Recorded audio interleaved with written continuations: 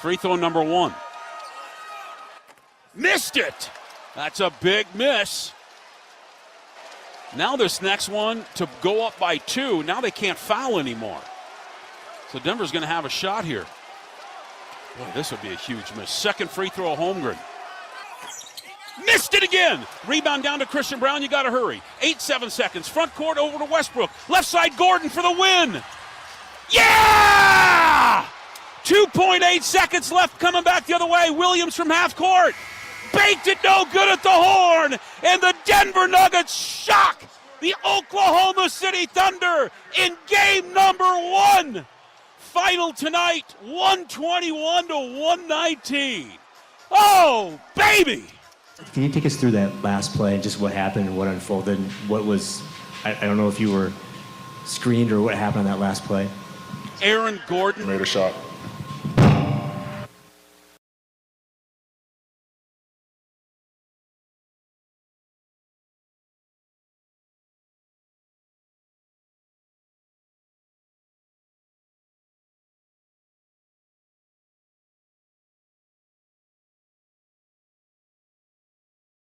Let it ride. Wait for that beat drop.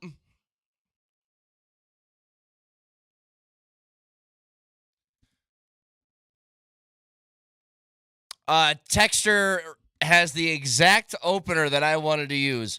How did we win that game? The same way the Nuggets always do. Find a way to get it done. I am still in shock. Not one time, Nelly, did I think that the Nuggets are going to win that game until they won it. Life finds a way. You're trailing by 10 the entire game. You can never get over it. It's like you're at 10 points every time you look up at the screen. The first quarter ended, the second quarter was played, and then you were down 10 forever.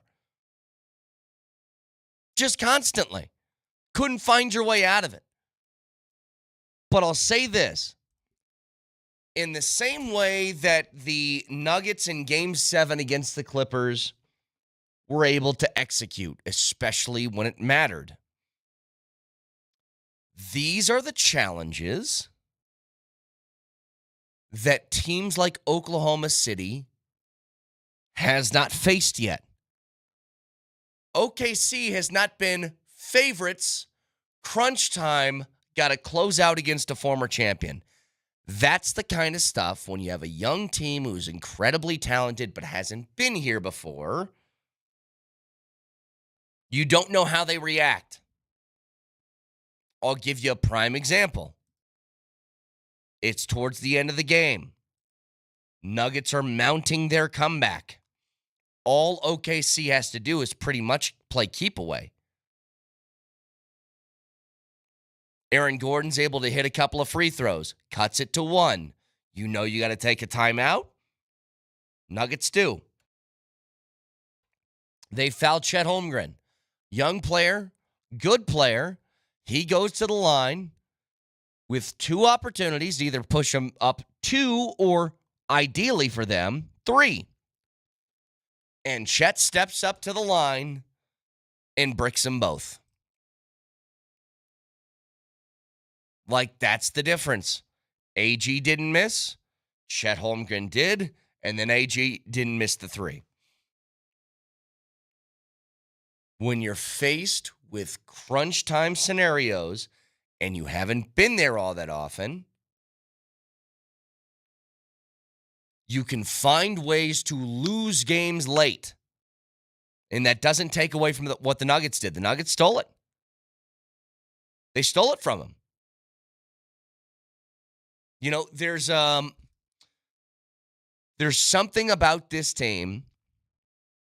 Again, when they're doubted, they play their best basketball. You know, it was a night to where Michael Porter Jr. didn't have it yesterday.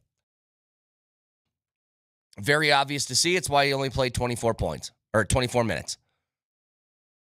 So you needed other guys to step up. You needed your stars to play really well. Jokic obviously did that with a 42, 22, and 6 game to combine with 2 blocks. Jamal gave you 21 on 6 of 16 from the field. Not fantastic. But yet again, Russell Westbrook steps up in a really, really big way and just makes something happen. He gives you another 18 points last night. My job for this team is to bring my energy, bring my competitive spirit, nature, whatever that may be. I think I told y'all this after game one. Excuse my language for my kids at home, but to go in and up. And that's what I did. To steal that game with no rest for a team that's been waiting for you for a week, first of all, is crazy enough on its own. Second of all, to do it the way you did it, to do it in a way that you say, wait a minute, they didn't steal that game by blitzing the Thunder early. Because here's what I thought. First quarter ends. It's 27-26. And I go, you know what? It's pretty good to only be down one after the first quarter. You know, you had 1 day off in between game 7 and game 1. You're probably going to have your legs early. And my guess was the rest of that game wasn't going to go well because I just didn't think you'd have the energy for it. You just played a tough 7-game series. And you had to fly out, go on the road to a really, it's the OKC crowd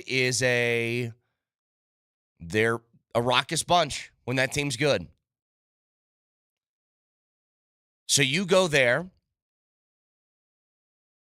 give good effort in the first quarter.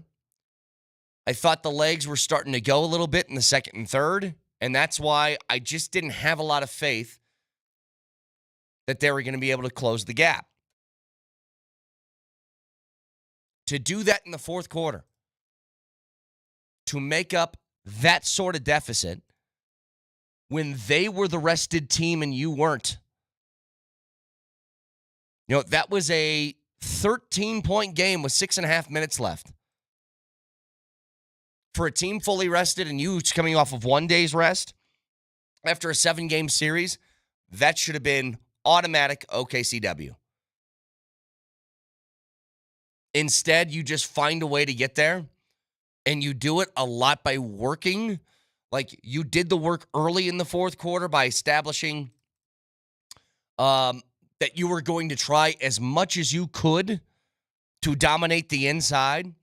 You forced fouls. You got in the bonus early. That made up for a lot of points late in the game that you didn't have to work extra hard for.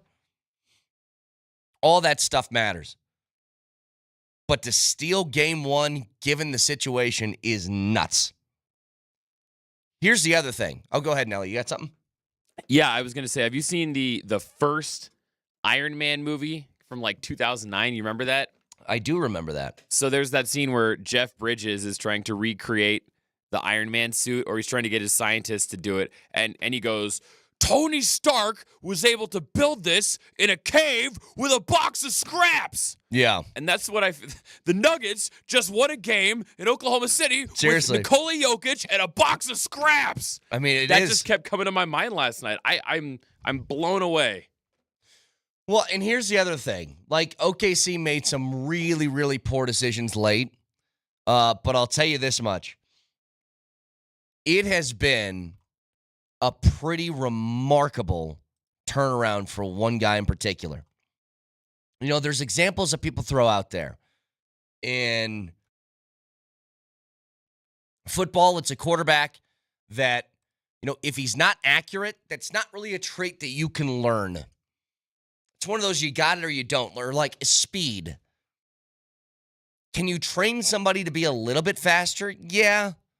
But it's kind of they are what they are. And I think shooting's the same thing. You can try to improve shooting, but Steph Curry's not this good because he worked.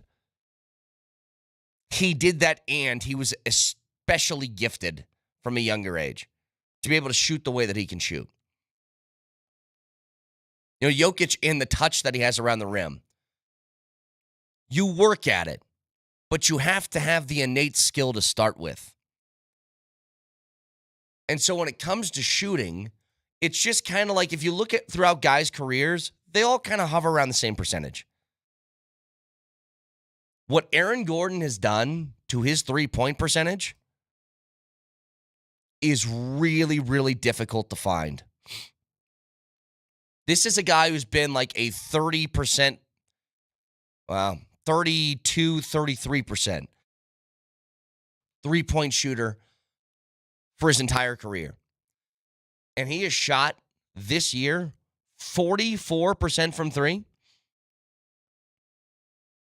He in this postseason has shot the ball lights out for the most part.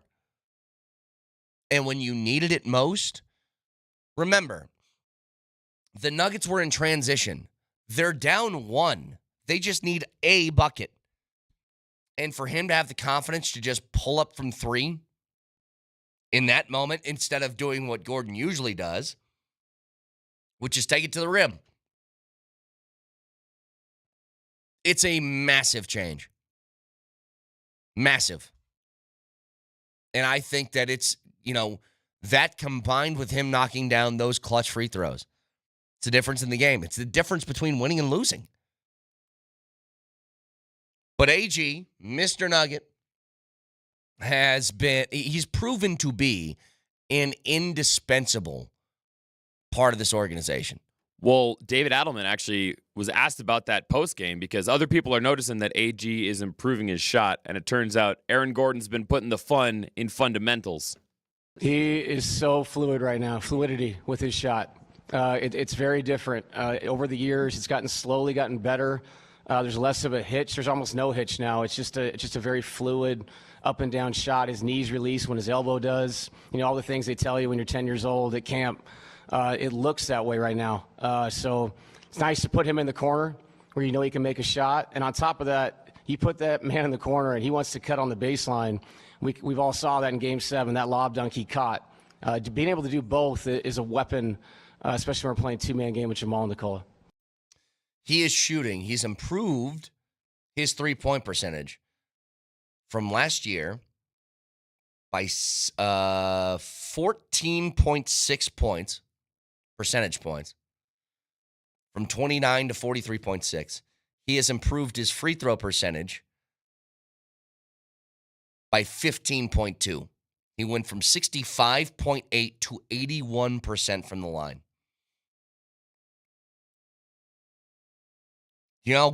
Amazingly clutch that is late in games, as we witnessed last night. Knock down your two free throws. Chet Holmgren misses his, and then you knock down the game winner. OKC's got to be in shock. They have to. Cannot believe they lost that game. Adelman, again, by the way, post-game. They're just for each other. It's like I just never saw anything where you're going, yeah, we're kind of losing it. Maybe competitively, because that's what happens in a playoff game. Both teams, they want this so bad. But just the communication on the bench, it wasn't about blaming somebody. It was about how can we do this better.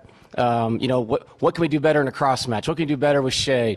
That's what it was. Even down whatever it was, with the last couple minutes to go. So when you have that and you're just communicating about trying to win a game and not all the other crap that can go on, you give yourself a chance. And we did.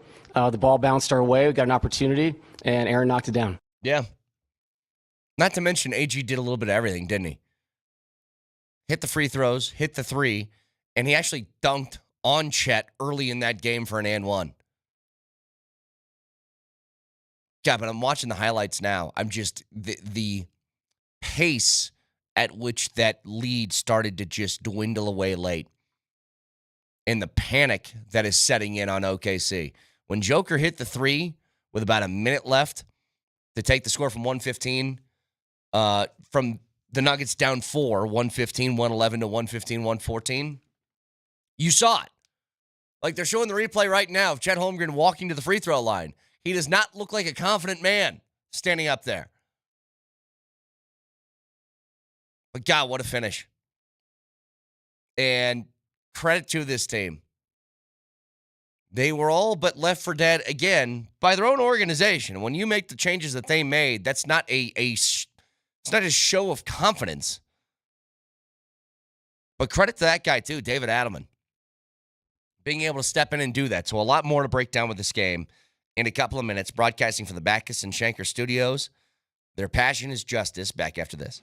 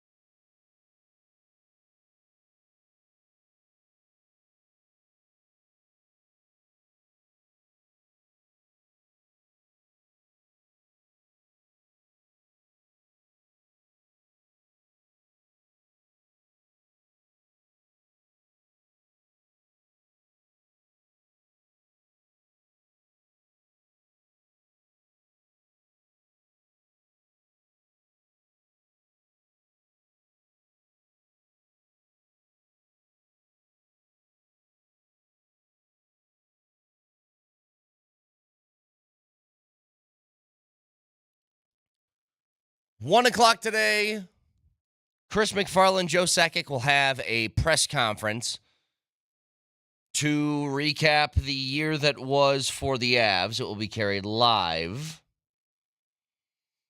by PhD. So stay tuned for that a little bit later in the day today. But back to last night. We all know the advantages of stealing a game one, especially when you're the road team in this series. I truly think that this comes down to team that's been there versus team that hasn't. Team that's been through the turmoil of bad playoff series or meltdown moments or whatever, and a team that is just first starting their foray into it. Hang on, I got to take a picture of this to make sure I have this for later today. So ESPN2, they're showing this graphic of Aaron Gordon. Since 2018, including the playoffs, here's his go-ahead field goal attempts in the final 5 seconds of the fourth quarter overtime. He had one against the Lakers in 2018. He made it. He had one against Sacramento in 2020. He made it. He had one against the Clippers in 2022. He made it. He had one against the Clippers in 2025. He made it. He had one yesterday against OKC. He made it. I know we don't think of Aaron Gordon as the kind of guy that's going to take a big shot for you late, that he's going to be the guy that's going to take the do or die sort of shot. But based upon those statistics, he's pretty good at it. And you have another guy in Jamal Murray that's pretty good at it. And you have another guy in Nikola Jokic that's pretty good at it. You have options. And that's sort of the key. When it comes to late crunch time situations, you need to be able to trust a bunch of people. If you just had one guy that you knew was going to take the shot, it's kind of why, do I even want to say this before everybody starts yelling and screaming about all-timers and blah, blah, blah? When you had someone like Kobe taking the last shot of a game, I know he gets this credit for being this this killer Mamba mentality. The field goal percentage on his shots late in games like that isn't great, though. Why? Because everybody knows he's taking the shot. Everybody knew if a play had to be made, a shot had to be taken late, it was going to be Kobe Bryant that did it, and you could blitz him. The Nuggets don't really have that. I ask you guys any given night, who's going to take the last shot? Like a gotta-have-it, do-or-die type of shot. Who's going to take it? Is it Joker? Is it Jamal? Is it AG? Is it MPJ? Is it Westbrook? Is it, who knows? But that's a pretty remarkable stat that he hasn't missed 6 attempts over the last 6 years. Hasn't missed one of them, given that situation. One thing that was really silly, I thought, on behalf of Oklahoma City, again, I think this might go just to inexperience. So they're up 3. They don't want the Nuggets to hit a 3 to tie the game. All of that makes sense. But they foul immediately. So it's 13 seconds left. They're up 117 to 114. Nuggets inbound the ball, and Jokic is fouled right away. Why not let them burn a couple of seconds, and right before they shoot, you get the foul? Because all that happened was you burned a second off the clock, Jokic makes 2 free throws, and you're right back in the situation you were beforehand. They did it again, by the way, when they got up 119 to 116. Nuggets inbound the ball, and it's Aaron Gordon, who I was thinking, hey, maybe it's smart to foul him. He's an 81% free throw shooter now. But they foul him a second into touching the basketball. That just leaves you plenty of time. I mean, the announcers even said it. After AG made his second shot, he goes, there's plenty of time here. And they didn't burn clock. It's just, it was inexperience. And credit to the Nuggets for taking advantage. Like, How much more we got to lose? Yeah. the Nuggets just feel like a team. I mean, you guys kind of saw the same thing I did. I don't feel like the Nuggets were necessarily more talented than OKC, especially not top to bottom. I mean, they played Strother for a couple of minutes, and I was like, really? Going that route. But I feel like you have to. You have to find ways to get at least a couple of more minutes of rest for some of those guys that are playing in a Game 7.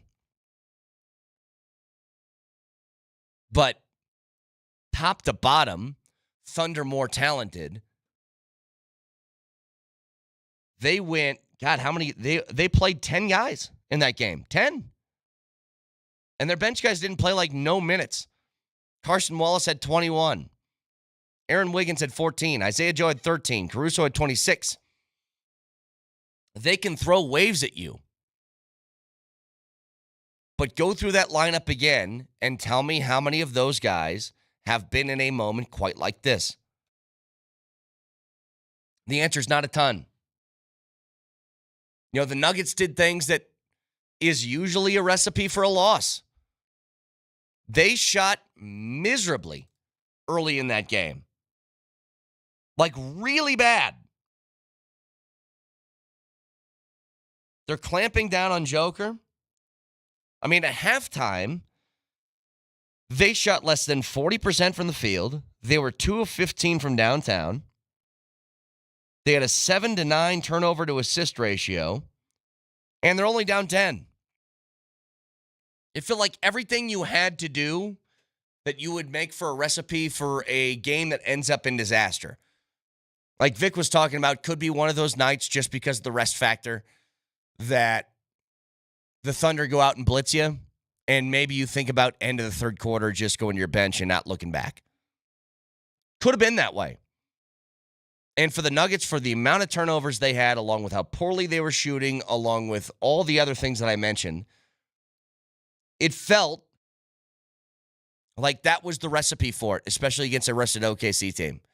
And instead, OKC didn't totally capitalize. You hang in there. You're presented an opportunity late, and you capitalize on it. It's almost as if you Dallas Stars did. You didn't play better for the majority of the game, but you played better when it mattered the most. What I can wrap my head around, Brett, is especially I think it was in about that third quarter, it seemed like anytime the Nuggets tried to do anything, they looked like they were playing basketball in a vat of molasses wearing steel-toed boots. Yeah. I mean, they would get the ball into the paint, and then Oklahoma City would just crash on them from every angle. Jokic would get quadruple teamed. He'd pass to someone, and then that guy would get stuffed under the hoop. But then it would be a turnover to OKC, and then they would just throw like 2 passes. Boom, boom, Caruso in the corner, three-pointer. And then it would take 30 seconds for the Nuggets to slog the ball back down the court, miss a shot. Oklahoma City goes boom, boom, boom, SGA, corner 3 and 1. And I was watching it going, what are we doing? They're playing the game at 2 different speeds. And they won that game? Yeah. I genuinely don't understand it. Winning it with the turnovers they had are crazy, too. Here's Adelman about that. Yeah, I mean, we hit the glass. I mean, we had 27 second chance points. That's just all effort on a night where shots are not going in. Unfortunately, they outscored us in fast break 27-21, but 21's a great number. And then we talked about this, the best paint defense maybe I've ever seen. And to get 54 in this building in a playoff game, you know, what that means is you're working really hard to try to stay in the game. And when things may not be going your way, you only make 10 threes, the assist totals are low. But we just played hard and played together. And like I said, it doesn't mean you're going to win every game that way, but you're going to give yourself a great chance. And we did that, and things worked out for us. Yeah. It's a pretty, I'm telling you, man, with Adelman, the way that he's coached this team, he's making a serious case for keeping this job long term. Because they are playing their asses off. Win, lose, or draw. They had one game in which they played really poorly. Game 3 in LA. Outside of that, they have played so damn hard. Every single night they've gone out. And they've done it in different ways. They've done it with a big lead. They've done it with a slim margin. They've done it trailing. They've done it trailing big. They've done it being able to shoot, not being able to shoot, playing great defense, playing great offense. Like, they've won in a multitude of different ways. But here's the thing to, like, sort of check off in your head for later in this series. This is going to be something OKC remembers. They have a little bit of a lead late in the game again. Bet money that's in the back of their head. What the Nuggets just did. In a game which, let's be honest, they had no business doing it. That felt like a game that OKC was going to run away with. And they just allowed you to hang around, and then you take advantage.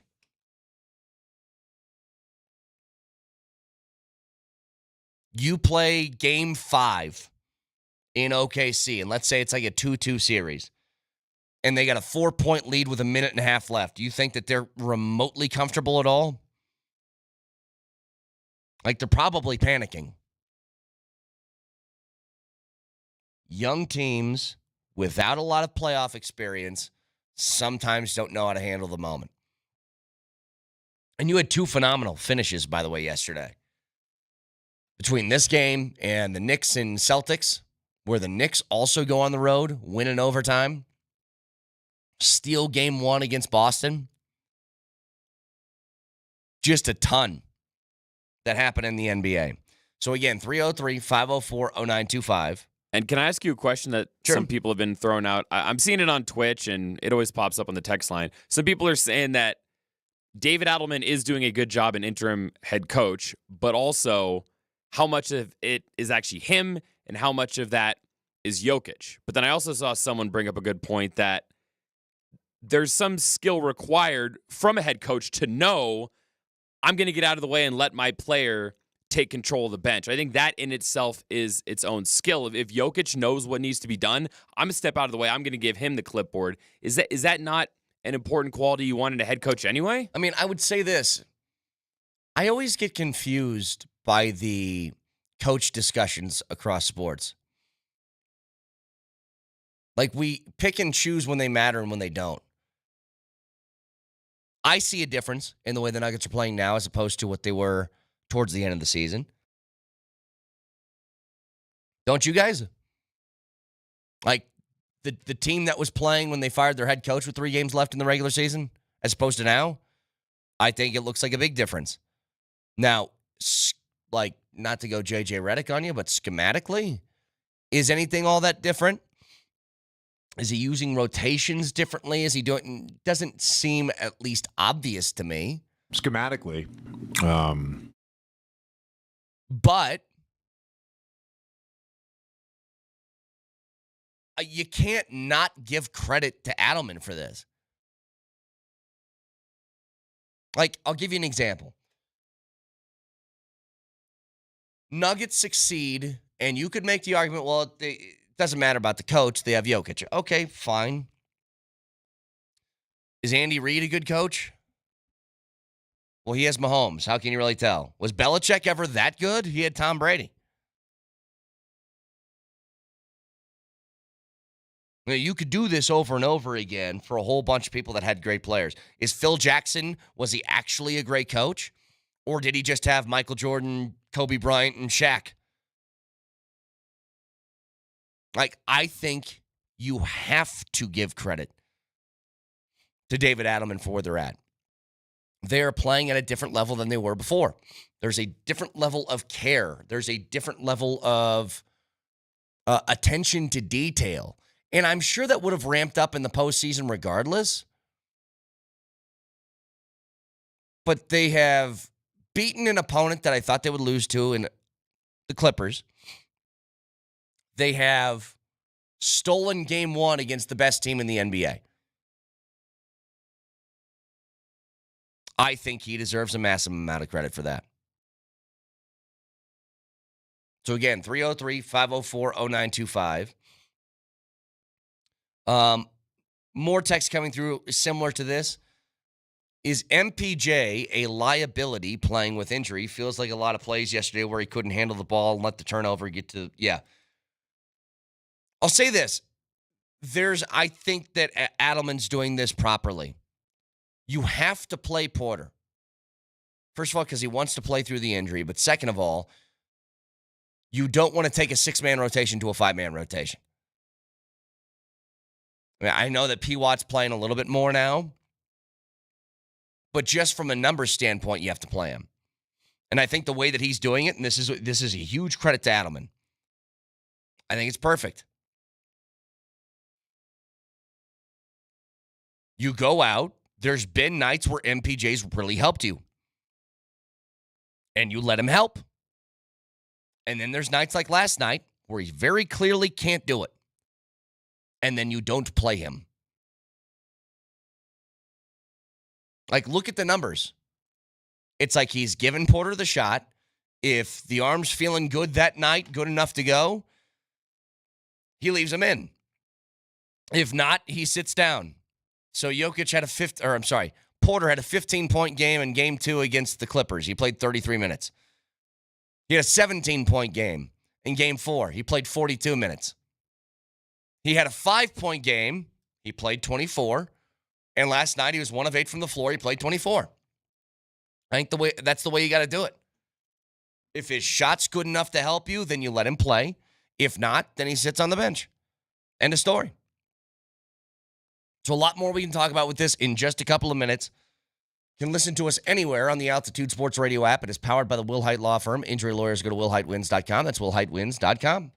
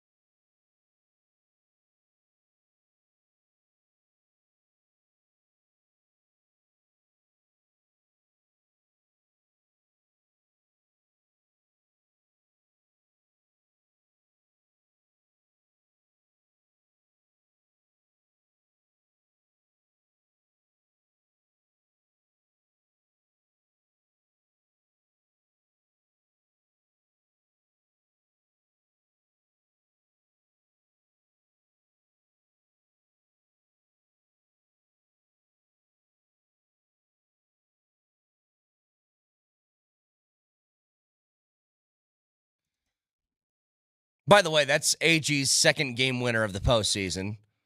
You might remember that game in which he tipped in a dunk for the win. Remember that? That was fun. I think that guy is such a I don't know how to put this. Hopefully I'm using this correctly. He's so emblematic of what I think the Nuggets are, in the sense of, I don't think they're the best player or the best team in the league, just from a pure roster construction standpoint. But they work with every ounce they got, don't they? And they try to improve. Like, I want to make a lot of today about AG just for specifically the massive improvement that he has made year over year. In the middle of tragedy, by the way, we'll mention that his brother died earlier this year. Remember, that's why he switched the jersey from 50 to 32, was to honor him. I just watched this interview, he's taken on a huge role with his, I believe they're both nephews, nieces and nephews, but sees them every day, but also improving his game at a level that I think not many in NBA history can say. I'll just give you the numbers again, because I think they're important. Aaron Gordon, a year ago, Nelly, doesn't pull up for that three. He takes that to the hole. He tries to get a layup. He tries to get fouled. He tries something else. But he's not pulling up with the game on the line from three-point range.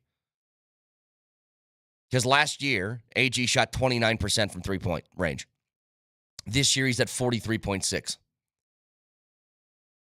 Last year, the Nuggets are down 3. AG is fouled the possession before that. Needs to hit both the free throws just to keep this thing even. To keep this thing within striking distance.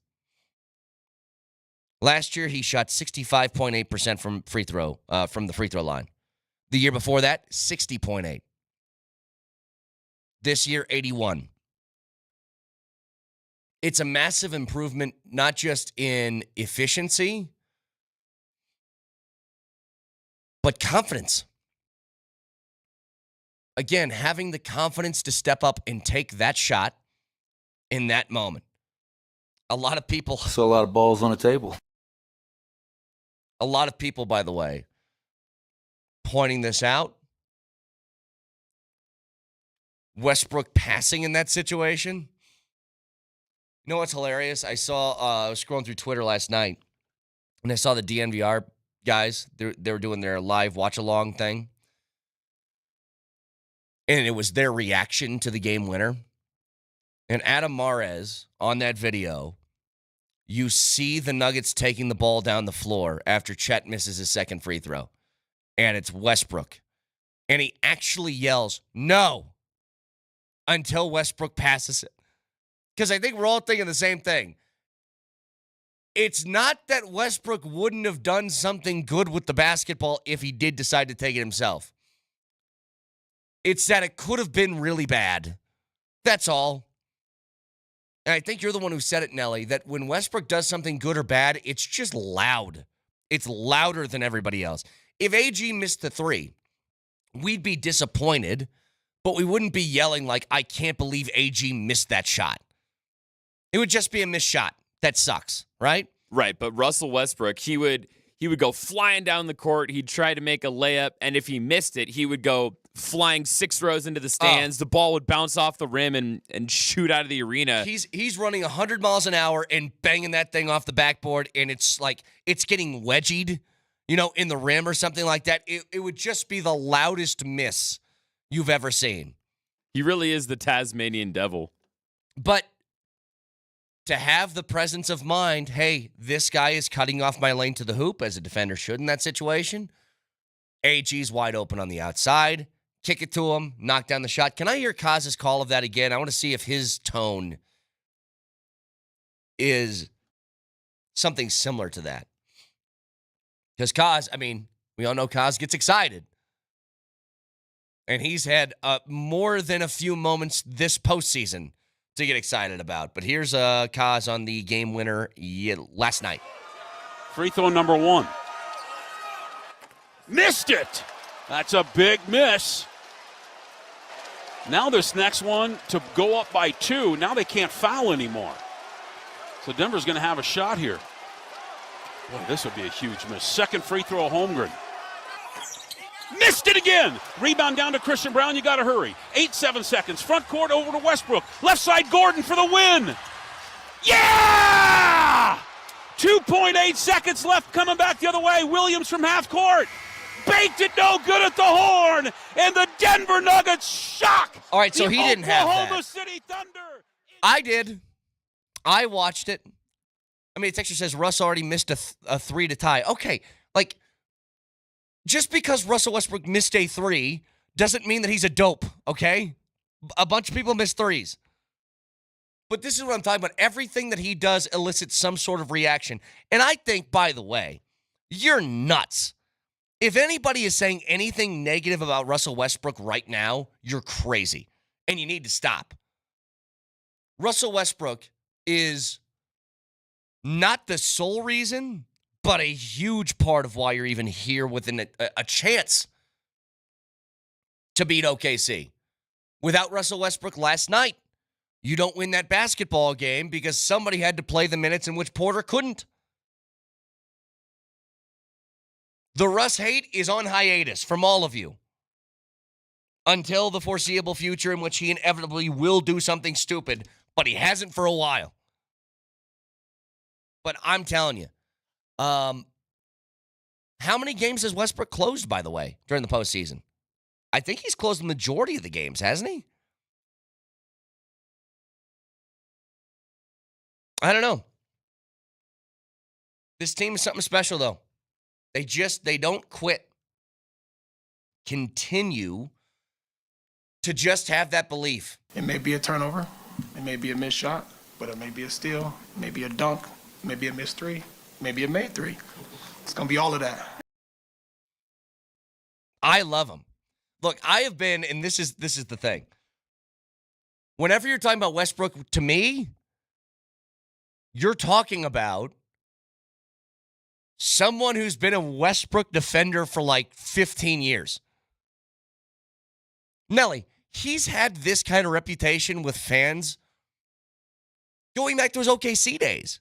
Do you remember when Kevin Durant won the MVP and a quarter of his speech was about defending Russ to everybody who criticizes him? Do you remember that? Was that the same year that he gave us the real MVP? Yes, it was the same speech.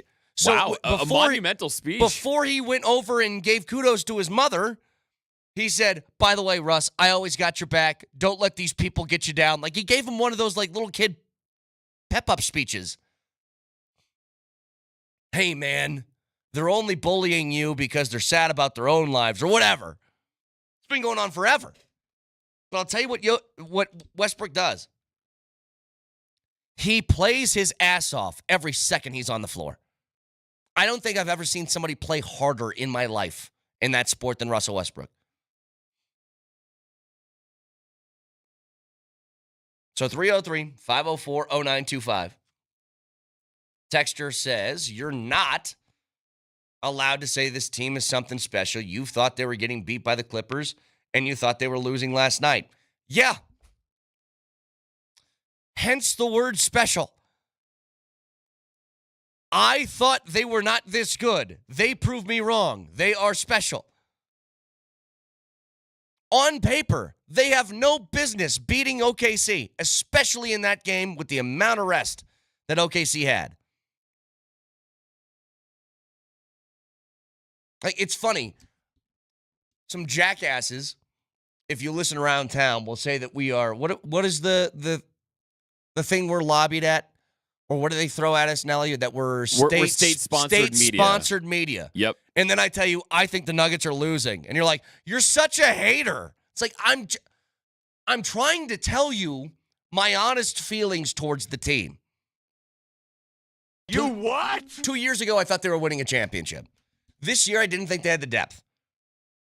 After game 3 against LA, I thought it was over. I thought it was over 3 games left in the regular season. So did the Nuggets, by the way. That's why they fired their coach and GM. And they continue to prove me wrong. Maybe that's the recipe. Maybe I just need to keep thinking that they can't do it. Last night, the Nuggets won a game purely off of vibes and the power of friendship. Yeah. Brett, I think that's pretty special. Totally. I'm just saying, their ability to just not quit is something that I don't think has ever been in question. But we can talk a lot more about this in just a couple of minutes. You can watch the show live on Twitch, twitch.tv. Search Altitude Sports Radio in the search bar. That's the Safeway Twitch feed. Download the Safeway Deals and Delivery app. Get exclusive grocery offers, Safeway Fresh Foods, local flavors. Also, on YouTube, search Altitude Sports Radio. Subscribe to the channel if you haven't. If you don't subscribe to the channel today, if you aren't subscribed and you don't today, Nellie's going to come to your house and put your hand in warm water when you sleep. That's a threat. Nailed it. Subscribe to the channel today. Moser, Lombardi, and Kane next.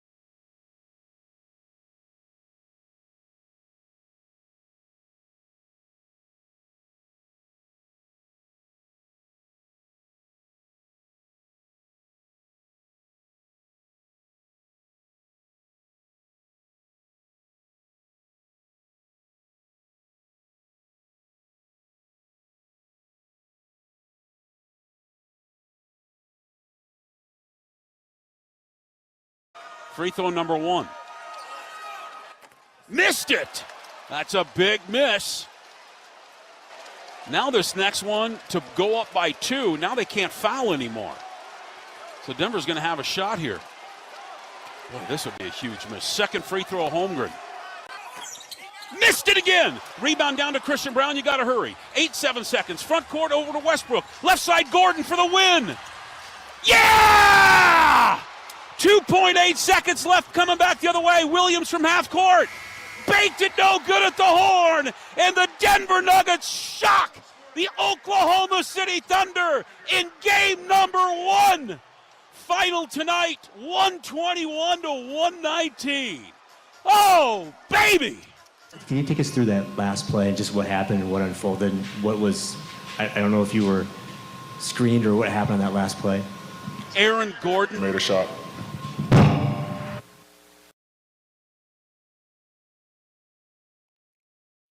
What a finish. The Nuggets had, I think I can say this, felt this way to me, no business winning that game, considering the circumstances. A team waiting at home for a week for you to get there. You just get done with a game 7, 1 day's rest. You're down by 15 late in the game when your legs should start to tire and they should take over. And instead, this is something we mentioned briefly yesterday. Maybe OKC is dealing, Vic, with some of those, we haven't been in these pressure-filled playoff moments all that often yet and don't know how to handle that quite yet, because that's what it felt like late.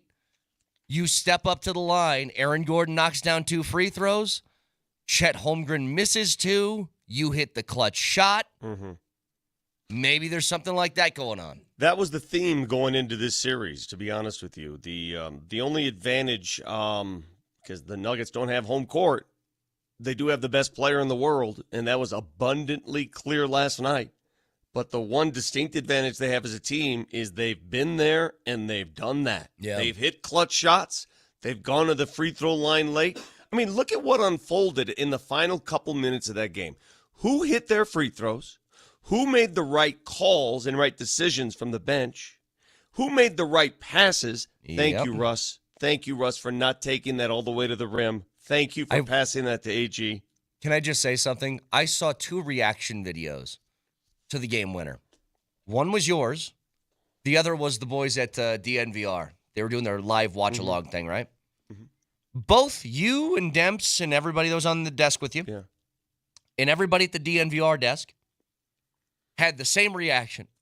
Russell's carrying the ball up the floor, and you're all going, no, and then he passes. Well, how did you all react at home? And that's not done out of hate, all right? Because I'm already getting a bunch of stuff online that we're unprofessional. That's just people watching a game thinking out loud what everybody's thinking. We've seen that story before. Chet Holmgren is chasing. Jalen Williams is waiting. If you take that directly to the hole, yeah, okay, you have a chance. But you know what everybody's thinking there. What were you thinking? I'll ask you guys. What were you thinking in those moments? Russ, don't. Like, make the pass. Moj, what were you thinking when you saw that unfold? I was out of my mind. I was screaming, oh, my God, through the house. Okay, you missed the question. Yeah, the question was, Yeah, what were you missed- thinking you when missed Russ had everything. the basketball in his hand? What's the question? I was thinking pass it. Then I was thinking, oh, my God. You know, here's the thing, though, Vic. This is what I mentioned earlier. If Gordon misses that shot and the Nuggets lose, it's not it's a big deal that they lose, but you aren't looking at Gordon like, dude, what the hell are you doing? No. Like, no, it's a missed shot. You missed, dang. They already missed. had me. Hey, Brett, they already had me. But- the resilience they displayed, they had me. It's Yes, fine. But what I'm saying is, if Gordon misses that shot, you just go, oh, dang it. If Russell takes the ball to the hoop and bangs it off the backboard or throws up, the ball, something's going to happen. It's going to get wedgied in the rim. Then it becomes a disaster. Why? Because everything Russell does is loud. Everything's loud. And you just avoided that. Now, can I say something real quick about AG? I think, we all know the tragedy that he dealt with early this year, right? Where his life kind of gets flipped upside down. Sure. His brother passes away. He's becoming sort of a father figure now to his, is it nephews or nieces and nephews? So he's dealing with all this. And I've said this before with, quarterbacks in football or how about speed? Speed isn't necessarily something you can teach. You can get somebody a little bit faster, but it's kind of like they got it or they don't, right? I look at shooting the same way. You can become a better shooter, but Steph isn't as good as he is because he worked harder than anybody else. He's really gifted at it. AG shot 29% from three last year. Mm-hmm. He shoots 43.6% from three this year. AG shot 69% from the foul line last year. He shoots 81% this year. Yeah. That's a remarkable turnaround. Brett, I'm glad you brought this up, and I was going to save it for later in the show because I had a lot to say about this subject, but I'm going to go here because, Moj, we know these athletes on every roster, on every team that possess this quality, and the quality is selflessness. This man, Aaron Gordon, is one of the most selfless human beings I've ever met, and he exemplifies it in so many ways, not just on the court, not just adapting and changing his game to fit the mold here in Denver. Remember, when he was in Orlando, he was option one. He was a scorer. He was electric. He was their key player. He moves to Denver, and in that Golden State series where the Nuggets lost in the first round, I'll never forget the post-game press conference when he said, I have to be better. I have to change my game, is what he said. Oh, that was you remember that? Yeah, that was, I want to say 4 years ago. That was the year before they won the championship. 3 years ago. Yeah. And he sat there, and I'm looking at him, and I'm saying, wow, this guy's taking it personally. And he spent the entire offseason in the lab changing his game. What does that mean? Well, understanding his role on this team. It is not option A. He's got to hit jumpers. He's got to play bully ball. He's got to rebound. He's got to do the little things to help the best player in the world. And that's his role. But over the last year, fellas, on May 30th of last year, he lost his older brother, Drew, to a car accident, and it was devastating. His brother left behind two young boys, three actually, but two young boys that Aaron Gordon has decided, you know what, I'm going to step up and take over the father role. He moved the family here. He is at their home every day. He brings them to every game. He brought them to Oklahoma City. He sat with them post-game last night. These are little boys under the age of 6. They lost their dad. He stepped in to be their dad. And the karma in that, and the goodwill in that, and just the love that he displayed, he deserves everything he gets. He's a beautiful human being. Yep. And he's also a hell of a basketball player that is absolutely necessary to this team's success. I got to be honest. Game starts, and first quarter was what, 27-26, I think? You're down 1 at the end of the first? All right. Hung in there, but I was waiting for the legs to go. And then it got to that point where it was a 10-point lead, and it felt like it was stuck at a 10-point lead for like 2 straight quarters, right? You couldn't really move off from that. You would make a bucket, OKC would respond. You were struggling shooting. You shot less than 40% from three, or 40% from the field at halftime. You were turning the ball over like crazy. Like all of the recipes that I think would lead to an OKC blowout win in game 1, and they just hung in there. And it's something about this team's resilience that they aren't going to go away. They never will. But at the end of all of this, what you get is an opportunity.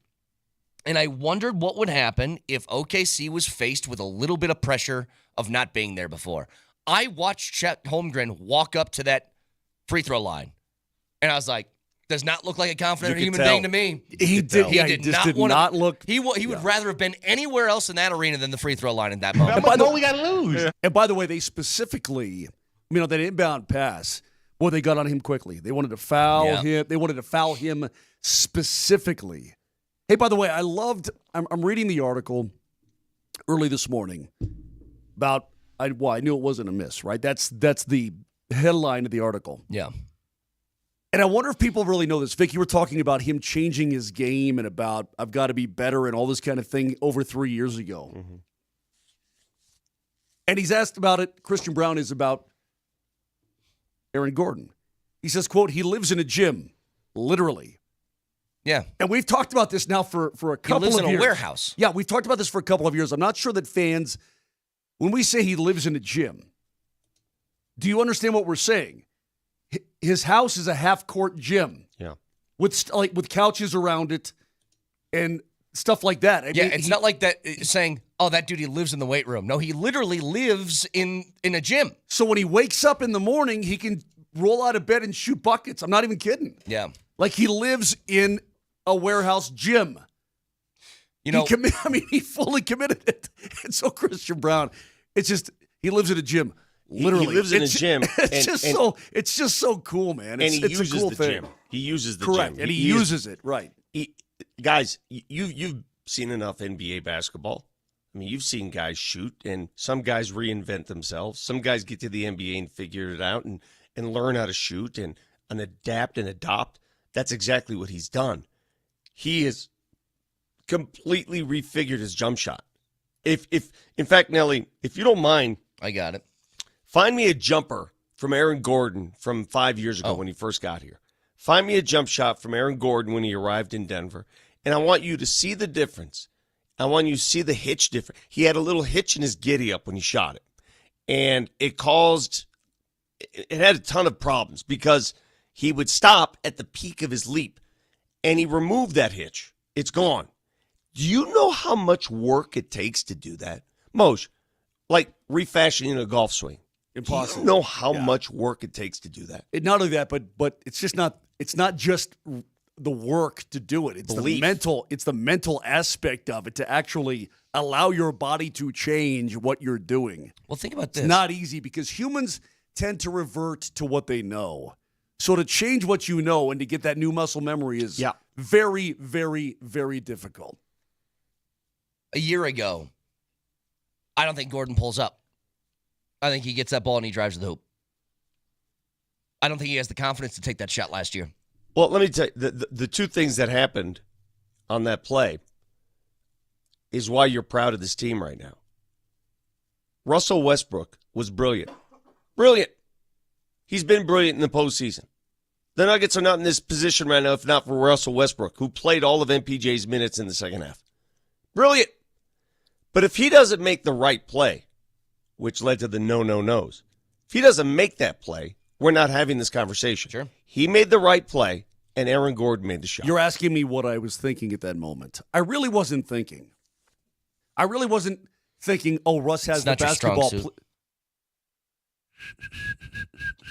I really wasn't thinking about who had the basketball and so on. I was trying to process that Skinny Chet just missed 2 free throws. And now you've got a chance to win the game. As opposed to tie the game, I was thinking the entire time, what do you got here?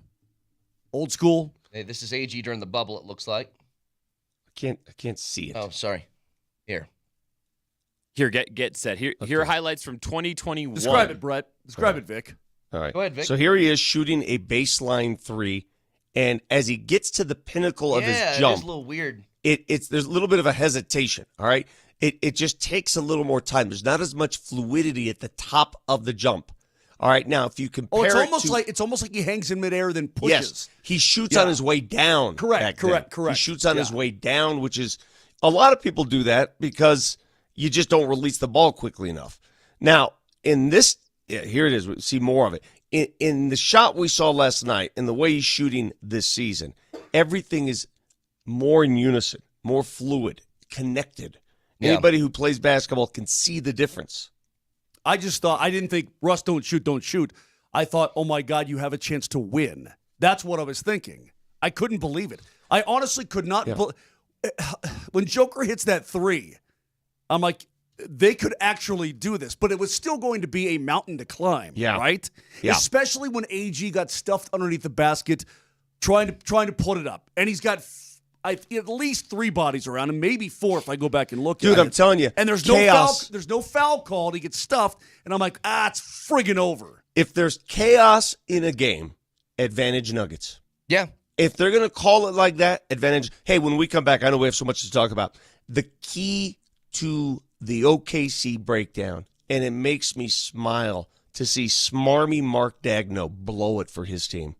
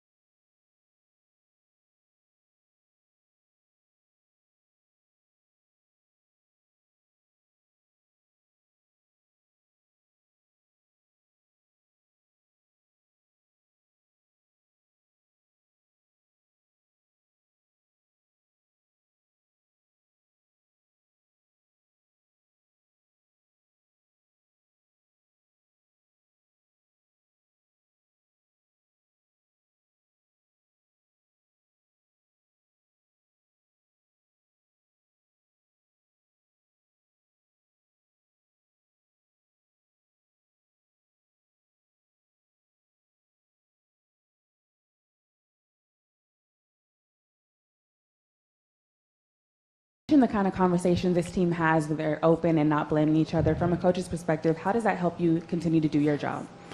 Yeah, I mean, I think it lets you focus on schematics. You know, you don't have to go in and rally the group to stay together in a tough moment.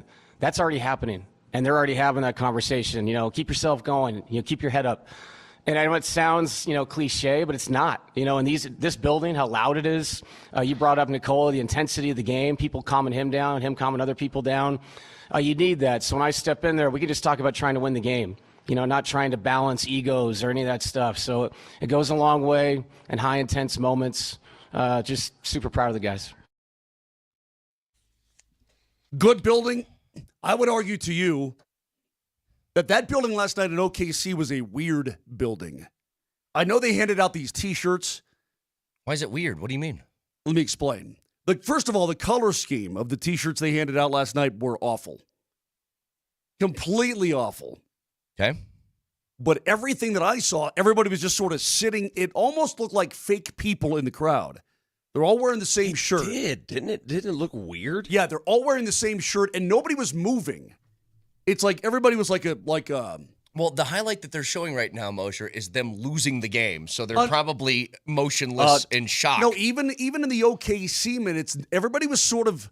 I don't even know how to describe it, but to me, it felt like a lot of mannequins in the stands. That's I've what been it there. Felt like. That place when they have a It good rocks. team like this, it is loud and it is all Thunder fans. Yeah, that's great. Katie, But last Katie night it told me was weird. Katie told me she couldn't even hear herself think. That it place was that is loud. rowdy. Did you hear Joker after the game? I don't know if you heard his press conference. He was asked about the crowd because it was apparently loud, and he said, "Listen, man, I've played in gyms in Serbia where there was only 30 people and nothing distracts me, and the Nuggets thrive in that stuff.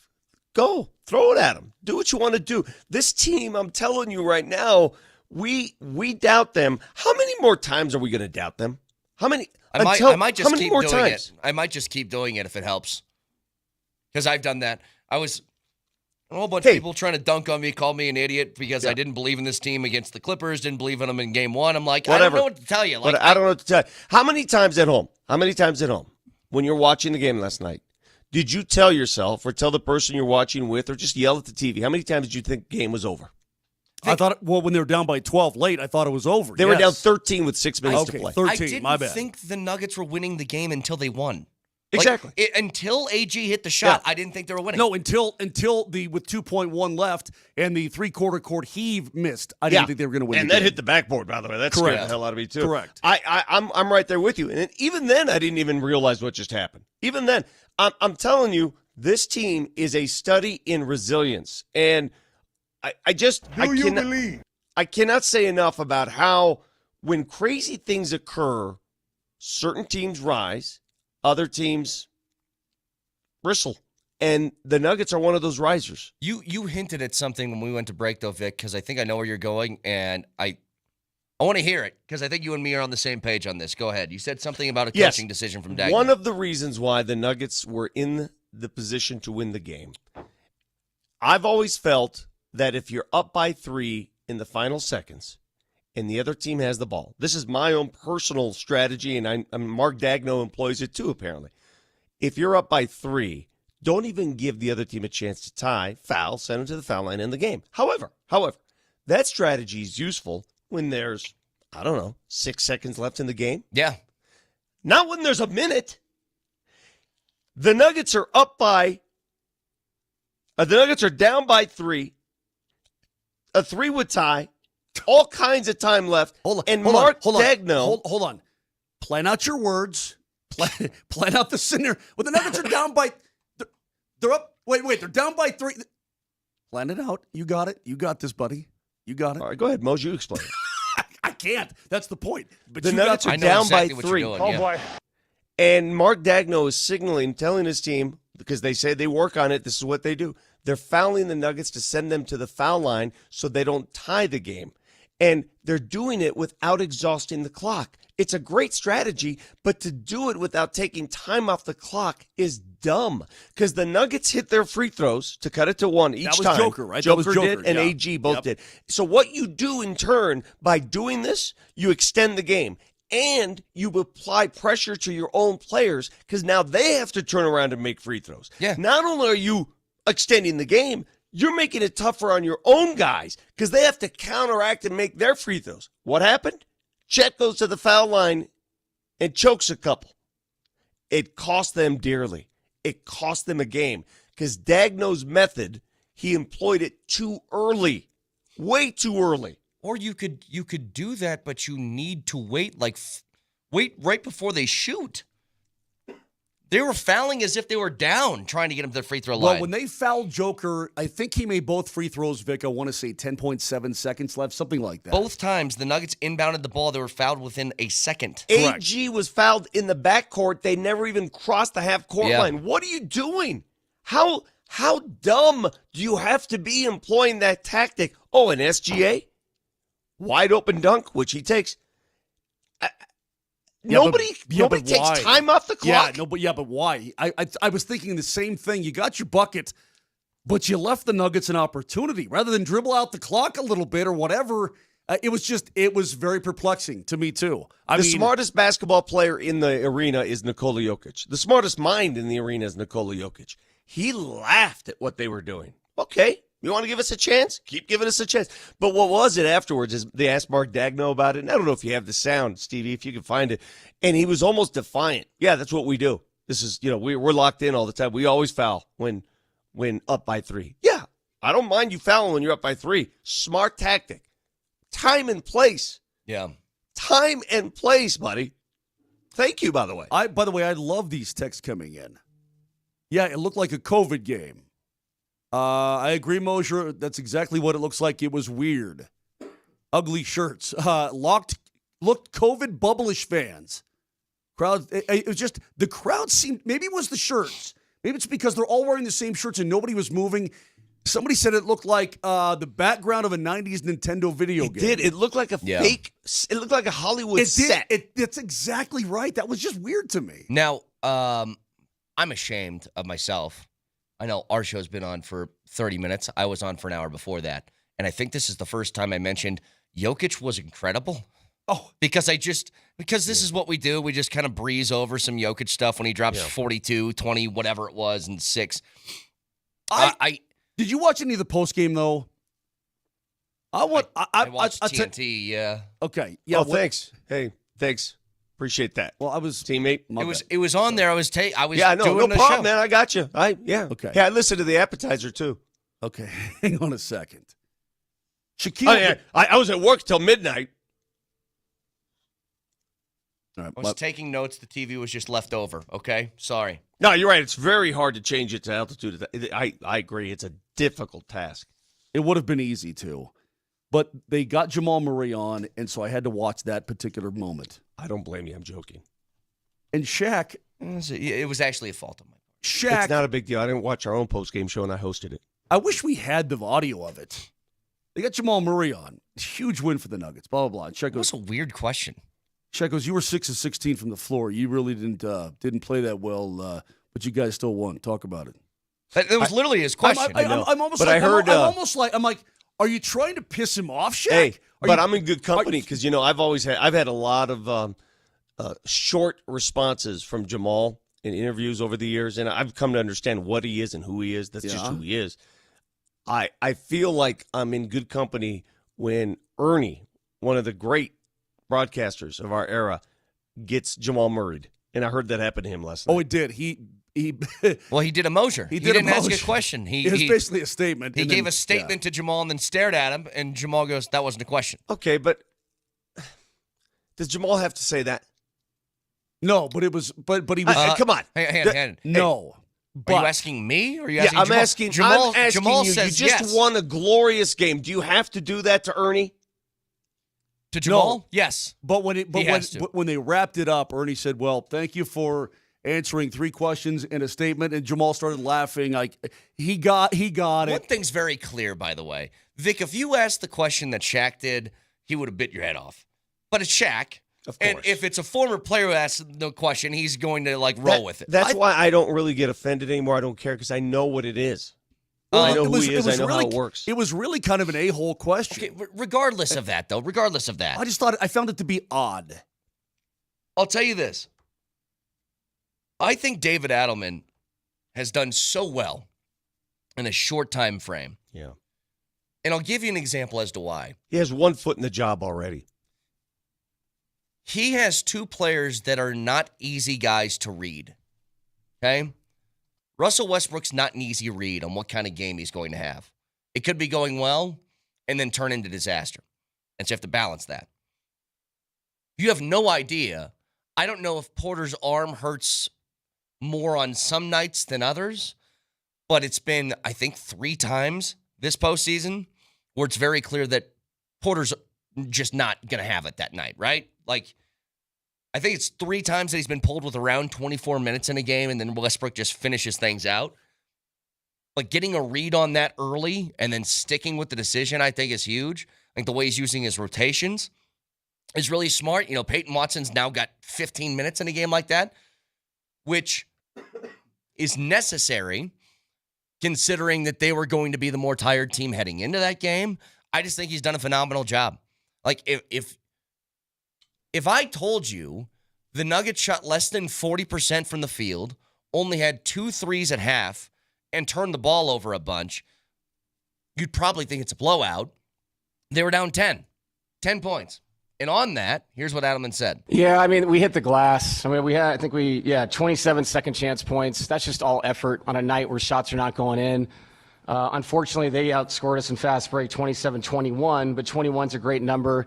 And then we talked about this, the best paint defense maybe I've ever seen. And to get 54 in this building in a playoff game, you know, what that means is you're working really hard to try to stay in the game. And when things may not be going your way, you only make 10 threes, the assist totals are low. But we just played hard and played together. And like I said, it doesn't mean you're going to win every game that way, but you're going to give yourself a great chance. And we did that, and things worked out for us. Is David Adelman the NBA's answer to Mike McDaniel? In what respect? Like, just, you know, I don't want to say younger guy, but sort of that savant thought process about his particular game. There's a lot of coaches that have that thought process. He's the son of a great coach, no, a legendary Hall he of absolutely Fame coach. is. But the way he thinks I think of Mike McDaniel because no, the way calm. No, he's the different.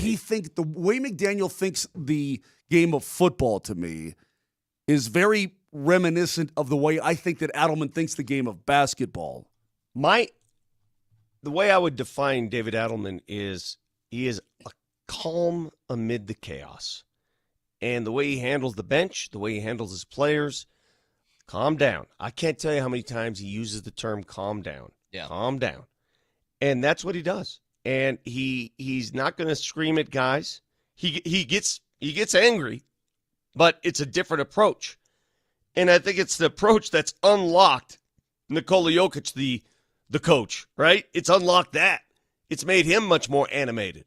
Well, last night he was standing up, and everybody's on the bench, and he's the coach in front, and he's explaining something, and all eyes are dead on Nikola Jokic. Then he sits down, grabs a towel, and I'm like, okay, it's just very interesting to see that progression from the big fella. Sure. Listen, they'll go through the process. The Nuggets will in terms of new coach, new GM, but I think we all understand what we're watching right now, and this is a guy, David Adelman, who he's got 1 foot on the job and maybe the other foot soon. I mean, you keep doing what you're doing. Fellas, this is a team that played 48 hours before tip-off against a team that had 8 days rest.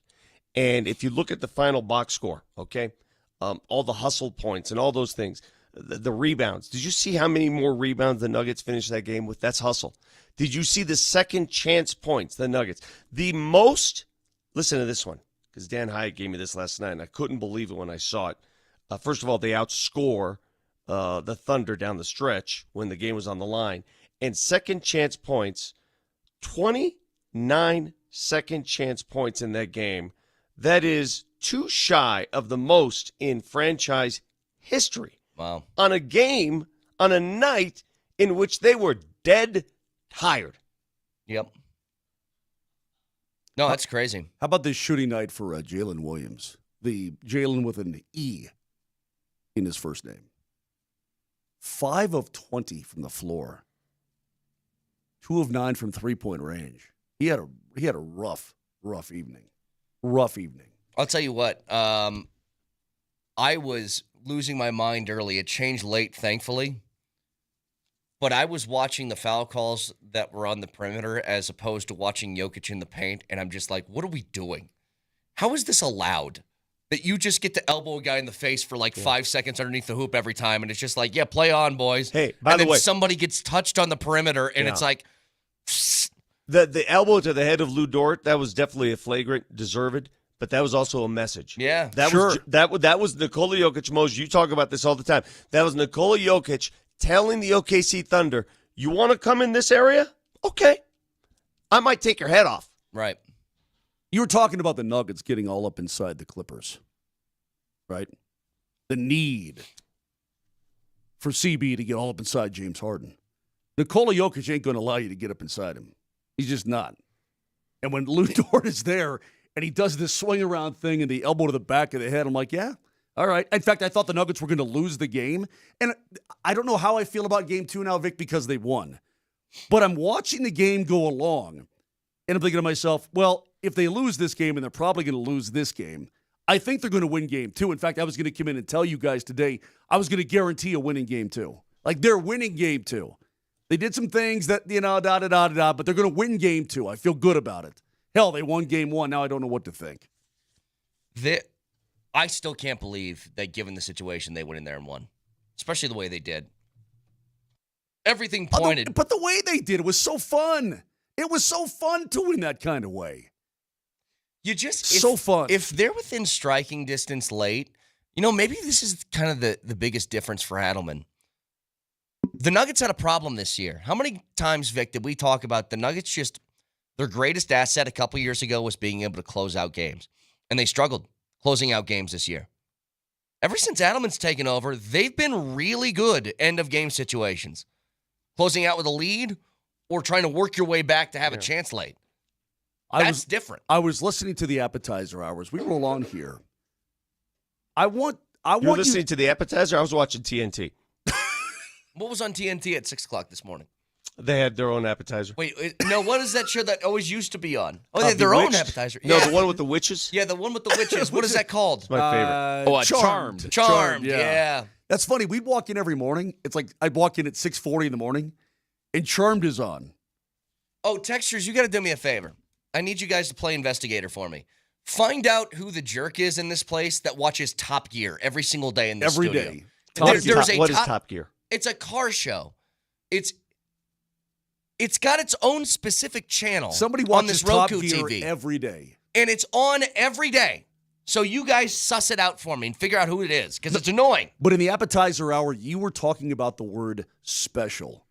I'd like to get into that a little bit. Because special and great are two different things. Yeah. Okay. Special and great are those are separate issues. I thought you raised a very good point. We'll get there in just a moment. Can always text us. Shop Mazda text line, one price, one person, 1 hour. Back after this.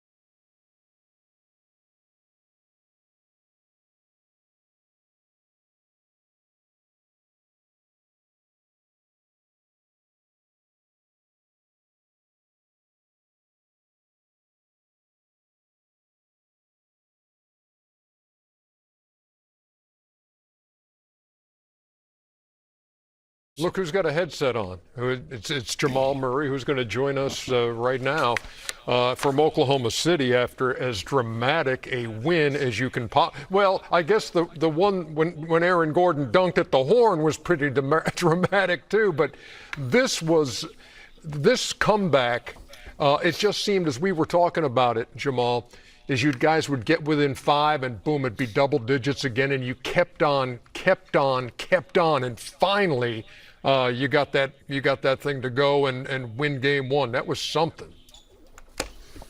Yes, sir. I don't know if that was a question, but yes, it was a statement. So he did go full Moser on him. I mean, that was an absolute Moser. Now that I hear that again. Didn't really know where the end of the sentence was going to be, trying to find your way through it as you're kind of in there, you're just kind of living in the pocket. Yeah. To defend Ernie a little bit, I'm sure he's got a producer in his ear telling him what's coming up next, and he's trying to sort of meander through. But I agree. I mean, there wasn't much of a question. Yes, sir. I don't know if that was a question, but. Yeah, we're going to keep that one, Nelly. If you're comparing me to Ernie, I'll take it. Ernie's and very talented. Nelly, I've always got the producer in my ear, so just stay out of my ear, please, Nelly, when I'm trying to formulate a thought. Yeah, he's in his ear right now. Okay, yeah, really get it in his ear. Mm-hmm. Get in that ear. Few different details, by the way. Amazing game last night. Want to remind you guys, 1 o'clock today, Chris MacFarland and Joe Sakic will have a press conference. It will be live right here, Altitude Sports Radio 92.5. I just can't stop thinking about the situation that you faced heading into that game, where you're dealing with the fatigue of playing a 7-game series. Another team had a sweep in the first round and was waiting at home for you for a week.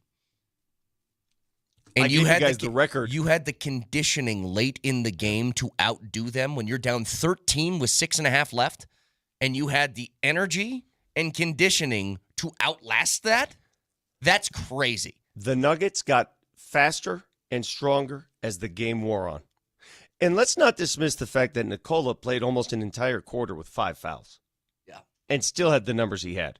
And he got their centers to have 5 fouls. Happened a couple times now. Let's guys, knock that off, Joker. Guys, I'm telling you, I thought Nikola would be the key to the series. We discussed this yesterday. We discussed it on the keys. And they don't have the size to deal with Nikola Jokic. They have the length. But you mean to tell me Chet Holmgren, who weighs as much as I do, is going to stop that tank? Yeah. You see what Nikola does as soon as Chet bodies him? Well, Chet is 7'1". They say he weighs 208 pounds. That's it, 208? But you see what Nikola does. I was thinking like 179. As soon as they try to single him up with Chet, Nikola's like, okay, I'm hungry, I'll eat. Let's go. Yeah. So I expect changes. I think what they're going to do is one of two things. Hartenstein may go strictly to Nikola, a little more size, or they'll just gum it up the way other teams do and play one guy up, one guy down. Well, they're going to have to, because they can't allow Joker to do that every single night. Incidentally, I was told, Vic, during the break, that Shaq prefaced his question to Jamal. I guess I didn't catch that. As saying, listen, when I call you out, or when I... He did, yeah. Yeah, I guess I didn't catch that part. So because remember when Shaq was getting credit earlier this year for the okay, there you go. Jamal Murray needs to play better, and then he started playing better. There was a purpose behind him criticizing Jamal's shooting night. Yeah, we can hear it real quick. Go ahead, Jamal. Shaq here. Every time I've jumped on you, you've stepped up and played fabulous.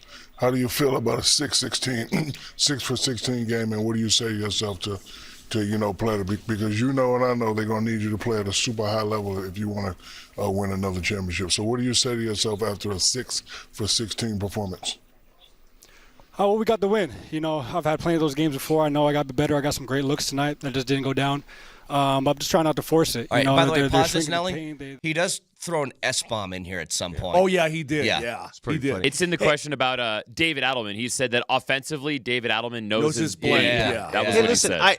We all want Jamal Murray to make more shots. But I'm telling you, this is not the series in which Jamal is going to just go nuclear.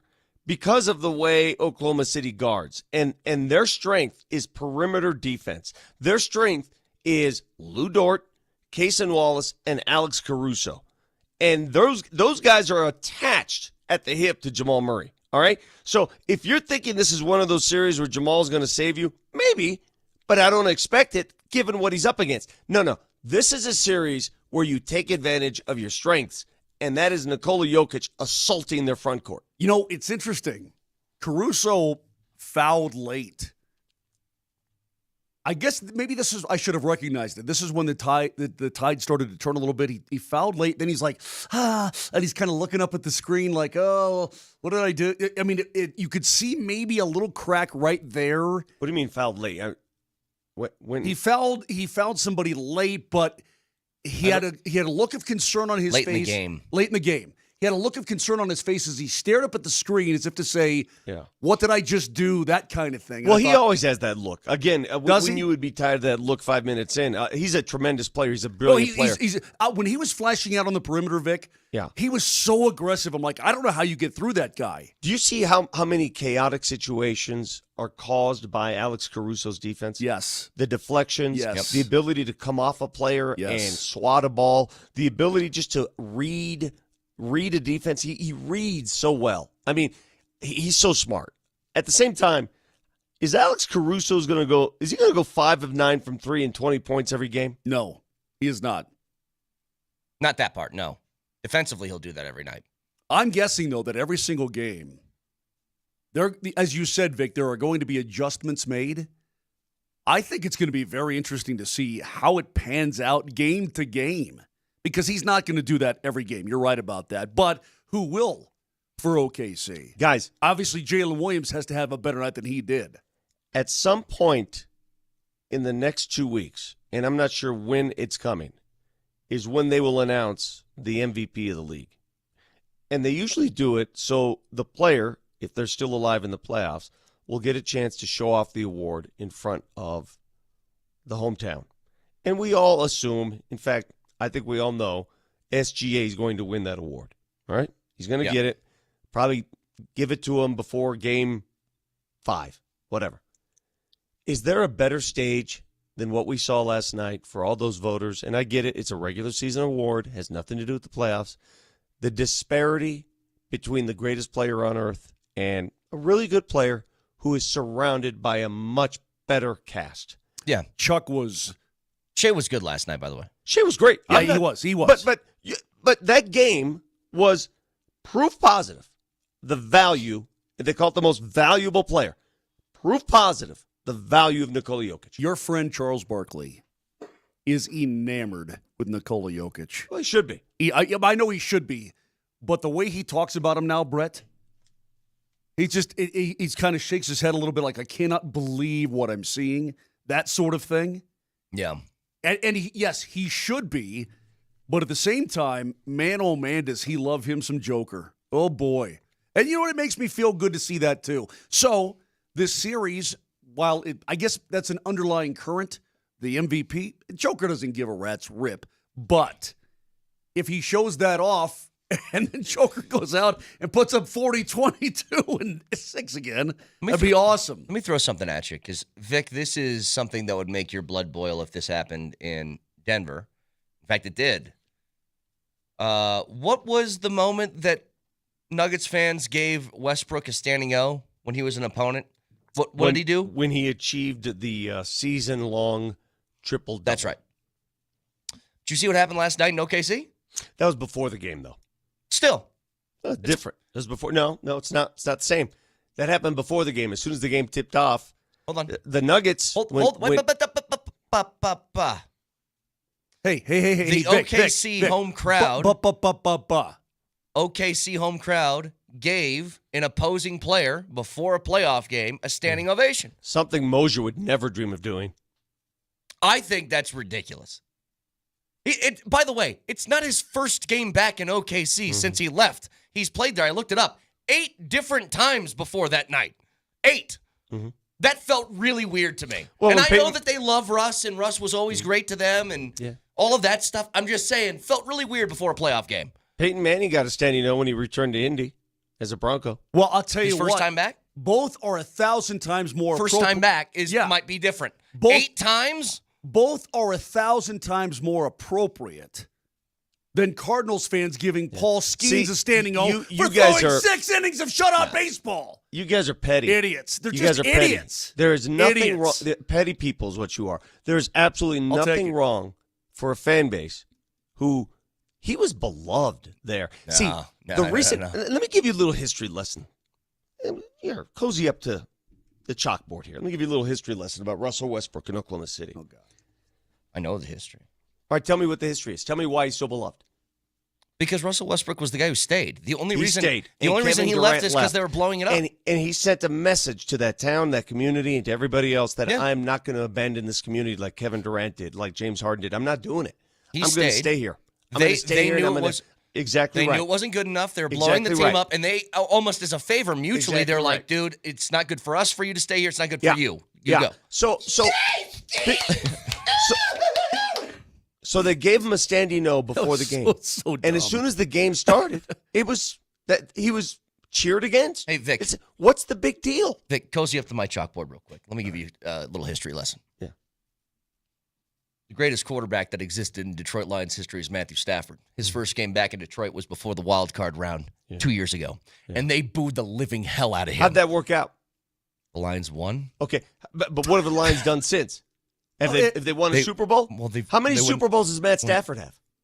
He has one, yeah. How many Super Bowls do the Lions have? Why are you changing the argument? I know. It cracks me up. Look at you trying to twist. You're like my wife. We're arguing one thing, and then you change it to another. That's not the argument. What is so wrong? What is so wrong before a game? Because it's a playoff game. Double barrels the entire playoffs. Double barrels. I'm just, it's the whole Miko argument again. It's the same argument. Okay. I have no problem giving Miko his flowers. You are such a bore.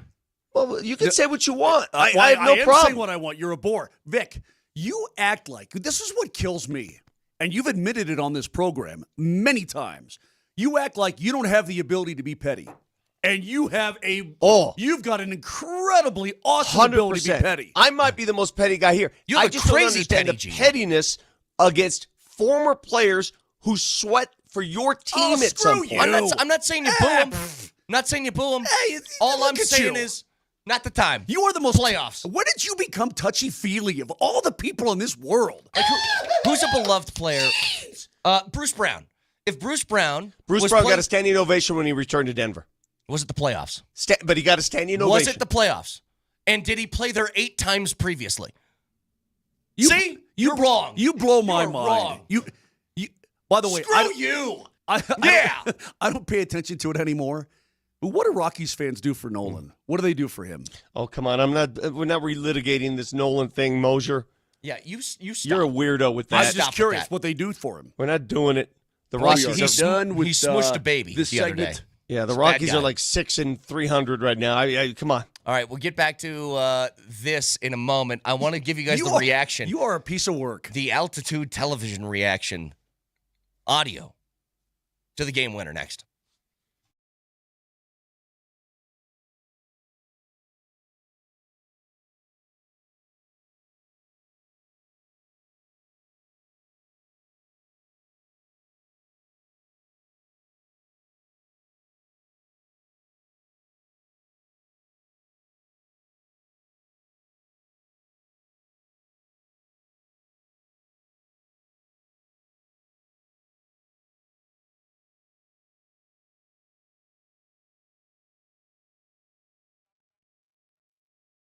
You guys remember yesterday when I jumped on the Circus Sportsbook and I told you the series price was plus 485 for the Nuggets to win over Oklahoma City? And if you wanted to get on that, you think they're going to win, get on those odds while they're that high? Well, guess what? After last night's win, it dropped to plus 265. Still heavy underdogs. $100 gets you 265. So you think they're going to keep this train rolling? Download the Circus Sportsbook. Make yourself a little extra cash on the side of all these fun playoff games. Circus Sports, best odds in the game, tight money line splits, everything you want out of a sports book, they have. Download the app today or go to circusports.com. And always remember, any gambling problem, call or text 1-800-GAMBLER.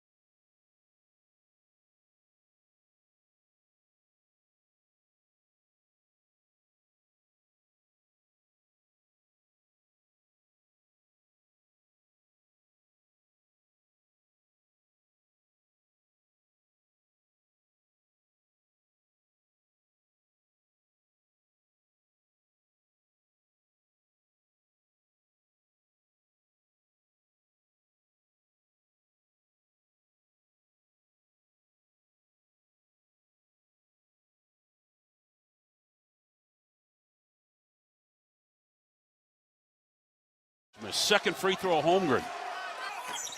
Missed it again. Rebound down to Christian Brown. You got to hurry. 7 seconds. Front court over to Westbrook. Left side, Gordon for the win. Yeah! 2.8 seconds left coming back the other way. Williams from half court.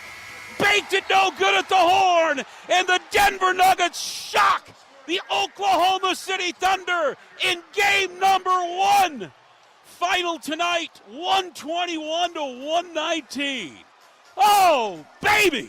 Russ, what did you see that led to that pass to Aaron Gordon? What did you think when he took the shot? I saw Chet, in the paint, and my job is to, drive and kick, and AG was ready to shoot it, and he's been making big shots all year long, and I knew it was good when I left his hands, to be honest.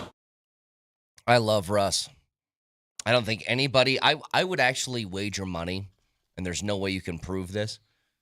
Nobody in the history of this sport plays harder every second he's on the floor than Russell Westbrook. I would put money on it. I think you go back 80 years, doesn't matter. I don't think there's anybody who plays harder than him. 100%. Nobody's played with that engine. Bob Cousy?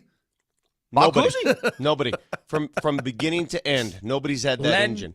Dawson. Now, go to a history book. Now, we're getting a ton of flack because on Altitude TV last night when we were watching the final seconds, people accusing us of being Russ haters.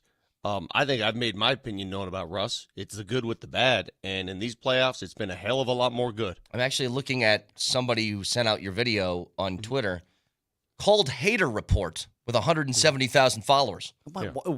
Why is that a hater report? Because people are idiots. And if you think that's us hating on a guy, because first of all, play the audio. You want to play the audio of the final moments of the game, and myself, Chris Marlowe, Chris Dempsey, watching it unfold on the big screen behind us. Go! Oh, no. Oh, geez. Gordon for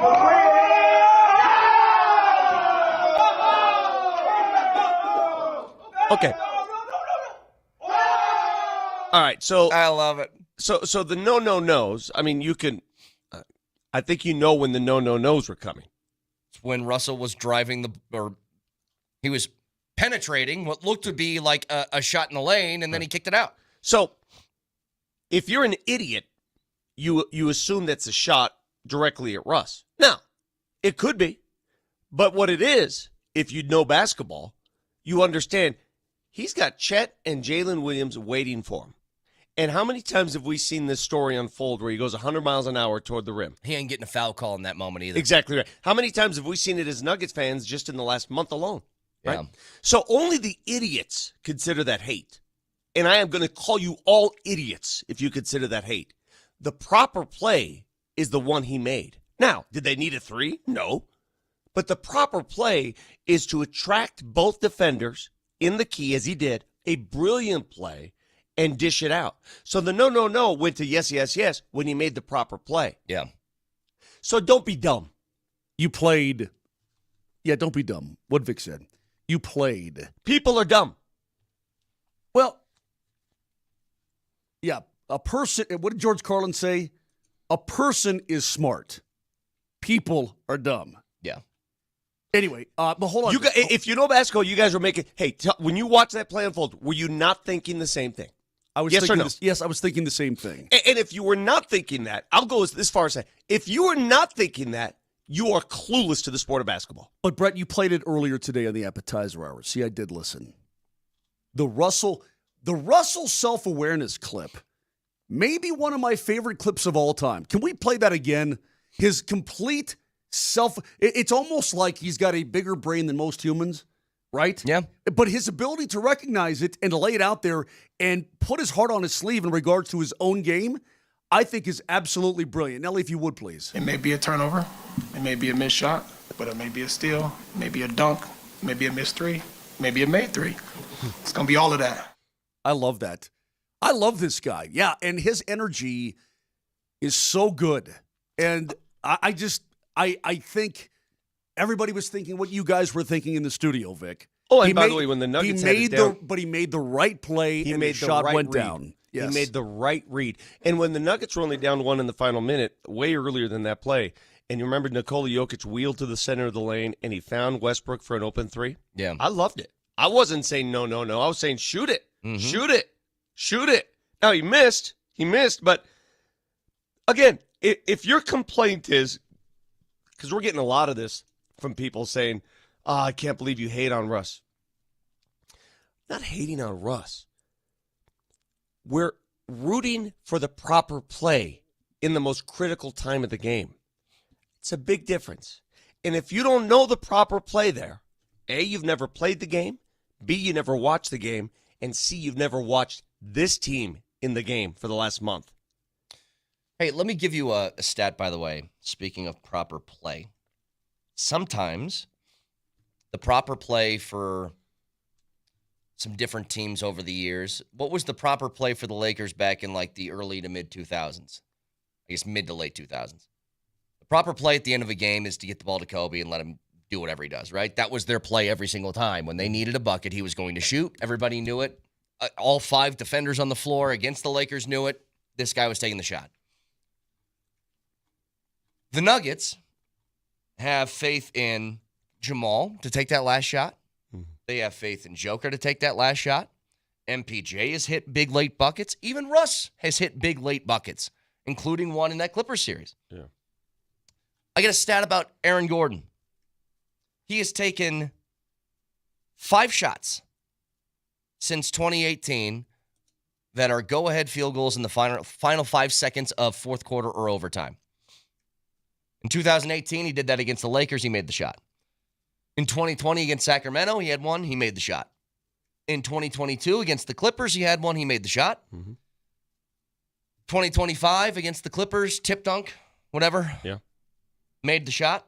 And then last night made the shot. Never missed. So you tell me he's Since 5 for 2018. 5 in game-winning shots. Yep. Since 2018. I'm going back to that second missed free throw of Chet Holmgren. Christian Brown is above the three-point line.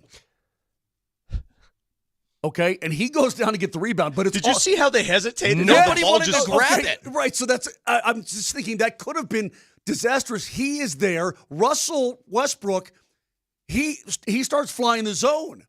So nobody wants to grab that rebound, and I'm like, that was closer than I originally had thought it was. That was very close. Speaking of great decision making, and it's not just about Russ, the decision by Christian. First of all, he went to get it, and nobody wanted it. He could have easily, and he thought about it. If you go back and look at it, he could have easily handed that ball to Jamal Murray, but he saw that Lou Dort was already there on Jamal. So if you hand that to Jamal Murray in that instant, you already lock him up with the defender. Right. So Christian, midstream, said, screw that, I'm going to go myself. He gets it up to Russ, opens up the court, and history's made. But the easy thing for him to do would have been to give it to Jamal, which would have been the wrong play in that situation. Yeah. Everybody made the right play. And when you look back at plays made. When you look back at Russell, too, he drives to the top of the key, then kicks. But he gets that defender to flash out to him, and he keeps make him commit. And he keeps the big fella honest in the paint just that much to allow Gordon to be open to nail the three. Everything was done correctly in that situation. That when you go back and you look at it, you're right, Vic. You're 100% correct. Everybody made the right decision except, boy, at first nobody wanted to get that rebound. I know. I mean, that was a little more hairy than I thought it was going to be. You know, part of me is like, I forgot what the score was, and I'm like, why is he shooting a three? You see these all the time. No. Oh yes. Yeah, I don't think he takes that last year. I don't think AG has the confidence just to pull up for it. He's probably trying to take it to the lane, hit a floater, get a foul, something. But in hindsight, it's smart because Chet's waiting for him. Yeah. Chet's in the lane with that length. Shoot it right away. Understand the flow of the game. Follow your reflexes, your instincts. And again, a message to all of you who don't understand the no-no-nos. Most ball knowers were doing exactly that. By the way, David Adelman, after the game on the team's mentality, especially got a stat. It is the 8th time in the last 7 years the Nuggets have won a playoff game when trailing by 14 or more in the second half. No other team has more than 5 of those in the league. So how about that mentality and resiliency? They're just for each other. You know, it's like I just never saw anything where you're going, yeah, we're kind of losing it. Maybe competitively, because that's what happens in a playoff game. Both teams, they want this so bad. But just the communication on the bench, it wasn't about blaming somebody. It was about how can we do this better. What can we do better in a cross match? What can we do better with Shea? That's what it was. Even down whatever it was. With the last couple minutes to go. So when you have that and you're just communicating about trying to win a game and not all the other crap that can go on, you give yourself a chance. And we did. The ball bounced our way. We got an opportunity, and Aaron knocked it down. I love his demeanor. I love how he simplifies things, how he calms people down. And it's so vital and so important during the course of a game. I cannot stress that enough. There are no anxious moments because he's allowing that anxiety to just wilt away. He's just calming them down in the huddle. That's what he's doing. And he's very direct. I remember when I was in L.A., they were down 13 in the fourth quarter with like 12 minutes to play. And he gets in the huddle and he said, listen, we got to cut this down to 6 by the 5-minute mark. And that's it. Yeah. That's it. And they almost did, by the way. They got it down to 8. They lost the game. But it's not like it's not mindless or lost words. He's very sharp with his words and gets to the point. Yeah, and his players understand the assignment. And that's part of the battle, too. They understand the assignment. He's working with a proven club, a championship club. And last night it was all on display. Hey, before we get to this break here, how about both teams that are essentially 10-point underdogs last night winning on the road in game ones? The Knicks showed a heck of a lot of gumption winning in Boston last night, too. Moj, all 3 road teams in the second round have won. Indiana at Cleveland, Knicks at Boston, Nuggets at OKC. We're talking about the 3 best teams in the NBA lose in the first games of the second round. And by the way, Boston, I think Boston will come back and still win that series. I really believe that. I think they're tough. But this 63-point attempts in a game. Oh, my God. That's crazy. 63 points. They missed 45 of them. Correct. 60. Well, it's disgusting. Vic, you are single-handedly, Boston, I'm talking to Boston now, and I'm talking to Joe Mazzulla, and you are single-handedly ruining the game I love. Agreed. They had 19 consecutive trips down the floor when they took a 3. 19 straight trips, 19 straight offensive possessions. You're ruining the game of basketball. They took a 3-pointer on 19 straight possessions. That seems No, don't let her. It seems impossible. Impossible. What are you doing? What are we doing with the game? I don't know. That's ridiculous. It really is dumb. It's a disgusting watch. Okay? It's what it is. 303-504-0925. Got more audio. Reminder to you guys, 1 o'clock today, Chris MacFarland, Joe Sakic press conference. We'll have it live right here. Altitude Sports Radio 92.5. Back after this.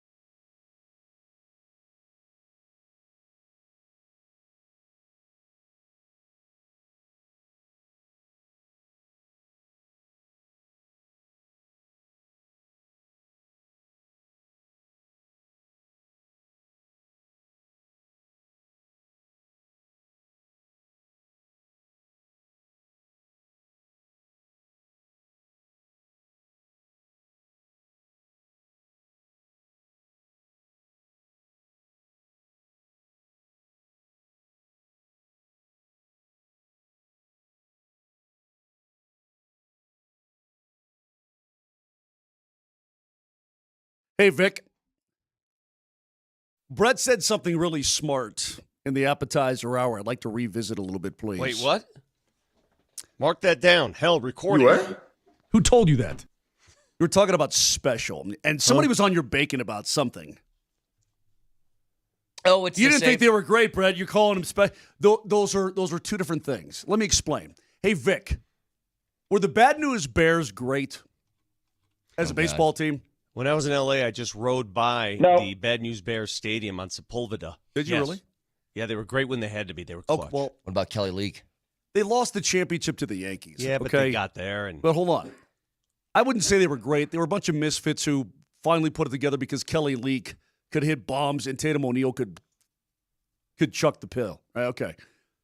But they were special, right? So, look, this Nuggets team, I think it's okay to call them special. Do you feel something? Guys on this team are special. The way they do some things sometimes is special. But it doesn't mean that they're going to be great. It doesn't mean they're going to win another title with this club. I don't know what the future holds. But it's okay to call them.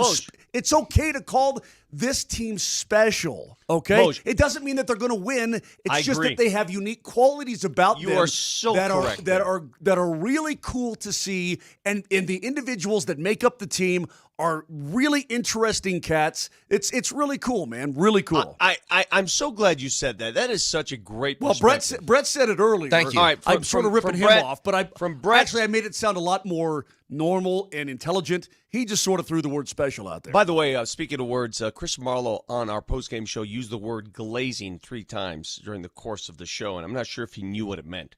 But anyway, maybe we'll get Marlowe on to define it. Wake him up. He's probably listening to the show right now. Marlowe, another scoring orgy. Yeah.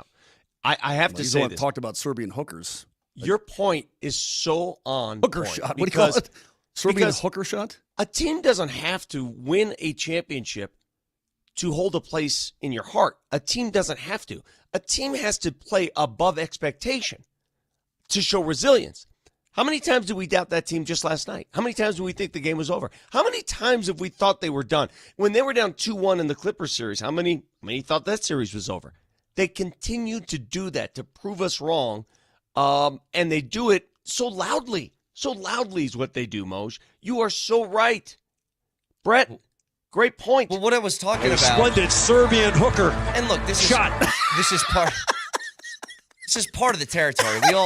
We all know this. So good. Like, I thought the Nuggets were done when they fired Michael Malone. I thought the Nuggets were done after Game 3 in L.A. I didn't think the Nuggets stood a chance last night. I think the Nuggets on paper are a worse basketball team than Oklahoma City is. I still hold all of these things to be true in my head. But there's one thing about this team that they possess that few others do, which is if you give me a chance, I can rise to the occasion. Yeah. That's it. And that's the ability to prove people wrong. You know, I really mean this. Hear me out, everybody. Hear me out on this, because I even tweeted it last night. I honestly would not have cared if the Nuggets lost. Now, cared is not the right word. Win and losing, you want to win. But I would not have been despondent had the Nuggets lost that game last night, considering the way they stayed in the game and kept coming back. Even in the final minute, I said, you know what? If they lose this game, I'm good. Because I'm looking at this saying, holy crap, OKC is not the team everybody thinks they are. This is a beatable bunch. And the Nuggets have a huge advantage with their front court in this series. They could take more advantage of this.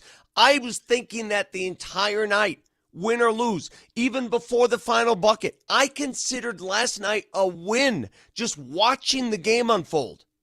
Yeah. I felt the same way. I don't know what to do with myself now, though, because I thought the Nuggets were going to lose game 1. But I'm sitting there watching the game going, they're going to win game 2. I'm coming hard with that tomorrow morning. They're going to win game 2. I was going to guarantee it today.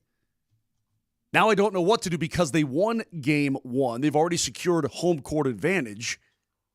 Are they going to win game 2? I think they very well could. They very well could come home with a 2-0 series lead. I just think that they play this team well.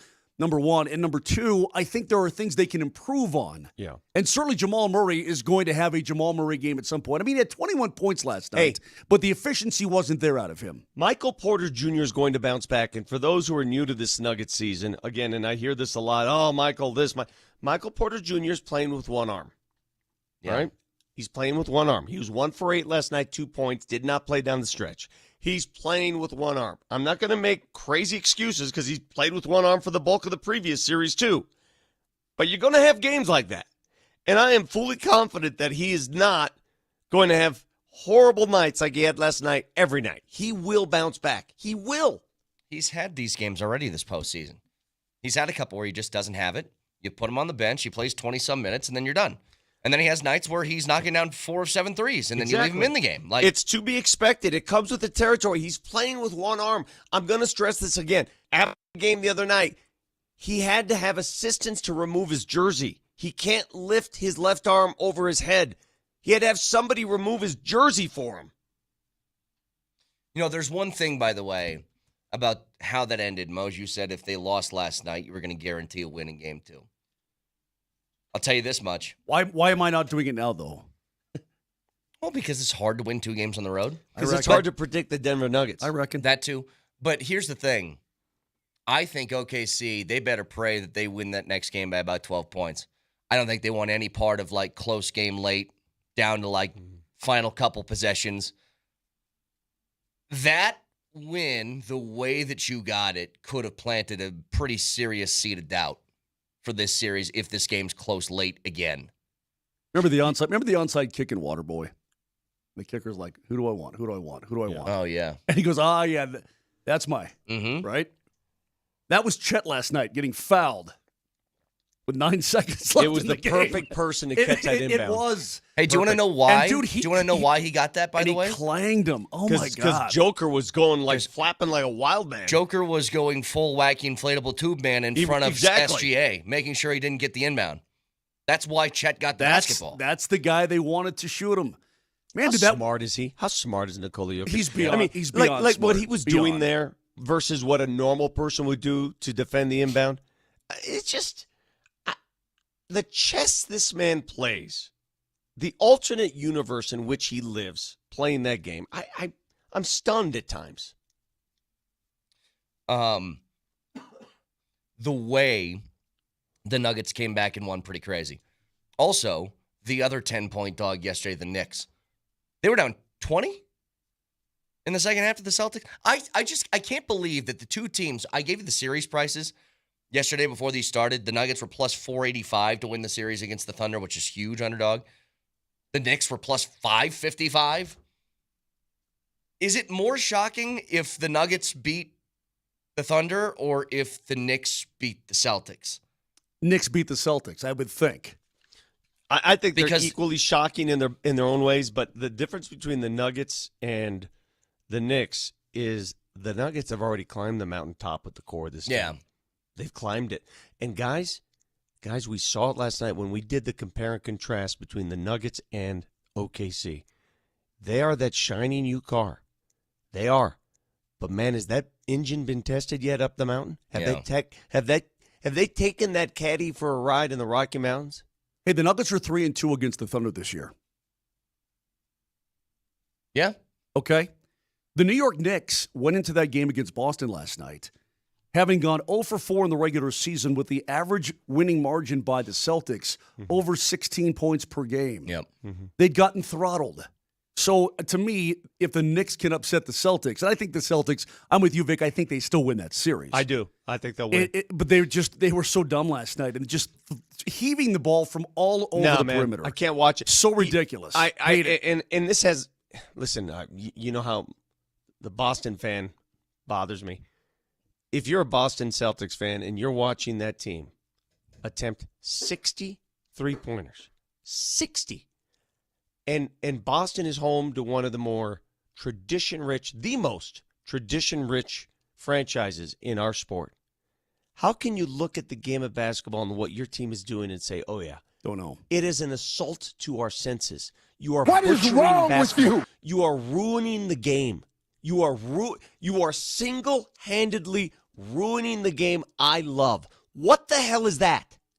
What is that crap? It's ridiculous. Hey, Jeff chimed in. I'm not sure this is really cool. Talking about Porter. Got the shoulder problem. Yeah. He says Porter is the drummer from Def Leppard. I don't think that's appropriate. Well, he's Rick Allen dealing with one arm right now. Rick Allen doesn't. But he's got both. It's just the one right now is jacked up. If I see another Jaylen Brown or Jason Tatum step back three when they have a lane, I'm going to lose it. I'm going to lose it. That's such a perfectly good point because they have lanes to the bucket if they want to drive. If they want to drive, they have lanes. They choose to back up and hoist. They're backer-uppers and hoisters is what they are. But what makes me mad is their analytics department wants this. I know. Well, it's almost like Will Clark talking about hitting nowadays in the bigs and guys coming up to the bigs and the way they approach the batter's box. It drives him absolutely insane. It would drive me insane too. Even if the analytics say, well, percentage-wise, our guys are more efficient, we should be taking more. It looks awful and it is awful. Hey, listen, when they don't go in, for them, it's really awful. And last night was terrible. Moj, they missed 45 threes as a team. 45 threes. That's more misses than any of the teams last night attempted. The Nuggets only attempted 32 threes. OKC attempted 43. They missed more than each team took. That's insane. Tatum, Derek White, Jaylen Brown combined 10 for 41 from three. We've seen these people play basketball. You know that they want to play the right way. Somebody is telling them to do this. Well, is it not just easier to hoist from the outside? It requires less effort. All you got to do is just get open and then throw it up. You don't have to drive. You don't have to expend a ton of energy. All you have to do is just sit back there, wait for somebody to feed you, and then you know what it's hoist like? A jump shot. Moj, it's like a football game where there's no run. You don't play a running back. It's all passing. There's no balance. CU Buffs last year. Pretty much. But they did. What are you guys expecting at 1 o'clock today? Again, Chris MacFarland, Joe Sakic going to talk to the media at 1. We'll have it live right here, Altitude Sports Radio 92.5. What do you think? How do you think that goes? What are they going to talk about? Well, they're very level-headed people. I would assume that they're going to lay out what they saw in that first-round series. And I'm sure that they're going to explain what they thought went right and what didn't go right. Again, if you go back to the analytics, I was looking at some of the analytics charts of that series. And you're like, how'd they lose? You know what I mean? I mean, when you look at the geek numbers, then this is why analytics are helpful big time. But they don't explain everything. If you look at the geek numbers, the Avs were really good. They were really good. If you look at the geek stuff. I don't know. You ask how they lose. I think it's pretty simple. They didn't score on a power play. The geeks, 3 of 22. That's a very good point, Brett. The nerds don't look in here. Nerds don't look in here. No, they don't. I don't know where you're pointing. Right in here. Get in here. Nerds. Gotcha. Hey, nerds. Math nerds. Math equation nerds. All of you out there who have changed sports for the worse, get up in here. Get right in here. Put your ear right there. In your bosoms? Get right in my bosom. All right? Put your ear on my bosom. Because one thing that analytics is not going to measure is this. Ever. For the rest of time. And this is why we watch sports. Last night is why we watch sports. The analytics had OKC winning that game. I think it was a 99% rate when they were up 13 with 6 minutes to play. The analytics. But you know what won that game for the Nuggets? This right here. My bosom. Well, you're the one who brought up the word. Don't even blame him. You're the one that brought up the word bosom. And now he's taking the bosom and running with the bosom. Well, that's all your fault. No, don't deny it. I was just talking about the Avalanche and what this press conference was going to be, and then Vic said the Nuggets won because of his bosoms. He did not say that. I don't know what happened. First of all, it's not plural. You said bosom. Bosom buddies. You said, where are you pointing at? Where are you pointing at? What, right there, your bosom? I was just like, what do you think MacFarland's going to say? And Vic goes, lean on my bosom right. And that's how the Nuggets win. So here's the point, though. Moj, I really don't think it's that complicated. All the advanced analytical stuff said the Avs were better because in all those categories they were, except one very key one. When you have a man advantage, did you score or not? Dallas said yes, a bunch. The Avs said no. I sit here with God as my witness in front of this microphone. This is such a good hockey club. I'm not going to be pushed off of that hill. It's a very good team. They just lost. Yeah. It's a very good team. They got a lot going for them. They lost. I don't know what else. I don't know what else to say, Brett. Will you be able to watch St. Louis or Winnipeg? I'm sorry, it's going to be Winnipeg. Will you be able to watch Winnipeg versus Dallas? I watched a little bit of the Florida game last night. Yeah, their first game is tomorrow night. I don't know, Vic. I don't know that I will. It was hard. It's hard for me to watch hockey right this second. Listen, I'll get back into it. I'll start watching games, but right now I can't. I have been there before, though, where I check out entirely. I'm like, can't watch. Nope, done. Well, there are 2 games tonight. There's really just one sport I don't do that for. The NFL is something I just couldn't quit. Mm-hmm. If your team loses in the postseason, you're still like, well, I got to watch the championship game. Watching the Oilers in Vegas tonight, I don't think I can do that. I hope they both lose. Mm-hmm. I think the Avs could have beaten both of those teams. I think they would have beaten Winnipeg. It's a very good hockey club. Do you ever have those dreams? It just drives me crazy. When your team loses, like these dreams happen all the time to me. Like you have a dream and all of a sudden the commissioner goes to the podium and says, we'd like to announce that the Avs are back in the playoffs. We found out that Dallas was using a clone player, fake player. I would actually love that. Yeah. Is that allowed? Like a human clone or like a robot? Like a robot, human clone, whatever.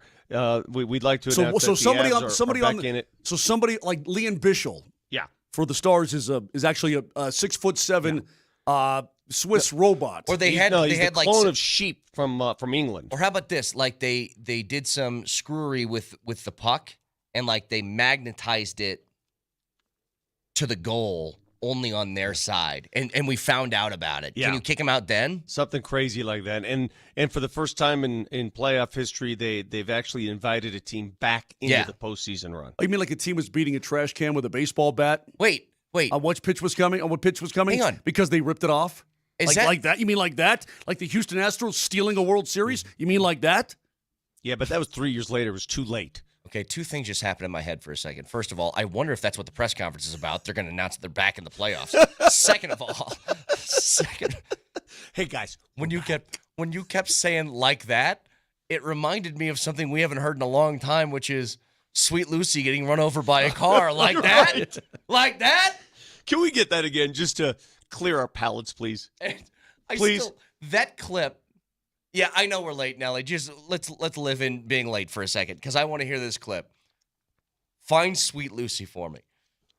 Because again, the greatest play-by-play of all time. The dog got thumped. Bro. As funny as the like that moment is, the clip starts with him saying, remember, this is play-by-play for a basketball game. Was it a high school game? Yeah. High school game. The clip starts with him saying, and one more gone but not forgotten. And I'm like, how many did you go through before that? What is he, Marty with all the dogs? Like, seriously. What do you mean one more? Was he on dog number 4? As the guy's like, and there's a 3. Yeah, tell me more about Lucy. All right, we got it here, Nelly. Well, and then there's one more. So that said, Craig. Well, and then there's one more. There's one more gone but not forgotten, and that's our sweet Lucy. At the age of 12, she was run over in our driveway. Oh, like that? Was she run over like that? It's just the best. Did he just say, wait, did he just say, was she run over like that? Yeah, because a guy had gone to the bucket and slammed it in. Yeah. Dunked on somebody. Oh, my God. Yeah, you mean beautiful. Like AG dunked on Chet? Yes, exactly. So next time that happens, I'm my Sweet Lucy. Yeah. It's just like Sweet Lucy. You almost said Daisy. Yeah, well, I'm sure Daisy got thumped as well. That's what I'm saying. Yeah. She's 12 years old. She's in the driveway and she gets run over. Oh, like that? Was she run over like that? Jesus. 303-504-0925. Back after this.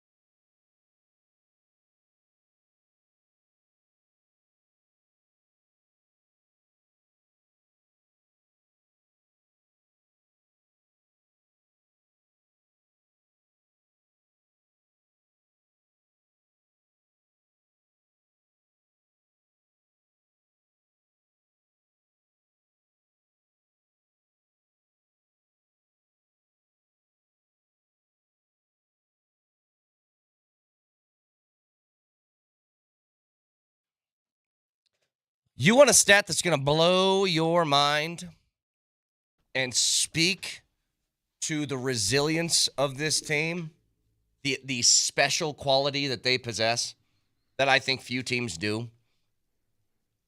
You know, in the appetizer, I kind of started it by saying I don't think that the Nuggets are better on paper than the Thunder. The Thunder are as deep of a team as you're going to find. I mean, they went 10 deep last night, played 10 guys in a postseason game. And they could go 12 deep if they wanted. But I was blown away at how special the Nuggets are, especially considering this. They had a day off after a 7-game series that was tough, physical. And they went to somebody else's arena who's been waiting for over a week for them to get there, and won. I'm just like, man, that feels crazy. Here's how crazy it is. Just saw this. Coach Sanford tweeted this out last night. Stat from ESPN. It's the 7th time since 1985 that a team in the playoffs on 1 day of rest has played against a team that had 8 or more days of rest. So 7th time since 1985. The record of teams with the rest in the previous 6 matchups were 6-0, and their average margin of victory was 20.3 points. They beat teams in those 6 other instances by an average of 20. And the Nuggets didn't just win, they won by stealing a game late and outworking that team late in a fourth quarter. Again, they're going against the grain. We all assumed game 1 would be a throwaway game for the Nuggets. In fact, I feel silly saying it now, I brought up yesterday on the show, if things get out of hand, just punt. Remember that? Remember that conversation? Yeah, but that wasn't an unreasonable take, Vic. I think that we agreed with you because we know this is probably going to be a long series, and if you can just get a split in OKC, that's fine. You had 1 day rest, and you had to travel on that day. Yeah. It wasn't like you were just getting massages and watching film. Yeah, you got your crap, you pack, you get on the airplane, you go, you bus, blah, blah, blah. I mean, it's not – you're not breaking big rocks into little rocks, but what I'm saying is your day off, you're doing something. You're moving. You're traveling. But see, the excuses we use are not excuses they use. They just don't. They just play. They play the game. And I'm looking at the minutes last night, and I see 5 Denver Nuggets who played more than 30 minutes. Oklahoma City had 3. Nikola played 42. Jamal played 44. Only one of their players got into the 40s, and that was Shea at 40 minutes. If you had to pick one Thunder player at a reasonable price, now you can't pick Shea, you can't pick one of this. Who would you take off that roster? I know who I would take. Dort. I'd take Caruso. Hey, you love that guy. I'd probably take Lou Dort as well. I like Lou Dort, and I cannot lie. They're kind of the same guy. I think Caruso's better. I don't. Well, Dort's a starter. Caruso's off the bench, but they might be the same guy. Caruso started the second half. They started him. Caruso is a champion, too. He won a championship. He knows how to play. He's just so smart. Now, I don't think he's going to make 5 and 9 threes again. Who knows? Who knows? I don't think he will either. You know, if you're OKC, you're sitting there today and you're saying, okay, that was a fluke. I mean, Isaiah Joe did not score for them. He's a lethal shooter. You mean to tell me Jalen Williams is going to go 5 of 20 again? Probably not. Yeah. You mean to tell me that Holmgren is going to struggle the way he did? You could say all that, and you would be right. Did you put an M? Did you put an M at the end of his I've been name? hearing some M's at the end of that. You're doing this wrong. Holmgren. I'm sorry. I've been hearing no, hang on a second. I've been hearing a lot of M's. Holmgren. My bad. You stop those M's right now. I'll stop those M's. Raj yesterday was talking about Zubac. Yeah, I heard a lot of Zubac, too. And I'm going, what are you doing with the Zubac? It ain't no botch, it's bots. Just quickly. Bogged on, Big Don, bagged on. Real quick. Shout out to Zubac. He's a hell of a player, man. Like, he was able, I know that they had help, but Joker just dropped 42 and over 20 boards. Yeah. He wasn't doing that against Zubac. Zubac. Brett. Chet Holmgren. Thank you. Weighs less than I do. Yeah. What do you think's going to happen? When Holmgren is one-on-one with Joker, and Joker's got him on his backside, he's sitting there going, how do I want to cook this up? Do I want to barbecue it? Do I want to smoke it? Maybe boil it a little bit? I don't know. Put it in the sun with a magnifying glass? How do I want to eat this? It is a no-brainer. He cannot guard Nikola Jokic. There was one time in that... Side note, is there any good food that's boiled? Eggs. Oatmeal. Potatoes? Every day. Ramen. I mean, I suppose. Steak. Boiled steak. Hey, there was a time... You can't guard me. If the entree's coming out and you bring out a pot with water, I'm going to be very skeptical of what's coming my way. That's all I'm saying. Sounds good. Hey, Vic, there was one time where the Thunder switched, and they switched incorrectly, and Caruso was guarding Joker at the top of the key. Did you see that? Oh, yeah. And Joker goes, huh. He goes, Want all some? right. He goes, all right, here we go. P-U-T-I-T-I-N. And he just absolutely bully balled his way all the way down Love through it. the paint and knocked it in. I'm like, I'm that's telling you. exactly what should happen. Guys, we talk about this Caruso all got the time. stuck on him. We Oh. talk about this all the time. We can't stress this enough. Playoffs are about matchups, all right? That last series for Joker was a tough matchup because they had a big body in there, and they shoved him around, and they came at him with different players as well. This is a great series for Joker. They can't match up with him without help. They can't. It's a bad series for Jamal Murray because their strength is perimeter defense. They throw numbers at him. So take your strengths and take advantage of them. Yeah. Yeah. You mean to tell me that Holmgren is going to struggle the way he did? It was really emphasized, too. It's like intentional. But the fact that you were saying it, Vic, the only reason I had to bring it up was because I thought maybe I'm missing something. And I didn't. I was saying his name incorrectly the whole time. So anyway, we got to figure it out. We're good. By the way, somebody pointed out, Brett, on the text line, you know what you got to boil to make it? Mac and cheese. Mac and cheese. Mac and cheese. Mac and cheese is good, yeah.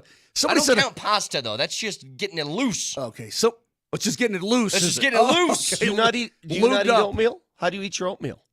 Well, it depends. If I'm using actual oats, I just kind of overnight them.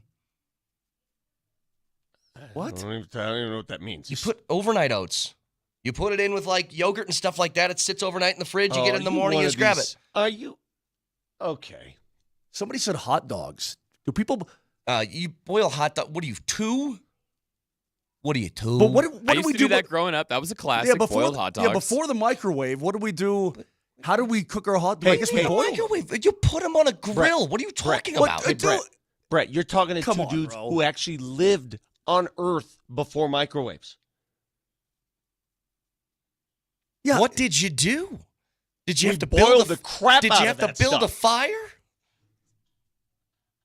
You know, the only microwave I knew was Vinnie Johnson of the Yeah. Pistons. Oh, yeah. Dude, I'm a latchkey kid. I come home from school. Hold on a second. I'm looking to make a hot dog. Yeah, I'm breaking out the barbecue at 10 years old. Are you alleging? Come on, bro. A man was named after an item that hadn't been invented yet? Yeah. In fact, they invented it because of Vinnie did Johnson. They? Yes. So they were like, that's a cool nickname. We should make something like that in real life. That's what they did. Absolutely. How many other guys have that? How many other guys have been like, here's my nickname? Like, give me some of them. The Admiral never existed, actually, in the armed forces until David Robinson came along. There were no doctors until Dr. J arrived I to the scene. think that's also true, yes. By the way, everybody's talking about these lobsters and crawfish, and you can take your bottom feeder animals of the ocean and shove it. What? I think lobster's pretty. Okay. Lobster's okay, but Moj, I don't know the difference between like if you were just to boil me a scorpion and feed it to me as opposed to a crawfish. What's the difference? A lot. I don't think there's a lot at all, actually. We went to a Korean hot pot the other day. My daughter ate, I don't even know how many crawfish she ate. But my kid is just yanking that crawfish apart. Eating all of it, man. I'm like, oh my God. But you don't like a good seafood boil? No, not especially. You're kidding. With potatoes and the corn and the those are all stuff and fine. all the stuff. Yeah, those are all fine. The crawfish, the insects that are at the bottom of the ocean, not for me. All right. Vic, by the way, can you give me a ruling on this? Because Moser thought it was crazy. He went to this Korean hot pot or whatever it's called, pot hot, who hot, whatever it is. What? He went to this Korean place where it's like you get the stuff that you want, and then you have a setup where you make your food. You pick your broth, and then you cook your food in your broth in front of you. And I'm sitting here like, I don't do those things where I'm doing my own food. No, thank you. I said to Moser, I'm like, so you paid money to make your own meal? No, that there's sounds a place ridiculous. like that. There's a place like that in the mountains when we go play golf. It's near Vail, and you pick your steak and you do it. I'm like, I don't do it at home. I ain't doing it here. I'm sorry. I forgot my chef's hat today. I forgot when I went to the restaurant that I had to cook my own food. No, you get on there. You get on. Moj, if you want to make me the food, I'll go with you. I ain't making my own food. I don't know what the hell I'm doing. No. You know what? Discounted price for me making my own What food. is this? You know what that's like? That's like going to the grocery store and checking your own items. All right, I'm out. Hot hot. Bagged on. Yep. All right. 303-504-0925. A lot to get to in the 9 o'clock hour. Hit Nelly up on the Voice of the People, by the way, on the Altitude Sports Radio app if you want in on the show. Back after this.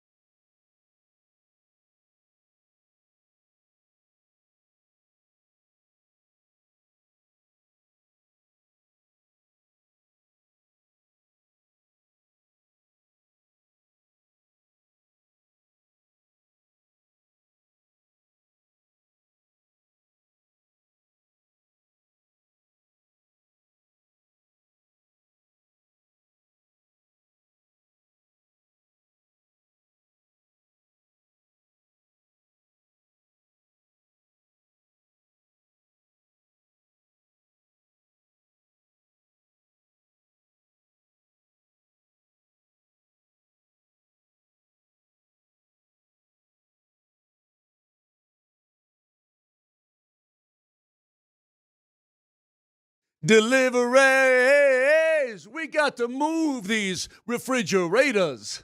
We got to move these color TVs. Mover. Vic, I'm still high from last night. I am. I'm still on my high. I saw your reaction. I think that everybody listening who watched that game last night or listened to Kaz, and Kaz had another great call. I loved his call of the Westbrook dunk. I don't care. Got a T. I don't care. Keep doing that. I love that. But I saw your guys' reaction in the studio, Vic, and it was awesome. Here's me on my couch last night. Nelly, if you could please, replay Kaz's call of the game-winning shot, and I'll give you me. Mm-hmm. He's getting it. Almost got it. Okay. That'd be a huge miss. Second free throw, Holmgren. Missed it again. Oh, no Rebound way. down to Christian Brown. You got to hurry. 8-7 seconds. You can Front win it corner here. Over to Westbrook. AG, Left side, please. Gordon for the win. Yeah! Oh, my God! 2.8 seconds left. Coming back the other way. Williams from half court. Oh, my God! Baked it no good at the horn. My kid. And the Denver Nuggets shot. My kid comes running up from the basement. Yes! Basically. Yes! Yeah. You got your Justin Fields, baby. It was climactic. That's it? Dude, my kid comes running up from the basement. She's like, what's wrong? What's wrong? I'm like, you're not going to believe what just happened. Yeah. You simply cannot believe the Nuggets won this basketball game with where they were 10 minutes ago. Right. You know what's beautiful about And then she sports? got her phone to video me going, oh, my God. Oh, my God. What's beautiful about sports, and my favorite thing about what we do for a living, and again, we don't matter in the grand scheme of things. We matter for leisure purposes. Dust. We're nothing. We're just dust. But what I love most about what we do and what we watch sports is when people glom on and become sports fans. Again, you guys know full well. My kids, my two daughters, they're not sports fans. They grew up with dad, talking sports all the time. That's the last thing we wanted to do.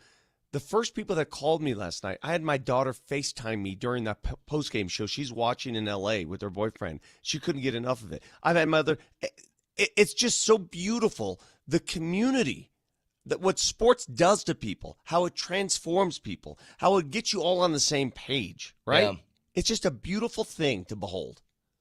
Nelly, you got the video back here? Go! Oh, no. Oh, gee. Gordon.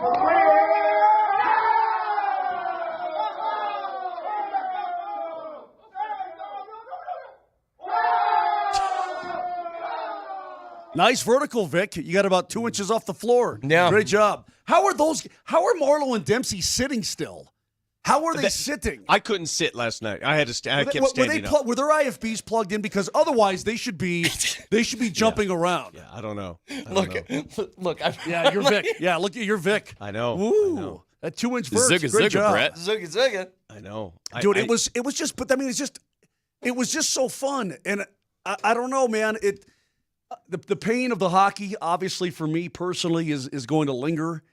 But, man, that really helped pull me out a little bit last night. That was really a joyful time. Now, I don't know what the Nuggets are going to do in this series. I realize how good OKC is.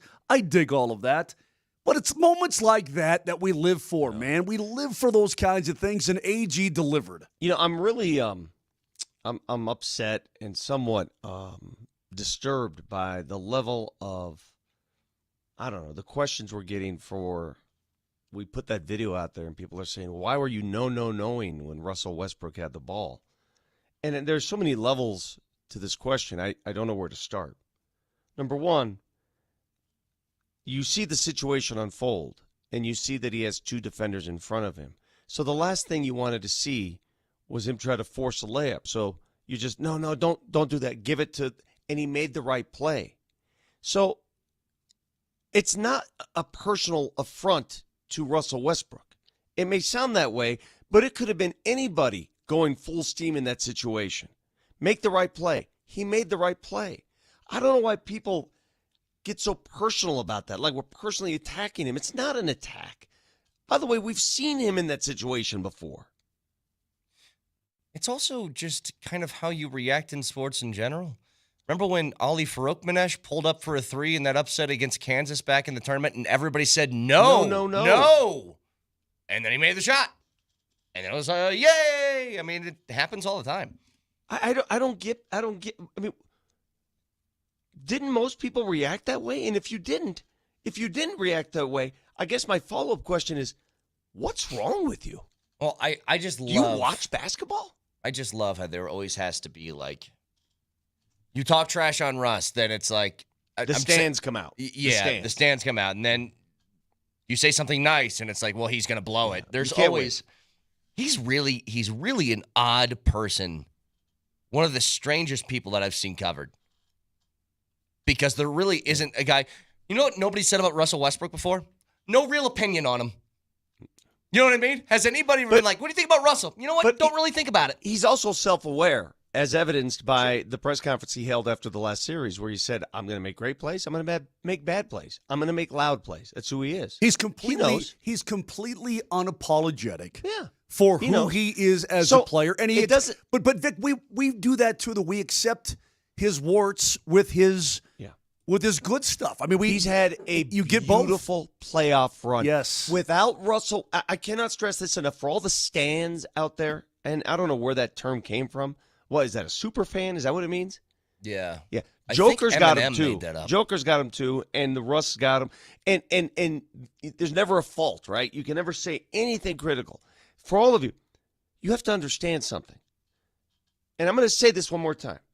I'm not indebted to the players. I'm indebted to the team.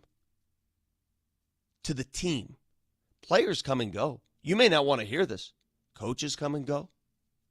The team stays. I don't think there's any need to defend yourself in that regard. But I always have to remind people of this. I always have to remind people of this. This is my town and my team. And that's all I care about. So if you live in another part of the country or the world and your thing is a player, I got nothing to do with you. I love the players too, but not like idolatry like you do. It's about the team, what's best for the team. The end. Yeah, I don't think you're talking to Nuggets fans right now either. It's a whole bunch of people that didn't watch the game that are making their own conclusions from 5 seconds. You made the proclamation earlier in the show. You said, I was on a full hour, and then we're 30 minutes into this program, and I have yet to mention how great Nikola Jokic was last night. I mean, he had 42, 22, and 6. Mm-hmm. And I don't want to say it was a ho-hum 42, 22, and 6, but it sort of felt like a ho-hum 42, 22, and 6. I mean, he just went about his business all game long. I don't know. I think this is going to be a fascinating series as to where somebody's going to be great on a nightly basis for both teams. You know, I think this has a lot going for it, this particular series. It's not fair what we do to Joker, that he has a game like that. And we're like, yeah, Joker did that. But anyway, did you see the play that was made by you know what's interesting Peyton about Joker? Watson earlier in the game? Early in the game, he had 5 turnovers, 5 of their 12 turnovers to start the game. Yeah. They were turning the ball over left and right. And you're like, okay, can we please take care of the ball? Do you remember him coming off the court and he starts screaming at his teammmates? Screaming at them. And he's like, here. And I don't think he was happy with where they were placing themselves. He's throwing the ball, nobody's there. He had one where Christian Brown, I think, made the wrong read because it went out of bounds to nowhere. But it was an anticipatory pass. Yeah. When they turned the ball over at midcourt late in that game, I don't know. I guess early fourth quarter, it just sort of bounced and rolled to the sideline. And Joker's like, oh, my God. I'm thinking, oh, man, this is just not going to happen. How dumb am I? Don't answer that, but how dumb am I to think, we're all dumb. This just can't happen. And I need to say this again. We opened the show with this, and for those of you who are just tuning in, I need to make this case again. This is not me going full Stan on Aaron Gordon, but I just have to appreciate what Aaron Gordon has done with this game. Several years ago when they lost to Golden State in the first round, and they're sitting there in San Francisco. I'll never forget that press conference. He sits down in front of the microphone. He had a particularly bad series, Aaron Gordon did. And he said, I've got to Jamal change my Murray. game. Jamal Murray was out, right? Yes. And so he felt like he needed to do more. Yeah. But he really owned it. Go ahead. I'm sorry, Vic, but I want to make the point that he really owned it and was very self-reflective about it. 100%. And it was almost therapeutic for him. He opened up in front of reporters and he said, I have to find a way to change my game to give more because what I'm currently doing is not enough for this team. So he reinvented himself in the offseason. Of course, the following season, they win an NBA championship. And what he did to his game is pretty simple. He started doing more of the dirty work, more of the bully ball, focused on rebounds, focused on running the baseline, playing that dunker spot. And then last season, the final tally, he improved his jump shot to the point where he shot, 29% the year before? Yeah. Now he's up above 40, and he's worked his jump shot to the point where he's now a weapon out there. Take that all aside. That's just basketball. And consider what Aaron Gordon went through just a year ago on May 30th last year. His older brother, who was near and dear to his heart, passed away in a tragic car accident. What did he do? He basically adopted his brother's kids. The family lives with him. They live here in Denver. He sees them every day. He brought them to the game last night. They go to every game, home and away. They sat, the two kids under the age of 6, sat with AG in the postgame press conference. He's allowing them, he is playing the father role for his nephews. He is now their father. And he's doing all this amid a season that last year ended so poorly, and he's been the hero now twice in these playoffs. I cannot say enough good things about Aaron Gordon. You deserve it. Yeah. And he has been able to step up in huge moments. Said this before, since 2018, he's had 5 different shot attempts in the last 5 seconds of the fourth quarter overtime to give his team a lead. He's made all 5, including 2 just during this postseason run. 2 game winners. Nelly, I'm going to send something to you that somebody sent to me. This is from the Clipper series, but it's about AG. You tell me what you think, and then we'll go from there. Sorry, I'm just a little producing on the air for Nelly. But it has to do with the dunk. It has to do with his fight with getting in Harden's grill, all this kind of thing, man. The guy's been spectacular, Vic. I can't say enough about him and what a great teammate he is, too. I mean, again, when you talk about the parts of this team, the interesting, intricate parts of this basketball team, and what makes each guy tick, what doesn't, it's a really cool collective of dudes. Aaron is a great teammate. You know, you have a group of friends, and you always have that one friend that is so giving and comforting. He's that one guy. Aaron Gordon, if you read Mike Singer's book, he bought Nikola Jokic a car. He bought Jamal Murray this really expensive chain with his insignia on it, just out of the blue, no reason, just did it. He's a giver.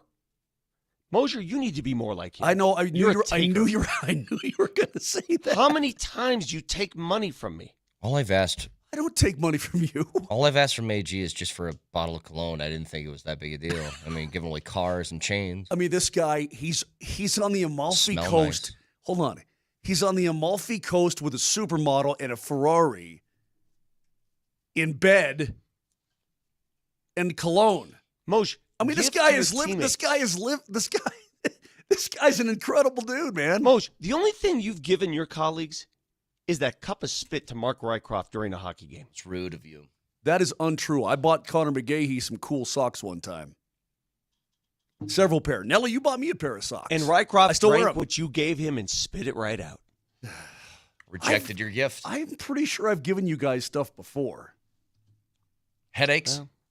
Besides bodily injury. Well, you gave Nelly an STD, but... What? Jesus Lord What? Almighty. Am I allowed to say that? No. That's what? I mean, what? You can. Just very weird. Hey, Nelly, when we come back... We're a close family. You ever done anything dangerous? What I sent to you, is it dumb or is it funny? It's a little bit of both. It's about Aaron Gordon. Can we play it when we come back? I'll give full credit, of course. If it's going to have you stop talking about it for 2 minutes without actually playing it, then yes, we'll do it. See, you're giving me that headache Boy, again. I'm catching all the strays right now.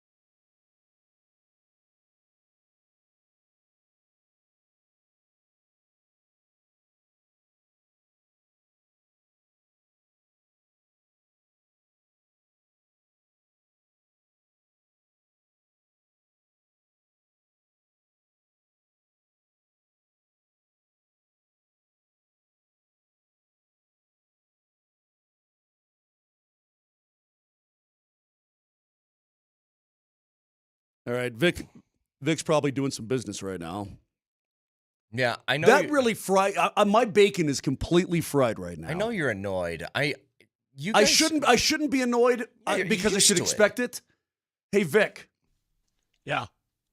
What's the latest news on the LA Lakers? Is there any news going on with them at all? Oh, big news, yeah. Big news Like on what? the Lakers. Just watch ESPN. You'll get something today. Couldn't care less. They are absolutely talking Lakers for like a half hour straight. Should it be on LeBron to get Luka to re-sign with the Lakers? Dude. I really don't give a Yeah, they've been eliminated. There's literally nothing going on with them. You had two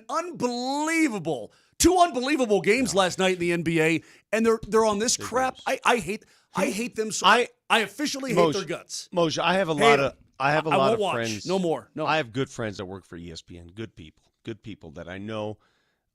They came from the local route, and I have asked them. I said, "What is going on?" And he goes, "Dude, we hate it too, but it comes from within. It comes from the top. They are producers over there. They spin this record. I hate it, and that's all they know how to spin. Why do you think it makes it's such the a rest disservice of the to the audience? It's just such a disservice. It's an insult. What happened, by the way? I saw a video of Russell Westbrook post-game. I believe Ramona Shelburne asked Russell Westbrook a question about LeBron's knee injury. What? I don't know. I mean, Why would I don't know. No, I saw the question. I know it exists. I don't have it in front of me, but Insane. I did watch it, and I was just thinking, what does LeBron have to do with the Nuggets going up 1-0 post game of the Thunder? Nothing. That's just not good. Nothing. Ramona. You know, here's the problem, and here's what people don't want to talk about. And I'm unabashedly biased. I work in Denver, Colorado, and I work closely with Denver teams. I'm going to pull for Denver teams. I don't make any mistake about that. All right? What bothers me about the national media in a lot of these cases, several of them live in L.A. You're supposed to be unbiased if you're on a national stage. You're supposed to be. And yet the bias is very pronounced. They have absolutely no shame. And that's what bothers me. See, I'm telling you I'm biased. 100%. They're not supposed to be. It's just embarrassing. Okay, Vic. Okay, so my buddy Jim Dalton sent me this thing called, it's from Hungry Hoops. Oh, okay, hang on. The context is LeBron couldn't go to the Met Gala, and because Russell Westbrook's a big fashion guy, that was the question. He did show up dressed as a desperado last night. Love it.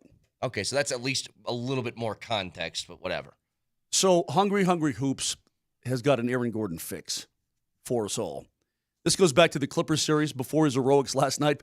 Nelly, you were laughing and you said it's the dumbest thing, but it's also a good thing. Oh, it's great. And it's a parody of a beloved song, and I'm not sure if the music in the background of this video is the actual song, and if it is, it's very copyrighted. So sorry, Twitch, YouTube, TV.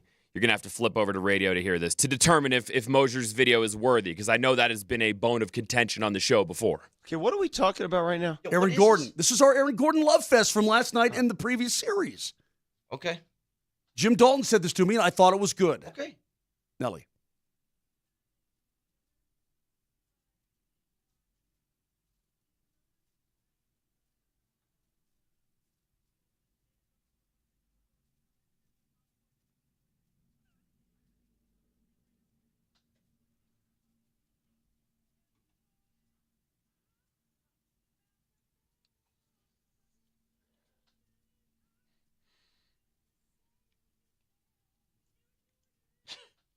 I kind of like it. You know what? I like it. That's funny. I'll give you credit. And he talks about fighting James Harden.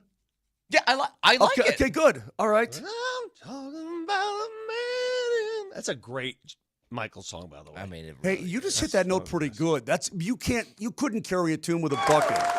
You did pretty good, Vic. I'm proud of you. When we did our wham, remember we did our wham thing together? Mm-hmm. Our little wham. You guys whammed together? We whammed, yeah. We whammed the hell out of it. We whammed the hell out of that song. Anyway, I just cram. I'm just loving me some AG. You know MPJ is going to have a better game. Did you just say pow? Wham! Cram. Pam? Wham, cram, blam, bam. Whatever.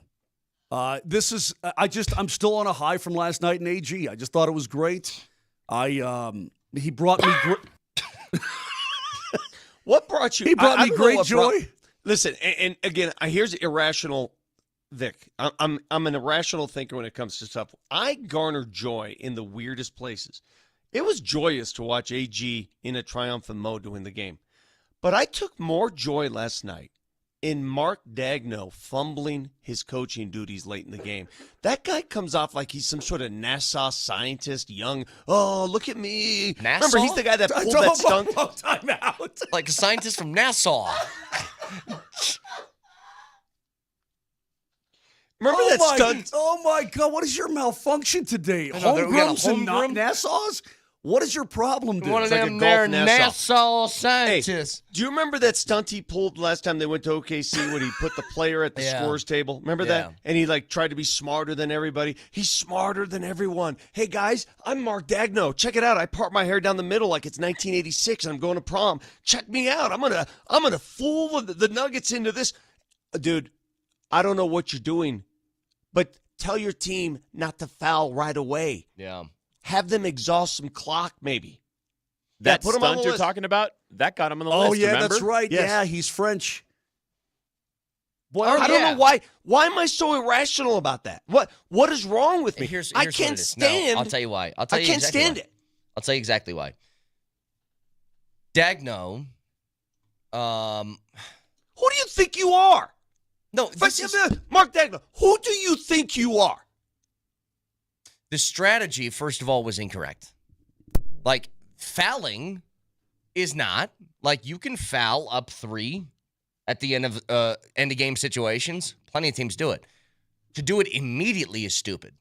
And I think you're frustrated, Vic, that he doesn't just admit, yeah, we kind of messed that one up. He didn't take ownership of it. Here's what he said. After the game. Here's what he said. That's usually our deal, is to foul up 3 and to play that game. I thought we executed the fouls pretty well, got the ball in bounds pretty well. It didn't go our way tonight, but it's worked out well for us in the past. We'll continue to look at it, maybe learn from it, but I didn't think that's why we lost the game. Yeah, it is. It is why you lost the game. You know, the beauty of David Adelman is taking ownership of mistakes. He's done it already a few times after games.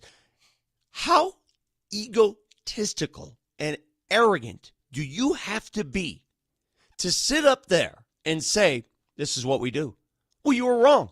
Even your own fan base knows you were wrong. It's okay to take a foul in up 3. I actually like it. It's a great strategy. It's not okay to do it with no time exhausted. It's dumb. You gave them the opportunity to catch up. It's dumb. Admit you were dumb. Yeah. Just say oopsie. It's not that hard. Sometimes we all make an oopsie. The lack of accountability that people have sometimes always blows me. It won't hurt. Nobody's going to think you're a bad person if you say, you know what? Yeah, we blew it. I instructed my guys to foul too soon. We didn't burn any time off the clock. Hey, SGA going straight to the bucket for the dunk. Now, you always want the bucket, I guess, right? But Moj, to say that had no impact on the outcome of the game is so disingenuous. Wrong. That's correct. And so arrogant. Correct. It's so arrogant to say, yeah, it did not have an effect on the result of the game. What are you talking about? It had a direct effect.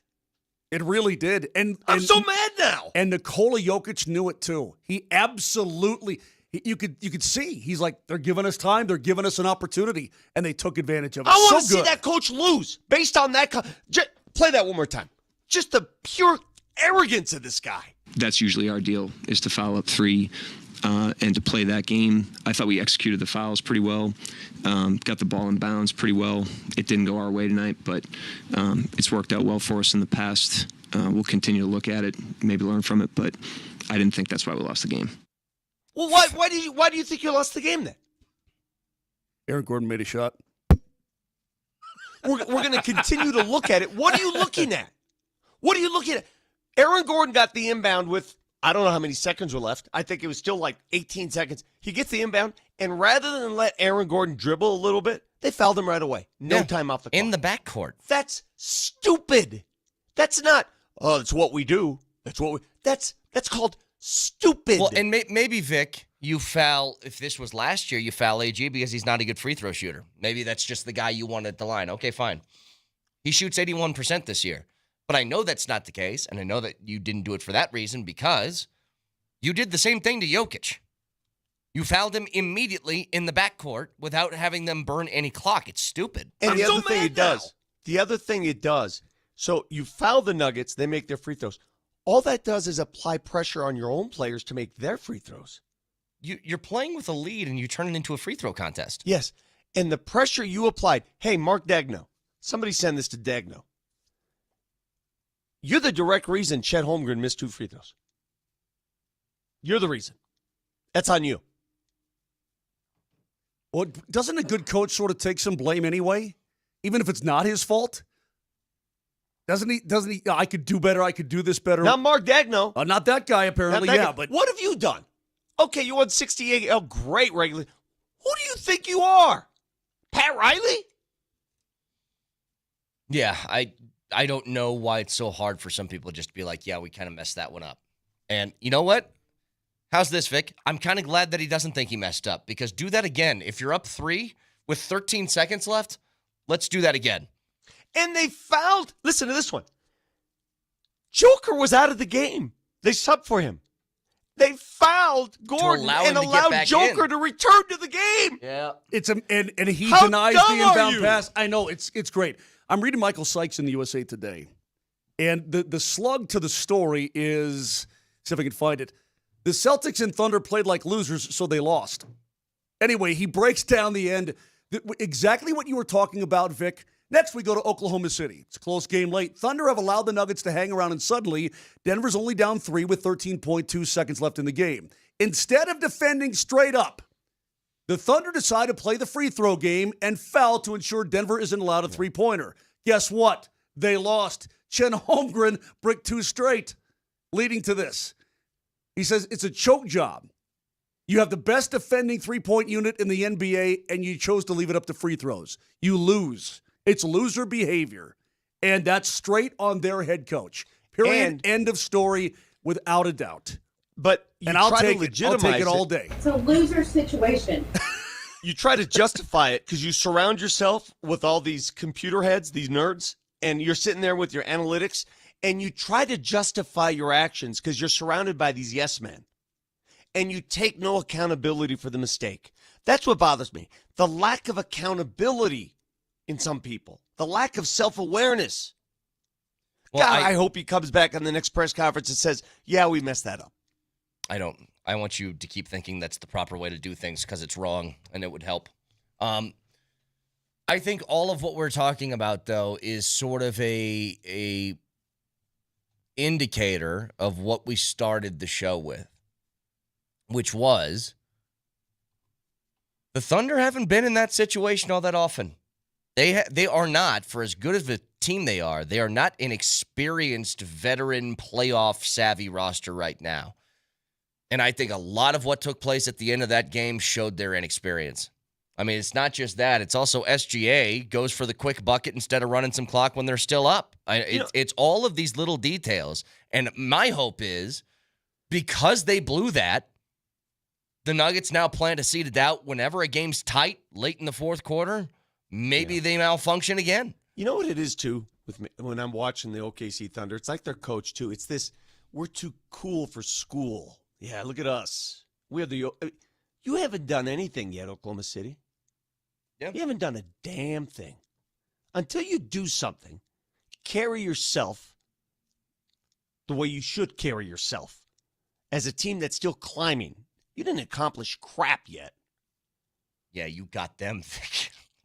That just pisses me off. The amount what have you done? The amount of disgust I love this, that has though. grown inside you in the last 20 minutes has been joyful to watch. I'm going to say, I haven't hardly said anything. I'm just sitting here watching you. It's almost like a metaphor. It's the entitlement. Like, oh, you young whippersnapper coach, look at me. I developed this method. It just screwed you. I have a homework assignment for our what listeners. What are you talking about? I have a homework assignment. Go up to somebody in your life today and say, hey, carry yourself the way you should carry yourself. What have you done? Oh, yeah. Say that. I'll tell you what. I'll give you a high five. If you get it on camera, you saying that to your wife today. Hey, listen here. puts. Oh, you carry yourself the way you should carry yourself. I'm so mad now. I don't understand how irrationally angry I got. Why does that bother me so much? Well, I think part of it, Vic, is it's also his appearance when he's sitting there courtside looking like this. I think that also might be part of the issue because he's French. Of course. He's always walking around like this. Okay. Well, Vic has gotten incredibly heated up over the last 20 minutes about I'm still for no reason. For no reason. Yeah. I'm still having a joyful morning. I mean, I am too. It was real. Last night was really fun. God, that ending was really, really fun. Hey, by the way, I know that numbers-wise it wasn't great. Shout out to Peyton Watson over the last couple of games. I think he's been great in small minutes. But how about Julian Strother getting some run last night? Yeah, that confused me. He got a bucket, but that's one of those. I don't think they wanted to push that button all that often. Well, he got 6 minutes. They played a 7-man rotation last night. Yep. In the 6 minutes he was out there, he was a -10. So it was like, okay, got somebody a few extra minutes off the bench, but enough's enough. Especially when Porter, he's not going to have one of those nights. You're just limiting your numbers of guys and how many minutes they're getting already. But what a finish. I didn't think the Nuggets were winning that game. Even when Gordon had the ball on the last shot, I didn't think they were going to win until the ball went in. Who do you think you are? That should be the message to Oklahoma City. Carry yourself the way you should be carried. Carry yourself. That's right. Who do you think I am? I am. Fact checker next.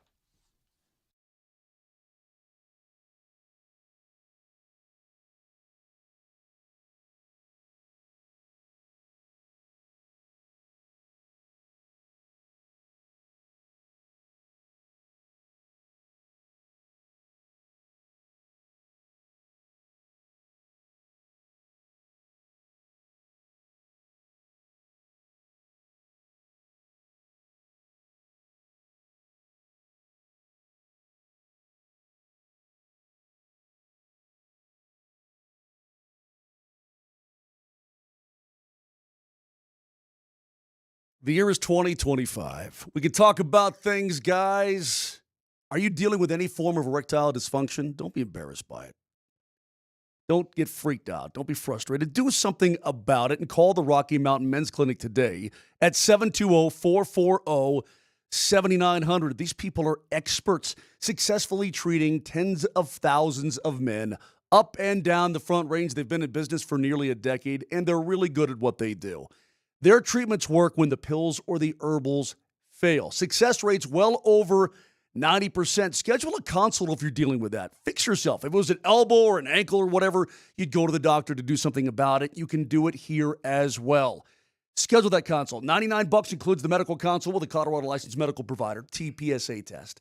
And if medically advised, the test dose right there in the office. If it doesn't work, the appointment is absolutely free, but it's going to work and you're going to be a happier person. Your partner is going to be a happier person. 5 locations in Colorado from Fort Collins down to Colorado Springs. Again, that number, 720-440-7900 or go to RockyMountainMen'sClinic.com.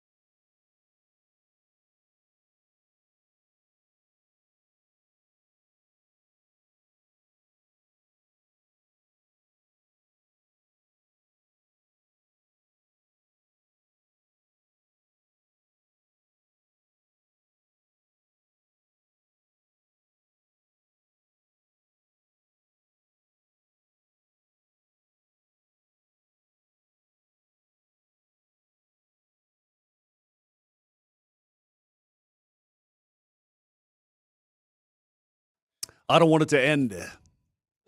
Don't want it to end. Conference with Sakic and MacFarland. 1 o'clock. We'll carry it live right here, Altitude Sports Radio 92.5. Is this one of those pressers where they perhaps reveal if players were injured during the postseason? Perhaps. I'm very curious to know if Cale had something nagging him. Well, his glove, he took his glove off, Moj. He had it taped. I don't know. Is that normal for him or is that different? On his hand. That's a little different, yeah. Okay. Here's, I guess, how about this? If there were major changes coming, that would have been announced before this press conference, I would think, right? Theoretically, yeah. Is Jared usually present at these postseason press conferences? I don't think. No, he's already done his stuff. Okay. No. So yeah, I am curious what exactly their thoughts were on the season overall, but kind of where to go from here. And I'm actually more curious, Moj, is the plan, like, where do we go from here, is to keep moving with this? Like, do they look at that series and say, tough matchup, this close to winning it, we can keep this thing together, and I think the results will be different next year? Or is this sort of like an internal look after getting bounced in round one? I don't. We'll find out. I think this is still a very good hockey club. I mean, you think back to all of the injuries they dealt with from the start of the season, right? And being proactive throughout the course of the year with all the changes that they've made and the bolstering of positions and so on and so forth. They did a lot of right things. They just lost to a good team. And what does bolstering mean? And to strengthen, how about that? What's that mean? You're going back to Coach Prime. I understand what you're saying. What does the flailings mean? What does bolstered mean? How about improved? So the point is that it's still a very good hockey club. If they're totally healthy throughout the course of the year, and nobody is, but if they were healthier, do they finish with home ice advantage against the Dallas Stars? Could they win the division? I don't know. Winnipeg got off to a hell of a start. Floundered for a little bit, but then found themselves again. I don't know, but I would much rather have been on the home ice. I'm sure they would have as well. Now looking back on it. Did the Nuggets win in the way they won? Did that provide any tonic to ease your pain? A little bit. It's like, sure. It's like, I can't take pain medication. Makes me barf. Any form of narcotics I cannot take at all, period. Can't take a muscle relaxer. I can't take a sleep aid. I can't do anything like that. All the things you inhale and throw into your face, and the stuff that's medicine is what you reject? The stuff you digest on a daily basis, and you can't take a simple Tylenol? That's all I can take. The only thing I can really stomach is Tylenol. So when you blow your Achilles, right, and I'm laid up and I'm in pain, I can't take pain meds. I can take Tylenol. And even then, I hardly take any of that because I don't want to kill myself with Tylenol. But it takes the edge off a little bit, right? Yeah. Just a little bit. The win last night took the edge off a little bit. Yeah, Vic, it was a joyous occasion. It made me feel happy when I wasn't happy before. I'm actually, that's incredible to me. Your body will take a pizza that has been laying in your truck overnight, sitting sweat. out. Yep. You eat it the next morning. Huh? No problems. But you take like a muscle relaxer, and it's 100%. Yeah. You want to see my body take something? I don't want to see you. Where does that go? You know that term, injected into my veins? So there's a syringe in here. What This is is that? what What is it?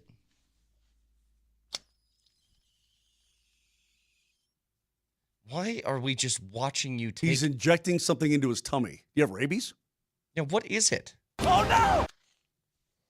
That's one of those, it's like an allergy, antihistamine things. It's none of your business what it is. All I I'm know going is to put that in a pipe and smoke it.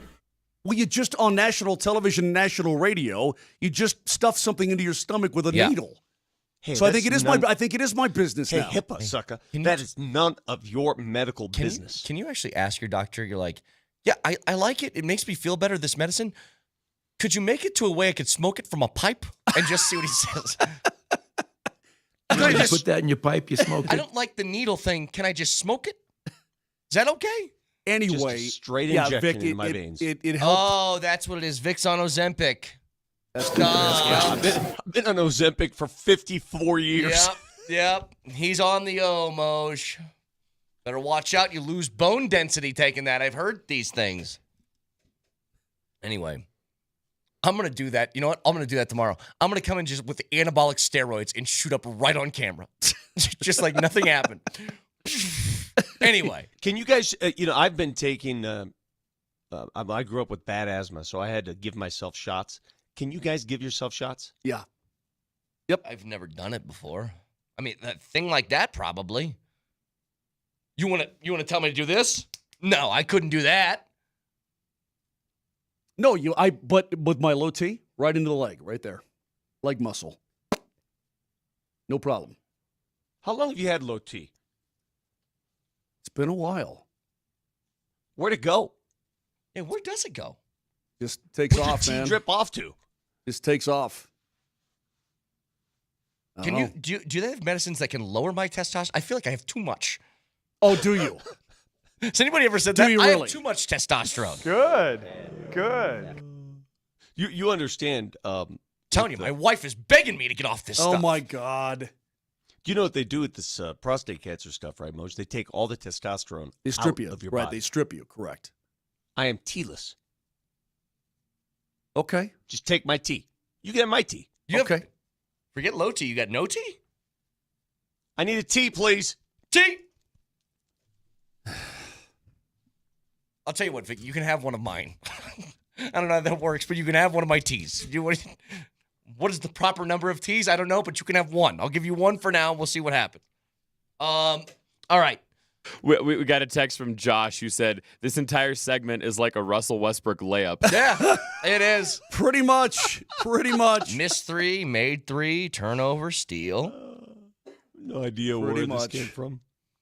For me, I'm just going to blame it on a lack of sleep. I didn't get home till 1. Didn't go to sleep after that game till like 2:30. So It may be a turnover. It may be a missed shot, but it may be a steal, maybe a dunk, maybe a missed 3, maybe a made 3. It's going to be all of that. This show Absolutely is. love it. I think we are kind of like Russ. Maybe that's why I identify with him Yeah, so maybe much. that's why we like him so much. Yeah. We've had plenty of Russell Westbrook miss. Like a whole bunch of, I'm going a million miles an hour at the backboard and it's flying off. But we've drained a couple. See, here's the thing. Can I ask this? Take yourself back 24 hours ago. What would you have said you gave the Nuggets, like, chance-wise, percentage chance to win the series? To win the series? 24 hours ago. What I was would it? say probably a 43% God, you were that chance. high? Yeah. I wouldn't have done that. 43, less than 50, but 43%. Only because they've been there, done that. They play OKC fine. Yeah. They just don't have as thick a bench. That's all. Before this game tipped off last night, I thought the Nuggets had a chance, whatever that percentage would be. I didn't think they'd win it, but I thought they had a chance. It's probably like 35%. Somewhere in there. Where's it now? What? That's what I was going to ask you. Like, You know Moser, what's funny? if you feel that way, then you think the Nuggets are winning. I feel great. Yeah. I feel great now. I'm a little scared of what's down the road, but you got to, you take care of this. They're still heavy dogs, I'm focused by the way. on this. Remember something, though. They're still heavy dogs. Fine. According to all these sports. Remember how the Nuggets operate before we move on. They are at their best when they're doubted. They're at their worst when we expect something. Right. Remember, that's the way they operate. All right, then let me put it into the universe. They're going to get blown out in game 2. As front runners, when they are front runners and they're favored and all this business, Yeah, I don't believe. Brett, I give them a 10% chance of winning this series. There you go. Is that what you want to hear? No, I was just curious. I 10%, didn't want less to than hear 10. anything. 9.3% chance of winning this series. Yeah, I didn't want to hear anything. I was just curious how you felt. And I looked it up on Circa earlier. The series price right now is still, despite a 1-0 lead, Nuggets are plus 265. But it's gone down by half. By half. Yeah, about half. I mean, that's pretty heady stuff, man. It's a big win. It's a huge win. Again, I think it's also to do that in game 1 and plant a seed of doubt that late in the games, playoff games, you guys haven't done this before. We have. For like 5 straight years, we've been in this position. I always say that the Nuggets do a really good job of choking people out at the end of games. When they're operating at their peak, it's just, you don't know how it happens. It's just you're slowly being strangled until the lights are out. Like boiling a frog? No team has come back from 14 or more deficits. No, all you do, to boil a frog? I wouldn't boil a frog. That sounds mean. First of all, I would never eat a frog. Never had frog legs before? Dude, come on, man. Yeah. Okay. Moj, you know my people. You know where I come from. You think, come on, man. Your old man strung a goat up in your garage upside down and you wouldn't eat a frog? Freaking frog. Come on. What did you say? Time for this. Hey, Nassau, what did you say? Listen, Dagno. Nelly. Holmgren. Just do it. Just do it, Nelly. Nelly monitors the mistakes in today's I'm taking over. Why? Because you're driving me crazy. By Rock Plumbing, Heating, and Air Conditioning, your local home comfort specialists. RockHeating.com. Rock, bringing comfort home and simplifying your life. DeAndre Jordan just stole the ball from Jamal. It's like, I got this. Clear out. I'm trying to have a happy morning, rounded on a happy note. Vic got incredibly angry in this hour at Daniel for the opposing team's coach who lost, for crying out loud. The last time you took the wheel was you said boiled frogs. Well, hey, anytime Moser takes the wheel of this show. It may be a turnover. It may be a missed shot. But it may be a steal. It may be a dunk. Maybe a missed 3. Maybe a made 3. It's going to be all of that. So we'll see what's in store this time. But I have a quick question for you all. What does the National Aeronautics and Space Administration have in common with the capital of the Bahamas? Do you know the connective tissue? Well, Nassau is the capital of the Bahamas. I know that. NASSAU. What do you think? We're all a bunch of Brett Canes here? The answer is I called you out. The answer is you pronounce both of them the same way, according to Vic. In Mark Dagno fumbling his coaching duties late in the game, that guy comes off like he's some sort of NASA scientist, young. Well, I don't understand what the problem is there. NASA. What's the issue? NASA. What am I from freaking NASA? Oh, yeah. What from am I? Georgia now? What am I, freaking guy who says things correctly? What Oxford, Mississippi? NASA. Hey, Vic, if you're not sure, you can ask that guy on the Thunder who has the really skinny ankles. What's his name? You mean to tell me that Holmgren is going to struggle the way he whatever. did? Oh, what am I from planet Earth? And I speak English? What do I do? Holmgren? What's a weird retort? It was weird. I said it correctly, and you're like, oh, what are you, just a big English-speaking guy? Brett, carry yourself the way you should carry yourself. I cannot wait to drop that on somebody today. Carry yourself the way you should carry yourself. Nobody even knows what it means. You know exactly what it means. Moj, what does it mean? It means you should carry yourself the way you should carry yourself. Hey, exactly right. Hey, Leroy Jenkins, we got a minute left. What do you want to do with this, huh? You took the wheel. Go ahead. I'm not picking this up for you anymore. Go ahead. I cannot. We're sitting wait. here in silence for a minute. Go ahead. I cannot wait until tomorrow night and what this series has in store. I think it's going to be a fun series. The Nuggets may not win this series. I'm hoping they do. Obviously, I like their chances now, big time. Great steal of Game 1, but I think this series overall is going to present a lot of killer storylines. Excellent. That's all I got. So I gave you the wheel, and you said this should be a fun series. Don't know who's going to win. Pretty much, yeah. I can't wait. Pretty much, yeah. All right. Oh, yeah. I think the proper way to go about this with the Nuggets from now on is just to doubt them at every corner. It's my new nickname, by the way. What is it? What is your nickname? What are you talking about? See, again, what am I looking at? Bold. Harbor Freight? All right. Find the podcast, iTunes, Spotify. Wherever you find them, search Moser, Lombardi, and Kane. Have a wonderful Tuesday. We'll talk to you all tomorrow. Love you. Bye.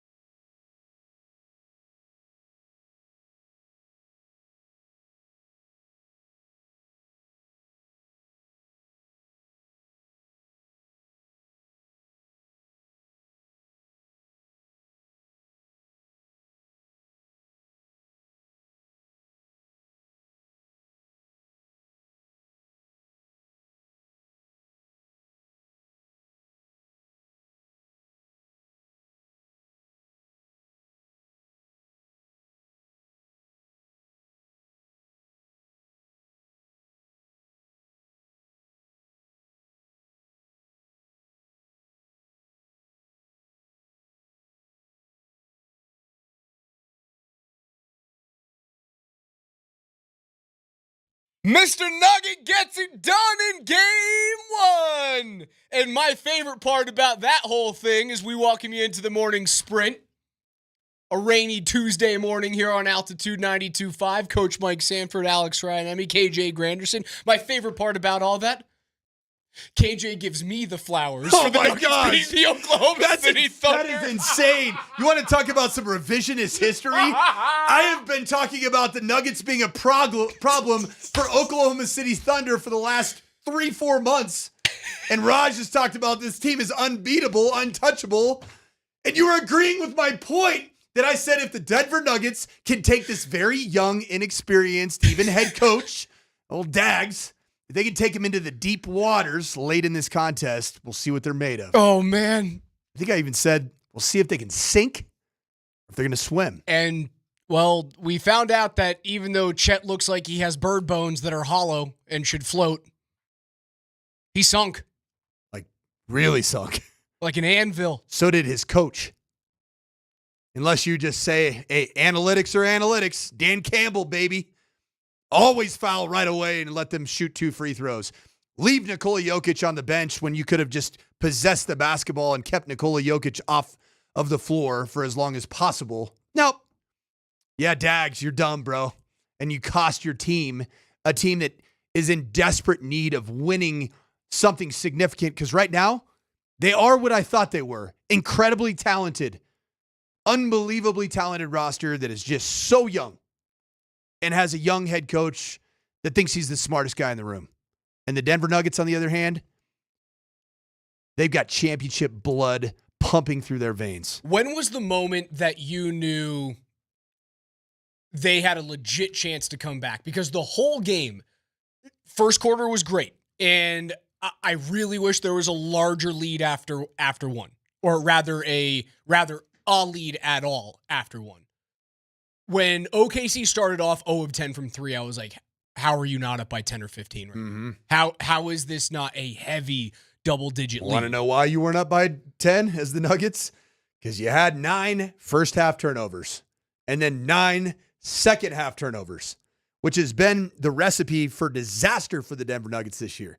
When they've been greater than 15 turnovers committed and they lose the points off turnover battle nearly 3-1, this team has not been a good basketball team. That's why the game wasn't lopsided. Even when OKC wasn't hitting 3-pointers, was 0 for to start the game off. The second quarter in the non-Jokic minutes, you went, this could be ugly. And I do think you learned something in that second where it was you have to run Joker into the ground this series. The non-Jokic minutes in the second quarter, that rotation is not set in stone anymore. Although you're not allowed to do that. Shot in the arm energy-wise from my man P. Watt. In the second half, yeah. The first half, not so much. I saw some things from Peyton Watson that I know he hit 3-pointer. He hit 1 3-pointer, and have you seen his stat line with blocks and steals for the amount of minutes that he played? He was highly productive and disruptive. And that's what I said yesterday when we were previewing this game, is it's going to take a yeoman's effort out of Christian Brown and Peyton Watson for the shooting guards, and namely Shai Gilgeous-Alexander. Well, after that second quarter and after the non-Jokic minutes, and I know you come out scoring, you fire 35 off at the end of that, or rather going into the second half in that third quarter. It always felt like you were an arm's length away. The whole game always felt you're just not getting there. You bring it down to single digits, goes back up to double off of a 3. You get to within 6, it goes back up to 9 two possessions later. Always felt like you were an arm's length away from really getting into the game. When did it feel like they got it? For me, it was if you keep the score line, even during some of the bad basketball in the third and fourth quarter, if you keep it really within about 12 points, because that's when the Nuggets, if it goes from 12 to 20, we've seen the Denver Nuggets fold their tents and collapse a bit. When it just hung around at 12, 10, 8, 6, 10, 12, I was like, uh-oh. OKC is playing with their food, and they're playing with fire, and they're playing with the greatest form of fire, which is Nikola Jokic down the stretch in the final minutes. Joker's 3, that cut it from 13 to 10. That was at the 6-minute mark. I went, they're going to do something special here. I don't know if they were going to win it, but I went, this thing's going to come down to the wire. And thank God, Chet Holmgren goes to the line and chokes on both of them. And Aaron Gordon, where he's been clutch all postseason long. And I think if you told me 2 years ago that like AG was going to be a comfortable three-point shooter, I would have gone, what are you talking about? That guy is a dunk spot player. He is your plug-and-play four that is going to, on a really good night, get 24, and most of those are going to come within 3 feet of the rim. And he has broadened his horizons over the last 2 seasons to the point where he is the most underpaid player on the team. So what you're telling the Denver Nuggets franchise and really all of our favorite sports figures here in the Denver area is buy a massive warehouse and do your sport all the time in that warehouse, and they call that your house. Because you know that's what Aaron Gordon does. He built a basketball warehouse that he lives in. He eats, sleeps, breathes, hoops. And I think it's paying major dividends because that guy is so committed to becoming somebody whose career is extended, where the beginning part of his career and still much of his career is predicated on unbelievable verticality, athleticism, power adding around the rim. He was the dunk contest winner for crying out loud. He never won it. Aaron Gordon never won a dunk contest. I can't believe that. He never won a dunk contest. Second like place? Zach Levine got him twice, something like that, right? Yeah. AG never won one. Drop. AG never won one. That was his calling card as a basketball player, was the athleticism and the guy that's just hitting his head on the rim consistently. You know what he's doing now? He's going out and reinventing himself. And he did it in the offseason. He is so committed to his craft where now he is a guy you want the basketball in his hands with the game on the line, even if it's beyond the arc. Also, a guy who he's shown, and I'm waiting for the other shoe to drop, but it hasn't over the past 3 games. It's another game you don't win without Russ. You're 100% right. It's another game you have no shot of winning without 30 excellent minutes from Russell Westbrook. If he plays 30 minutes and has 3 turnovers, 1 turnover every 10 minutes, I can live with it. Just like the Russell Westbrook experience has so many different faces and modes, and there's nooks and crannies, and there's dark places and there's bright places. I have also had the Russell Westbrook experience in terms of how I view the player. The first month and a half, you hated him, dude. Easy. You couldn't stand him for a long time. The first month and a half of the season, I was all in on this guy because of the energy, and I'm an energy guy. I love energy. I love guys that play really, really hard. And then when I saw, especially during the stretch of Nuggets basketball where they were losing games at the end, and he was turning the ball over at a ridiculous clip, and he was just doing some insane things, I started to say that this guy can't be on the floor in critical minutes ever again. And I was wrong. Certainly right now I look very wrong. But then something really changed for me about a week ago. And I think it's one of the most powerful things in sports, and also one of the most powerful things as a human being, is when you are able to come to grips with exactly who you are. So last week, Russell Westbrook went on to talk about the experience that he is. I think Russell Westbrook for a long time has wanted to be the superhero Russell Westbrook. But what he did is he talked more about the good and the bad of what he brings to the court. And I think that is such an incredibly powerful testament to have self-awareness. And that's what Russell Westbrook has. I think a lot, as much as people may not think. I'm very smart and I understand the game. I understand what's going on. So I am thinking. And I also, just a force, man. I think it's, my ability to be able to be a force in nature on the floor is what I pride myself on. So whatever that looks like, it may be a turnover, it may be a missed shot, but it may be a steal, it may be a dunk, maybe a missed 3, maybe a made 3. It's gonna be all of that. It's gonna be everything. So you just take it for how it comes, and whatever happens, you go with it. And I've always been like that. As long as I leave it on the floor, and God willing, to be able to go out and continue to compete, I'm grateful for it. That is a beautiful sonnet. I tried to tell you months ago, there's no changing it. There is no reining that horse in. There is no way to bottle that lightning strike. It is either It's either all good or it's all bad. You're never going to get this consistent version of Russ, and that's what makes him so spectacular. And you're going to have those games where you start screaming.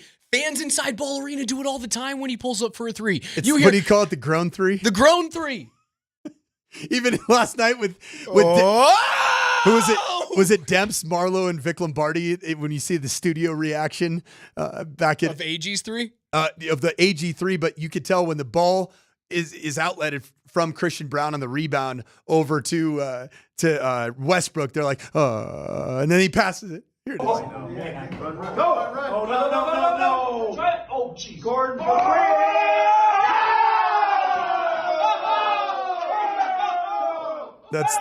That is the grown three that never happened. No. Hands is screaming, don't do it! Don't do it! No. Oh, over to Gordon. Gordon three. Yes! That's all of us. But again, though, isn't it crazy that 2 years ago, had the pass been from anyone, it doesn't just have to be Russ making that pass, right? Passing up on what would have been a pull-up three. Had it been from anyone to AG on the wing, I think all of us, and correct me if I'm wrong, all of us would have been doing the same grown three for Aaron Gordon. All of us would have been going, no, don't shoot it. Not you. And now anytime that I see him wide open on the wing, I go, brother, take 12 of them if you want. Rip it, AG. It's funny. Aaron Gordon in number 50, jersey number 50, and I know he changed for very good reason. The unfortunate passing of his brother to 32, but now you look at him in 32 and you're just like, hey, I want 32 taking that shot. Number 50, 2-3 years ago, you wouldn't have felt that way. And it's really cool that he's been able to reinvent himself. And he's just become man, I talked a lot about Batman and Robin between Nikola Jokic and Jamal Murray. We have to be honest with ourselves. Aaron Gordon has some Superman qualities to him. He really does. He is a superhero for this basketball team. I was going to try and find another Batman-esque hero, and I wasn't necessarily going Justice League there, which I like the fact that you went there, because the first thing that pops into my head when I think, other protagonist, I was like, is he like Catwoman in this scenario? And I go, you can't call Aaron Gordon Catwoman. What? Is there Catman? Catman do? So I'm happy you found Superman. For our altitude lineup, you know who Catman is? If there were a Catman superhero. Do any of us have cats? Oh, it is. It's DMac. Does DMac have cats? DMac, you're a cat guy? Oh, he's a huge cat guy. Like they're like crawling all over his. He's like the equivalent of, remember Home Alone, the movie Bird Lady, that had as birds. Opposed to Home Alone the novel. It's a great book, or the podcast Home Alone the opera. the live Broadway. Oh my God. Back to what we've seen. Talking to real Sports. quick. I know this is we got to get to a break here.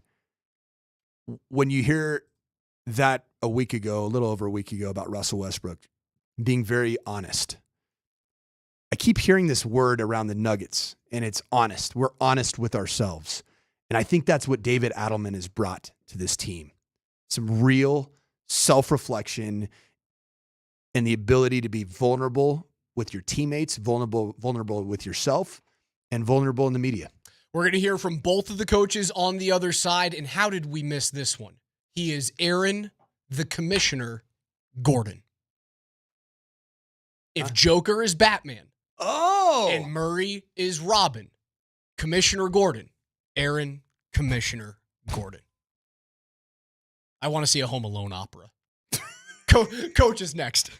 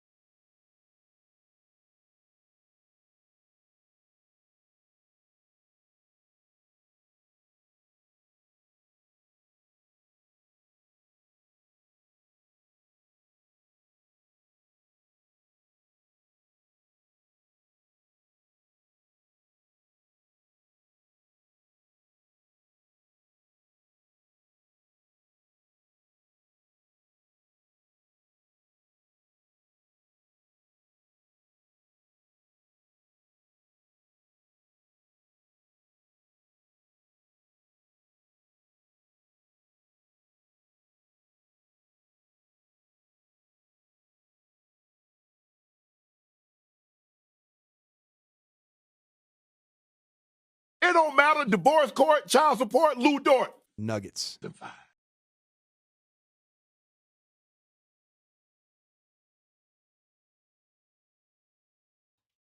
Nuggets a stunning 121-119 victory as they wrestle home court away from the OKC Thunder in Game 1 of the Western Conference semifinal. Aaron Gordon, what a three at the end of that game, man. We haven't talked about the delightful game that we got. And again, I told you, I don't kick 30-plus point performances out of bed. We got a 42-point offensive pouring and output from Nikola Jokic to go along with 22 rebounds. And yeah, the Nuggets are so bad when Nikola Jokic scores a bunch of points. Talk to me now, coach. Yeah, I'll give you that one. But based off of how you've been speaking about this series for that we didn't even know was going to be coming into existence. We had a feeling. Raj, you talked about the OKC Thunder like this was a 4-game series where OKC averages a 27-point margin of victory. That's how you've been glazing the Oklahoma City Thunder. So I still think they're a very good basketball team. They of course are. They of course are. But what did I say yesterday, Raj? Let's see how they perform when the game's on the line. Do you really have it in you? Do you have that championship DNA that's just pumping through your veins and pumping through? No, they didn't last night. Chet Holmgren, is he ready for primetime yet? Because not only did he miss the free throws that ultimately led to the game-winning three-pointer and another set of free throws earlier. He was the primary defender on AG. Yep, and guess what happened? Because he was caught up in the disappointment of missing those free throws, he didn't get back and close out. He didn't get in position to use his length to stop a shot that ultimately it doomed them. And you know what? You know what the Nuggets went out and got? They went out and got home court advantage yesterday. They have home court advantage in this series. You got a chance to do something really special that nobody gave you a chance to do. The ESPN national pundits and scribes gave you no possible chance to win this series. And you didn't even play your best basketball, Raj. You had zero contribution from Michael Porter Jr. Jamal Murray even admitted it after the game. He wasn't his best, and he needed to find ways to contribute in other ways. You still haven't had, you have nowhere near your best, and you go into Oklahoma City, the best team in the NBA, and you find a way against all odds to win this basketball game. Yeah, I mean, we hit the glass. I mean, we had, 27 second chance points. That's just all effort on a night where shots are not going in. Unfortunately, they outscored us in fast break 27-21, but 21's a great number. And then we talked about this, the best paint defense maybe I've ever seen. And to get 54 in this building in a playoff game, you know, what that means is you're working really hard to try to stay in the game. And when things may not be going your way, you only make 10 threes, the assist totals are low. But we just played hard and played together. And like I said, it doesn't mean you're going to win every game that way, but you're going to give yourself a great chance. And we did that, and things worked out for us. I'm not acting like they've won a championship. I won't do that. I will celebrate this victory.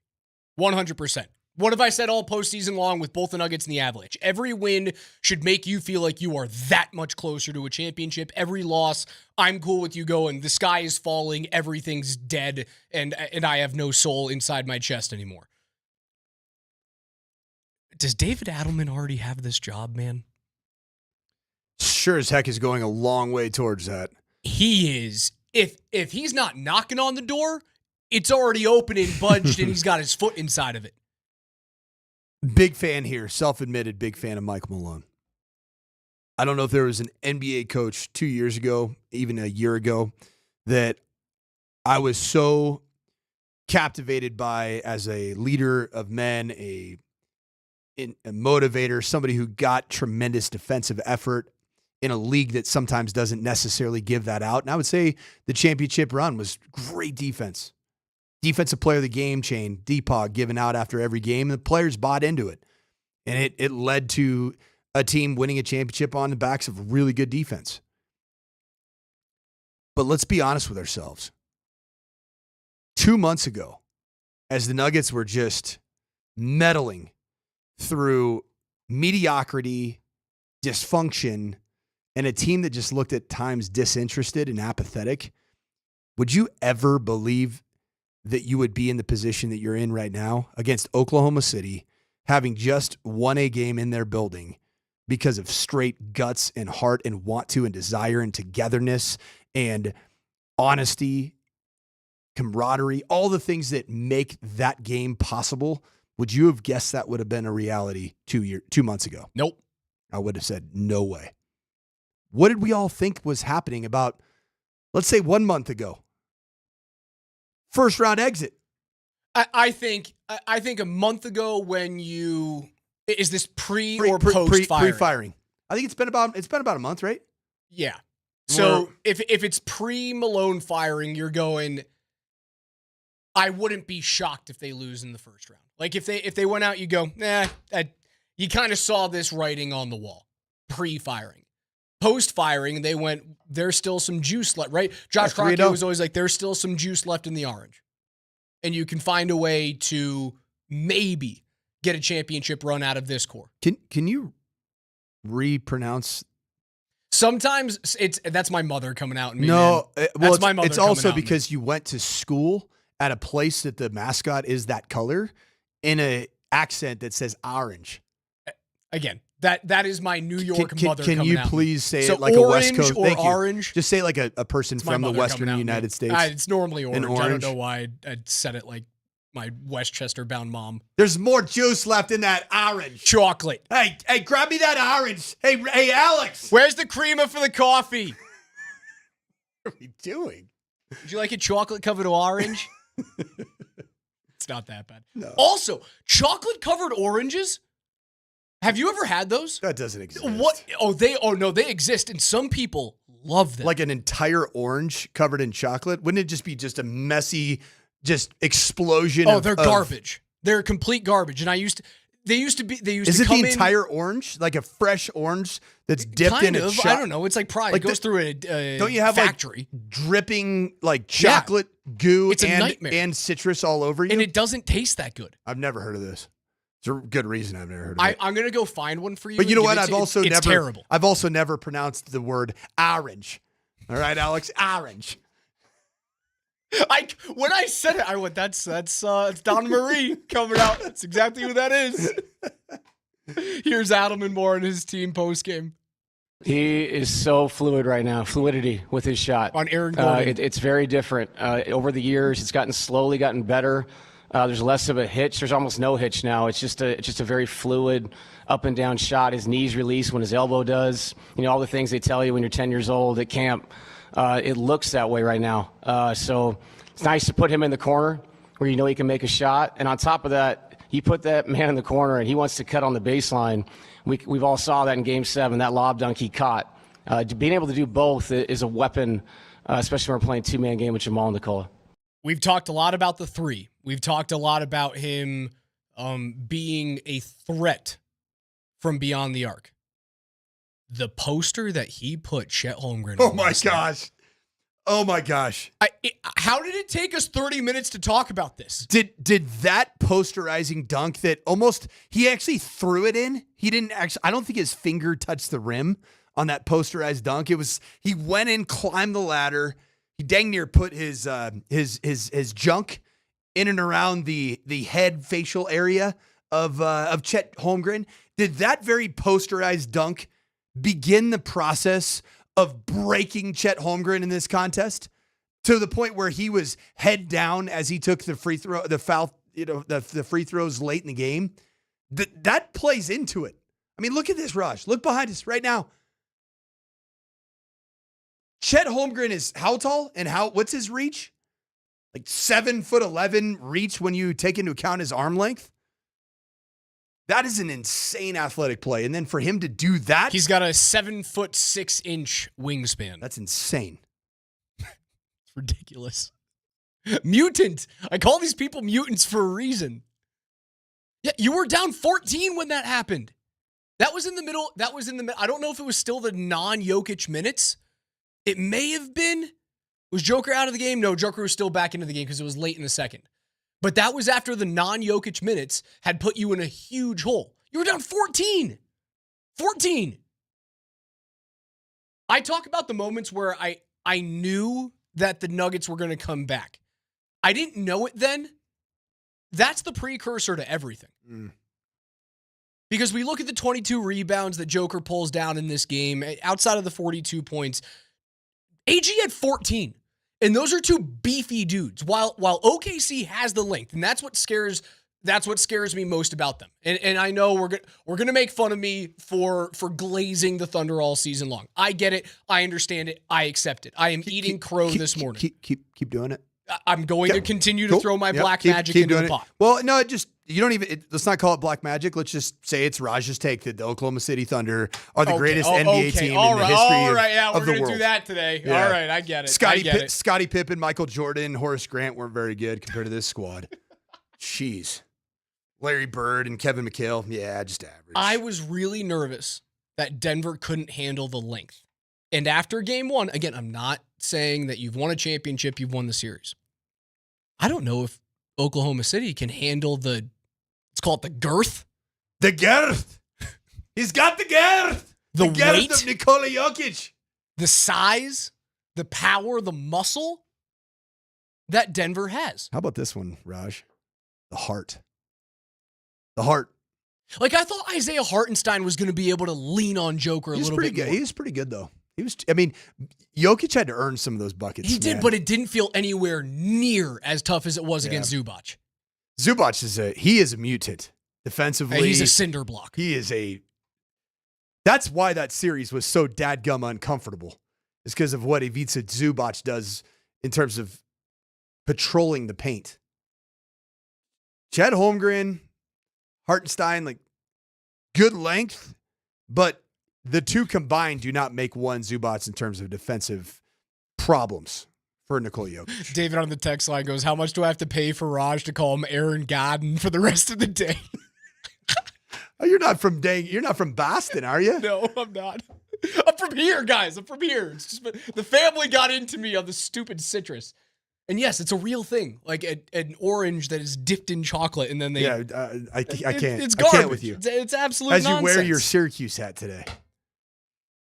Did they do something? Did Syracuse do something? No, I just decided to wear this hat today. Is it because you're still in post-mortem from the Avs loss and you can't jump on? I'm sorry that I don't only wear powder blue stuff.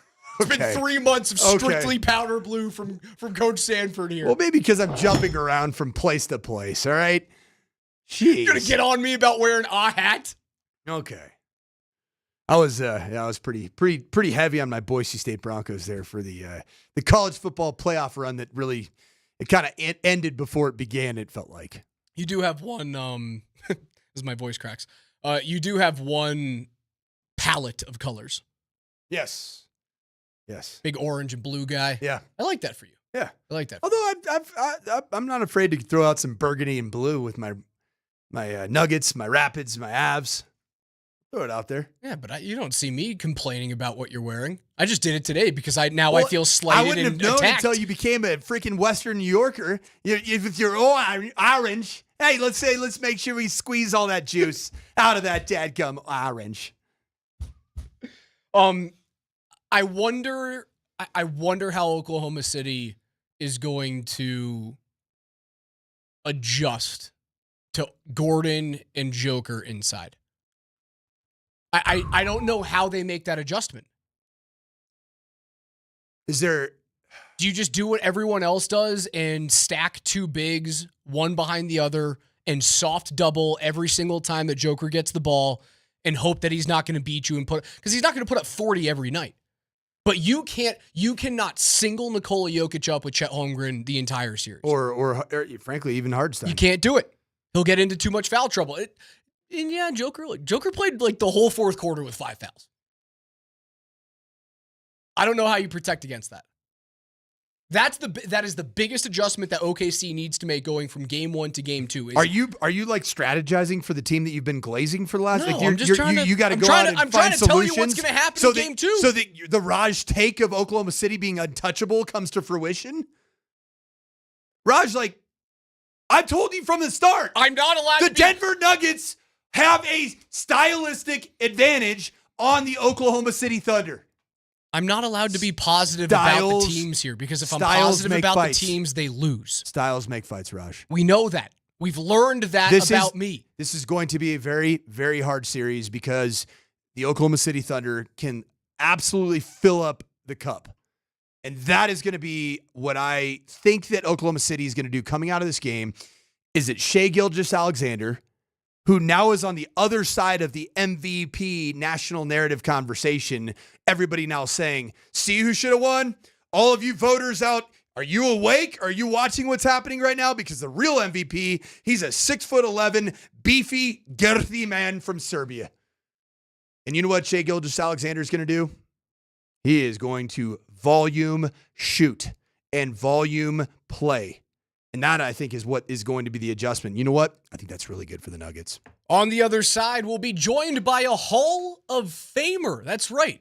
Rapids coach, Hall of Famer, Chris Armas, next.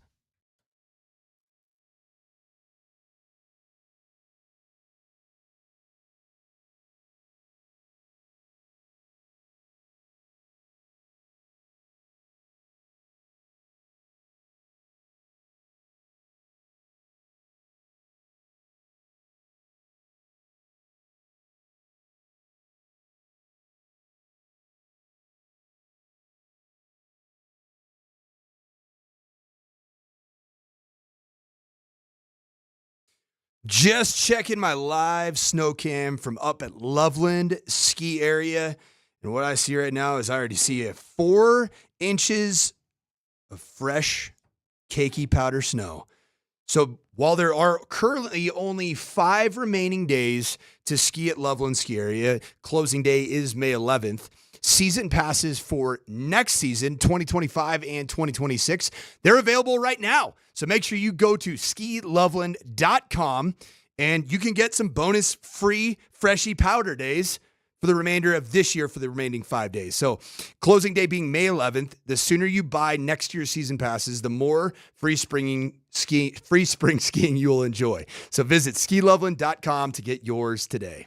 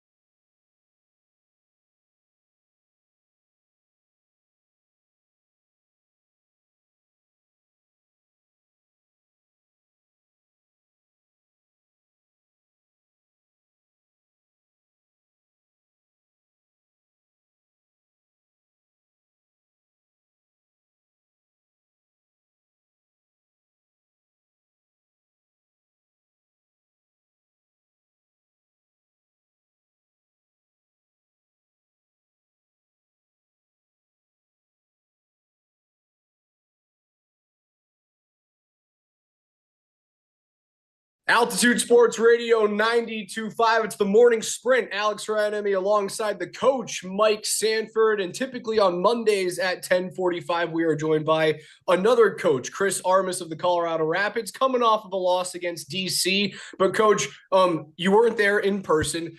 We have something in common. You, Coach Sanford, myself, all coaches in some respect at certain levels, and yours is far higher than anything that I ever did. But now we have something that I don't think we'll ever have in common. Congratulations on being inducted to the National Soccer Hall of Fame over the weekend in Frisco, Texas. Tell me what that means to you, what it meant to your family, and how that process went along. Oh, listen, it's for my extended family, my brothers, my mother.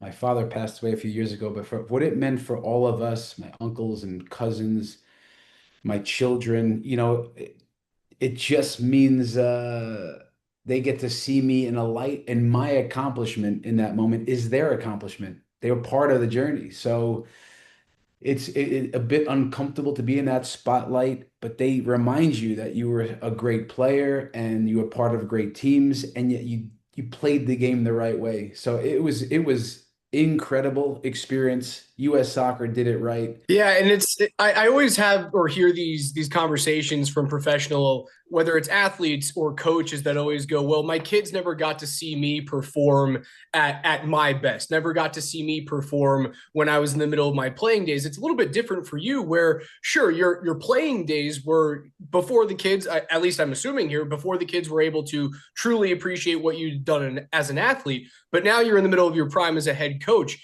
How does bringing those two things together, how did they accept that? How did they see that? Well, I always knew my kids were very young, 3, 4, 5, 6 years old when I was a player. And I knew for sure, real time, what I was doing on the pitch would later be realized by them from how people spoke about me, from maybe listening to me do an interview, watching some footage of me playing, just knowing that their father carried himself the right way, was part of good teams, respected the game. And so real time, I was always knowing later on, I will be an example for my boys. As a coach now, forget it. These guys, my son, Chris, was learning the scouting last year with us. He's 23 years old. And he would drive home with me every day and say, Dad, I can't believe it. You're amazing. How you ran that video meeting. Training was great. So he's getting to see me as the leader, the person running an organization on the football side over here. And I don't take that lightly. I always know my son's watching. So again, I'm just mindful of how I carry myself, just setting a good example for those guys. Coach, these are major benchmark moments in a life to be inducted into the Hall of Fame. I personally, as a coach, have also gone through some benchmark moments where I had the birth of a child around a team flight. In fact, it was I was coaching at Notre Dame as the offensive coordinator, and my wife was in labor for 40 hours. So I missed the team flight. Tell me what it was like, what was going through your mind as you saw, everything kind of going down and the day of your game and trying to fit it all in with the induction. Listen, the U.S. Soccer Hall of Fame, the committee, everyone on board, they changed the order of the speakers and the recipients. They let me go first. They got me in, they got me out. The car was waiting right to the airport, TSA right through. I had an hour to spare. I mean, we did all we could do. The plane taxied out, sat there for a little bit. There was some maintenance issues with the communication within the cockpit. They said, oh, there was static in the headsets, whatever. We moved back. We got to go back to the gate. Everyone off the plane, change planes, wait 45 minutes. By the time the plane would have flew, I would have missed the entire game and some. I decided to call U.S. Soccer. I'm coming back to the hotel. They set up a room for me, like a workstation, big TV, white paper on the boards, markers. I worked the game from the hotel as if I was upstairs, at the stadium. So part of the decisions, part of all this stuff, but not the same. And quite honestly, for me, but yeah, I'm obviously very disappointed that it went this way. It felt like I let my team down in some ways because I didn't I was 50-50 on whether to go to the Hall of Fame induction. To be honest, I didn't want to not be able to do my job, but I did coach the game from afar in many ways, and that was the day. Have you seen the team physically since then? This morning, I'll see him for the first time. Do you think they're going to give you a little bit of guff for missing the game? I don't think so. I don't think they will. These guys, great guys. I mean, I hope I get a little bit of stick from them, but I will apologize to them in person. But who knows? No apologies needed for being inducted into a Hall of Fame, and obviously only 34 matches during the year. Like everyone certainly matters as much as the next, but you'll have another opportunity coming up on the 10th when you're back at home at Dick's Sporting Goods to get back into the win column and continue your climb up the table in the Western Conference. Have you ever had a scenario where you've been connected to a team either as a player or as a coach where you have not been able to be actively involved? And I know you said you had a remote station where you're able to talk with your staff and stuff like that. Is that the first time you've ever gone through something like that? First time. I've never even gotten a red card as a coach. So I've always been able to fulfill my duties right there and then the way I would want to. So no circumstance like this, let alone not even being on the sideline. Coach, when you look at the table, and especially the Western Conference, dropping all the way down to roughly the 8th spot, but yet you are 3 points away right now from the 2nd spot in the Western Conference. How big of an opportunity awaits you against San Jose, a team that's kind of in that same space of 13 points in the table, and getting back at Dick's Sporting Goods and having an opportunity to do that? Yeah, listen, we're hungry. We wish this game was this Wednesday. We feel like we've just left points out on the table in a really honest way.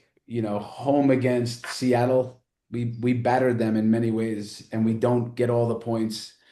At Houston, 90 seconds away from all the points we draw. This game, we score late in the first half, right before halftime. We're up 1-0 in a tough game. They're desperate. We go into halftime down 2-1. We don't deal with 2 crosses. So the good news is that we think that no one's outplayed us. Like we're in every game. The challenge is that we got to get the points. And now Saturday night at home, San Jose, they coming in with a 4-1 victory against Portland, really good team. But we're home, and we're gonna get ready to rock. We gotta do it. Coach, you mentioned that you had your command center in Dallas for the game against DC United. What did that look like in terms of who was the bench boss? And then how were you communicating? Was it via text? Was it in terms of making substitutions and stuff along those lines? Yeah, I had 2 screens on. One was like on Apple TV, the regular TV footage. One screen had the tactical footage that our video analysts, they're videoing from up high. I can see everybody, 22 players at one time. I'm on the phone on just a headset, just with my assistant coach. Sometimes I'll hang up, call the video analyst because they're just both up there, and I don't want to hear all the noise, so I just call one person. But Chris Little, my first assistant, took the reins on the day. I didn't speak with him. We're communicating through other people with each other, and just very calm, just constant communication, almost essentially on a phone call with the guys up top, which is what they do from up top to the bench.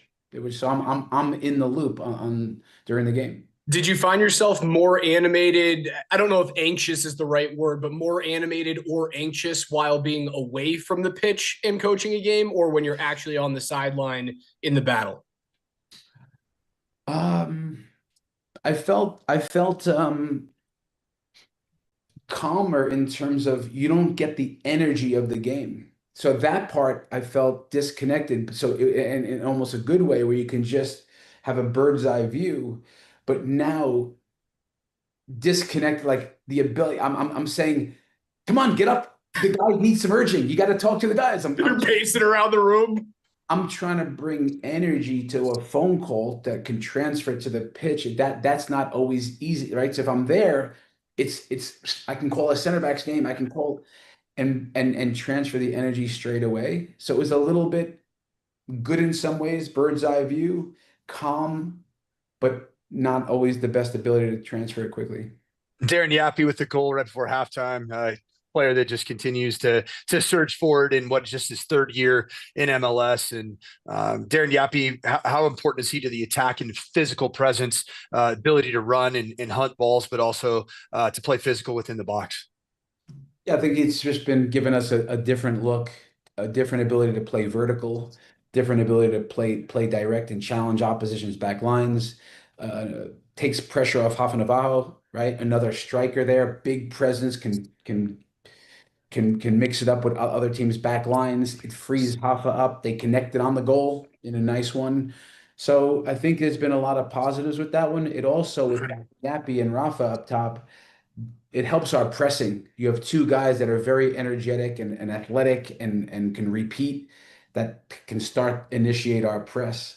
So yeah, it's been a nice addition for Yappy. I'm happy that he's contributing with some goals, and he's showing real maturity in a relatively young guy.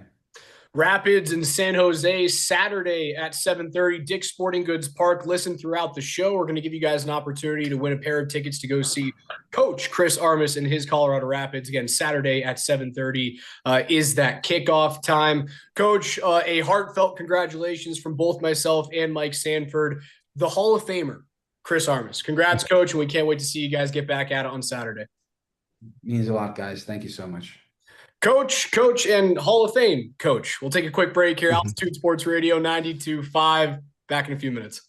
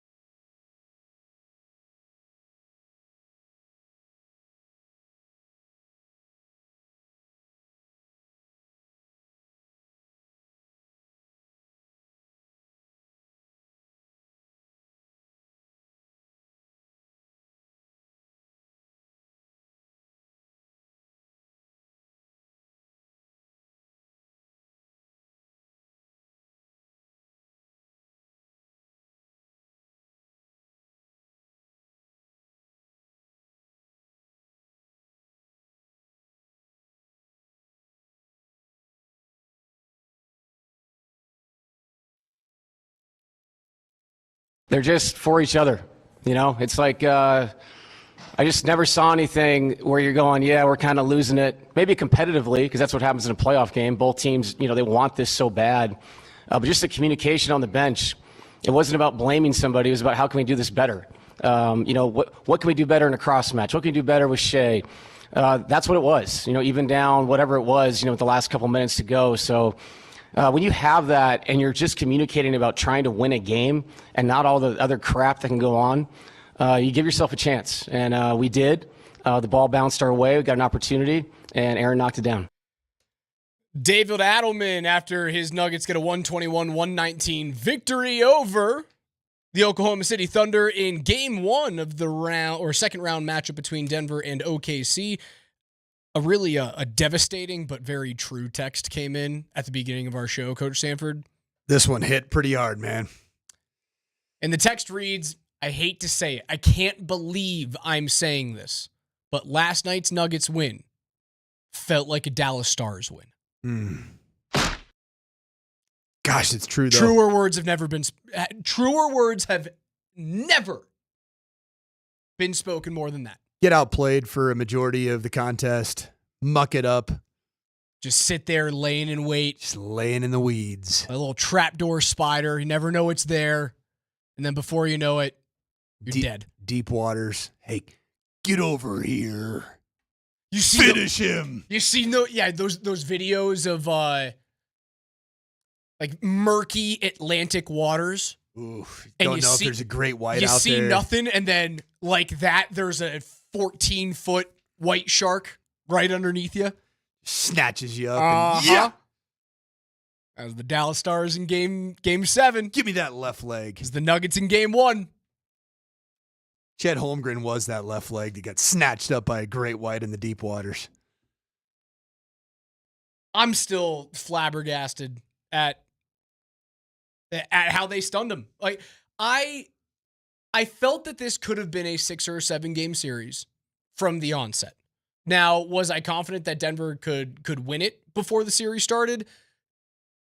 I'd say I was more along the lines of like, I kind of already view the postseason as a success because of the turmoil that happened at the regular season.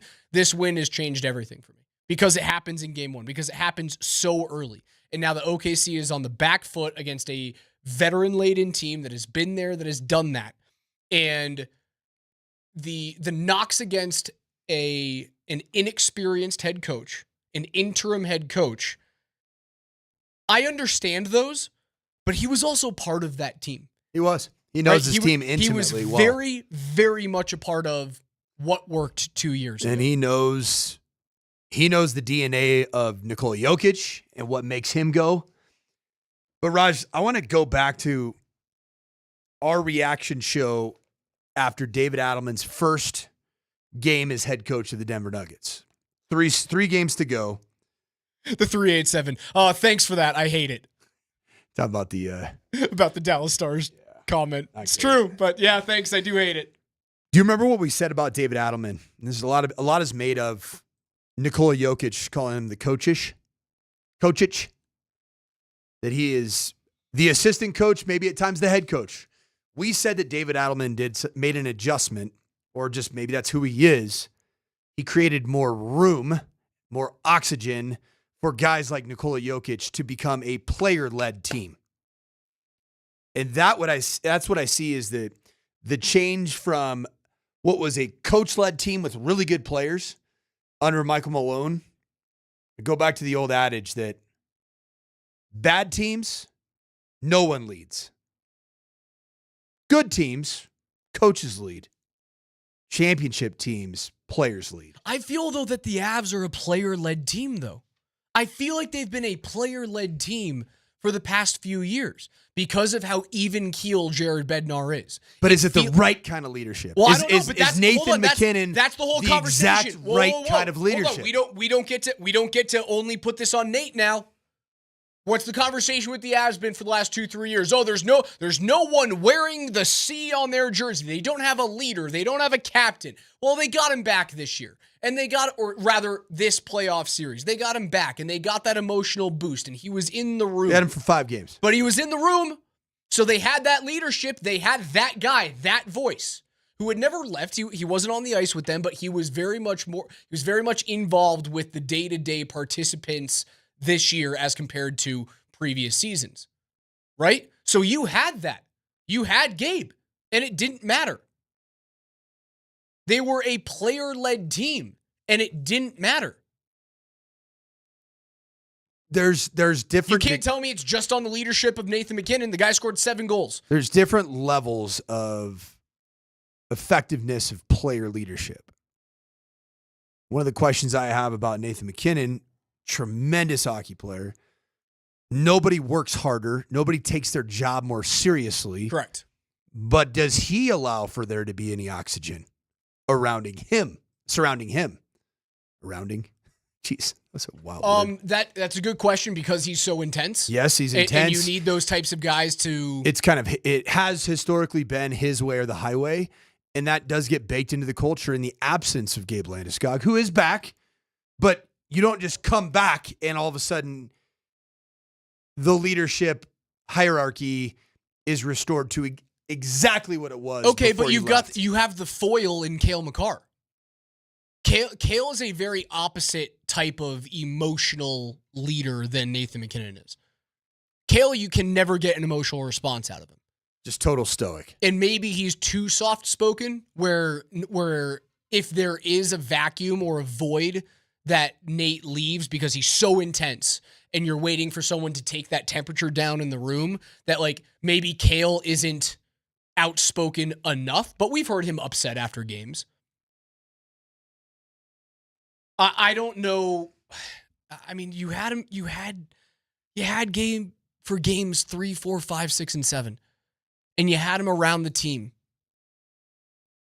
That's a player-driven team, and people are always asking me like, "Hey, is Jared Bednar emotional enough? Is he intense enough to get this team over the edge?"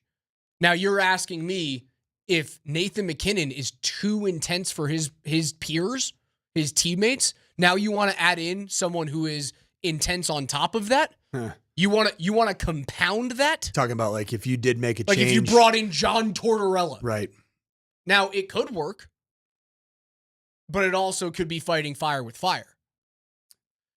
There's a really good question here from Lance. Raj, what do you want to hear from Joe Sakic and Chris MacFarland today versus at 1:00? At 1:00, we'll have be carrying it here. It here. Yep, DMac and PhD. Polumbus and Hastings will carry it. I'm going to head over to that. What do you want to hear? You did DPH there. It's all right. Yeah, go ahead. Thanks. You're welcome. Yeah. Anytime, pal. Anytime, that one out. I got you, guy. What do you want to hear versus what do you think they're going to hear? I want to hear that they are evaluating every piece of the coaching staff. What I think we're going to hear is Coach Bednar's job is safe and his assistants' jobs are safe. I'm fine with Bedsy being retained. I'm cool with that. I think he is a great coach. I think he is the right coach for this team. But if it all stays status quo, I don't love that. If there are no changes made, I don't love that. Because I didn't see progress when it mattered the most out of this team. He needs to go out and get a new special teams coagulator. Yeah, I'm cool. Kicking game's got to get better. I would be John totally Harbaugh. cool. Yes, John Harbaugh, really good special teams mind. I would be totally cool with we believe and trust in the leadership of Jared Bednar, but we are evaluating the rest of the coaching staff day by day. That's what I would like to hear. I don't know if we're going to hear that today. I would like to hear that the decision to keep Gabriel Landeskog out of Game 1 and Game 2 was a medical decision and not an emotional decision or not a tactical decision. For that to be announced today, someone has to ask the question. And Gabe Landeskog also, he would have to have signed off on it that it was indeed a medical. We heard he wanted to play. Well, those were all the reports. Raj, he wanted he had to play. Just played a back-to-back. And looked better at the second half of the second game of the back-to-back. So by all accounts, you have to rule that out. And that leaves us with two options. It was either an emotional decision. We want to hold the emotions. We want to hold the marketing boom until game 3 at home. Or it was a tactical decision. We played really well in game 1. We're not changing it in game 2. I might be able to live with that. That it was, we won 4, or what did they win? 5-1 in game 1, something like that? 4-1, 5-1. We dominated game 1. We played great. We don't want to change anything. I might be able to live with that if it was a tactical decision. Obviously, today is not going to be about the firing of Jared Bednar. You don't know that. I do, because I know how these things work. When you announce a press conference, when it was probably announced, to the media outlets, last night? We had promos built when I was driving this morning to work at 6 a.m. Yeah, there was an email sent middle of the day yesterday. I mean, I've never heard of a firing of a significant sports figure staying under wraps until the press conference at 1 o'clock. Yeah, it just doesn't happen. I don't expect it to happen. I do not expect them to move on from Bednar. And again, ownership historically has allowed hockey operations to operate hockey. Yeah, I was going to ask that because clearly Josh Kroenke got under the hood of the car of the basketball operations. And as of right now, the strings he pulled, bro, that marionette's dancing.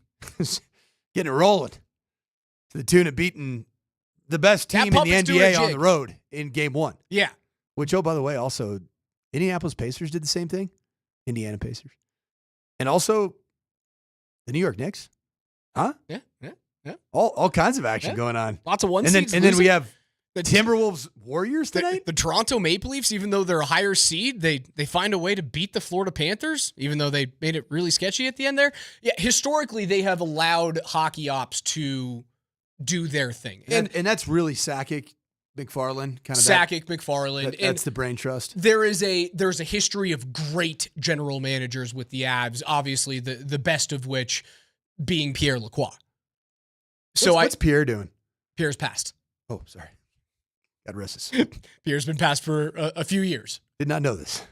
But historically, the greatest GM in the history of that team, and I think Sakic would probably have something to say about that as long as they win another cup. And he's not the GM anymore, but he is still overseeing operations there. Maybe I was expecting a change to happen because of the precedent set by the ownership and the Nuggets with 3 games to go in the regular season. Maybe I was expecting a change there. I do think Avs fans will be upset if there isn't some sort of, we're evaluating what's going on with the coaching staff right now. We're evaluating what has and has not happened over these 9 years. Yeah, there's a ring. There's a lot of teams that don't get a ring, right? You lived for how many years in San Jose? In that Northern California area. Some really good years. Amazing hockey Really teams. good years. Patrick Marleau, Joe Thornton, Jonathan Chichu, Evgeny Nabokov, Dan Boyle. Like I'm rattling off, and not all of them are Hall of Famers, but elite players, if not Hall of Famers. Never got it done. Antiniemi, but he got it done in Chicago. There's a lot of teams that don't get it done. Those Rangers teams, the mid 2000s with John Tortorella, were unbelievable. Never got it done. Is Torts won? Is he won? Torts won a championship in 2004 with the Tampa Bay Lightning over Calgary.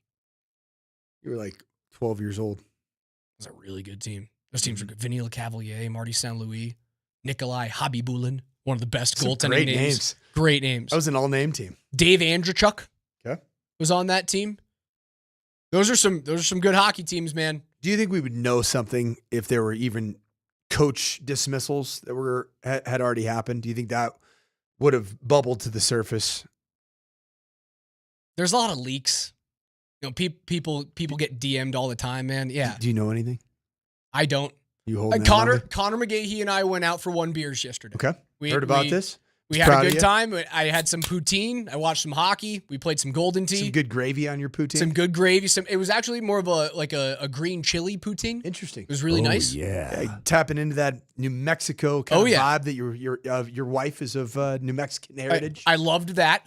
Had 1 beers with Connor, and we We post-mortemed the season. We talked about what we expect to hear today.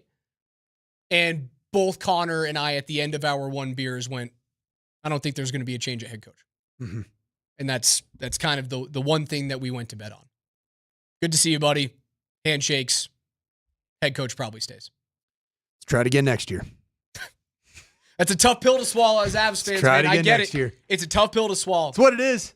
But Sidney Crosby did go, 8 seasons or whatever between his first cup and his second cup. My favorite line at the end of I just don't want to keep kicking that can down the road. My favorite line as a coach, after every 20-hour day that I worked in college coaching, I'd look at the O-line coach or the staff, and I'd look over and say, try it again tomorrow. At the very end of the day, here we are, end of the year. Try it again next year. That's what's going to happen. NFL notes are up on the other side. Also, we did have Chris Armas joining us. Typically, he does it at 10:45 on Mondays. We had to wait an extra day, had him on just about 30 minutes ago. And coming up during NFL notes, we will play a little clip of Coach Armas, and we're going to bleep out a word. If you were listening and you know the word, you're going to text that into 303-504-0925, and you get it correct. We're going to pick a winner, and you're going to go see the Rapids take on San Jose this weekend, Saturday evening, 7:30 kick at Dick's Sporting Goods Park. NFL Notes is next.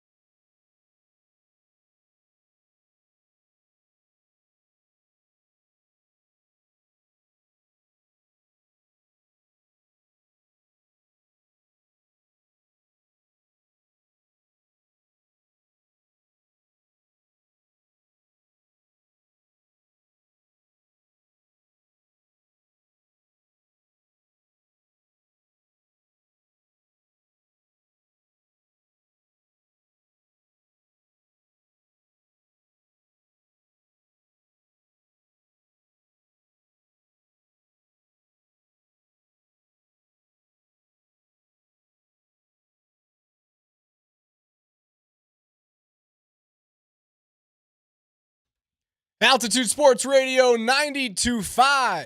The Morning Sprint. Alex Ryanemi alongside the coach, Mike Sanford, KJ Granderson behind the glass. Typically, we do Chris Armas on Mondays at 10:45. We had to wait a day, so if you listened to him about 35, 40 minutes ago, you would have heard this. I worked the game from the if I was upstairs, at the stadium. So obviously very disappointed that it went this way. It felt like I let my team down in some ways. If you know what that bleeped word is, text it into 303-504-0925. Again, if you know what the bleeped word is, and we'll play it for you in just a second here, text it into 303-504-0925. And if you get it right, you can win a pair of tickets to go see the Rapids take on San Jose this weekend at Dick's Sporting Goods Park. One more time, KJ, what's the bleeped word? I worked the game from the if I was upstairs, at the stadium. So obviously very disappointed that it went this way. It felt like I let my team down in some ways. If you know what that is, again, text it into 303-504-0925. We will give away our winner in about 25 minutes from right now. But as it is every day on the Morning Sprint at 11:20, it's time for KJ's NFL Notes. Altitude Sports Radio 92.5 presents KJ's NFL Notes. Why are you smiling? Because I love football. Football's fun. Fun, sir. Fun, sir. It's fun. Brought to you by Mountain High Appliance. Locally owned and operated since 1993. Colorado's most complete appliance store. All right, listen up.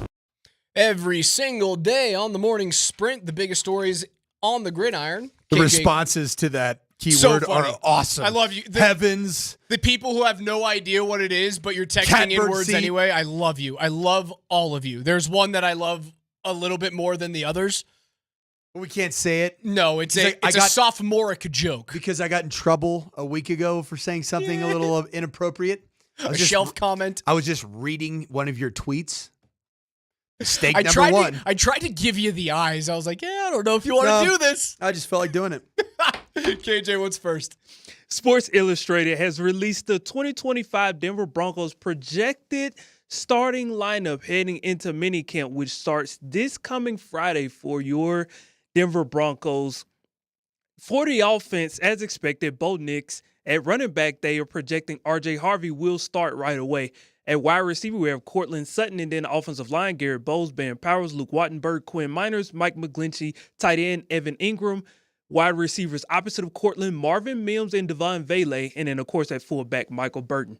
Head to the defense, Zach Allen, DJ Jones, John Franklin Myers, Nick Bonito, Alex Singleton, Dre Greenlaw, Jonathan Cooper, PS2, Talanoa Hufanga, Brandon Jones, Riley Moss, and then starting at nickel, Jade Barron. Starting at nickel. What are the odds that Jade starts over Jaquan McMillan week one, guys? This is what I see as the draft pick, because that's exactly the position that he played at the University of Texas. We talked with Texas defensive coordinator Pete Kwiatkowski, and he played the star, which he described perfectly. It is the equivalent to the nickel position in the National Football League. Jade Barron was a first-round draft pick. You don't pick a first-round player to be a backup. Now, Jaquan McMillan is going to have something to say about it. Yeah. Even then, man. Yeah, I agree. And only a backup in we're gonna sit for a year and then it's your keys to the car. I mean, they did that with Drake May, and Drake May, Michael Penix Jr. both ended up starting by the third quarter of the season. Yeah, you don't take what felt like best player available, and that's kind of how the Broncos have talked about this pick is like, yeah, he was 10 picks lower than where we had him. You don't take that guy and sit him behind Jaquan McMillan. It doesn't happen. The other thing I could see happening with the unknown health and overall speed, change of direction because of health, of Alex Singleton and Dre Greenlaw at the inside linebacker positions, do you have some defensive packaging versus 11 personnel or 10 personnel? So that would be 3 or 4 wide receivers on a field at one time, where you match personnel with more of instead of a nickel package, a dime package, and use Jade Barron as a tweener hybrid nickel. Kind of like a linebacker slash in a linebacker. dime? Whoa. He's done that. He played that in the SEC. Is he big enough to do it in the NFL? The NFL's gotten so unique with how they employ their personnel. There just isn't that 5'11", 205-ish. There's just not that like the inside linebackers traditionally that we knew of. Think, Bosworths and the Singletaries and the Dick Butkus. Those types of players that are snot bubbles and neck rolls, they're not playing as frequently because the NFL has become more of a wide receiver heavy personnel on the offensive side of the ball. Therefore, you're able to match personnel. Didn't it feel like Cleveland and New York and New England all tried to do that with Jabril Peppers, and it didn't really work? Yeah, but Jabril Peppers' difference. I love Jabril Peppers. I recruited him unsuccessfully to Stanford. He chose Michigan. He was a little stiff, where Jahdae Barron is a very, very competent mover. And I think that's why he truly was drafted to be the joker of the defensive side of the ball for this Sean Payton-led defense, with Vance Joseph. VJ's already shown that he will move players around on the defensive side of the ball. Jahdae Barron played a nickel position where at times, if you saw 3-by-0, meaning there's 3 detached receivers to the field and a nub side tight end, the nickel position oftentimes was a box linebacker lined up second level outside shade of a guard in a 30 technique. So I know they play different positions, but the overarching umbrella is defensive back. Derwin James? Yeah. Is that who you see this? It's a very good comp. I wouldn't hate having a Derwin James on this team. It's a good comp. Every time that guy's in the field, I go, he could break the game open. Highly versatile, ball hawk, right? If you tell me we drafted Derwin James as a Broncos fan, I'm ecstatic. What were the 2 things that Jahdae Barron led the SEC in? Interceptions and pass breakups. Does that not sound like Derwin James? Always around the ball? I kind of like it. I'm a big fan of this. The more and more we found out about it, the more and more we liked it. KJ, what's next? But I think it's Jahdae.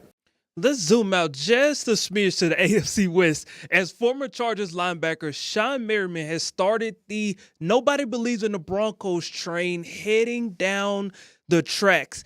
Sean was on Up and Adams with Kay Adams yesterday and decided that the Chargers had the best offseason in the AFC West. Therefore, they will win the AFC West. Take a listen. Take a look at the odds for the AFC West. FanDuel has them at plus 330 behind the Chiefs. They were 0-2 against the Chiefs last year. Do you think that the additions that they've made, and now it's Jim's second year, is that enough to close that gap? 100%. I'm not just saying it because, I'm a Charger and all. I believe they're going to win the division this year. I really feel that way. Let's go. Don't want to take anything away from, Patrick Mahomes and that team. That Travis Kelce, as long as he's back, they always got a great team. They got a hell of a coach in Andy Reid. But truthfully, where the Chargers at and the jump that they made, hey, remember before the season started last year, nobody saw the Chargers even being a playoff team. That was the exact same team almost that minus the Keenan Allen and some of these other guys that Jim Harbaugh took over. Nobody saw them going to the playoffs. So if he's able to do that in 1 year's time, what are they going to be looking like this year with a full year under their belt? New guys, the coaching staff, everybody understands the system now. So if you don't think that they're not going to win a division, it's crazy not to say that I think they're the best team in the AFC West right now. The Broncos have to prove that they are better than the LA Chargers. 0-2 last year. You split with the Chiefs, but did you really? No, you didn't. You didn't really play the Chiefs in the final week of the season. And then you swept the Raiders, who are going to be a better football team. Yeah, you went 0.5-1 against the Chiefs. The one thing the Denver Broncos did in the offseason, they went out and best case scenario, they turned what was a top 5 defense into what I believe is going to be the best defense in the National Football League, if fully healthy. And that's going to depend on the health of Dre Greenlaw, Alex Singleton, and it's really going to depend on the overall health of the secondary, which now is more deep, but starts with Talanoa Hufanga. Because you add those pieces, you add Jahdae Barron, there is a very crystal clear theme of what Sean Payton and George Payton wanted to do, and that is to be a team that wins its division, not because it outscores its opponents, but because it plays better overall game theory type of games against its opponents by way of great defensive football. See, where I think it's going to come down to is, did you draft the right running back at the right time? Was Omarion Hampton truly worth the number 20 pick if you were going to select a running back? We're going to find out pretty quickly, right? Because the LA Chargers are going to bring that show into town. And the one thing that's a little bit different about Omarion Hampton to the Chargers than if Omarion Hampton had been drafted 20 at the Broncos is, guess what Jim Harbaugh is going to do with Omarion Hampton? He's going to put the football in his stomach a whole heck of a lot of times in this season. I think that's going to be the head-to-head matchup that defines Broncos-Chargers this year. Not necessarily, year 2 with Herbert and Harbaugh, and can he unlock Justin Herbert against this amazing defense? I do believe it's going to be who runs the ball better.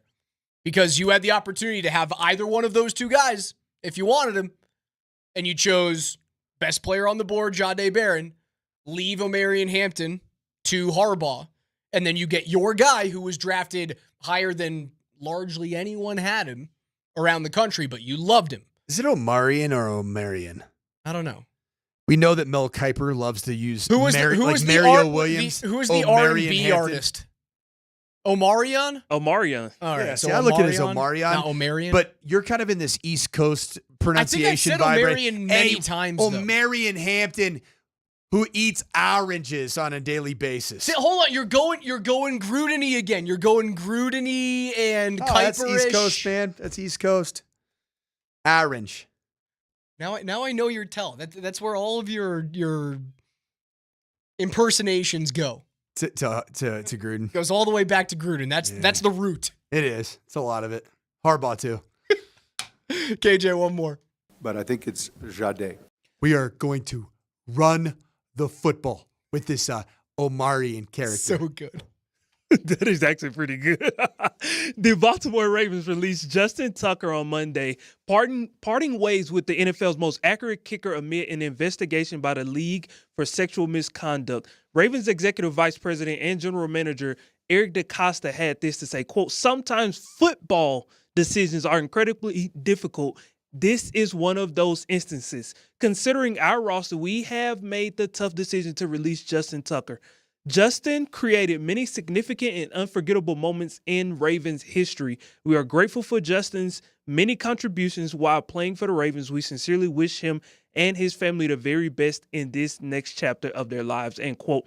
Despite the eventual results of the NFL's investigation, is JT worth taking a flyer on at this point in his career, knowing what happened last year? No. No.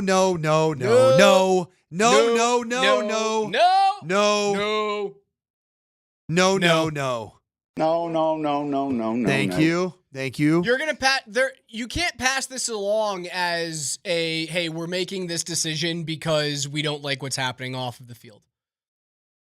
You're also making this decision because, well, Justin Tucker sucked last year. He was terrible. He was terrible. He was distracted, didn't have anywhere near as good a year. Are you making this decision 4 years ago when he's hitting his field goals at a 95% clip and setting records for the longest field goals ever? No, you're likely not. You're likely dealing with this. And we know this about the NFL. Your off-field transgressions can be overlooked as long as you are elite on the field. And as soon as those transgressions outweigh what you do on the field, see ya. You're not saying for the Denver Broncos, are you? Is that the question, Kamaje? Not necessarily for the Denver Broncos, but, that's the team, that, wouldn't hurt to have a kicker if they wanted one. What about Big Cuts Lutz, baby? I'm not going to use the sophomoric term that, typically is associated with Will Lutz because I've grown up. Got to spend some time around my father this weekend. 48 years of wisdom and experience as a football coach. That's the reason so why I'm we're really holding up. off on the sophomore jokes. Yeah, I'm really the morning sprint, man. It just got a lot more mature. Just got a lot more boring, is what it got. You know what, Coach? That's what it got. This will last a whole 37 seconds. Cool it over there. Colorado's most complete local appliance store is Mountain High Appliance. They have locations in Denver, Louisville, Littleton, Colorado Springs, and Glenwood Springs. They offer every major appliance line and brand, and you can find them at mountainhighappliance.com. On the other side, we're going to give away some tickets to the Rapids and San Jose game this weekend, Saturday at 7:30. Get back into a stunning victory for the Nuggets in Game 1. Also get you guys prepped for the Chris MacFarland and Joe Sakic press conference that's coming up in just 1 hour and 20 minutes from right now. You can hear that in its entirety with PhD starting at 1 p.m.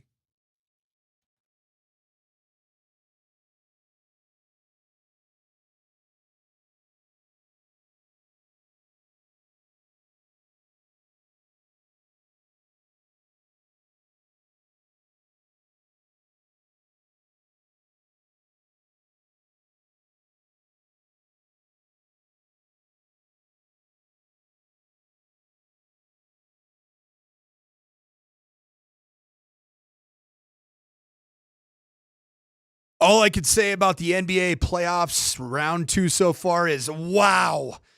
You got 2 more games coming up tonight.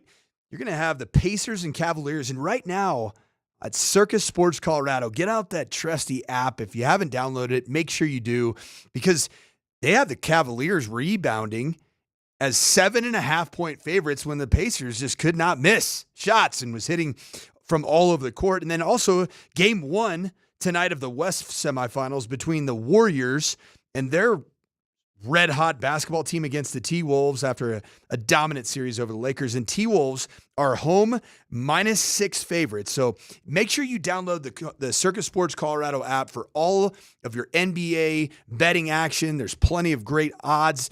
I love that Circus Sports Colorado isn't just sports betting. It's sports betting the way that it should be, because you see it. You got high betting limits with tight money line splits, exceptional customer service that treats you like a VIP. So make sure you download the Circus Sports Colorado app or visit circussports.com today. And a reminder, you must be 21 or older. If you got a gambling problem, please call 1-800-GAMBLER.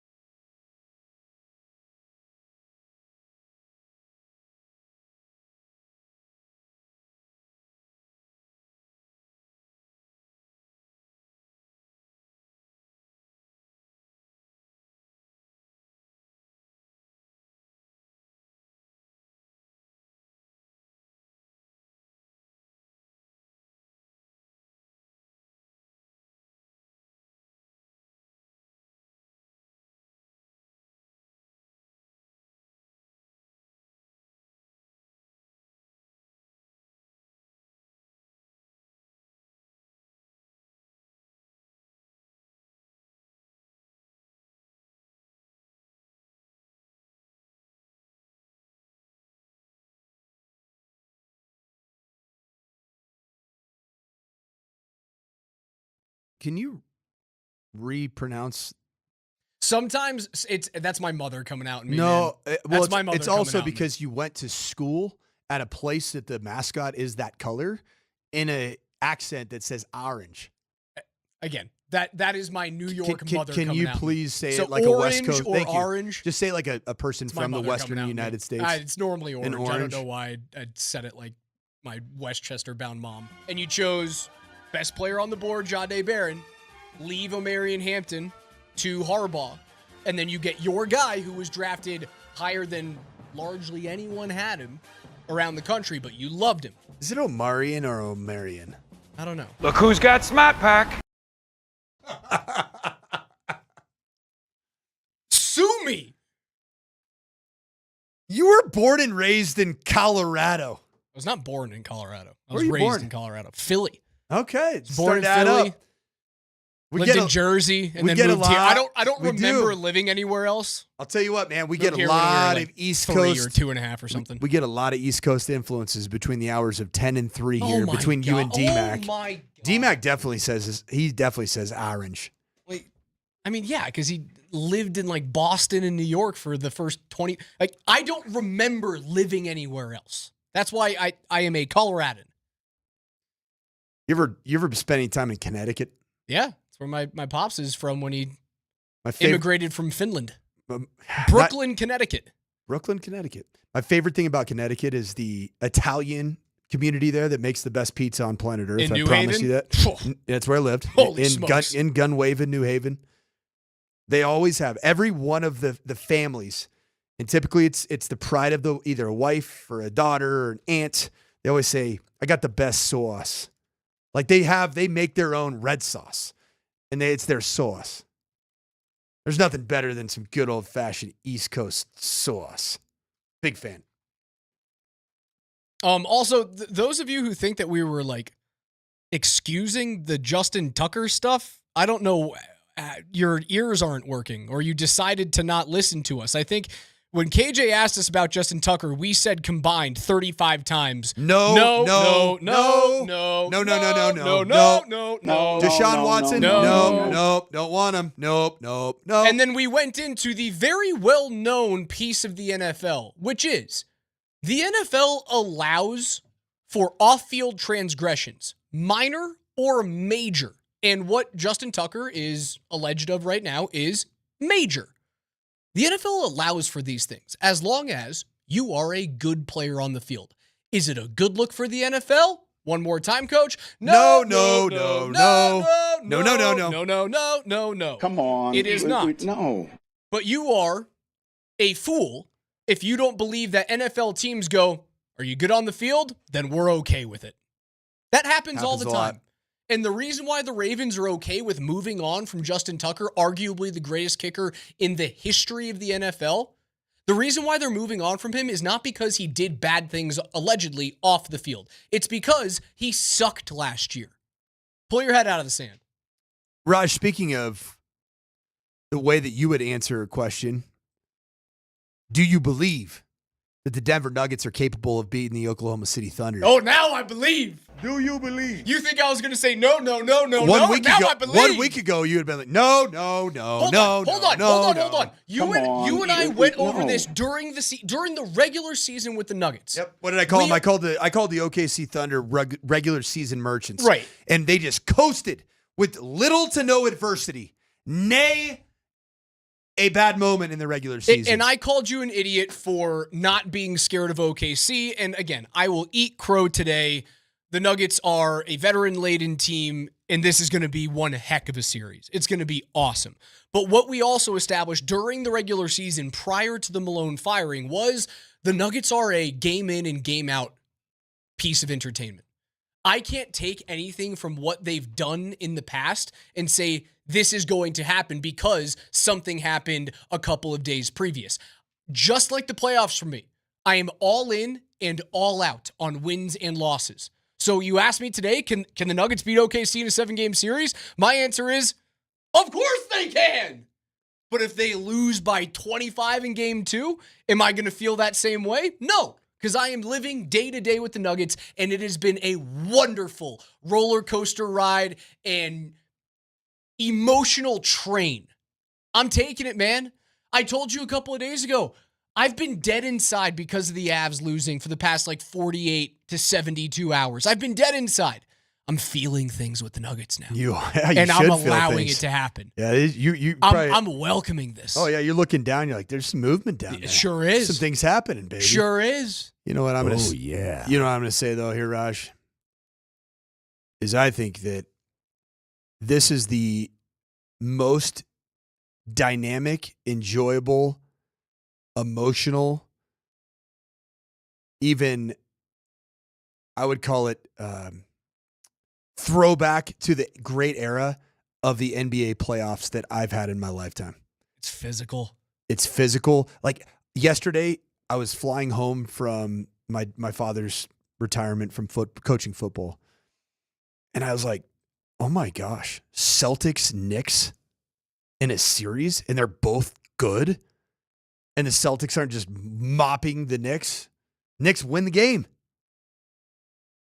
And then you have two of the upstarts with superstars that are rising in the Cleveland and Indiana series. And everybody just had Cleveland winning that series because they were like the Oklahoma City Thunder, just dominating the East the entire regular season. But can you prove it when it counts? We'll find out. You've got no LA teams in? That's so good. What a great feeling. That's so good. I love that. No LA, the Bulls aren't in it. The Heat are out. Go away. And then you get two awesome Middle America teams squaring off that are the two MVP candidates between Oklahoma City and the Denver Nuggets. And then you also get tonight, Golden State. Go ahead. You say no LA team. It's a California team, and it's just as bad. No, it's not. It's just as bad. Don't you put the Golden State Warriors in the category? You're all the same. In the category of the Los Angeles Lakers? They are not the same as the LeBron James, the king who's nailing us all. The Warriors are a close second for Nuggets fans.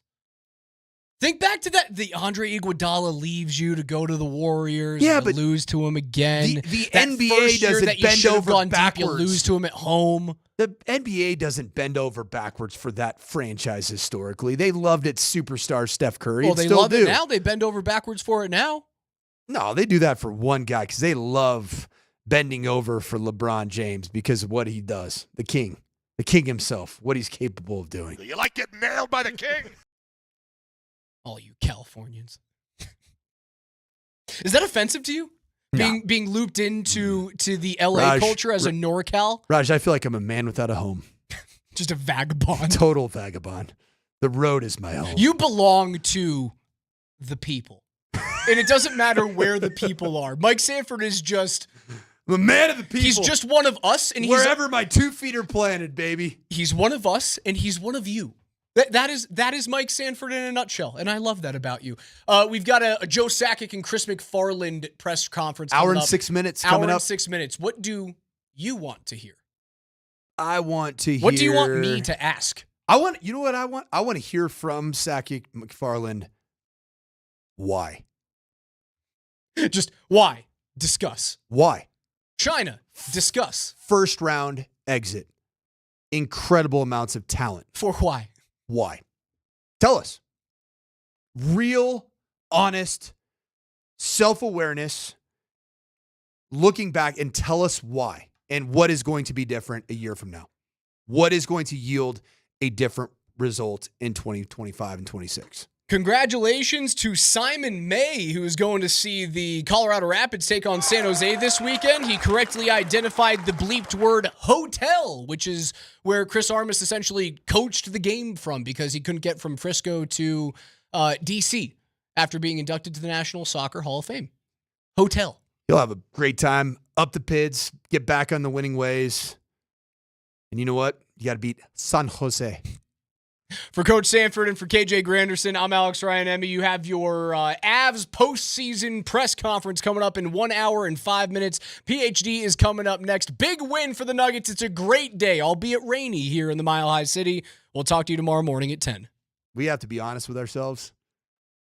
Aaron Gordon has some Superman qualities to him.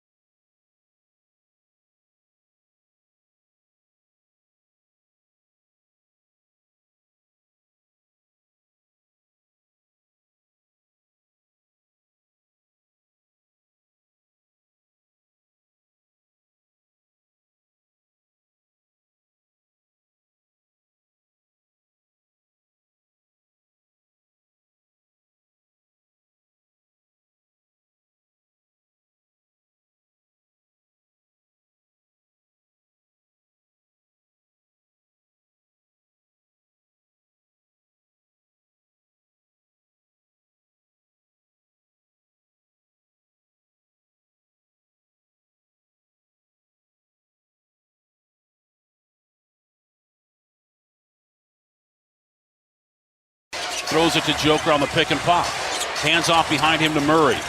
Murray in the corner. Gordon 3. Good. That one helps. 102-93. Back over to Caruso, top of the key. Over to Alexander now. Alexander goes to the left hand on Gordon. Step back 3. That one's good. Murray goes to the left hand. He's inside the arc. Now at the free throw line. Throws it back behind him over to Jokic. Guarded by Caruso. Take him to the hole. He starts backing him down. He's in the paint. Hook shot. Good! 115-111. It's a 2-possession game with 100 ticks left on the clock. Jokic guarded by Hartenstein. 10 on the shot clock. Joker for 3. Yes! Denver's made it a 1-point game. 115-114. 1 minute to go. Free throw number 1. Missed it! That's a big miss. Now this next one to go up by 2. Now they can't foul anymore. So Denver's going to have a shot here. Boy, this would be a huge miss. Second free throw, Holmgren. Missed it again. Rebound down to Christian Brown. You got to hurry. 8-7 seconds. Front court over to Westbrook. Left side Gordon for the win.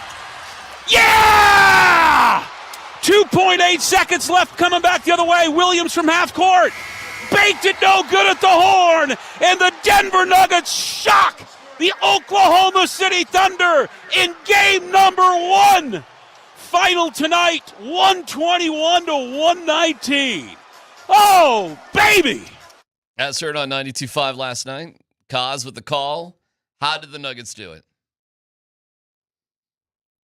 How'd they do it?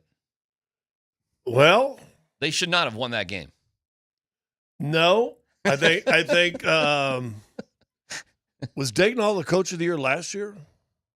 Oh, I don't know. I can look it up. He might have been in the running this year. He did not get it. The guy at Cleveland got it.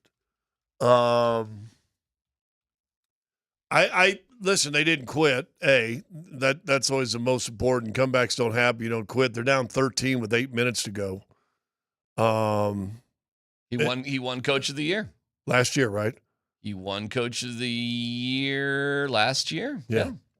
So yeah. I thought they screwed up clockwise down the stretch. That was interesting. Yeah. I did want to ask you about their philosophy there. I mean, boy, they were not wasting any time getting those fouls in, were they? The idea, and some of this is analytics and all that kind of stuff, but some of it is don't take a chance on them hitting a 3, make them earn free throws, and then they're going to have to foul us, and blah, blah, blah, blah. But with 13 seconds to go, the ball's inbound, you foul right away. Mm-hmm. Well, that's stupid. That was when Caruso fouls Joker. I mean, boom, boom, boom, that fast. Mm-hmm. So now they call a timeout to go down the other end.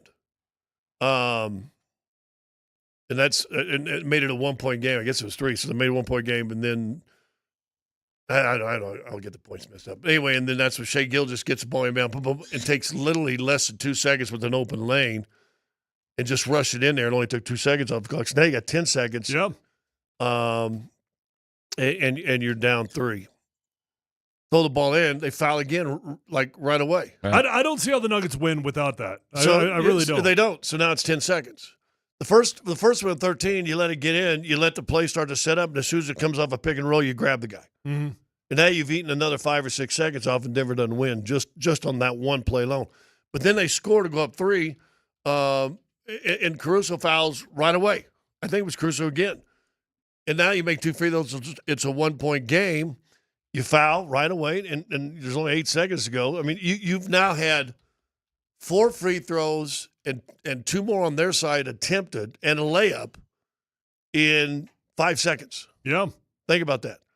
So now, the Chet comes in there, looked like Chet from Weird Science, comes in there, shoots 2 free throws, bricks them both, no timeouts, you got 8 seconds to go, here we go. Now you've put it up to the wind. Right now, you just throwing it up to the wind.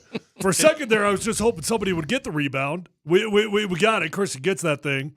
And then Russ gets the ball. I don't know what you guys are thinking. Don't shoot a layup. Well, I mean, if you're being honest, if you're Russ right there, that would have been really freaking tempting to try to go win a game. You're back in your old town.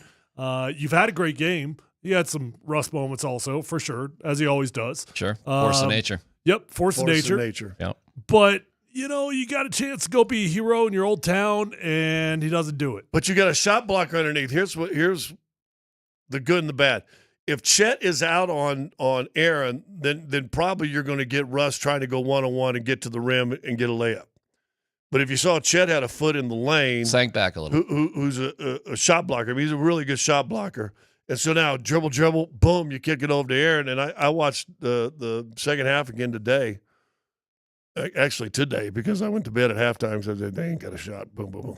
Did you really? Well, I put my daughter to bed and I laid down and fell asleep with her, and I recorded the game. And then I wake up, they won. I went, what? They're down 15 in the middle of the second, That's 10 at awesome. halftime. I'm like, oh, and then they hit the first three to start the third quarter. That's awesome. You fell asleep. That's great.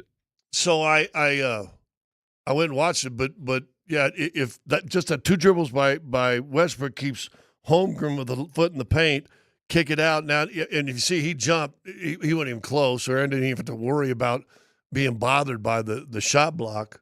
7'5" wingspan. I mean, I thought AG did the right thing because he could have either driven the lane, perhaps for a dish from Russ, or just get open. I don't think he was trying to go for a three. He didn't need to. He was just looking for what's a good wide safe. open shot. Yeah, what's an open shot? Just so happened to be from three. But as it turns out, I'm telling you, it's perfect because the way they had it spread, Russ has got his guy. Yeah.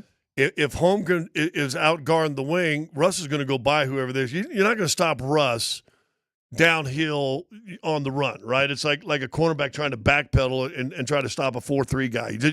You're getting beat every time. Russ said, I'm a smart man, Jenny. I know I got a high IQ, and he proved it. Well, so he goes in there. Chet stays in the lane because he knows what Russ wants to do, and he kicks it over. And if you see, he takes one step and jump. It's not even close. I mean, he's not even – there's no way you bother the shot right there. And AG made it.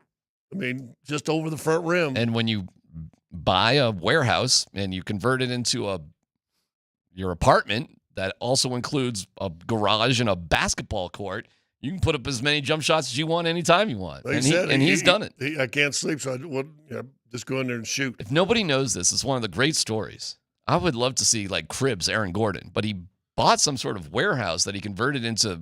Now, I don't know if that's his full-time living space. He's got 2 homes. Okay, but he can go there anytime he wants, and it's pretty comfortable. It's like Rob Dyrdek fantasy. What did they call that? Whatever that was. You remember that? That's what Aaron Gordon love did. that show, by the way. Yeah. Did that was in the real big life. fat guy, the bodyguard? Yeah. What was his name? Big something. I loved him. Yeah. So that's his life, and boy, has he put the work in. And then he gets up there with his 2 nephews, and the story with his brother passing away is so freaking sad. That's why he wears 32, not 50. And there's his nephews, and it's just like, oh my God, this story is freaking ridiculous right now. And the fact that that's the second time winning a game it couldn't be on the road. Couldn't be a better guy. Couldn't happen to a nicer dude. Adelman described him as the soul of the Nuggets. I don't think anybody's going to argue with you on that. I would call him the soul of the fan base. They love him. Do we not still see pictures of him going down with his game shorts on? Dancing in the streets. Dancing in the streets with all the fans? No, he is. I'd retire that number, if whatever number he wants to be retired. Aaron Gordon has earned himself a firm place in the rafters as a Denver Nugget. He is just awesome. What did you guys think at halftime? I don't know if you watched the TNT. And they showed the clip twice of Joker just like taking over a timeout. Thought of Bill Russell. Oh, I know. Thought of Bill Russell. It's the most significant time. It's not the only time, but the most significant time there's been a dominant player who's also been a coach who won a championship.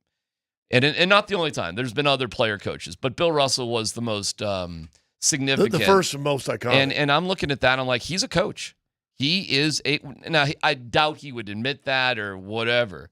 But he has taken on not a captain's role. He's taken on a coach's role on this team. And he was doing it all the way down to the final time out there. He was talking to Jamal Murray big time, and he was still trying to talk to Jamal when he broke the huddle. He's like, wait, hold on. Tries to grab him, finishes up the thoughts, coaching all the way down.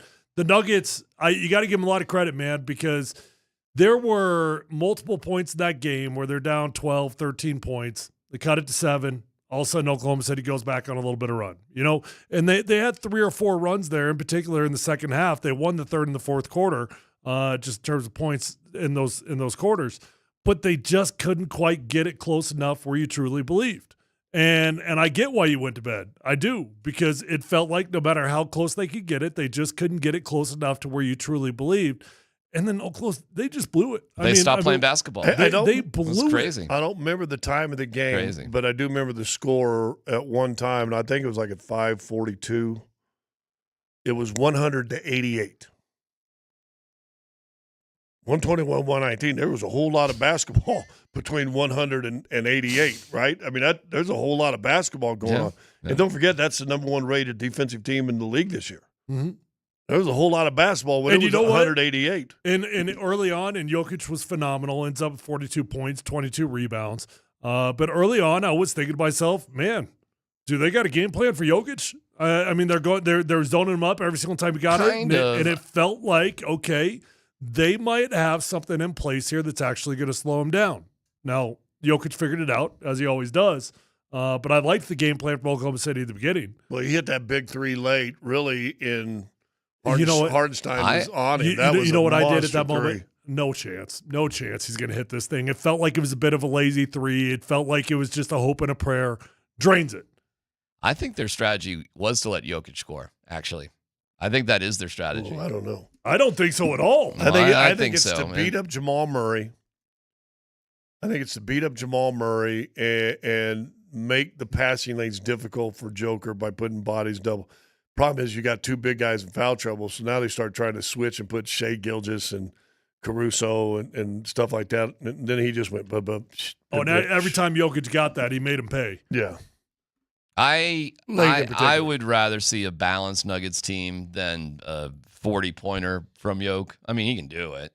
So you're upset they won. I am not. I mean, first he cheers won. for Dallas. Now he's for Oklahoma City. Do you like those uniforms? With the uniforms? I am cool. no. And I've got a theory, the X factor, why Oklahoma City lost last night too, that nobody's discussed because it's really stupid.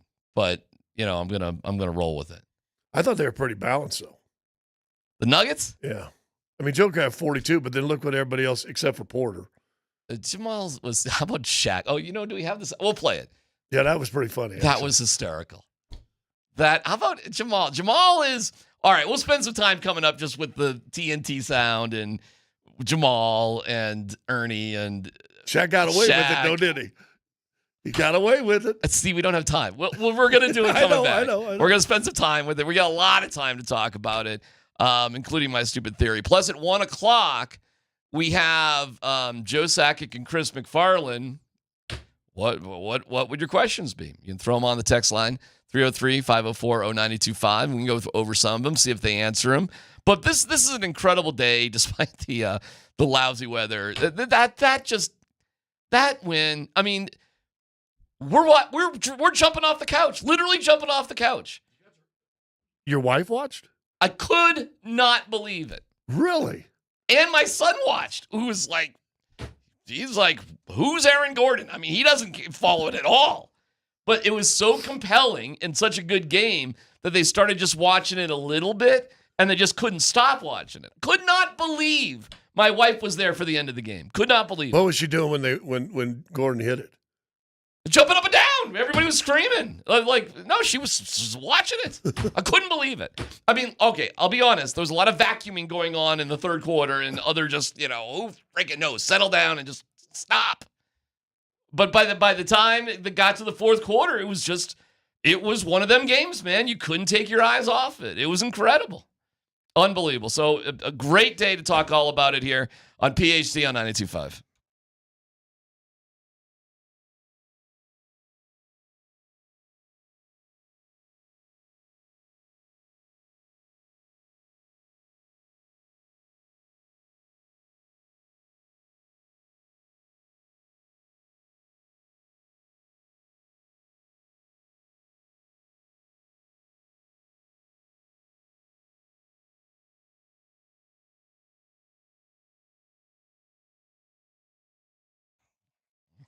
Hey, it's DMac for the Rocky Mountain Men's Clinic. When dealing with the issue of erectile dysfunction, you want the right treatment for your specific medical situation. Every case is different.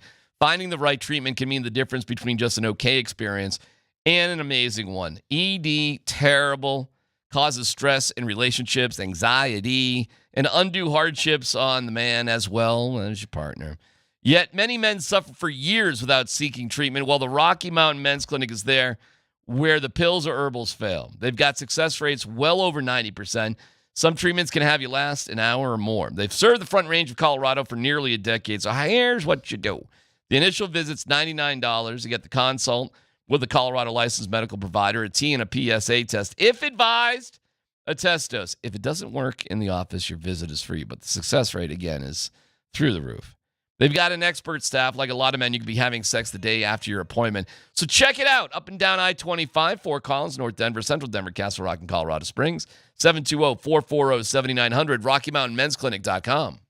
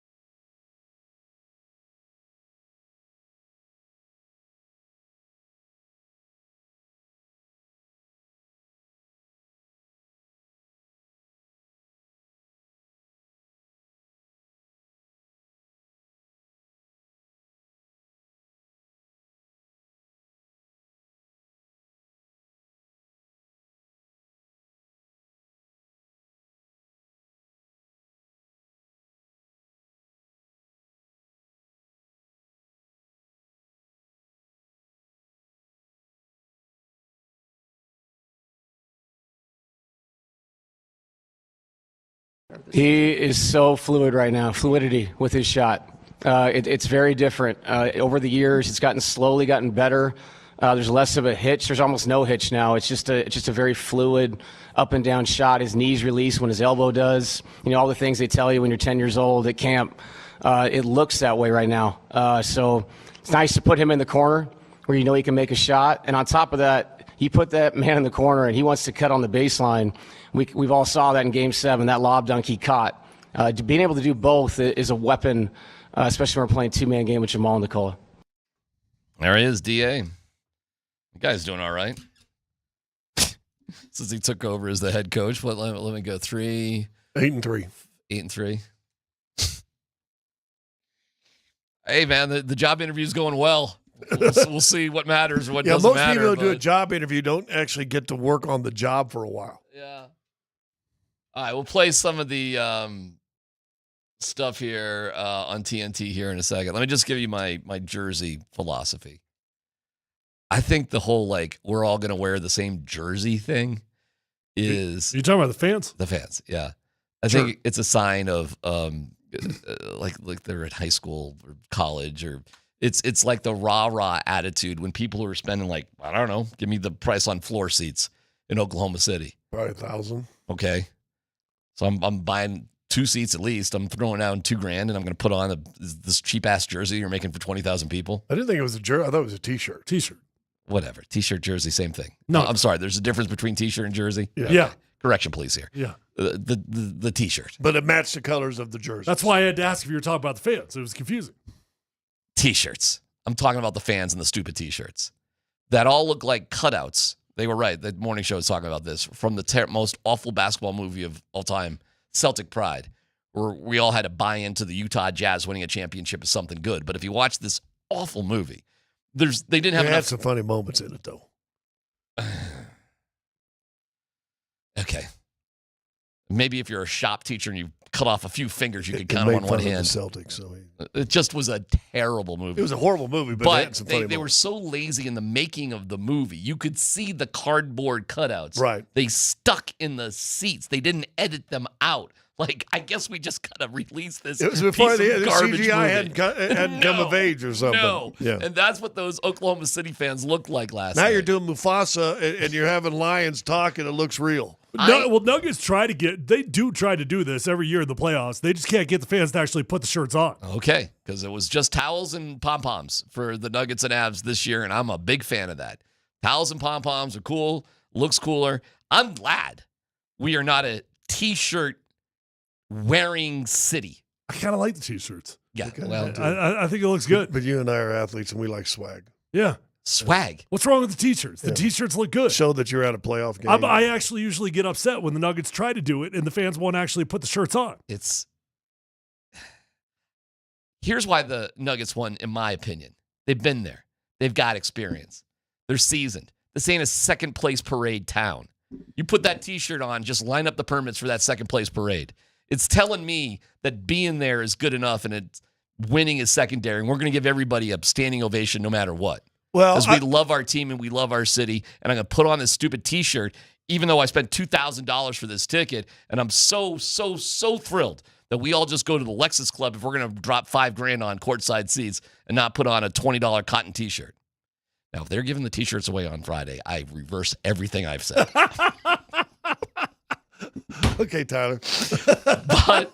but to me, when you play in an atmosphere like that, I think it's great for the road team. Well, here's what I'll say about Oklahoma City. It's the only pro sport in the state. Yeah. And that whole state are Thunder fans. I mean, they really – and it is, in fact, if you go back, that arena basically before the Thunder came in there, the only thing it was holding was like Big 12 championship games. I mean, it's a college town, if you will, atmosphere-wise, and they now go and support their pro teams like a college team. And you got to give them credit for being very classy with Russ. They gave Russ a standing ovation, which a lot of fan bases don't do that. Of course, because that's what we do in high school cities. In college cities. Well, I'm not mocking them for it. I mean, I actually mean it. I think that was very cool. I think that was very respectful of them.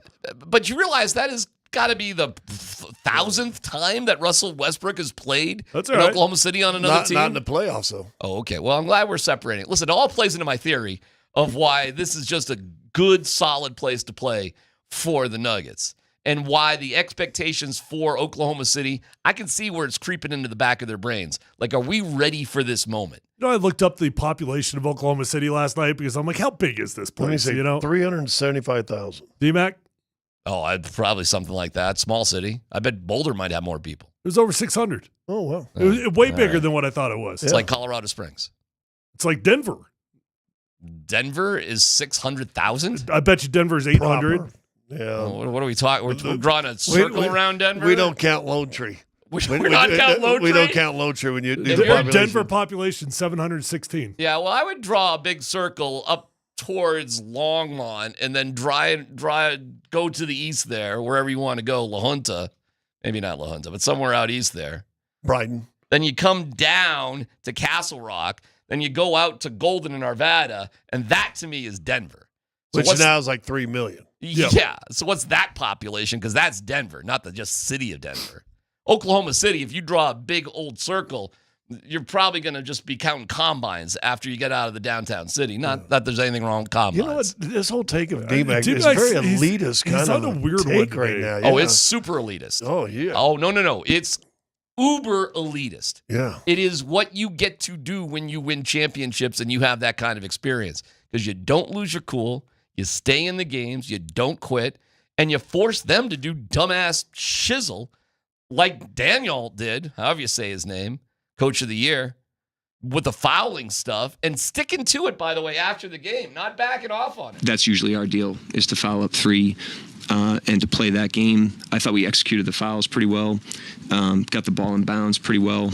It didn't go our way tonight, but it's worked out well for us in the past. We'll continue to look at it, maybe learn from it, but I didn't think that's why we lost the game.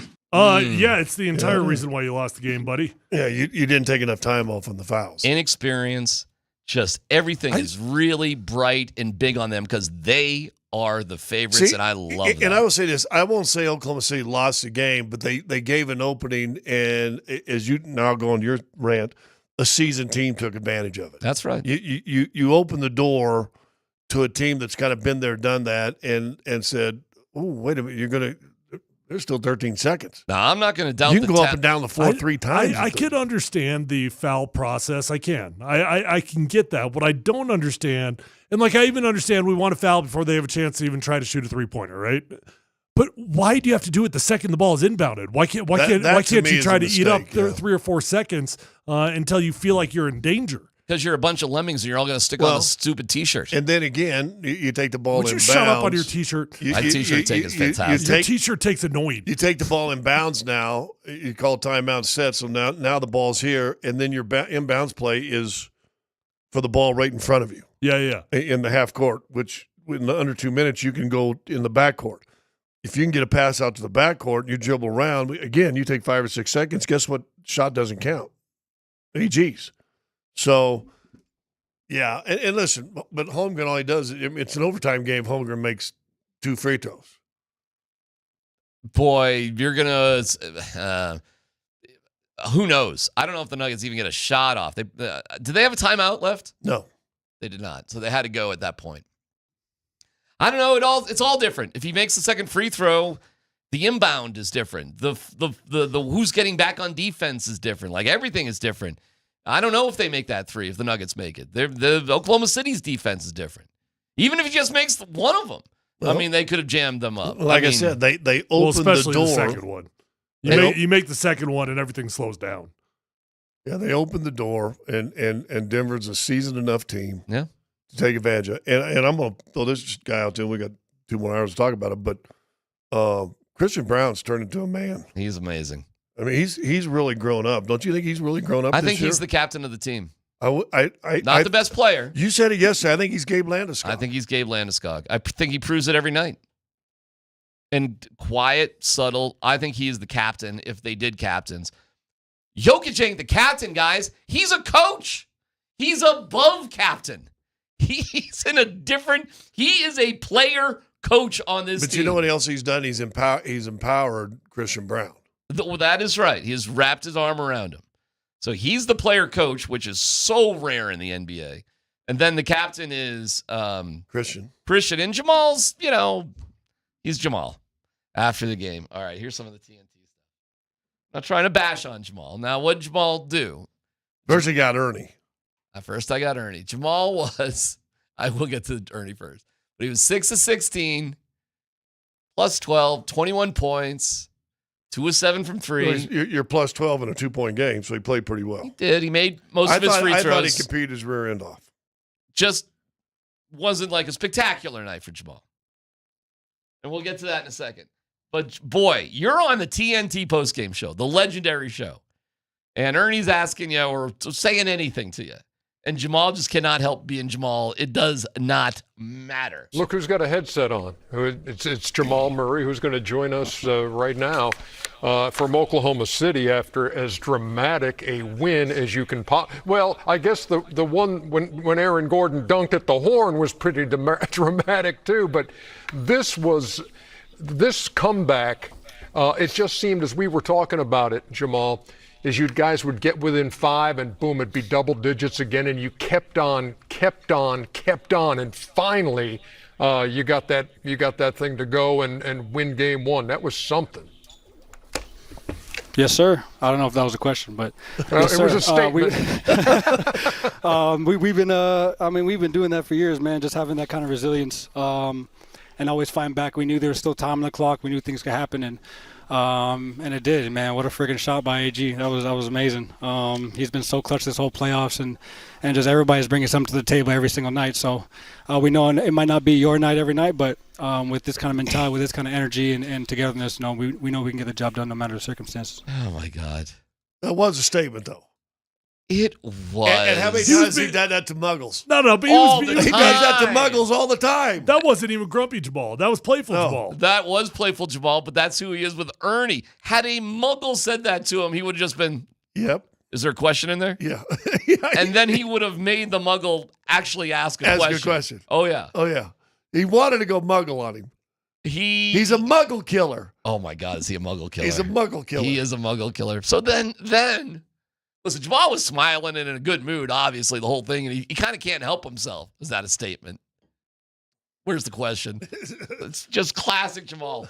And then Shaq goes at him. Shaq just, Jamal, Shaq here, every time I've jumped on you, you've stepped up and played fabulous. How do you feel about a 6 for 16 game, and what do you say to yourself to play it? Because and I know they're going to need you to play at a super high level if you want to win another championship. So what do you say to yourself? That is Shaq just saying, you basically kind of suck tonight. Yeah, he had 14 in the first quarter, ended with 21. Shaq was like, hey, you do better when I call you out, so... 6 of 16. Hey, you sucked, huh? But did you not say that last week, that Jamal gets over 20, he's going to have his 6 for 16? I think he even said he's going to have his 6 for 16 games, and you can still win. In all honesty, because Jamal is so capable of going for 35 to 42 at the drop of a hat. For you all to get a win when Jamal has like a Jamal game, not like a Jamal game. And listen, Michael Porter Jr., I know a lot of people might be down on him today. I get it. I do get it. But he's going to have games where he's better. It's not consistent, I know. But there's going to be games in there where he plays better. You know what? You can't play any worse. Well, you got 2 points. I got to tell you, in that, I don't know if you guys remember this moment, and I don't know if I even got the timing of this right, but I think it was about halfway through the third, and Michael Porter Jr. is right under the bucket, got an opportunity for easiest rebound of all time, and he just lazily sticks his right arm out there trying to get the rebound. He's got no court awareness, has no clue that there's anybody around him. Somebody snags that thing. He ends up fouling him. Fortunately, they missed the free throw. I can't remember who he fouled, but do you guys remember this? It was right before half because I watched that live. When I saw that, I wanted to scream get that dude off the court. Get him off the court. Seriously, if you can't put in a little effort to get a rebound, what are you doing? Get off the court. The ball is right there. It's one thing to have an off night shooting. It's one thing to not be into it, but it's an entirely different thing to not be into the game. And when you don't have an effort on the easiest rebound of all time, to me, get off the court. Well, they did, basically. I mean, he played 24 minutes. Westbrook played 30 off the bench. I mean, they kind of did get him off the court. And they needed a 3 late, and I'm like, I know it's been a rough night, but I probably still would have MPJ in there just standing by himself. Because if I got to have a 3 here, I Forget that. I'll take Russ anytime over that. Anytime. Well, he's got to get his confidence back. When you see him go 1 of 8, 0 for 4, you know that he's something's going on. This is going to be tough. You think he's going to be like that the whole series? And here's no, because he started the same way against the Clippers and had, I think, 15-15. He had 3 good games. Yes. And Jamal's going to have a spectacular shooting game here at some point. And hope it's game 2, and then you can win that one. That would be incredible. The Michael, so I'm watching the first half television, and I've started watching Michael. And he gets into a bad habit when the shooting goes down that he becomes a jogger from defensive end to the wing. Yeah. Back to the defensive end to the wing. And it's almost identical spots. And there's no sprint. There's no hurry up. It just, that to me is when he becomes a passenger, and he's built for more than being a passenger. He needs to have an officer's uniform on, right? He's not a passenger on this ship. He's got to be an officer, and he was a passenger last night. But you still won. Here's what I know. When you're on the court, you're on the court. And apparently there's a whole bunch of MPJ apologists out there that everybody's texted in, hey, he's hurt. He can't use his other arm. I don't care. I don't mean to be insensitive to it because I know what injuries are like. Believe me, I've been through it. You put the jersey on, you're out there to play ball. And if you can't play ball, then don't play ball. Okay. I get it. I'm not but trying you to still say, won. So that game's in the book. Now you go forward, be better in game 2. Great. Jamal can be better. The MPJ can be better. Everybody can be better. Peyton Watson, who had a couple great moments, he could be better. He could be better. I'll take what we get out of him, though, in short spurts. At least he's got to finish his layups. So. Yeah, it's a whole thing. But, hey, Joker, 7 turnovers. Dude, you were killing the team in the first half. Got better in the second half. But, I mean, those turnovers, 18 turnovers. They won a game against a 68-win regular season team with 18 turnovers. Huh? That should not have happened. Because they stopped doing it in the second half. Which gave an opportunity. All right. But like how, I mean, I think the Thunder coaches just choked with their strategy. I think they gagged. I don't know if they've been you've been doing it all year. Although, how many close games have they had? Seriously. They've been blowing teams out this year. Well, they finished the first series plus almost 20. They beat Memphis in the first game by 50. I mean, that is a good damn team. They are deep. They have all sorts of talent. I'm not dismissing, or am I saying, hey, the Nuggets are just going to cruise at this point? I just can't believe they won this one. And there was another twist with that game that I want to go over with you guys that I don't even understand it, but it happened. Something that we didn't see in the first series. But we saw it last night. Details next.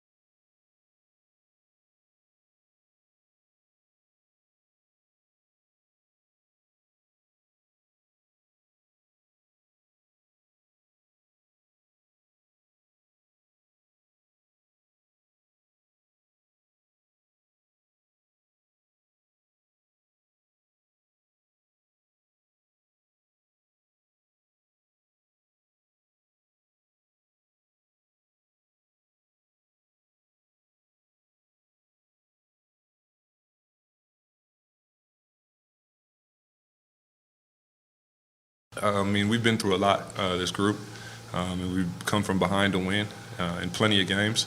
It's not necessarily what we try and do or what we want to do, but we know that we've been in that position before and we can do it. So we saw the time and we saw the score, and we know what we were trying to accomplish, and we got it done tonight. Nice job, AG, man. By the way, I like this kind of jam right here today on this day, kind of cold and rainy. Foot of snow in the mountains. This is like, let's pull the covers up a little bit extra. Let's snuggle a little bit here today. This is Snuggle Radio. I'm back in Seattle. Whoa. Is this what it was in Seattle? Was it this cold all in the Seattle? time, though. Yeah. Oh, my God. How many days would you get like this? Most? 8 months. 200. Really? Probably. Oh, dude, that would kill me. This is nice every now and then. I tell you what, though, a beautiful day in Seattle. You get that sun out. It is one of the most gorgeous places in America. I believe it because it rains all the time. Must be green as hell. Yep. I had a buddy and his wife moved there, and they were kind of young hippies before they had kids. Mm-hmm. And his work said, "Hey, we got an opening in Seattle," and blah, blah, and they're thinking, "Oh, this is cool." And the hippie vibe, nature, baby. Within the first 8 months, they didn't see a drop of sunshine. It was just all rain. And he's begging his boss said, "I got to get out of here." Because they come from Denver. Killing you. He goes, this place ain't right. We got to get out of here. He goes, "Well, nothing's open. If something opens up, I'll get it." And he lived there like 12, 13 months. And finally an opening came back, and he transferred in Harvey. He said, "I didn't realize how much sunshine I needed." It's a lot. I mean, I think it's perfect, though. So we're in a cuddle mood. And we'll have the press conference with Joe and Chris MacFarland coming up here. What are you expecting in that? Nothing. Well, I would expect them to say Jared Bednar is cool. We're not moving on from him. I am curious how they'll talk about the Mikko Rantanen deal. And if that does get addressed, I'd ask that. Did you get what you were hoping for out of that? Are you going to make any other staff changes? Because I doubt anything's going on with Bedsy. But are there other things that you need to do as an organization behind the scenes? Like, what else do you need to do? I guess we're digging into things like, do you expect to get a deal done with Brock Nelson, or are you going to let him go? Stuff like that. Yeah. Well, first things first, we 100% would have heard something by now if there was a big move going down. Oh, I think so, yeah. That would have happened. I agree. You would not get this close to the presser without there being some sort of leak. So we can take that off the table. Jared Bednar is, in all likelihood, fine. I don't know in terms of, I mean, I guess I'd be surprised if we heard anything of anybody losing their job. Probably all that you hear is, hey, you got a season like that, it doesn't finish the way you want, you got to evaluate everything. Yeah, there may be some code words in there. We can read between the lines a little bit. Well, remember they got knocked out after the big trade for Borg, right? There, everybody said, "Oh, this is Stanley Cup." Now I think they got to the Western Conference Finals. They did. They lost to Dallas. But they lost to Dallas again. Yeah, they did.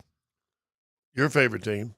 Yeah. And so maybe this is going to take another year for this team to gel. Now and then looking, you should have Landeskog back full time. I think that's a good question too. Well, whatever. We'll be here at 1, and that's when it's due to be on, and we'll do our best to. They're doing it from Family Sports, which is another okay. Well, they probably had some exit interviews with the players. Probably had the exit interviews there, and they do physicals and stuff like that sometimes. Fair enough. They must have had other things going on this morning that had to have them there. Did we know if there's anything going on at Ball, too? They might be having a concert or something going on. It's probably tied in with the players. Probably not that big of a deal.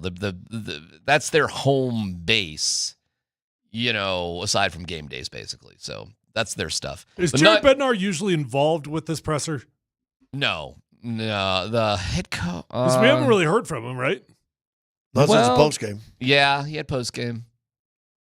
That's how basketball and hockey tend to do it. It's like, well, meaning I shouldn't you don't say hear that. from him at all? No, hold on a second. Malone used to do a postseason sort of who's he, what's it?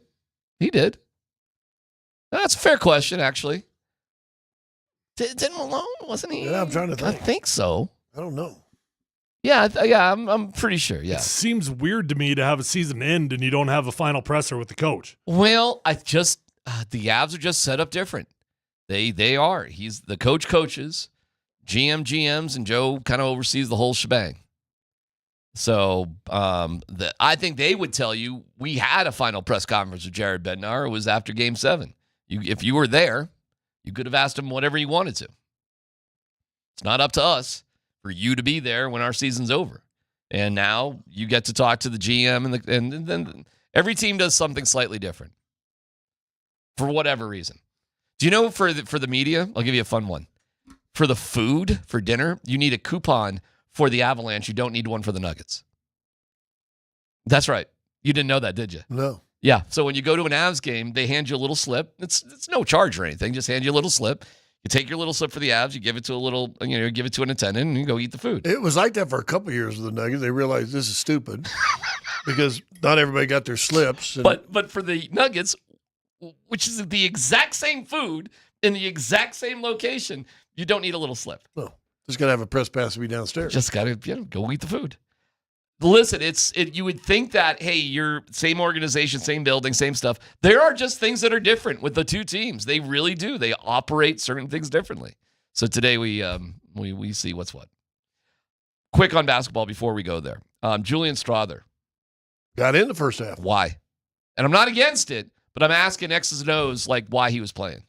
I don't know. It shocked me. He had a good little move. Did he score a basket? He did. He went to the hoop. He had a nice little driving layup. Yeah. It was like, nice job, Julian. Let's go.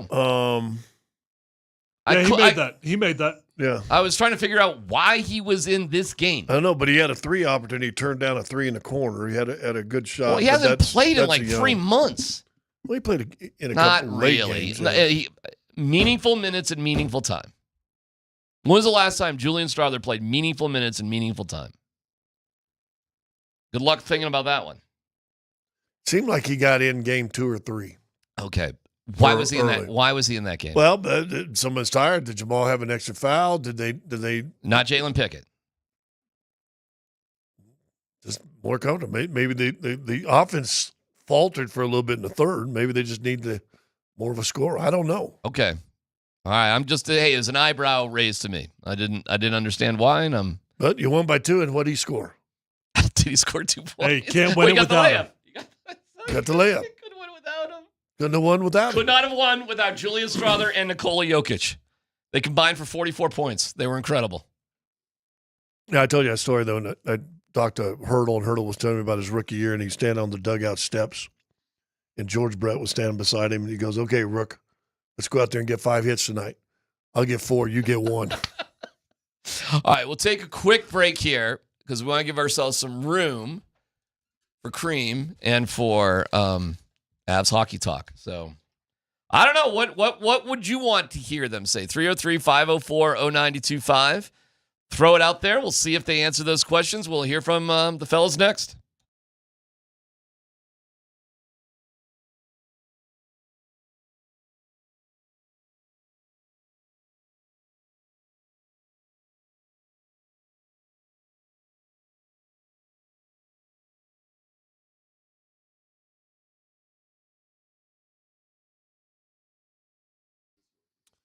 Hey guys, gals, if you're in the market for a new vehicle, there's only one dealership you need to go to. It's my friends over at Phil Longford. They're the best car dealership in Colorado.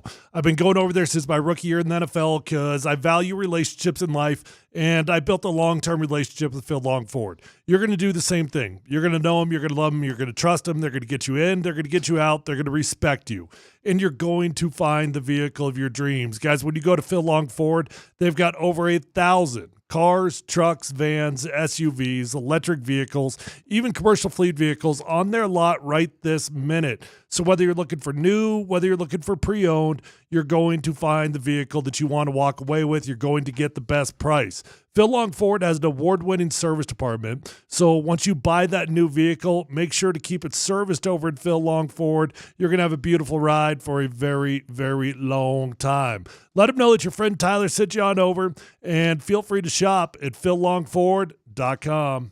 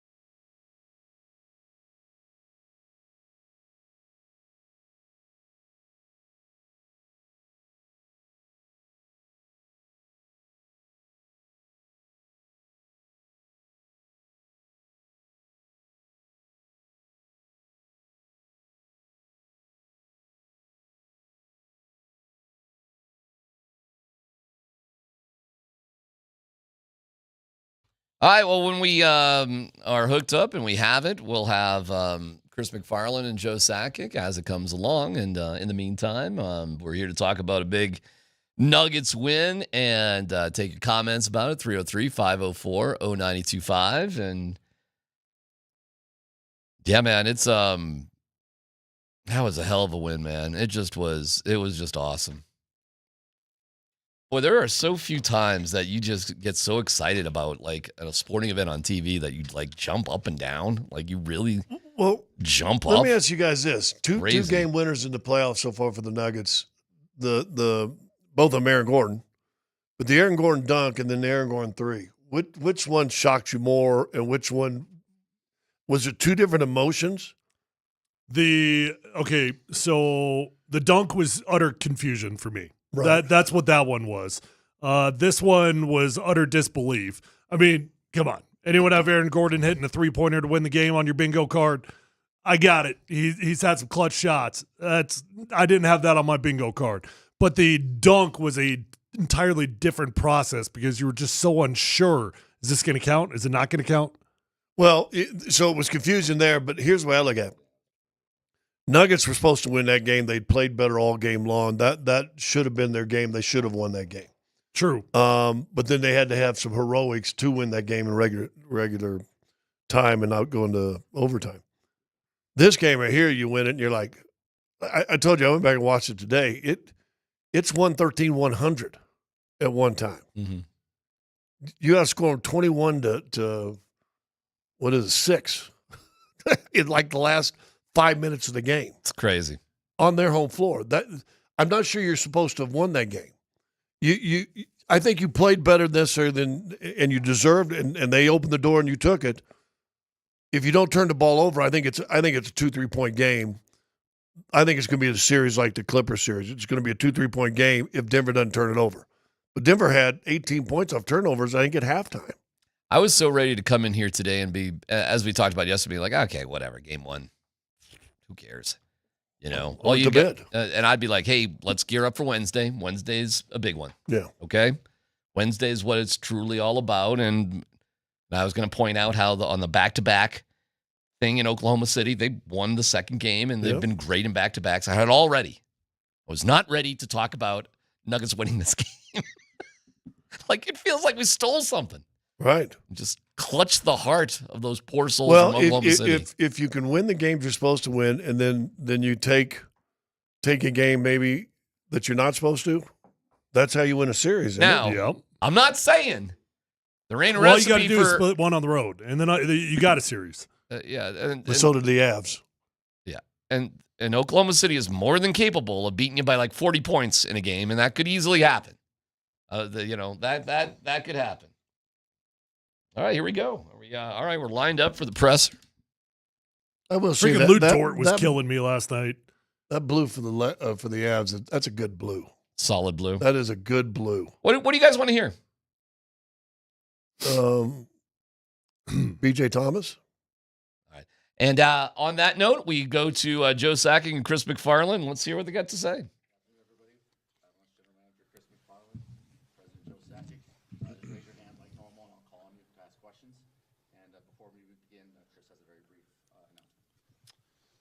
Today we made a difficult decision. We're gonna move on a good hockey man and a good person and a good coach in Ray Bennett. So just wanted to start off with that and thank Ray for many, many years of 100% commitment to us. Ray's been around a long time, and that was not an easy start to the day. So. Open up for questions. Raise your hand. Go ahead, Ryan. Obviously, kind of covered last, but I'm curious from each of you, just how you assess this season and the finish. I'll start and then let Joe chime in. I think anytime you can qualify for the playoffs in this league, that's an important goal. We're trying to finish as high as we can in the regular season. We had some challenges, obviously, to start the year, but we grabbed one of those spots. But the ending was very disappointing. We'll admit that for sure. Yeah, I mean, we had a lot of turnover this year. I think that after the deadline, we really liked the team we had. We felt this was a deep team that was ready to compete and be there at the end. So it is disappointing that it ended like that. You look back at the series, and 5-on-5, I thought we played great hockey. Prepared, and the guys were dialed in, and we were playing Avalanche hockey. I think the difference in the series, when you look back and reflect, is their power play. They executed. They did everything they needed to do to be dangerous and scored at key moments of the game, and our power play didn't do that for whatever reason. Whether it was ended up being confidence, I think, but try and make adjustments, but we just we didn't have it at the right time, and so that at the end of the day, that when you look at it all, that was the difference. Can we go Colleen, then Megan? What were the injuries that tonight? Well, obviously we lost Ross Colton in the I think right through game one. Pulled his groin pretty good. That was a big loss for us, but I think everybody else, bunch of players with bumps and bruises and that sort of thing, but nothing that would warrant anything more specific than that. Megan, we'll go to Pat. Nathan had some understandably wild comments after Game 7. He said even without Dallas' top D and best player, they still couldn't beat them. We didn't know what we're going to do next. How do you receive that comment with respect to the future direction of this team? Well, like anything, Megan, at the end of a year, whether it's round 1 or round 2 or round 3, you assess where your group is at, where your positional holes will be, what the cap space is. You're getting into the draft. So Nathan's an emotional guy. He's a leader for our team. We'll sit down with him and have an exit interview as we do with every player at the appropriate time. But nothing really is different in terms of what we have to do now, except we wish we weren't having to do it right now. So, that part of it is when Nathan gets back from the Worlds, we'll chat with him and have an exit. But as far as, Joe, myself, the hockey staff, our off-season primer just starts too soon, too quick for this off-season, that's for sure. Go ahead with Pat. Joe, just revisiting January 24th for a second, how involved were you in that decision to trade Mikko and with Chris, and how difficult was the trade, like an iconic player like Mikko? Well, listen, I was part of everything that was going on. And as a group, we felt we had a decision to make, and it's a tough decision, trading a guy like that. But you look at where we were in the last few years, we weren't good enough. We weren't deep enough. We won in 22 because we had our stars, but we were also deep, and you can't win the Stanley Cup without it. And status quo wasn't good enough. We wanted to have him signed, and I'm not going to go into details and say talk about negotiations, but I know his agents. They know where they were at before the trade was made. So, but after the deadline, we love the team we have. If it was up to me, if we could do it, and we'd love to bring this same unit back and try and go on another run. But we felt we had to get deeper, and not only for this season's team, but moving forward, that just paying 3 high-end guys and not having a surrounding cast wasn't going to get it done. So Sean, then Jesse. To follow up with that, with Chris, how do you process when the hockey gods and what have you, when it finishes like that, and something reverse Hollywood nightmarish kind of thing? Do you just think like, what could we have done differently with Mikko? What is this telling me when it ends like that? Not, the hockey gods. Like I think that's just a way of saying, did you get the job done or not? Obviously there were some strange goals both ways in this series. I think you earn your breaks. For me, it wasn't about officiating at all. We just didn't get done. We had 3 period 3 leads with 12 minutes to go, and some crucial times where we had to come through, whether it was on the special teams or whatever to step on their throat early in the series, and we didn't do it. I tip my cap to Ottinger and the Dallas Stars. It's a very, very good hockey team. I think they had the 5th most points or whatever it was in the league. They're a great team, and we knew, Joe, myself, the staff knew, and Christmas time in January that, Winnipeg, Dallas was going to be a gauntlet, and we weren't good enough at that point to get to battle with those two foes. And then St. Louis came on hard, and obviously Minnesota. It's a tough division, but no excuses. We blew 3 third-period leads, and at crucial times we didn't execute, and that's why we lost. For you and Joe, is there anything you guys would have done differently in the Mika negotiations in hindsight? No. I mean, what's done is done. That happened. We moved forward, and we're very confident with the group we have here. I mean, we thought, we still think, I mean, we had a really good team here to finish the year. It was a lot deeper, a lot stronger than it was to start the year or Christmas time. We didn't get it done, and that's unfortunately. They executed at key moments of the game. Give them credit, like Chris said.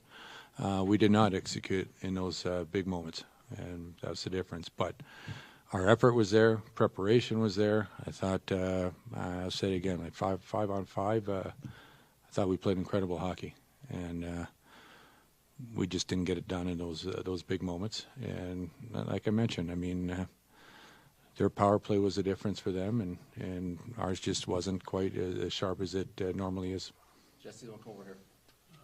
For either one of you guys, talking to the players after the game, it still seemed like they still have a strong connection with Jared Bednar. I guess just where are you guys at? Where's the organization at confidence-wise in Jared's ability to lead this group? 100% confident Jared's our head coach. Get over here, Evan. Second line center's been a revolving door the last few years. Brock Nelson, you guys gave up a lot to get him. How would you assess his play? And then is there a mutual interest, I guess, on both sides in continuing that relationship? Joe can chime in as well on that. I think Brock came in and did a good job. Like, he's a big, strong centerman, two-way guy. I know, he didn't get a goal in the playoffs, but like, we don't judge everything by goals, right? Like, he's a very strong defensive player. He's a big body. He's hard to play against in his own way. He's been a proven goal scorer, in this league, and that's the danger of short sample sizes in the playoffs, right? If we move on and he gets 5 goals in round 2 and whatever, everyone forgets about round 1. But yeah, 2 season, it's an important position, right? For every hockey team, you need that guy to provide consistent 5-on-5 offense, and it's usually a spot where it's going to touch power play, penalty kill, face-offs, that sort of thing. And Brock's a known quantity in this league, and we'll continue to do our exits and our work, and one of those is meet with Brock and find out how he felt fitting in, and we'll attack the off-season negotiations in due time and make those hard decisions. Corey, then Eric. Two things. One, do you anticipate any other staff changes beyond Brett?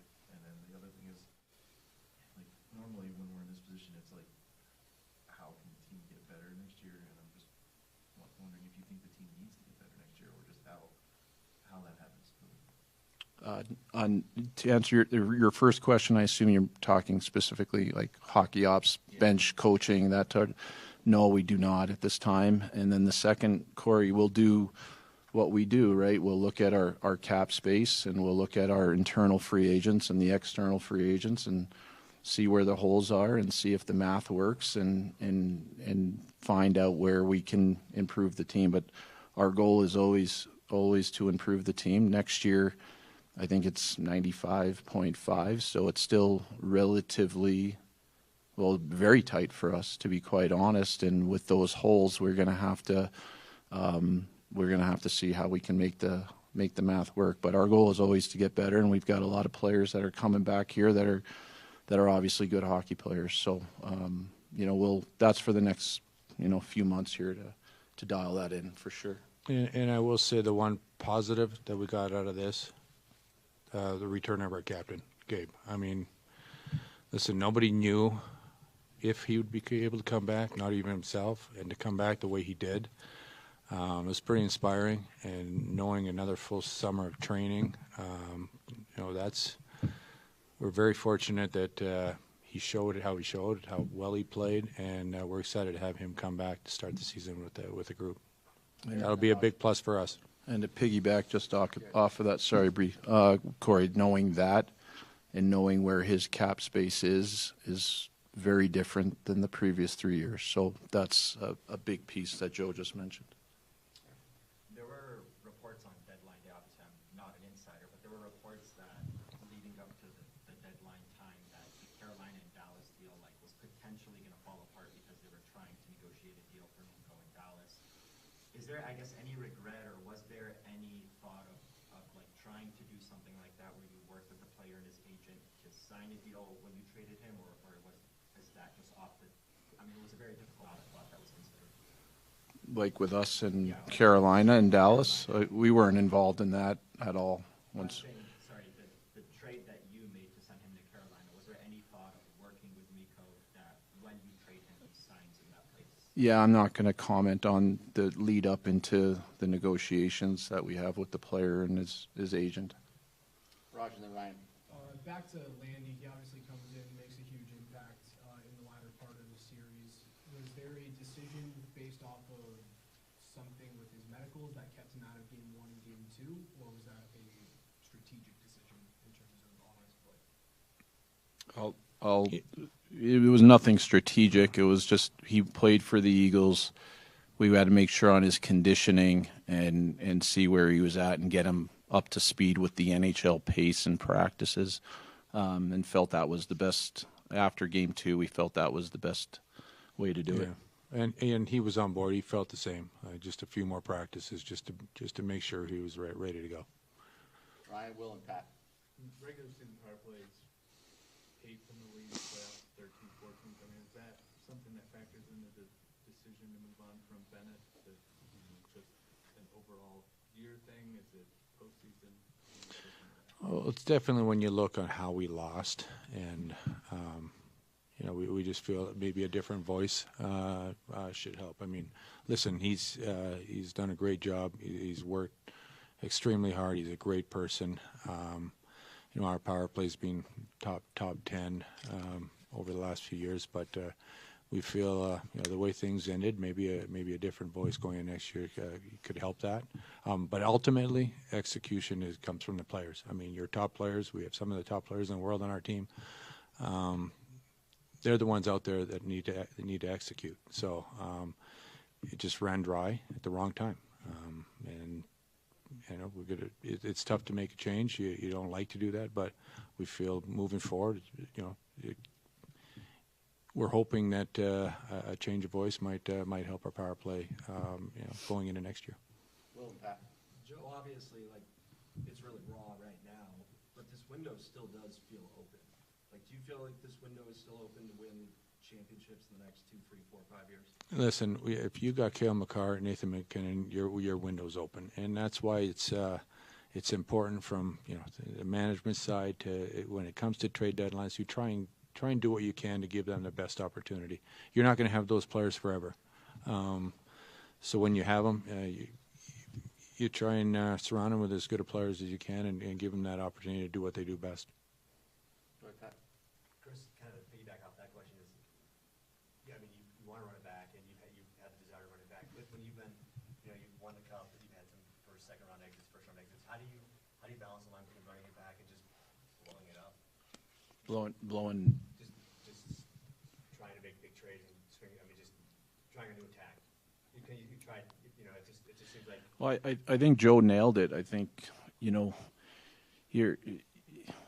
got Nathan McKinnon and Cale Makar and Devon Taves and now Gabriel Landeskog and Val Nichushkin and Lehkonen, and if we take that tact of we're gonna wait, then we're our guys are going, what are we doing, right? We've got good players, we're a contender, we're a 100-point team. It's that fine line, right, of balancing your picks, your prospects, and going for it, right? And it's we know the narrative is, is you've got these two players you've got to win versus also keeping another eye on the future, right? So we felt, or at least I did, and I know, obviously, talk with Joe all the time, when we got McKenzie and Scott Wedgwood in November, and it started to look different, right? They did a great job for us in the net, and we felt like, okay, we've got that was a big part. Those were the pieces that fell into play. But as we moved into the winter, we still, when you go to your mid-year meetings, we're not good enough. We're not good enough as currently constituted to do battle with, to get through our division, which the way it's set up, we knew that's where it was heading. Or, we wanted to finish as high as we can in the division and not, necessarily be a wild card team. We wanted to go high, but that's what kind of prompted, like, we have a good team here, and we can do damage, and we made the decision to do it, and our players were excited, and we were excited. So that's what led to, the morphing into we got to improve the back end. We need a little sandpaper, and we had to upgrade in the middle of the ice, which we did, and it just didn't work. Megan, then Eric.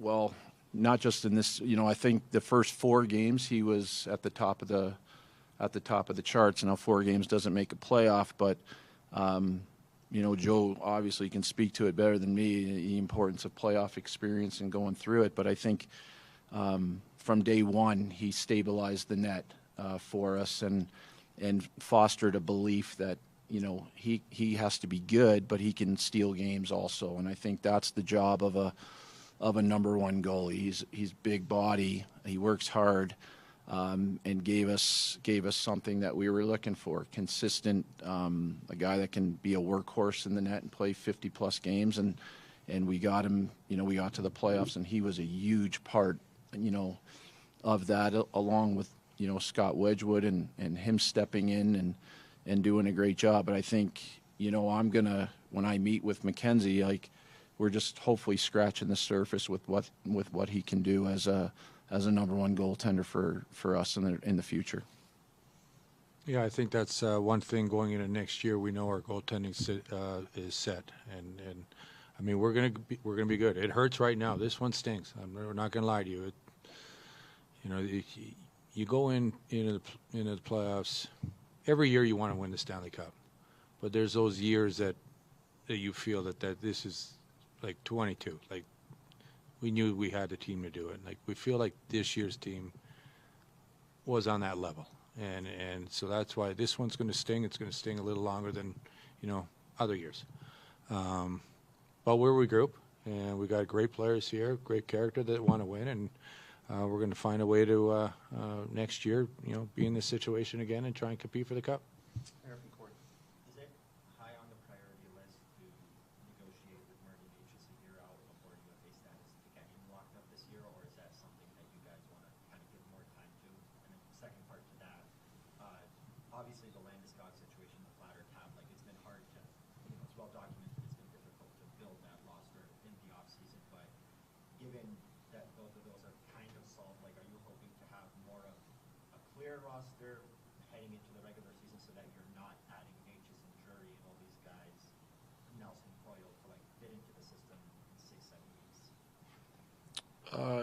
Yeah, to answer your second part first, yes, knowing that, knock wood, that Gabe is everything looks like it's in a much better place, and he was able to play for us, and get through the playoffs in a good place, and going into the off season knowing that, hopefully that we can count on him come training camp. That's big. That's huge. In terms of, like, any player, whether it's, Marty Nakish or Parker Kelly or anybody who's got one has 1 year left and getting ahead of it type of thing, yeah, we'll look at all that and try and see. Again, it takes two parties that have to want to get a deal done, and they've got to we all know where the cap's going the following year, so we got to look at what those challenges are and make those decisions. But when you have a year out, it's not as pressing, obviously, as if it's a guy that's up on June 30th. But yes, we will look at all those things and see if we can make the puzzle pieces work and have those discussions like we do every year. For 2 last ones, go ahead, Corey. Is anybody else besides Nate going to Worlds? And is there any chance, or do you expect to see the lockout for Korea in North America next year? Marty Nakish is going to Worlds, and Nathan, and I'm thinking that's it right now. No, not Gabe. No, not that I'm not sure if they even asked, but to my knowledge, no on Lecky and Kivy, and we have had discussions with Nabokov's agent. We'll see if we can find that. We would like to get something done there. And Gulyayev has another year on his KHL contract. Last two, Jesse, then Colin. Joe, you just mentioned a minute ago that this one really stings, maybe worse than years past. I imagine there's at least a level that's because Nico was on the other side, part of that comeback. I know you guys don't talk to him about what other teams do, but there had to be a level of frustration in your guys' office when you're seeing that deal go through. That you guys sent him out east, and now here he is coming back to the Central. To be honest with you, we heard after the fact he wasn't planning on signing an extension with Carolina, that there's a possibility, but no, this stings not because Mikko was on the other side. It stings because we felt this was we were close. I mean, we did those deals because it was wide open. A lot of really good teams, equal teams, and wanted to put ourselves in a position to be one of those teams that had a legit shot to win a Stanley Cup. And just when you watch, like for me, just watching how well we played on certain phases of our game, and how well we were prepared, the guys were dialed in, and just to see like kind of one phase that wasn't there. That's where it stings, because we felt we had the team to move on and really compete, and we played against a team that felt the same way. I mean, the Dallas Stars are an excellent hockey club. I wouldn't be surprised if you'll see them in the finals. I mean, they're going to go through some good teams as well. But that's where it stings, is just knowing the type of team we had and not to get through. Colin, finish us off. With that said, power play, execution, guys having kind of off games and that sort of situations we're dealing with, what is it, if saying that it was a team that you thought could move on, what went wrong? Well, I just think, I'll say I went through as a player as well. I mean, you're sometimes things just aren't going to go your way. Like I look at Kale. Like Kale played so well. He has as many chances in the playoffs as he did in the regular season on a per game thing.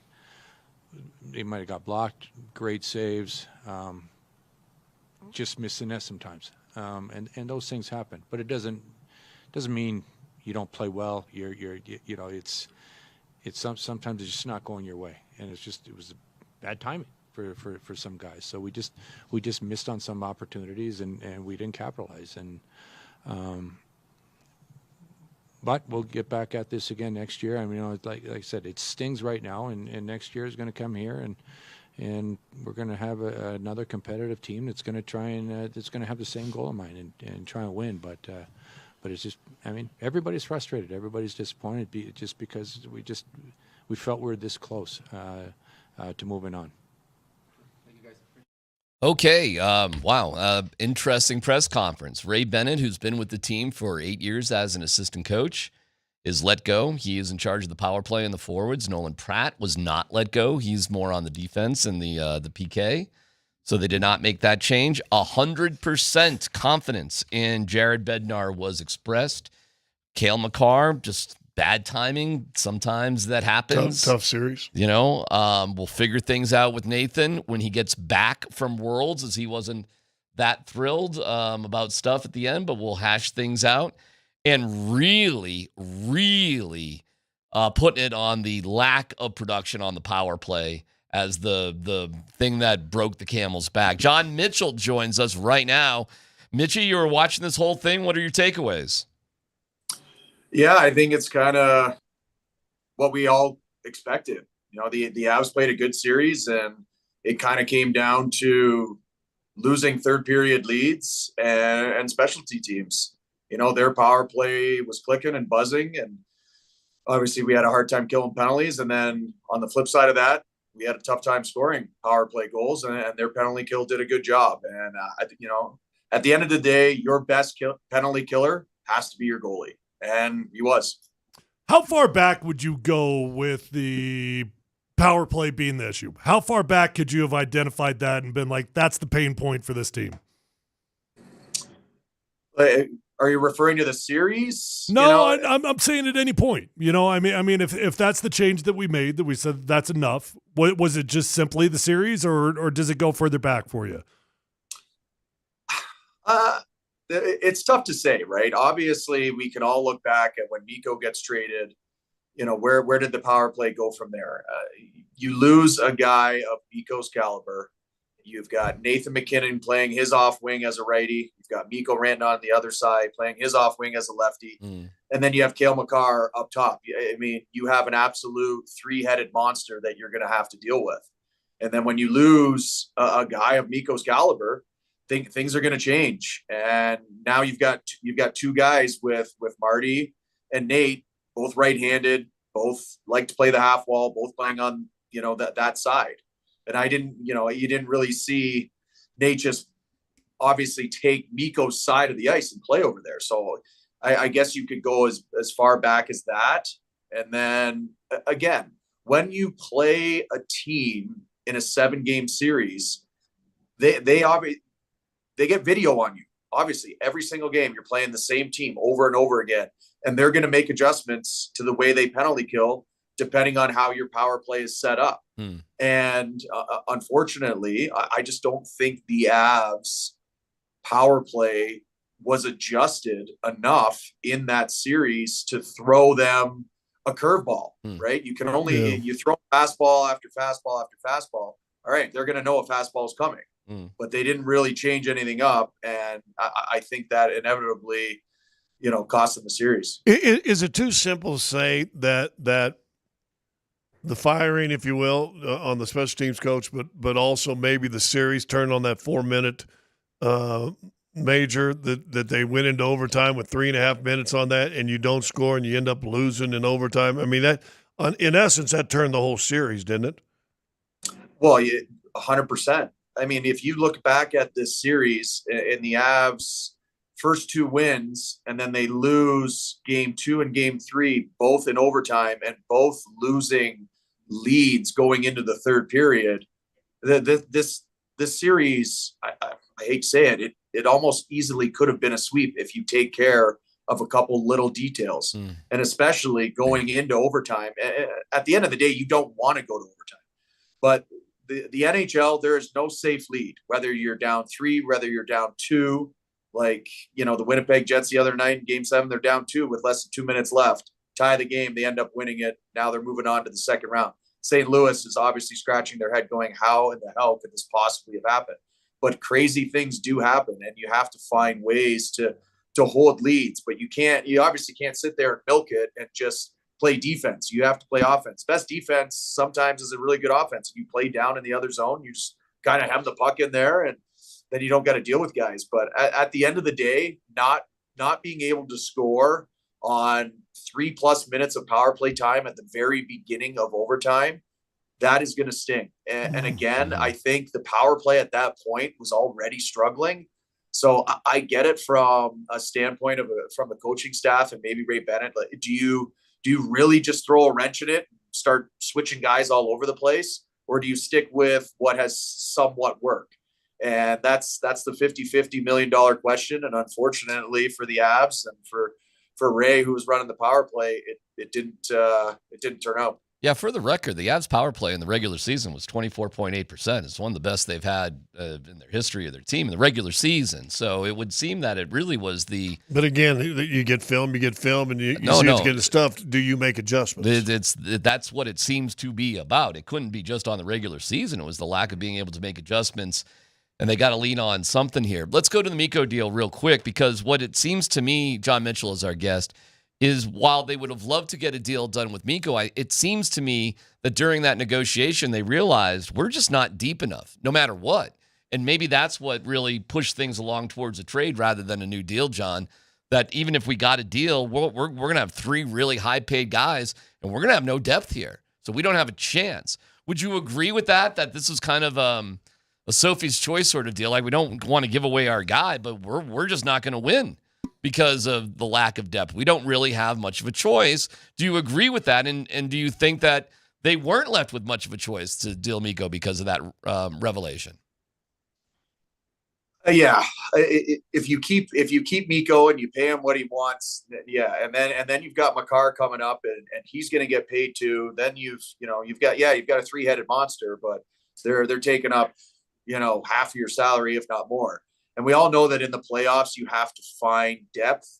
And if you were listening, I'm sure you guys were listening, but for anybody that wasn't, Joe was stating just about, I'm not sure if it was Joe or CMAC, but they were just stating about the importance of playoff experience, right? You can have really good young players, but the playoffs are just, they're a different animal when it comes to that type of hockey and playing the same guys every other night. And again, there's adjustments being made and the game is just so much more physical. So I think the Avs, their hand was forced a little bit in the sense that they didn't quite have the depth that they needed, or maybe they thought they would need to go into the playoffs. And I couldn't agree more with Joe and CMAC in the sense that they really thought they had the team this year. And I truly believe that too.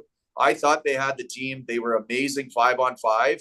At the end of the day, if you're going to, blow 3 leads going into the third period, you don't deserve to win, which is so unfortunate because the team that CMAC and Joe assembled looked like they were going to be a team that could go the distance. This one stings, and you could see it on their faces. It's painful. It's painful. John, we really appreciate you jumping on with us for your analysis, and great job as always doing hockey on Altitude TV. And thank you very much for joining us today too. All right, thanks, fellas. See you, buddy.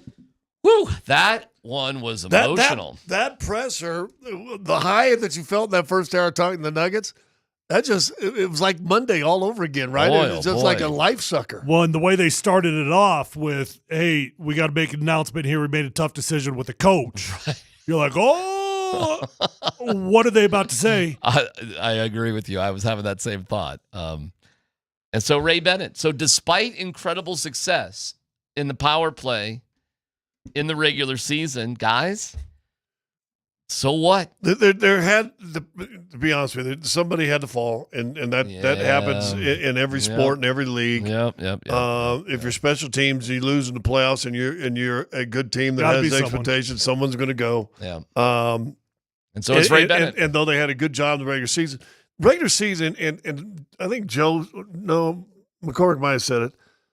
It's a different beast, and it's like that in basketball. It's probably the same way in football. Regular season, you're trying to survive. You're trying to just set yourself up, A, to get to the postseason, and B, if possible, get a seeding in hockey and basketball. But you got to just survive 82 games. And no one, I mean, your scouting is minimal. I mean, there's back-to-back games. How much scouting have you doing to the other team's power play, really, on a back-to-back night? And so you survive. Well, now all of a sudden it's the same team for 2 weeks, and you're seeing them every other day. They adjust and you don't. That's when people get in trouble. Your successes are expected. Your failures matter more. And that's what happened to the Avalanche this year. Okay, we'll take a break. Your reaction, 303-504-0925. It's PhD on 92.5.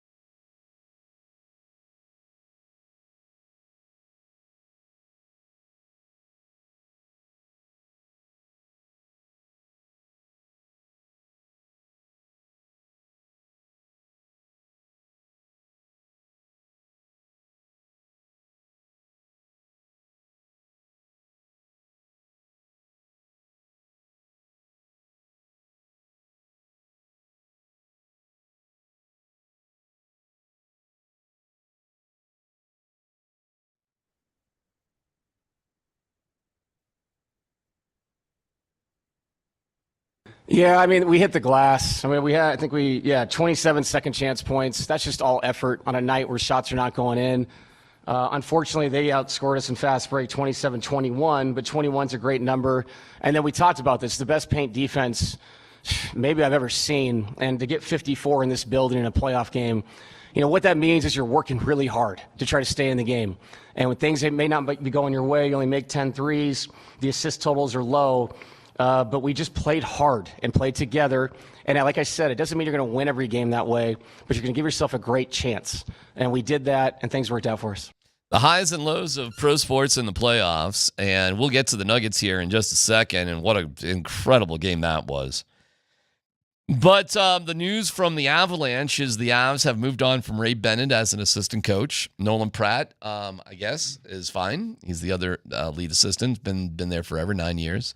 Bedsy's been there for a long time, 100% confidence in Bednar. And Ray Bennett, who they had nothing but good things to say about, it just wasn't acceptable in the playoffs, the power play, that is.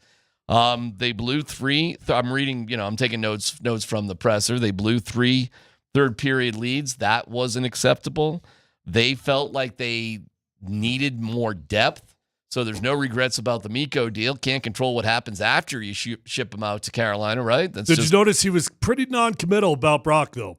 He was. Brock Nelson, that's up in the air. Well, to me, though, that's a huge part of that trade. If you got a 1-year loaner out of Brock Nelson and you didn't feel like he was worthy of bringing back, that certainly impacts the grade on that trade in the big picture. And his response when asked about bringing him back was along the lines of, yeah, we thought he did a nice job for us, but we'll get to the offseason and we will evaluate things. Yeah, and they have to make a deal with Natchez as well. About Brock Nelson, we don't judge everything by goals, and there's other good things, I guess. But you get paid that way, don't you? Definitely stop short of saying, yeah, we definitely want to bring him back. You might be able to get him on the cheap because he didn't score goals. In terms of the cap and how they're going to manage things, knowing what the future for Gabe is critically important to how they're going to do everything else, and they're all in. Everything's all in on Gabe being back for next year. So one thing I was wondering that you could have used as a bit of a justification on the Mikko trade, they could have said, well, we knew Gabe was coming back all along. So we knew next year we were going to have to factor in Gabe's salary, where we haven't had to worry about that for the last couple seasons. There was also conversations. It was a game plan for him to miss game 1 and 2 for conditioning reasons that Gabe was good with.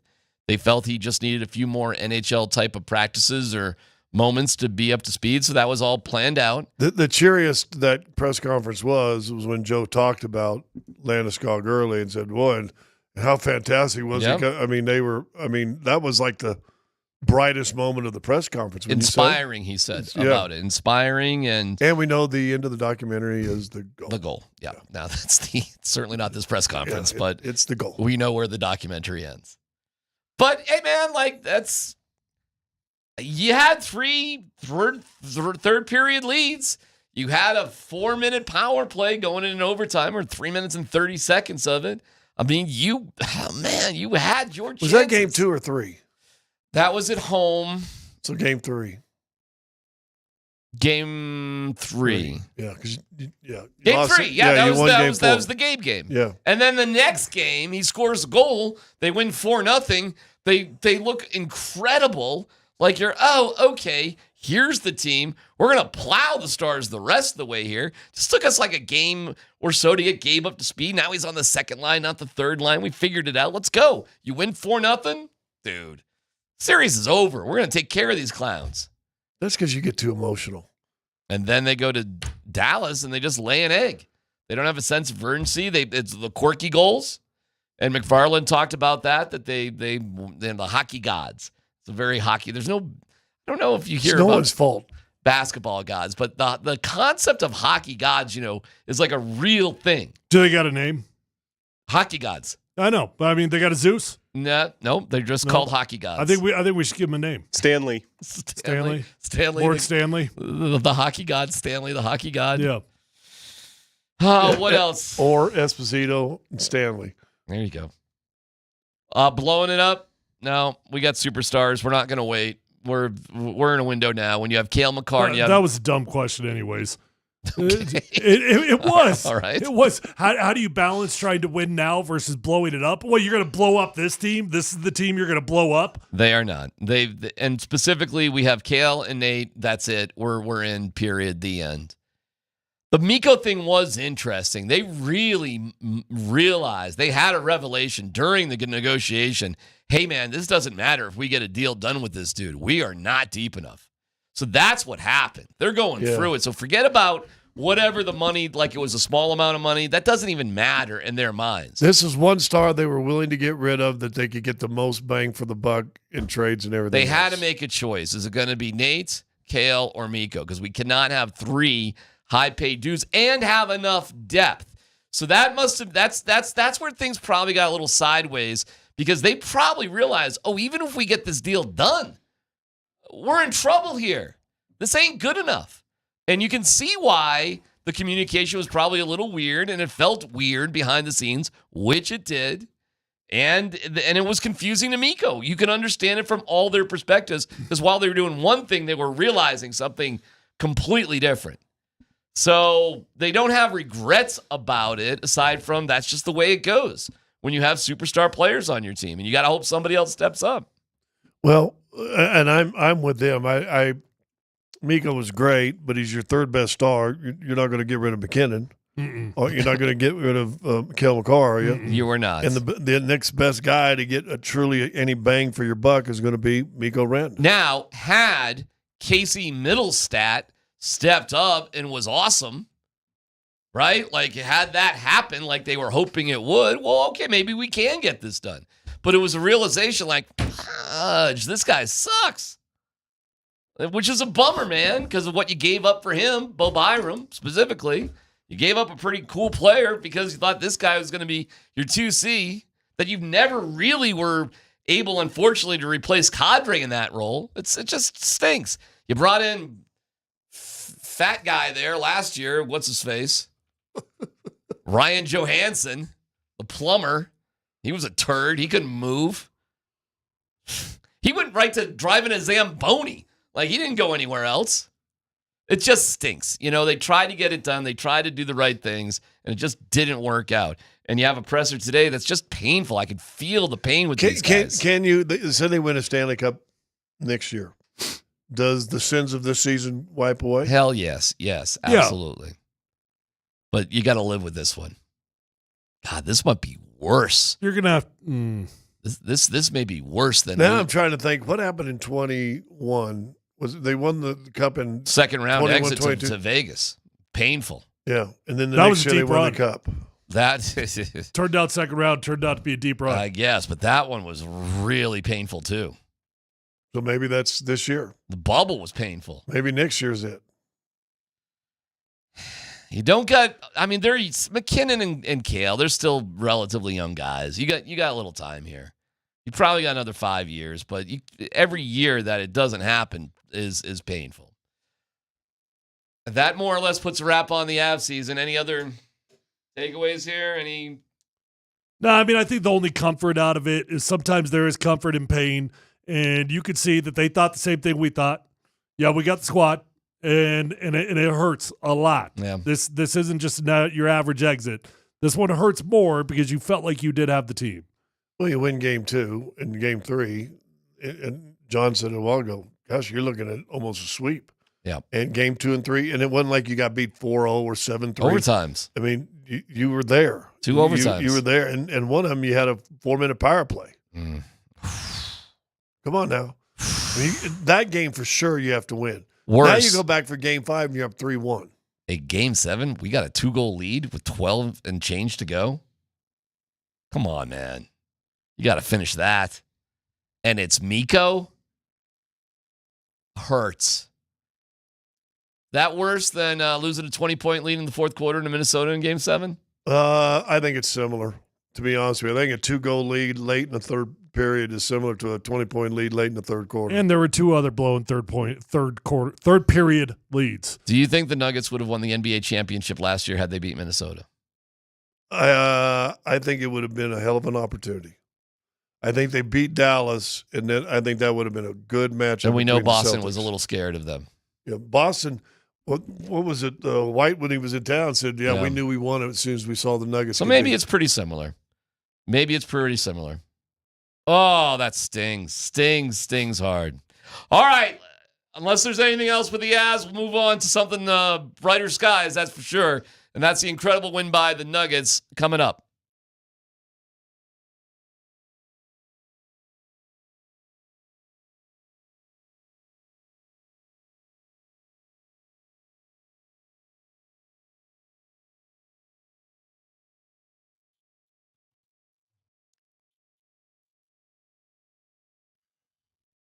Hey, it's DMac for the Rocky Mountain Men's Clinic. When dealing with the issue of ED, you want the right treatment for your specific medical situation. ED is an intimacy destroyer. Research shows that men can draw apart from their partners when ED affects their sex life. The condition causes stress, anxiety, depression. Even worse, a man's partner can blame themselves. Okay, thank you, Rocky Mountain Men's Clinic. They're there when the pills or herbals fail with success rates well over 90%. Some treatments can have you last an hour or more. Come on now. Rocky Mountain Men's Clinic has served the Front Range of Colorado for nearly a decade, treating tens of thousands of men. Schedule a consult today. That initial visit's only $99. You get a medical consult, a T and a PSA test, if advised, a test dose. If the test dose doesn't work in the office, your visit is free. They've got an expert staff like a lot of men. You could be having sex the day after your appointment. In 5 locations, Fort Collins, North Denver, Central Denver, Castle Rock, and Colorado Springs. They're there to serve you. So call today. 720-440-7900, RockyMountainMen'sClinic.com.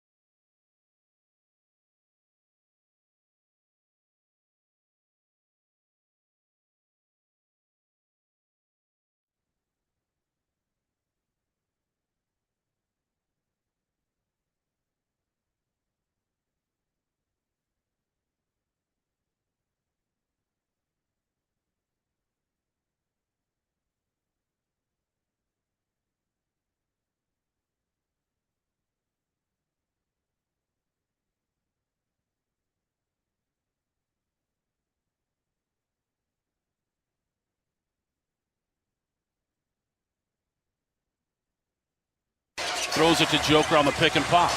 Hands off behind him to Murray. Murray in the corner, Gordon 3. Good. That one helps. 102-93. Back over to Caruso, top of the key. Over to Alexander now. Alexander goes to the left hand on Gordon. Step back 3. That was good. Murray goes to the left hand. He's inside the arc. Now at the free throw line. Throws it back behind him over to Jokic. Guarded by Caruso. Take him to the hole. He starts backing him down. He's in the paint. Hook shot. Good. 115-111. It's a 2-possession game with 100 ticks left on the clock. Jokic guarded by Hartenstein. 10 on the shot clock. Joker for 3. Yes!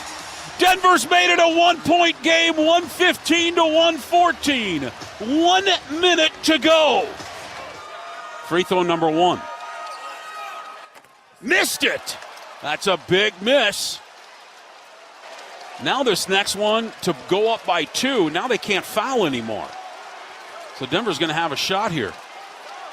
Boy, this would be a huge miss. Second free throw, Holmgren.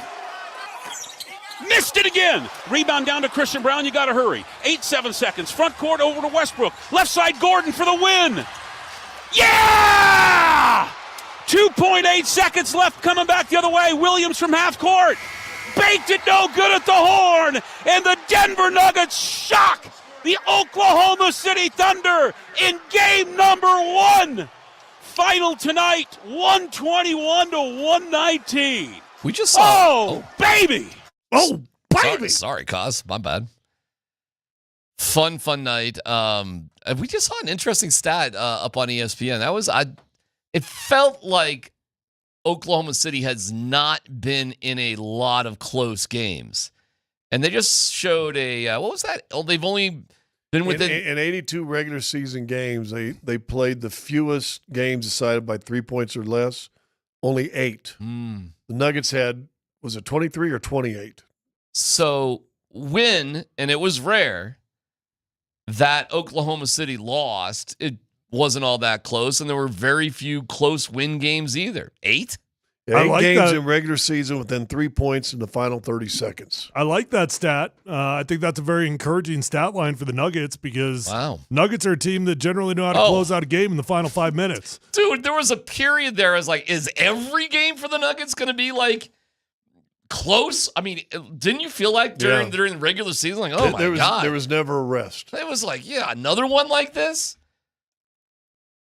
There was never a rest. And so when Daniel is out there like, this is just what we do. That's usually our deal, is to foul up 3 and to play that game. I thought we executed the fouls pretty well, got the ball in bounds pretty well.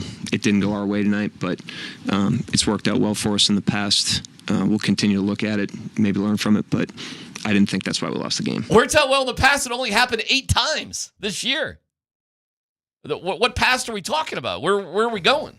They're not a very experienced, close game team. They had the best points per game differential in the history of the NBA this year at 12.9. So they did not play in many close games. So if you can somehow keep hang the game in there, tight, yeah. How bad did they lose when they lost? Well, yeah.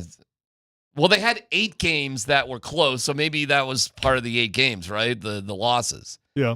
I know when the Nuggets beat them, it was close. That's for sure. I forget the exact scores off the top of my head. That is really interesting. If Oklahoma City does not just blow you out, basically, or have the game well in control, they really don't know how to finish off games. Now, having the highest point differential in the league ain't a bad thing. That means you're scoring and you're playing great defense. And they are, you could tell how ferocious their defense really is. They're going to get after you. But, and I said this yesterday, they're not any more physical than what you just saw with the Clippers for 7 games, 10 days, right? Did you feel like they were, you know what I'm saying? I mean, once you go sparring and you get punched the first couple felt days, like an MMA match. Yeah. That's what that felt like. They haven't, last game anyway, it wasn't that physical, was it? Not like the Clippers. Talk to us about Isaiah Hartenstein, like what his role is and what it's likely to be. Well, listen, and former Nugget, too, if people didn't. They had him here for just a little bit. It'd been nice to have him, but he ends up signing with Knicks, and Thibodeau figured out Here's what we need. A guy that's going to rim protect and rebound and will score on the roll. That's what he does. And he fit the role perfect with Knicks, got paid to go to Oklahoma City, and guess what? He's doing the same one. Physical, inside guy, going to block some shots and get a lot of rebounds for you. Yeah, because Holmgren against Jokic is going to be a joke. Oh, he has no chance. Right? Yeah. He has no chance. But and he can block shots, and he'll block Joker's shot. And he probably got it last night, but you saw that one time. You saw Russ on the break get in and put a shoulder into him. He goes flying back, and Russ laid it over the top. When I was watching the game and they were down in the first half, I was like, "Jeez, man! If the Nuggets could be hitting, well, they were shooting 25% from the three. I was gonna say if they can shoot the way they normally shoot from three, they're gonna be okay. But you're not gonna win if you just can't make any threes. But that's true for everybody. And then they hit some big threes near the end, and then you look at the end of the day, and their 3-point percentage was almost identical to Oklahoma City, 31.3 for the Nuggets, 34.9, and it's 15. The points in the paint, they clobbered them on. In fact, I thought I read the most points in the paint that Oklahoma City's given up since early in the year. Okay, so you just got to beat these guys up. You got to beat them up, and hopefully you just shoot a little better from three. The one thing the Oklahoma City feels like to me, they don't have a weak link with the five on the court. No, they got good depth, there is not a dude. There's not a Michael Porter Jr. that is sitting there just being quiet. Every single one of them. Lou Dort was driving me nuts last night. He ends up with 14. But it felt like more, didn't it? It sure did. Caruso ended up with 20. I mean, that's a pretty good guy to come off the bench with some experience. And heads up, Isaiah Joe, who is good for them off the bench, 10 points per game, didn't score at all. Okay, so they've got some more. Listen, Isaiah Joe played at Arkansas. They're asking him to play defense now. Not your deal. He's a shooter. He was leading the NBA in three-point percentage for a long time this year. Last year, this year, like 45, 46%. Well, he was. But now you're telling him to get physical and guard Jamal Murray and get up on him. So you think that's the way he's going to be this entire series? Well, I know a lot of shooters. You spend too much time playing defense, it kills your legs. Okay. Jalen Williams going to be that sorry? No. But we also said this yesterday. You're going to have Aaron Gordon on him, and I don't think Gordon played but more than part of a first quarter. Remember that game one down there, and he pulled up with that calf. Didn't play it all game. I'm not sure he played against them a full game until yesterday. And Williams is great, all-star. But AG ain't, he ain't going to be afraid of him. I mean, he's guarded LeBron James. He stood up toe-to-toe with LeBron James, Kawhi Leonard. Mm-hmm. Williams is great. Is he better than Kawhi Leonard? No.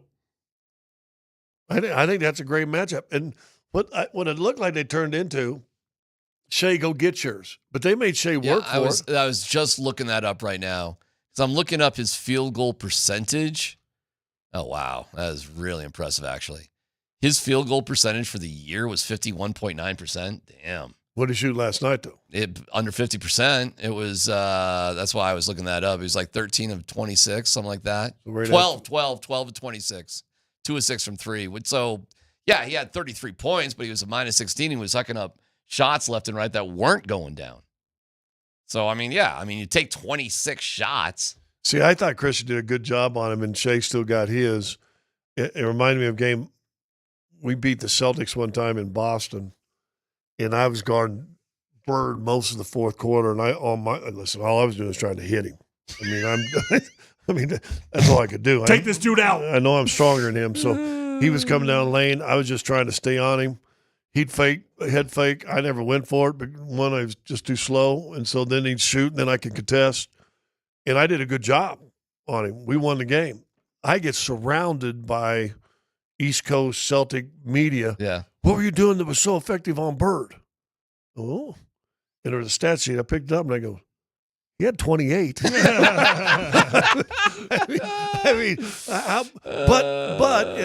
it relates to Christian, but you got to make him work for it. Yeah. They got to get theirs, but they got to work for it. Right? You know what I'm saying? And listen, Shea got his, but he had to work for it last night. He did. Just like they made like Jokic the Clippers work for it at the beginning, for but it's sure. It's like the Clippers did in Game 6 and 7 with Joker. I mean, they really made him work for it.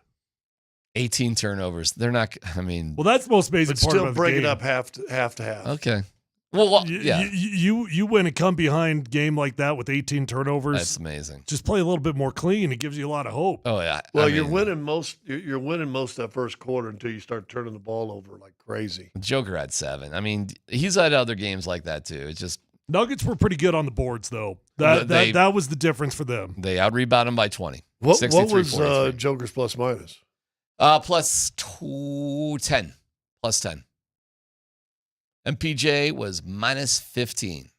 Not a good game from him. Didn't play with confidence. Wasn't aggressive. Wasn't having a good game shooting. Was not making up for it anywhere else. And found himself on the bench. Not good. And you still won. You're going to get better from him. Jamal, kind of like a Jamal game. A Jamal game. But Yeah. I think you'll get better shooting night from him, too. You ain't no doubt about it. To me, after that game was over, I'm like, well, we're going to get a big Jamal game at some point. So I'm just like, well, that's 2. The second one's in the bank. At some point, Jamal's going to have a Jamal game. So that's 2. How are we going to win another 2? And there you go. And you know what? You're probably going to get one more Jokic big game. That's 3. Oh man, I don't know. Now I'm getting a little dizzy here.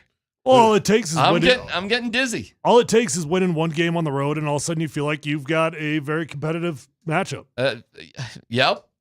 But they should not have won that game last night, and they did. And I'm so pumped for Aaron Gordon. Oh my God. That dude is such a dude. And did you see in the post-game interview they did right away with him on the floor? Dude, that dude was gassed. Yeah, he could barely talk. He could barely talk. He was gassed. Dude, how about his mean mug when he was getting surrounded? That was awesome. Vintage Kobe. Oh, man, the mean mug. God, that was great. Then Ernie gets shut down by Jamal. Look who's got a headset on. It's Jamal Murray, who's going to join us right now from Oklahoma City after as dramatic a win as you can Well, I guess the one when Aaron Gordon dunked at the horn was pretty dramatic too, but this comeback, it just seemed as we were talking about it, Jamal, is you guys would get within 5 and boom, it'd be double digits again, and you kept on, and finally you got that thing to go and win game 1. That was something. Yes, sir. I don't know if that was a question, but yes, it was a statement. Playful Jamal. Playful Jamal. Well, that's a mean mug right there on the big board behind us. That is like, take that. Aaron Gordon, my God. Name retired? Number, whatever? Yeah. Yeah. Right? No. What? Really? You guys do that too easy. Whoa, really? It's not a shot at Aaron Gordon. It's a respect for what that means. Okay. Boy, to me, that's kind of a little bit of a no-brainer here, man. All right, well, you want to play that game? Keep going. Jamal Murray. Oh, that's easy. That's yes. Yeah, of course. Keep Okay. going. I mean, who else? I mean, obviously we got Jokic. Yeah. Yeah. Stop it right there. Probably it. Bruce Brown. No. Love him though. You sure? Yeah. But he's great. But no. But great. Like he gets a Bruce Brown night or whatever. He gets to, we'll say a lot of good things about Bruce Brown for the Uncle rest of our Jeff. No. But he was key too. He played an important role. Christian Brown has a shot. We'll see. No, he doesn't. Oh, No. sure, he's got a shot. He's here for 15 years, and Oh, well, that's your Michael Porter Jr. 15-year take. Sure, okay, you're Michael, right. Michael Porter Jr. Hell no. Yeah. Aaron Gordon's been phenomenal. It's not no. Wow, man. I don't know. I think AG's in. Especially if they could go away and they find a way to continue this run, and we're still talking about this for another 2-3 weeks. I think it solidifies. He has been part of so many huge moments for the Nuggets. What a deal that was, by the way. Who did we give up for Aaron Gordon? What was that trade? All right. Here would be like Chris Harris Jr. for the Broncos. Yeah, no brainer. No brainer? No Ring of Fame, no brainer. Core member of the no-fly zone. Okay, jersey retired's different than Ring of Fame. Oh, okay. All right. Well, I'm just talking about, they don't have Why, Ring why of Fame can't for you? the Nuggets. Yeah, they don't have a Ring of Fame. Why can't you just start making that Ring of Fame? The jersey's just basically a Ring of Fame. Oh, that would be way easier. You know, AG, no brainer. And that way you put Carmelo Anthony up there. They don't have. So it's a weird because they don't have that. Well, I understand, but that's why it makes it more complex in basketball. Yeah, you also get a lot more numbers in basketball because you got fewer dudes, so it's a lot easier to do. And you can wear 99. The football's a little bit limited. I don't know. Do you retire the number of Von Miller? Probably not, huh? He's a Ring of Famer, no doubt. He's a Hall of Famer, no doubt. If Von Miller's not in that conversation, who the hell is? I don't. Seriously, if we're turning down Von Miller, I'm trying to think. Have there been other 58s? I can't think of anybody that'd be worthy of their number being retired if Von Miller's isn't. Has somebody worn 58 since Von wasn't here? Not to my knowledge. I don't. Yeah, maybe. Yeah, okay. Is Harris in the Ring of Fame? No. No, he will be. No, Wait, I mean, is he? but if you want to play that game, Aqib Talib, yes, then he'd be yes. T.J. Ward, Darian Stewart. I mean, that's why you got to start. You got to draw the line somewhere. See, that's why I like statues. Bradley Roby, no. What, is he part of the no-fly zone or not? No. Oh, he was pretty good. I think he'd take exception to that. They brought him back for that celebration. I mean, it's fine. I got no beef if you want to include him, but it's not what I would consider the core. Kayvon Webster was really upset. Like, they were bringing the guys back. What if could you not do a Ring of Fame thing? It's all named, but then you do one big thing. No fly zone. No fly zone and smaller writing, those 4 starters. Yeah. Right underneath it. Yeah. Orange Crush defense. Put that up there too. Sure. Why not? And list 11 starters. Well, but then how do you honor Vaughn, D. Ware, DeMarcus, Derek Wolf, and Malik Jackson? Because those guys got to be honored if you're doing the no-fly zone. Well, maybe they're part of that no-fly zone. I've always said this. You ain't got no-fly zone if you ain't getting the pressure them 5 dudes put on them all the time. Yeah, it's tomato. Which one comes first? Exactly. All right, well, we'll get into some more football stuff here in a second with our guy, Dan Bud Squints Tanner. But it is a day to celebrate an amazing, amazing victory by the Nuggets. That's up there, dude. Oh, man. I'm looking forward to Wednesday now. And yes, it is rare to have one day off and be so successful. But I think it was a huge benefit that they blew out the Clippers. And I don't think they were exhausting themselves at all. Emotionally got to shut it down a little bit. Yeah, even the guys who kept on playing, like I told you, it felt like an and one mixtape tour out there. Like, that's not hard basketball. That's fun. We're just hooping with the fellas. We're not really even playing defense now. Well, and you don't have time to switch off at all. So now the problem is when teams after a 7-game series switch off and then game one's a blowout. But you got to give the Pacers credit because they went 7 games too, I think. Yeah. They didn't switch off. They were ready. Yeah. Who'd the Celtics lose to? The Knicks. Knicks, what a game that was. Wasn't that a 7-game series too that they had to win? Oh, I'm sorry. I forget the details on that. I'm not sure. I think it was, or it was a long series anyway. Those teams came out and were ready. Now we'll see Golden State. Golden State had to go 7. See what they do. Well, they'll probably win. Could they beat Minnesota? I don't know about that, man. That is going to be a fun series too. I think Minnesota's going to kind of roll. Well, remember they've had some bad one. blood. Remember the chokehold that Draymond had on Gobert? Was that this year or last year when there's a little scuffle and he came up behind Draymond and put him in a chokehold and pulled him off of there? The Knicks won 4-2 against your Pistons. Oh, should have been a 7-game. They jobbed them on that one the game. Celtics just, I mean, I don't even know how the Magic won a game against the Celtics, but that was not a hard series. You see these teams just wait around a little bit. It's a little tough. You're not in the right rhythm. But still, it doesn't matter. There's no way the Nuggets should have won that game anyway. What was it, a 13-point lead with like 2 minutes to go? What are we doing here? Denver's first victory against Oklahoma City this year was 104-102. So they beat him in a close game in Denver. Yeah. And then you lose that game. They're not good in close games. And then you beat them again that 4th time. Crazy. All right, let's football go. Dan Tanner next.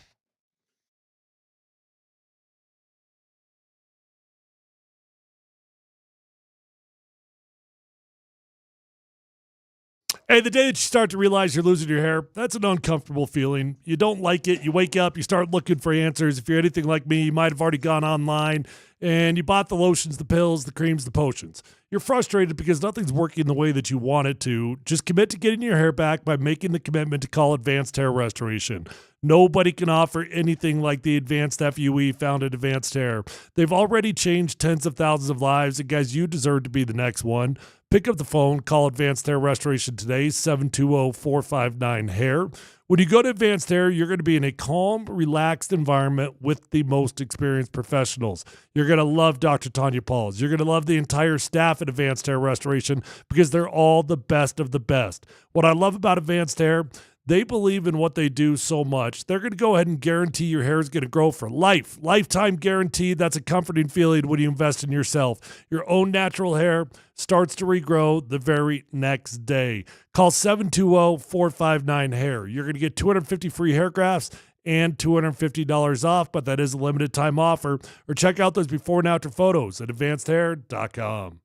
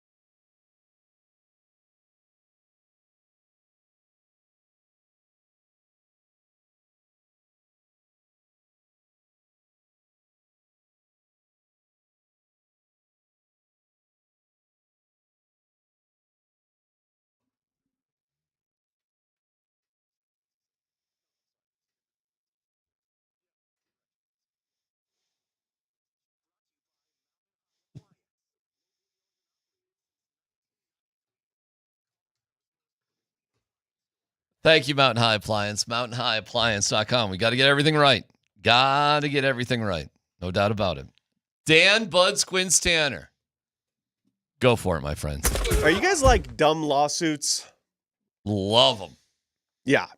Well, I we've just got want to one. win one of those one day. We've got one. This would be a great one to win. This would be an amazing one to win. So this came out today, guys. Apparently, a Colorado football fan, CU Buffs football fan, is suing the NFL for over $100 million for emotional distress that this person went through while watching Shedeur Sanders fall to the 5th round of the NFL draft. So here's what the actual lawsuit says. A retraction of the slanderous statements made about Shedeur Sanders, along with an apology for any harm caused to his reputation, implementation of fairer practices in the drafting process to ensure that talented players are recognized and given opportunities based on merit, punitive damages in the amount of $100 million for the harm caused to the plaintiff and the impact of the NFL's actions on his emotional well-being. Any additional remedies the court deems appropriate, including compensatory damages. Conclusion, the plaintiff requests that the court consider this complaint and take appropriate action to address the intentional emotional distress and trauma suffered as a result of the NFL's collusive practices and the harmful statements made regarding Shedeur Sanders. All right, so there's a fan that's just bummed out Shedeur went in the 5th round. Good luck, buddy. And is suing for $100 million because of it. Is that right? It would be pretty fantastic if I could get $100 million for somebody else's life that I've got nothing to do with. Because you're emotionally distressed that your favorite dude went later than you thought? Yeah, good luck on that one. Can you believe that there's some lawyer that would actually file that? Are we sure? Yeah, it's a filing. Like what Dan's reading is like a freaking filing. It's like filed. Yeah, it's the official court document. Somebody wrote that. A lawyer did that. Well, you shoot for $100 million, you land for $10,000, and I guess you still got some money. From who? Who's supposed to pay up? The NFL? That is unbelievable. By the way, got some news yesterday. Yep. I will no longer be a poser buff. I will be an official. Oh, congratulations. My younger kid officially got the nod, and he'll be finishing his college career. That's been quite the journey. As a proud student at the University of Colorado in Boulder. Cool. What's he going to study up there? Yeah, mistakenly communications, and I tried to talk him out of it, but he's kind of plowing down that path. How many years he got left? He's a senior. He'll be a senior. He's got like 24 credits to roll. So he's had a journey as a college athlete, and boy, oh boy, what a roller coaster playing college sports is. He gave it his best shot. Now he loves CU. Spent a lot of time covering the Buffs last year. And fell in love with the school all over again. And he got in. I'm really damn proud of him because it's been a hell of a journey. So I will no longer be a poser buff. Because my rule is now you get the T-shirt that says Buff Dad. Oh, no doubt about it. I got those T-shirts.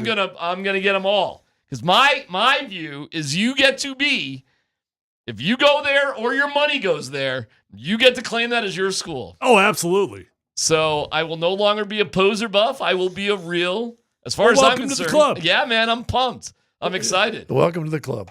And I go, Parents' Day, we're there. Football games, we're there. And he's like, Dad, I'm 22.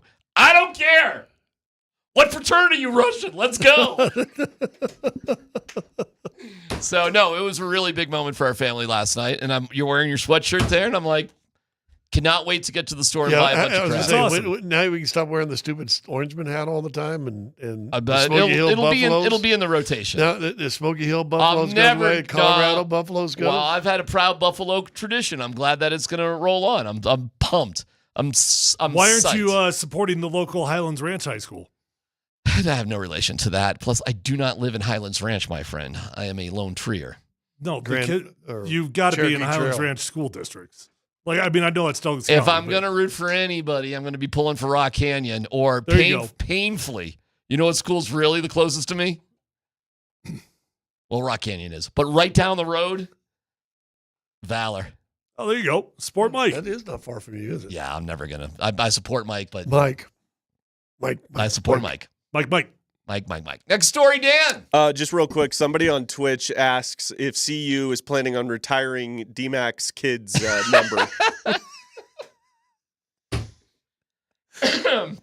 I can just. They got a club baseball team up there. there. They do have a club baseball Is he team. gonna play? Oh no! That's he was playing a. No, he's not. You're not playing rec football, are you? You wouldn't do that, would you? Would you play? Hold on a second. I'll ask a legit question. Would you play a lower level of the sport that you played at a higher level? So true story. For fun. I my whole career, I said I was going to finish out my career with an extra 2 years in the CFL. Just go play pressure-free football, have a little bit of fun. You don't have to worry about the money. I didn't end up doing that because my body was hurting. Yeah. But yes, my whole career, that was my actual goal. I'm being dead serious. Okay. I really wanted to go play in the CFL. Scott, you ever join a men's league? Yep, I did it one year. Did you really? Oh, yeah. It was just excuse to go out and have beers after. I love the way you just belittled the club level baseball at CU, though. It's significant. Well, I'm not trying to rip on them, but it's a significant step lower. Ever since Irv passed, though, it's never been the same. Well, they haven't had. Listen, I'll bang the drum, man. CU.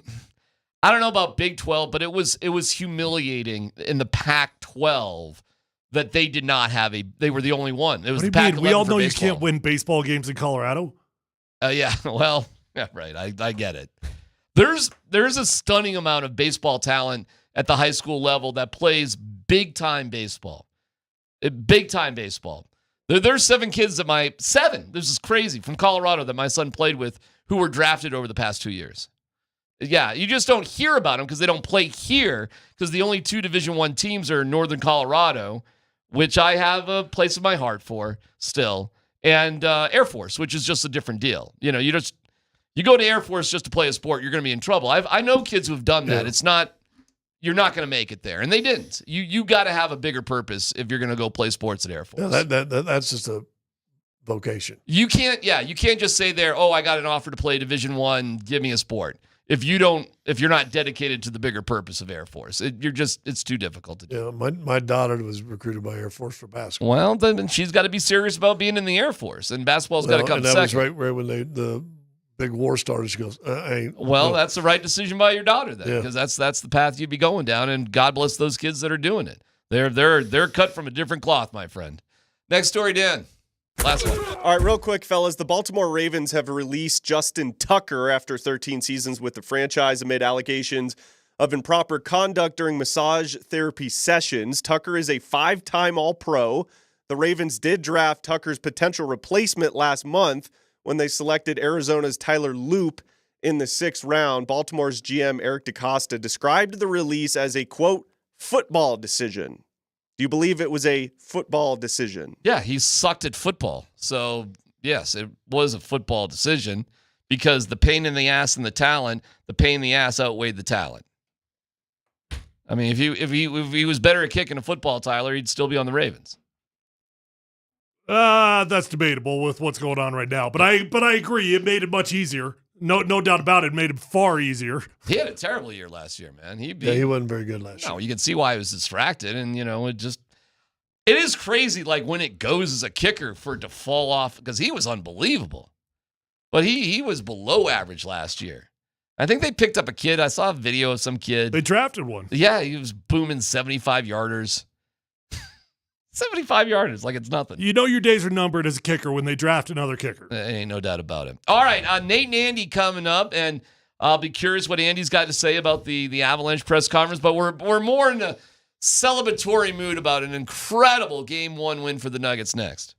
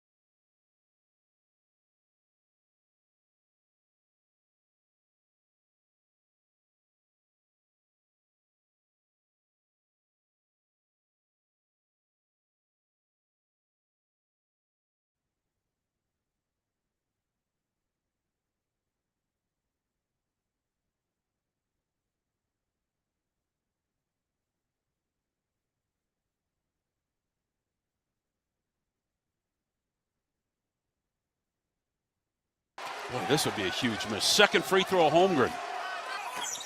Missed it again. Rebound down to Christian Brown. You got to hurry. 7 seconds. Front court over to Westbrook. Left side, Gordon for the win. Yeah! 2.8 seconds left, coming back the other way. Williams from half court. Baked it no good at the horn. And the Denver Nuggets shock the Oklahoma City Thunder in game number 1. Final tonight, 121 to 119. Oh, baby! Okay, guys. Now what? I say with a smile on my face for the Nuggets. Now what? Now you got hopes and dreams. This is a different mindset team, but a long-time Nugget fans may remember this. I remember them going in when San Antonio was winning championships. Mm-hmm. Andre Miller goes down in game 1, has 38, and they beat San Antonio in San Antonio. And, I mean, Kenyon was on that team. Well, then it was a party.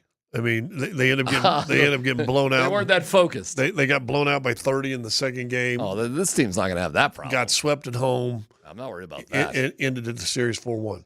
But it was the mindset of the second game. You can lose the second game. You can lose the second game. But there has to be a mindset that Oklahoma City's got to come out of it and go, phew, we had to play super good to get this close. If the Nuggets win the second game, is this series over? No. Yes. No. Yes. Because, well, I don't know. I mean, all it takes is them just winning one on the road, and you'll see what happens from there. Well, you go to the heart of a team and what they're all about. Like, it'd be difficult to lose the first 2 at home, but, you know. But they did last year. Remember, they lost the first 2 to Minnesota and then beat Minnesota 2 straight. If you win tomorrow, then game 3 decides the whole ball of wax, because if now all of a sudden you win game 3, it's over. And now you just got to win one game, and can they beat you? Yeah, we'd all agree on that one. Well, we literally agree because it's never happened. But I think they win game 3, and so if they win Wednesday, I think the series is over. I see your logic. If they win, you think I got you. I think they win game 2. They're going to win game 3 when they get back, anyways. Yeah, so then it's a wrap. So if you've got them in the win column on Friday, winning game 2 would theoretically end it. Could end it. And shock the world. I'm getting way too ahead of myself. Because that team is a good team, man. They really are a good team. Oh, yeah. I'm trying to find the weaknesses on that team, and there just really aren't many, are there? Player-wise, no. Their biggest weekend is the stat that DMac gave you a while ago. They haven't played a whole lot of close games. Mm-hmm. And for a team that won 68, I think they were like 8-5 in teams, 8-5 or 9-5 in games decided by 6 points. So they only had 14 games where it was within 6 points. I'll put it this way. You win the next game, all of a sudden you're thinking about championships. You are. That's where your mind's going to go as a fan base if you get up 2-0 on Oklahoma City. I know what Oklahoma City's fan base must be thinking, because the Nuggets fan base went through this too. Is it our time? Have we climbed all the stairs we needed to climb to get to the top? And I think that's a legit question they got to ask. Now, the Nuggets, they've done it. Climbed the ladder, man. It's a different world when you're just talking about legacy or, getting to in 3 years or whatever. It's a different deal. You're in a different realm. The whole, are we good enough to really be a champion? That's a tough one, man. That's a hard one. And they're probably having some doubts. Boy, oh boy, oh boy. If there's a way to take advantage of it tomorrow night, go for it. Whatever you got to do. It'll be, yeah. Like I said, I want to see the competitive nature, because I think if they come out and ball, then that game wasn't a fluke, and it didn't just satisfy. Did Michael Porter Jr. have a bad game, or is he hurt? He had a bad game. Okay. Does that mean Michael Porter Jr. could have a game where he hits 6 threes? 6 for 10. It would be good. It'd be good. Realm of possibility? I would say it would surprise me if that happened.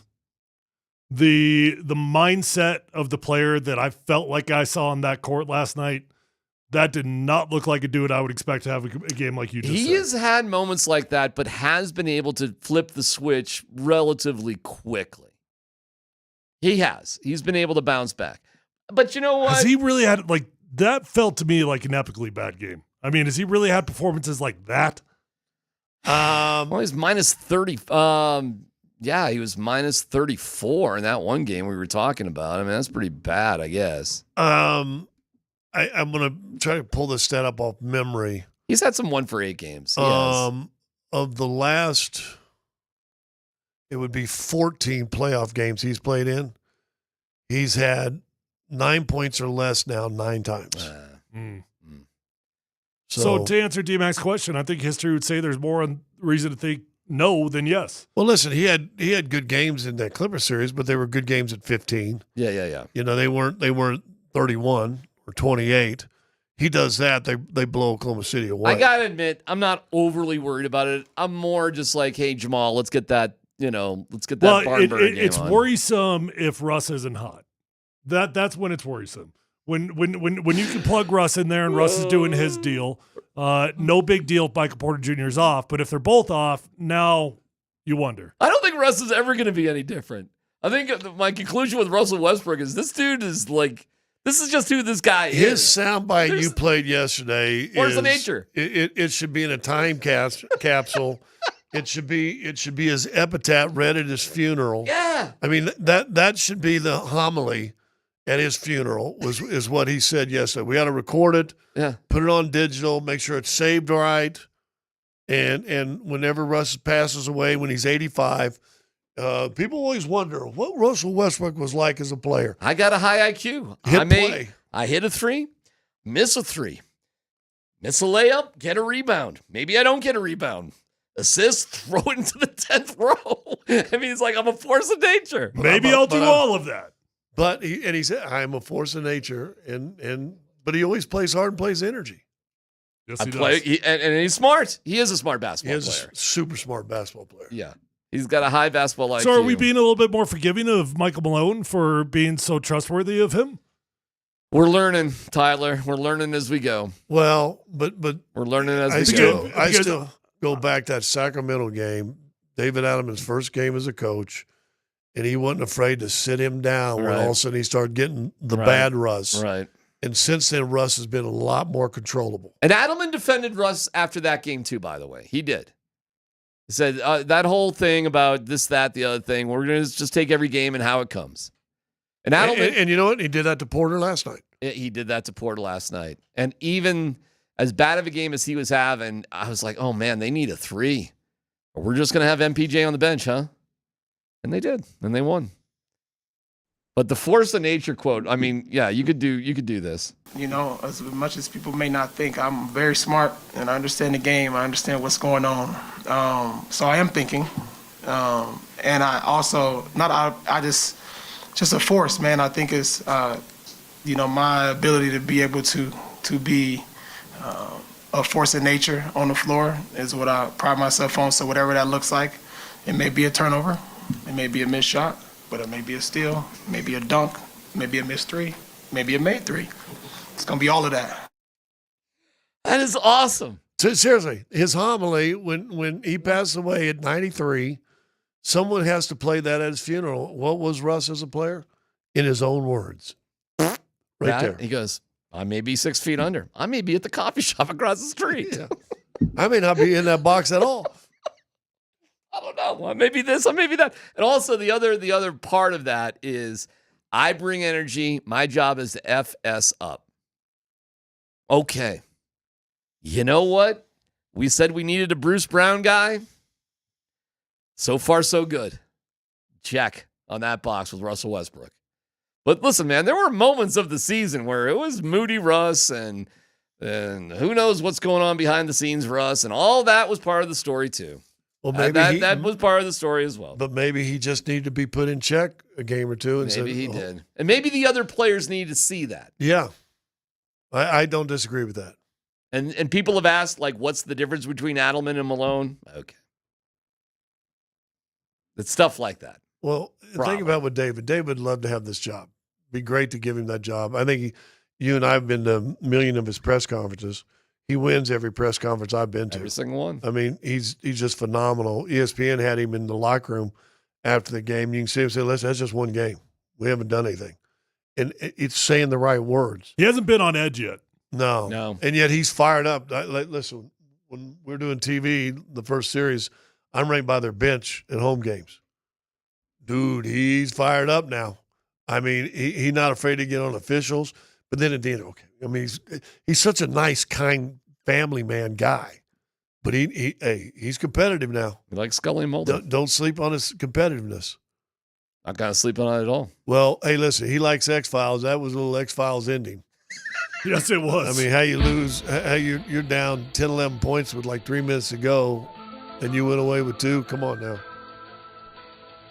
I mean, that was a little X-File ending. Do you think that was from outer space? There was something Area 41? Well, again, I wouldn't necessarily say that Oklahoma City lost it, but they opened the door and Denver was there to step in it. And I mean, it wasn't like they had 20 turnovers and just start throwing the ball away and Denver took it. No, but they did make a philosophical decision that bit them in the you-know-what. But I think it was more of that. That was more of coaching. I think Dagnall helped hand the game to Denver.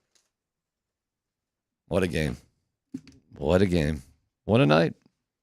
And now we have, we have weather that just, you want to just get a blanket and cuddle up. Just cuddle today. But you know what? Cuddle up with the replay of that. Is it still raining out there? I don't know. Just skip the first 3 quarters because the first half will make you want to go to bed. Scotty gets one night off. Dude, one night off and he goes to bed. What was your reaction when you found out they won when you woke up this morning? Well, I told you getting coffee a while ago. It's the first time in the 30 years I've done Nuggets game that I basically had to watch it like a fan. Yeah. I hate that. Why? I found I was angry. I was standing up. I got mad. I was so. Were you saying anything? Oh yeah. Who was watching the game with you? Well, the play you mentioned a while ago, the lack of effort to go for the rebound. I stood up and I said, "What the?" I did the same thing. I'm trying to change my life and not curse, and I had to bite my tongue. I had my phone in my hand and I threw it into the couch and I was like, "You got to be kidding me!" Yeah, and I was and finally it was time to put Ellie to bed. So I'm taking her to bed. I had the game being recorded. I said, I ain't watching this because I mean, I knew I was going to come back and watch tomorrow, win or lose, but I was so PO'd. I can't watch a game like that. When and even though I'm a homer on the TV, you're still being objective and you're still being a professional. So you had a hard time, so you go to bed. You find out they win in the morning. You watch the game I again. went to bed. I was freaking asleep at 9. So at 4:45, I woke up with time to go. Well, what a night's sleep. The day is here. Good. Stayed in bed till 5:15. Started doing my Tuesday. reading. Next time I look up, I went, they won? Okay. But when even though you knew the results of the game, when you were rewatching it or watching it this morning, did you still find it like improbable they were going to win, even though you knew what the result was? Well, I watched the halftime show. Boom, boom, boom. Come out. Then they give up a 3 to start the third quarter. Yeah. Immediately. Immediately, like in 12 seconds. You gave up a 3 and I went, huh? And then they fought back. I think Ernie said it'd get down to 5, and then it'd be back to 11. Then it'd get down to 5, it's back to 12. Then it'd get down to, 7, and get back up to 10. And it just, and even I think at 10 minutes to go or 8 minutes to go, it was an 11-point game. I mean, I was convinced, it's just going to get to 18. It's going to be one empty possession. Yeah. The Thunder are going to hit a 3, maybe a turnover and a run out, and that's just going to be night. And that's, I think that everybody watching that game was waiting for that to happen. And then, but the Nuggets would always make a little run. They'd cut it to 5. It'd be, honestly, Russell Westbrook was the key behind a lot of that. Yep. Would just sort of pick the team up where AG had hit a big shot, and then Jokic was, he was unbelievable in the fourth quarter. And that 3 he hit was right there. You went, ooh, okay. Okay, so Scotty, the matchup in round 1 was Zubats, and that was a wrestling match, and Zubats gave Jokic problems. Last night, they started with Hartenstein on him, and he's a strong dude, but he's not Zoo, and he's not Jokic, and honestly, Joker kind of made that guy's life miserable. He was just jab stepping him into hell last night. And Chet didn't want any part of it. Well, Chet, honestly, and it was an after whistle play, but did you see AG not elbow him in the face? I mean, opening minute of the game, like right away, it was like that was the opening salvo from the Nuggets in this series. Was just like, no, I'm Aaron Gordon, and it's gonna hurt if you want to defend me in this series. And I thought beautiful. it impacted Chet all night long. Like, he still got his. He blocked shots. He's a world-class rim protector. But, AG dunked all over him last night. And Jokic. How about Russ? The one play Russ did just put a shoulder just went right into him. Knocked him back. Jokic had his way with him. I think Chet Holmgren, it's not welcome to the NBA because he's been in the league long enough, but it was like welcome to the playoffs last night for Chet Holmgren. Well, I said this the other day, and I want to see if you guys agree with this. This series wasn't going to be more physical than the Clippers series. No. And listen, they're a good defensive team, but they do it with block shots and run-out steals. And on-ball pressure. Yeah, but Clippers beat you up. Right. So I thought that right there going into this series, I mean, it may almost be a little reprieve where you're used to playing real physical.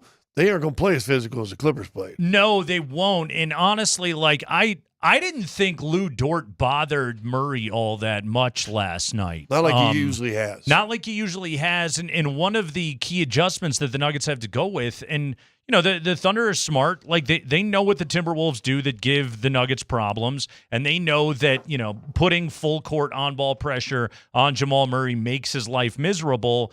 But the key difference now is you've got Russell Westbrook, and he can take some of that onus off of Jamal Murray. Westbrook was fantastic last night. My God, did that guy just like his value? We went through a roller coaster with Russell Westbrook this year, which, to be fair, is the Russell Westbrook experience. That he said himself yesterday, right? But also, like, the way that he has played, the way that he played at the end of the Clippers series, the way that he played last night in Game 1 against the Thunder, it justified every decision that they made in bringing him here, and it justified the faith that they have in him, and they trust him in those biggest moments. And last night, he had a game-winning assist. Scotty. Well, and let me tell you about the assist. They just showed it again. I said to the guys this morning, and whether let's say it was intentional because it's our team and so whatever, but when Christian gets a rebound, like no one wanted to rebound for a second, good block out finally, boom, gets it up to Russ. If you notice, Russ takes that angle, cuts to the middle of the play. His man is now on his side. Right. That now freezes Holmgren, has to stay in the paint. He's got a foot in the paint because if he goes out right away to AG, now it might be one of the Russ layup times. Sure. But Russ is going to have a layup. He could do that. He's going to get to the rim. Or if he's lazy with the pass, Chet with his 8-foot-long arms potentially could deflect that thing. But because he goes towards the middle, you hold Holmgren right there. And if you go look, really, if you look from the all-22 view, it's not even close to challenge. He jumps and he's long, but it's not a bother challenge, right? If you're a good shooter, it's not a bother challenge. But I thought just that little move to the inside froze Holmgren, who just missed 2 free throws.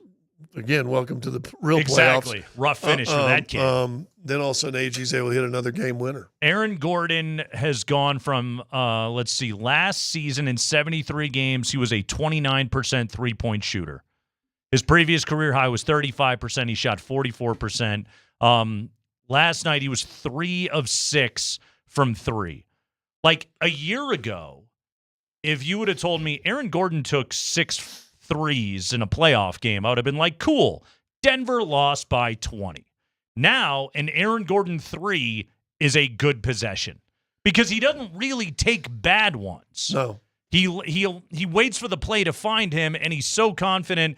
I mean, Scotty, you played basketball for a really long time, okay? And, your skill set is your skill set.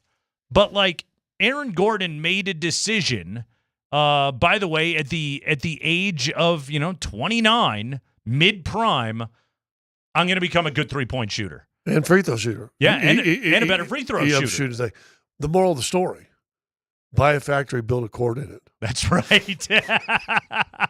Sleep on a basketball court. Buy a factory. Yeah. Convert it into your home / basketball court. That's right. Roll out of bed and take shots. Yeah. You've got one of those racks right by your bed that you can roll up. Andy gets up and does 50 jumping jacks. Sure does. He shoots 53s. Why not? Yeah. It gets you there. What am I catching strays over, son? No, jumping jacks. I said your morning routine, you get up, do 50 jumping jacks. No, I don't. When was the last time Do you do jumping jacks? I have, yeah. When was the last time you did a jumping jack? Probably within the last couple months. Okay. Andy, when was the last time you did a jumping jack? Before the deck. You did jumping jacks? He's got the bad knee now. Okay. That was part of the deal, man. I used to do the stuff that we did warming up for I don't lax. think I've done a jumping jack since middle school. We'll do one right now. I don't even. It'll feel good. I'm good, man. Well, listen, I just went down a rabbit hole today that I haven't been in a long time. I noticed the Liver King has been doing a lot of jumping things. Okay. So, and look at him. Who's the Liver King? The guy that just eats all meat. Yeah, he's a carnivore barbarian. Something. Okay. Your algorithm is probably a lot different than mine. Well, yeah. I don't have, I'm confident in saying that. The sound of music doesn't pop up on mine very often. Hey, let me show you a picture of the Liver King. The Liver King. Okay. Does this guy... See, I considered myself the Liver King in college, but that was just because I was always giving myself Who was alcohol the Lizard poisoning. King? That was Jim Morrison. There you go. The Doors. There you go. Mm-hmm. That's the Liver King? Yeah. There's new workouts. There's a lot of jumping. What's that guy's cup size? He's easily a C. That guy's He's only like 5'2". Okay, that's a 36C right there. Nice wow, rack. Look at the on that expertise dude. over there. See, the Sears catalog paid off for you. It sure did. Scott Hastings, well done as always. Beautiful work. It is the Kreckman and Lindahl show. We are rolling with you until 6 o'clock. We're going to check in with the Thunder coming up here in a few minutes. Joel Lorenzi, who covers the Thunder for the Oklahoman. Where's that team at right now? Plus Chris Marlowe, Scott Hastings' usual partner. Chris Marlowe joins us a little bit after 5 o'clock. Holy crap, Andy. They won exactly like we told everybody they would. All right, as our guy gets ready to walk out, just tell me if you feel this way real quick. I told this to Dan Tanner on the postgame last night. Okay.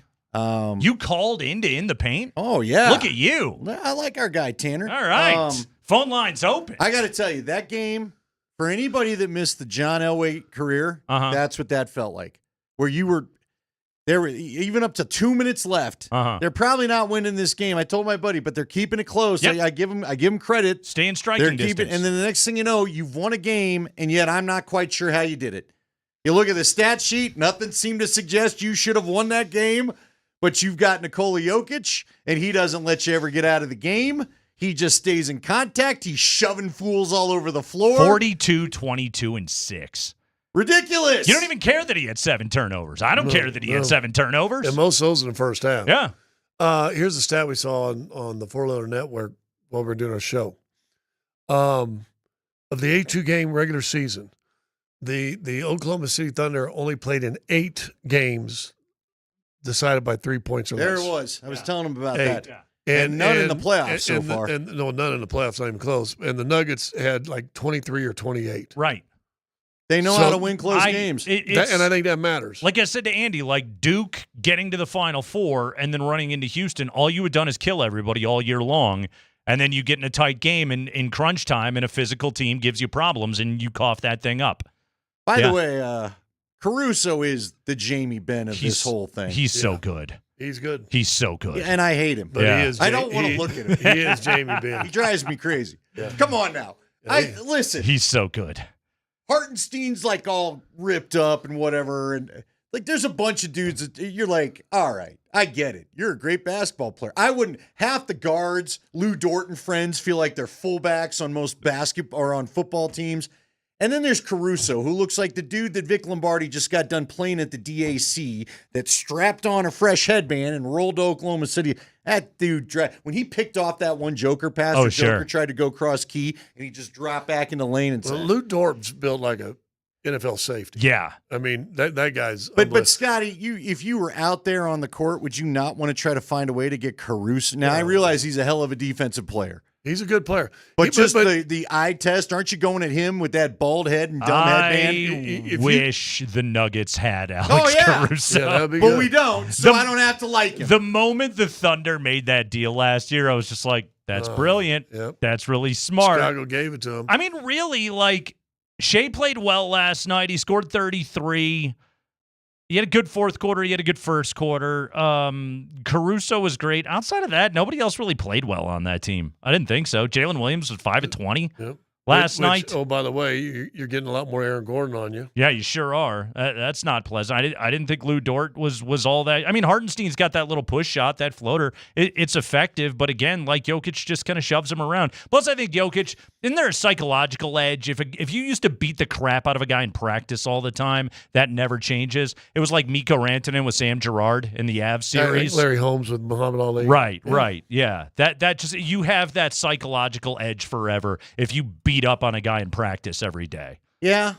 Yes, I would agree. Yeah. And Hartenstein's a good player. I'd like to have him here. Yeah. Can I ask you, We though, had you've him seen here. it live. I do feel like when teams finally see we don't see angry Joker too often. Like, I've had enough of you, all right, little people. Yeah. Like when he shoved Chet twice, like, you want to keep getting on me? I'm going to put you in the third row. I was worried about that for a minute, by the way. It was, yeah, but I think it freaks people out because the rest of them kind of quit messing with him after that. What is this whistle going to do to him here? The flagrant, too, or I guess I don't think he meant to catch him in the back of the head. He was trying to give him a little something to the ribs. He meant to commit an offensive foul. Yeah, he didn't meant to mean give him a little contact. Check him in the back of the head. Yeah, sometimes, but I don't think he meant in the back of the head. And we didn't talk about it. Maybe you guys will. The David Adelman coaching, because I thought Daigneault screwed up the end of the game for them. Adelman screwed it up first. But Adelman keeping Joker in with 5 fouls for about a quarter. Well, like an entire quarter and a half, didn't he? How about him taking Joker off the floor when he was out of timeouts? Yeah. Like Adelman, okay, Daigneault committed the brain fart of continuing to foul up 3.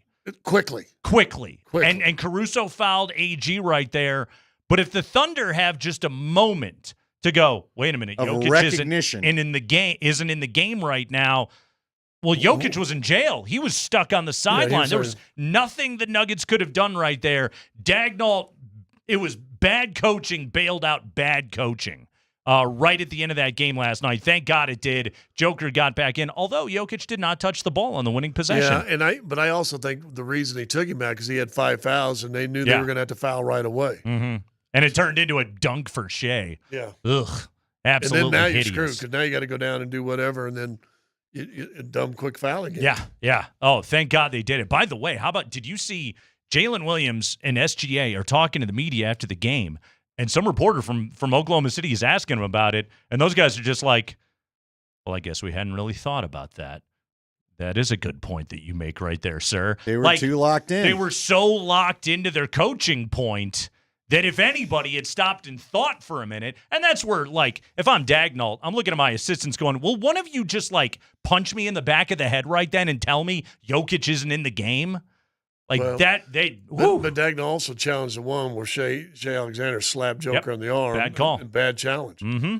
And that kills you down the end Again, of the stretch. that's another coach. It's in a tight, late playoff game for kind of the first time, you know?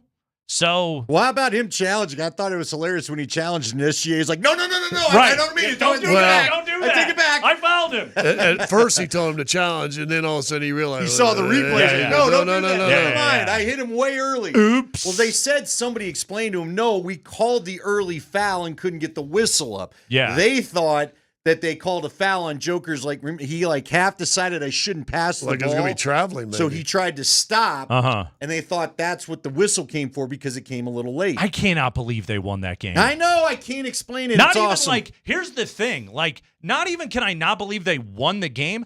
I can't believe they didn't lose by 17. By the way, well, would you agree with this? And I said this. I don't think that they, like Oklahoma City, lost the game. Like, there wasn't tons of turnovers. But they opened the door, and Denver was there to step in. Yeah. There wasn't enough time for them to do what they did. They made their free throws, too. Here's the thing. He's tried to be like, well, all right.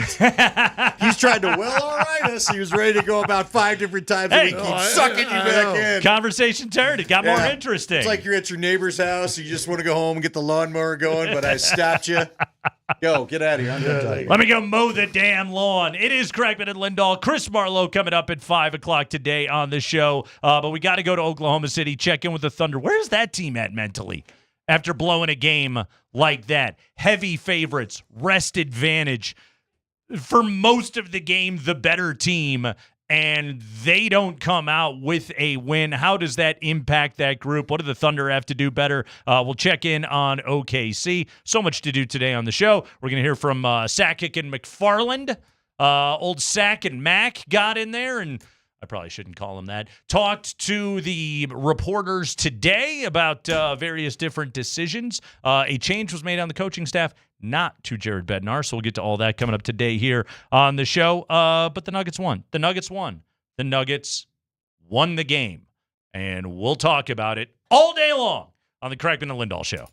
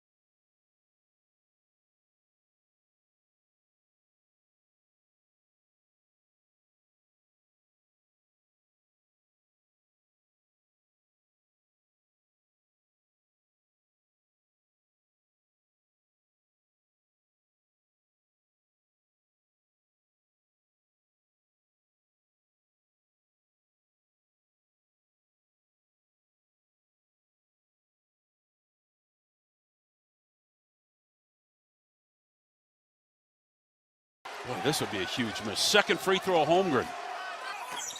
Missed it again. Rebound down to Christian Brown. You got to hurry. 7 seconds. Front court over to Westbrook. Left side Gordon for the win. Yeah! 2.8 seconds left coming back the other way. Williams from half court. Baked it no good at the horn. And the Denver Nuggets shock the Oklahoma City Thunder in game number 1. Unreal. Cause on the call last night right here on Altitude Sports Radio 92.5, 121 to 119. Your final as the Nuggets, exactly like we kept saying all day yesterday, jump out to a 1-0 lead in the series.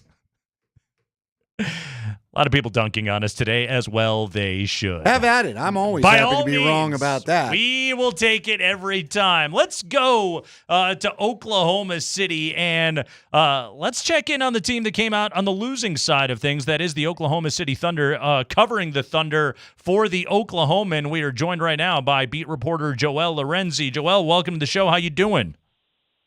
I'm good. How are you guys? Doing very well. Thanks for giving us a few minutes here today. Joel, as you went back and examined the back end of that game from the Thunder perspective, where did they lose this game other than the obvious of Aaron Gordon hitting a crazy shot? Right. Good question. I think, there's so many plays kind of woven into this.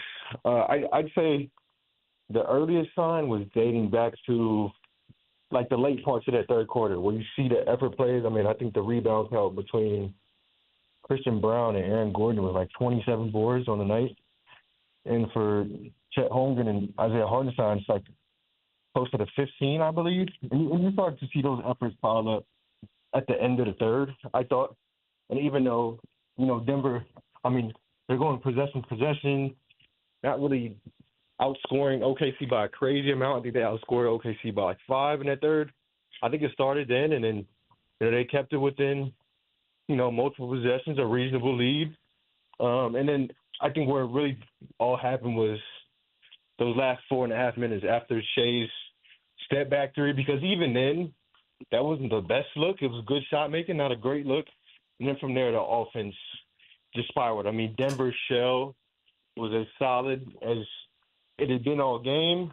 OKC missed some threes that, to Denver's credit, I think they funneled to OKC. Chet was flat on a couple of those. Jalen Williams had a ill-advised drive with less than a minute left. Like, those are the kind of plays that stood out in those last 5 minutes or so, to where it's like, okay, not only is, Jokic having his way and he's getting 10 free throws in the quarter and kind of getting to his spots and creeping back. It was a slow burn of a upset, but also OKC's not doing anything about it on the other end. Where is the pressure for this team to get past this round? Just mentally, what are they dealing with there? Let them tell it. As of yesterday, I don't think they're sweating game one. Frankly, they had no excuse to lose game one, given 9 days of rest, given Denver's turnaround. So I thought as far as the pendulum swinging in terms of drama, that was just as dramatic a finish and losses they could have suffered. With that being said, after what they admitted to be a grim first few minutes in the locker room, they were back level-headed in their words, and you could hear laughter from outside the locker room. And I think they just are back to the thing they always preach is 0-0, which I imagine is harder to reset after a game like that. But I think Alex Caruso leaves a big impression on that front. And I think, this team didn't lose 3 straight games all year and hasn't for the past 2 seasons.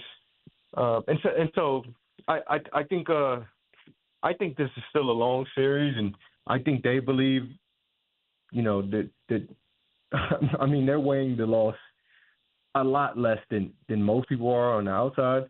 So I think they feel like they're fine. But again, like that, the way they lost, the fashion in which they lost game one, I think anybody else would think is as demoralizing as it comes. Talking to Joel Lorenzi, covering the Thunder for the Daily Oklahoman. Joel, Mark Daigneault has been fully committed to a strategy of fouling late in games up 3, and he did so last night, and it came back to bite him.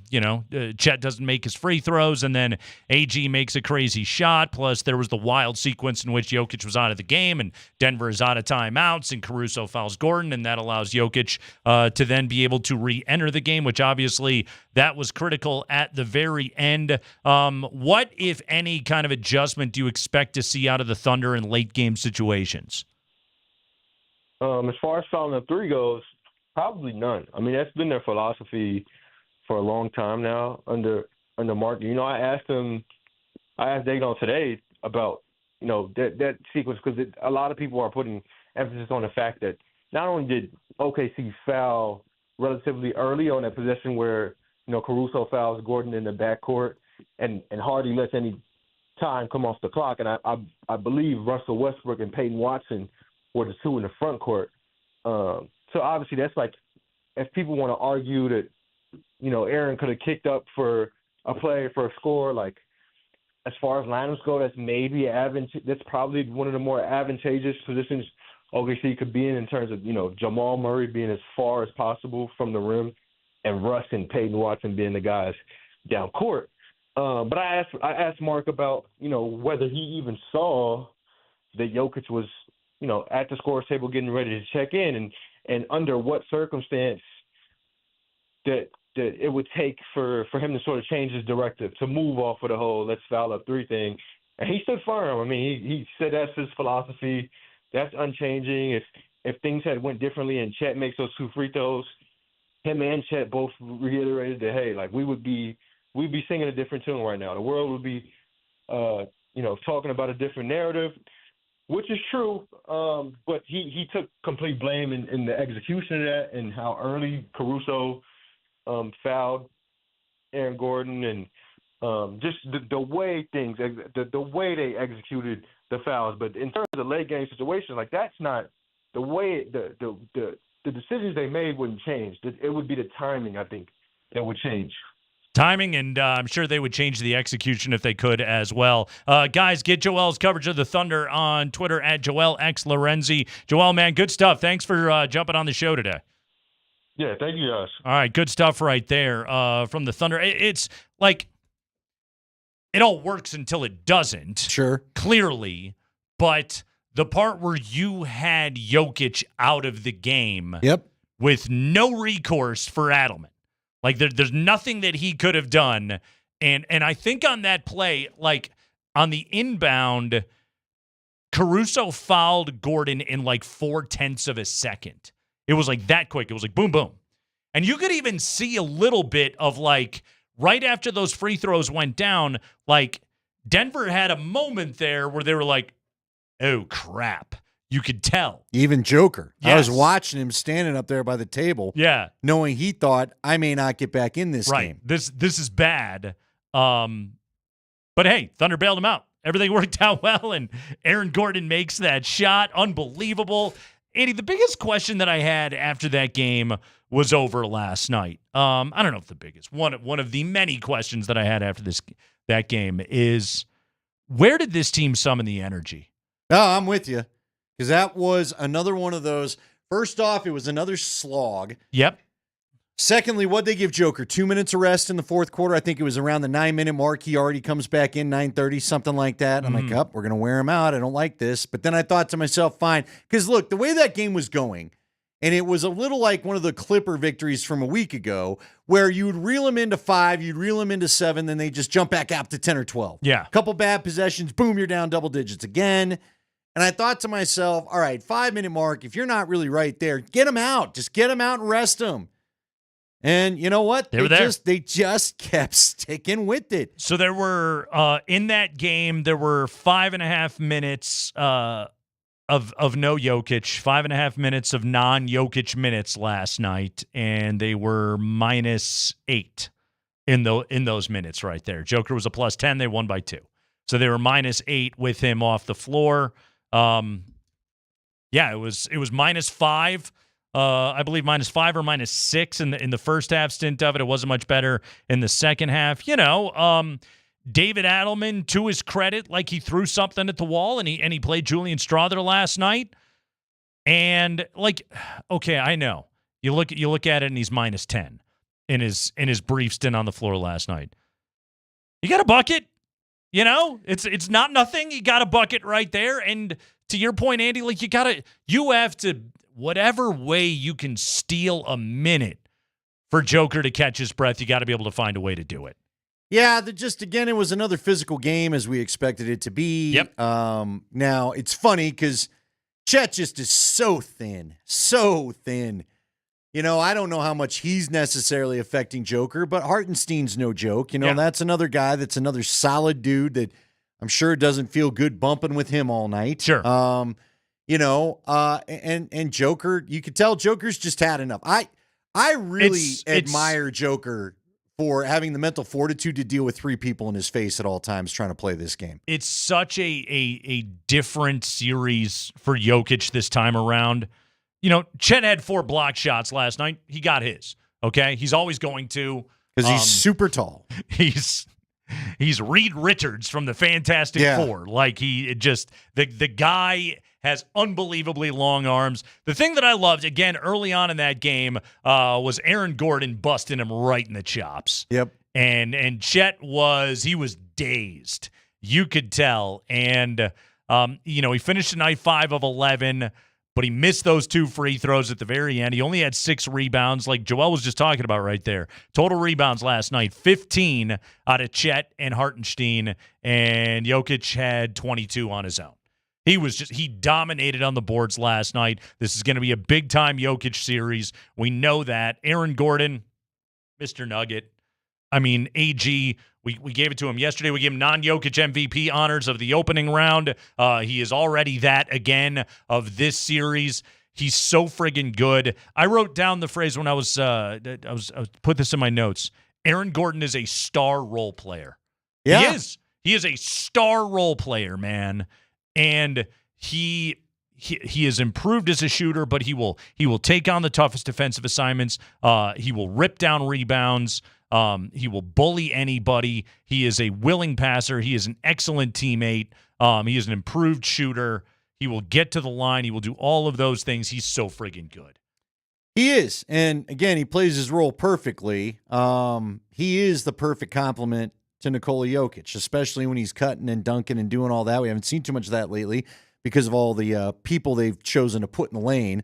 Haven't been a lot of cutter lanes, except for maybe Christian Brown, who did a pretty good job last night as well. The thing that I think that you've really got to steel yourself for, what I like about this game, I felt like, going back to the Avs Stars a week ago, I felt like the Stars took a game the Avs should have won in Game 2 in Dallas. Last night, the Nuggets really had no business winning this game, and they went and stole it. Complete steal. And now I wonder if that tilts the series the other way now, because now that the Thunder are going to be chasing this game. And I realize it's one game. There's a long series to go. Oh, yeah. But you got to remember, I know he had 21 points. Jamal Murray did not shoot all that well last night. That was not the free throw, and I'm feeling like he got going and feeling it a little bit in the fourth quarter, it felt like.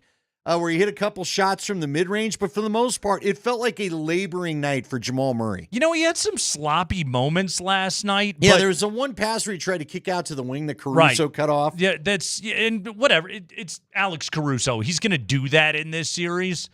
I thought Jamal played pretty well last night. Like, honestly, I didn't have a ton of complaint about his game other than, he got a little loose with the basketball a couple of times, but also, like, that's a part of Jamal Murray. Like, he's not a precision point guard, No, I get that. He doesn't paint by numbers. It's free-flowing jazz with that guy. But it'd be good to see him hit a few more shots and loosen up the middle. Westbrook was wonderful last night. All right. Michael Porter. All right, well, Michael you want to do Porter. that? Go ahead. He's playing with one arm. Well, and it looks worse now. Well, but because they're running him into picks. Yeah. This is what we talked about What the yesterday. Thunder should be doing. They don't have to go at the shoulder. I promise you. I've had a couple shoulders injuries. The whole rib cage, you don't want to get hit at all. It jars that area, and it makes you. I'm sure there are a couple times I wanted to puke So I don't know how many times he kind of fights that. There were several plays last night where he tried to make a play one-handed and it bit him. Right. He had a pass Couple go through his rebounds. hands. He had a rebound that he only went up one-handed. You know, and it was funny because on the telecast, Grant Hill was like, a lazy play there from Porter. Like, okay, but he's only got one arm. But here's the bigger thing I noticed, and it was on the play. I want to say it was SGA they were trying to get the ball to. He curled around a pick, started to head about midway to the paint. Russ put both shoulders down, fought through the pick, was able to knock it away. Peyton Watson grabs it. Like, I just don't think that – I don't know that MPJ always fights through picks like that anyway, but even if he wanted to, he could not just put his shoulders down like a football player the way Russ did and just run through dudes trying to pick him. He was a minus 15 in 25 minutes on the floor last night. He's going to continue to gut it out because that's what he does, and I give him a ton of credit for that. But, like, I have a feeling that the way this series is going to go for Porter is that Adelman is going to get a sense in the first half, what am I getting out of him tonight? And it might be one of those nights where he knocks down some shots and he's a net positive or at least just a net neutral to have out on the floor. Last night, he was just a hole. He was awful. And he couldn't hit a three. If you just get a couple 3 threes out of him. What did Kaz, I think, say one a quarter? Yeah. At least that'd be 12 points. When when he hits 4 threes, their record is through the roof. When he doesn't, it changes quite a bit. I think that's just what the story of this postseason is going to be for Michael Porter. Is some nights he'll have something, and other nights just flat out he will not. And I don't know. They've said this is not a injury mitigation. This is a pain tolerance thing for MPJ. I have no doubt the guy can tolerate the pain. But, he's wearing a shoulder pad out there. Yeah, this is again where, it's incredible. As I look at the roster, I mean, do you get some more Strother minutes going like you said? I know the minus 10. Okay. Listen, there's a minus 22 for Peyton Watson, and he still played a double 3 times the minutes that Strother played. I don't know. Look, I don't know what to expect out of Strother. This is the problem. You haven't played most of these guys. Right. You didn't play them during the regular season. I don't think they ever got to a point where they feel good, and now you're reaping the effects of this thing. Like, could you get a couple every time I bring this guy's name up and then I watch his hands try to catch an offensive ball, it's terrible, but could you just use the size of Zeke Naji a little bit if you're not comfortable with you need some size out there just for 5 minutes, just for 5 minutes a half. Can somebody with some size just buy Joker 5 dang minutes of rest? That's all I'm asking. Do you want me to answer it, or is I it know just a what the rhetorical answer question? is because we've seen that neither DeAndre nor Zeke played last night. Yeah, and you can't. But it's just ridiculous that you don't have 5 minutes for just 4, even 4. I would take 4 for your guy to rest. I'm nervous about what it would look like if DJ well, played in this series. Look well. How'd it look last night anyway? You went -8 with what, 4 minutes total? Wasn't great. You cannot go these kind of minutes because you make it through the this Thunder, round and then what? The Thunder are so athletic and so fast. I'd pray for DJ if he had to go out on the floor right now. It's a 7-guy series, Andy. That's what they got. That's what this is going to be. And well, you better hope Joker doesn't see the foul trouble again. Lamenting and waiting for depth, it ain't coming, man. It's the magical 7's going to have to do it. And last night it was 7.5. Nice 5.5 minutes out of Julian Strother. It's Kreckman and Lindahl, Chris MacFarland, Joe Sakic. They talked. We listened. We will react next.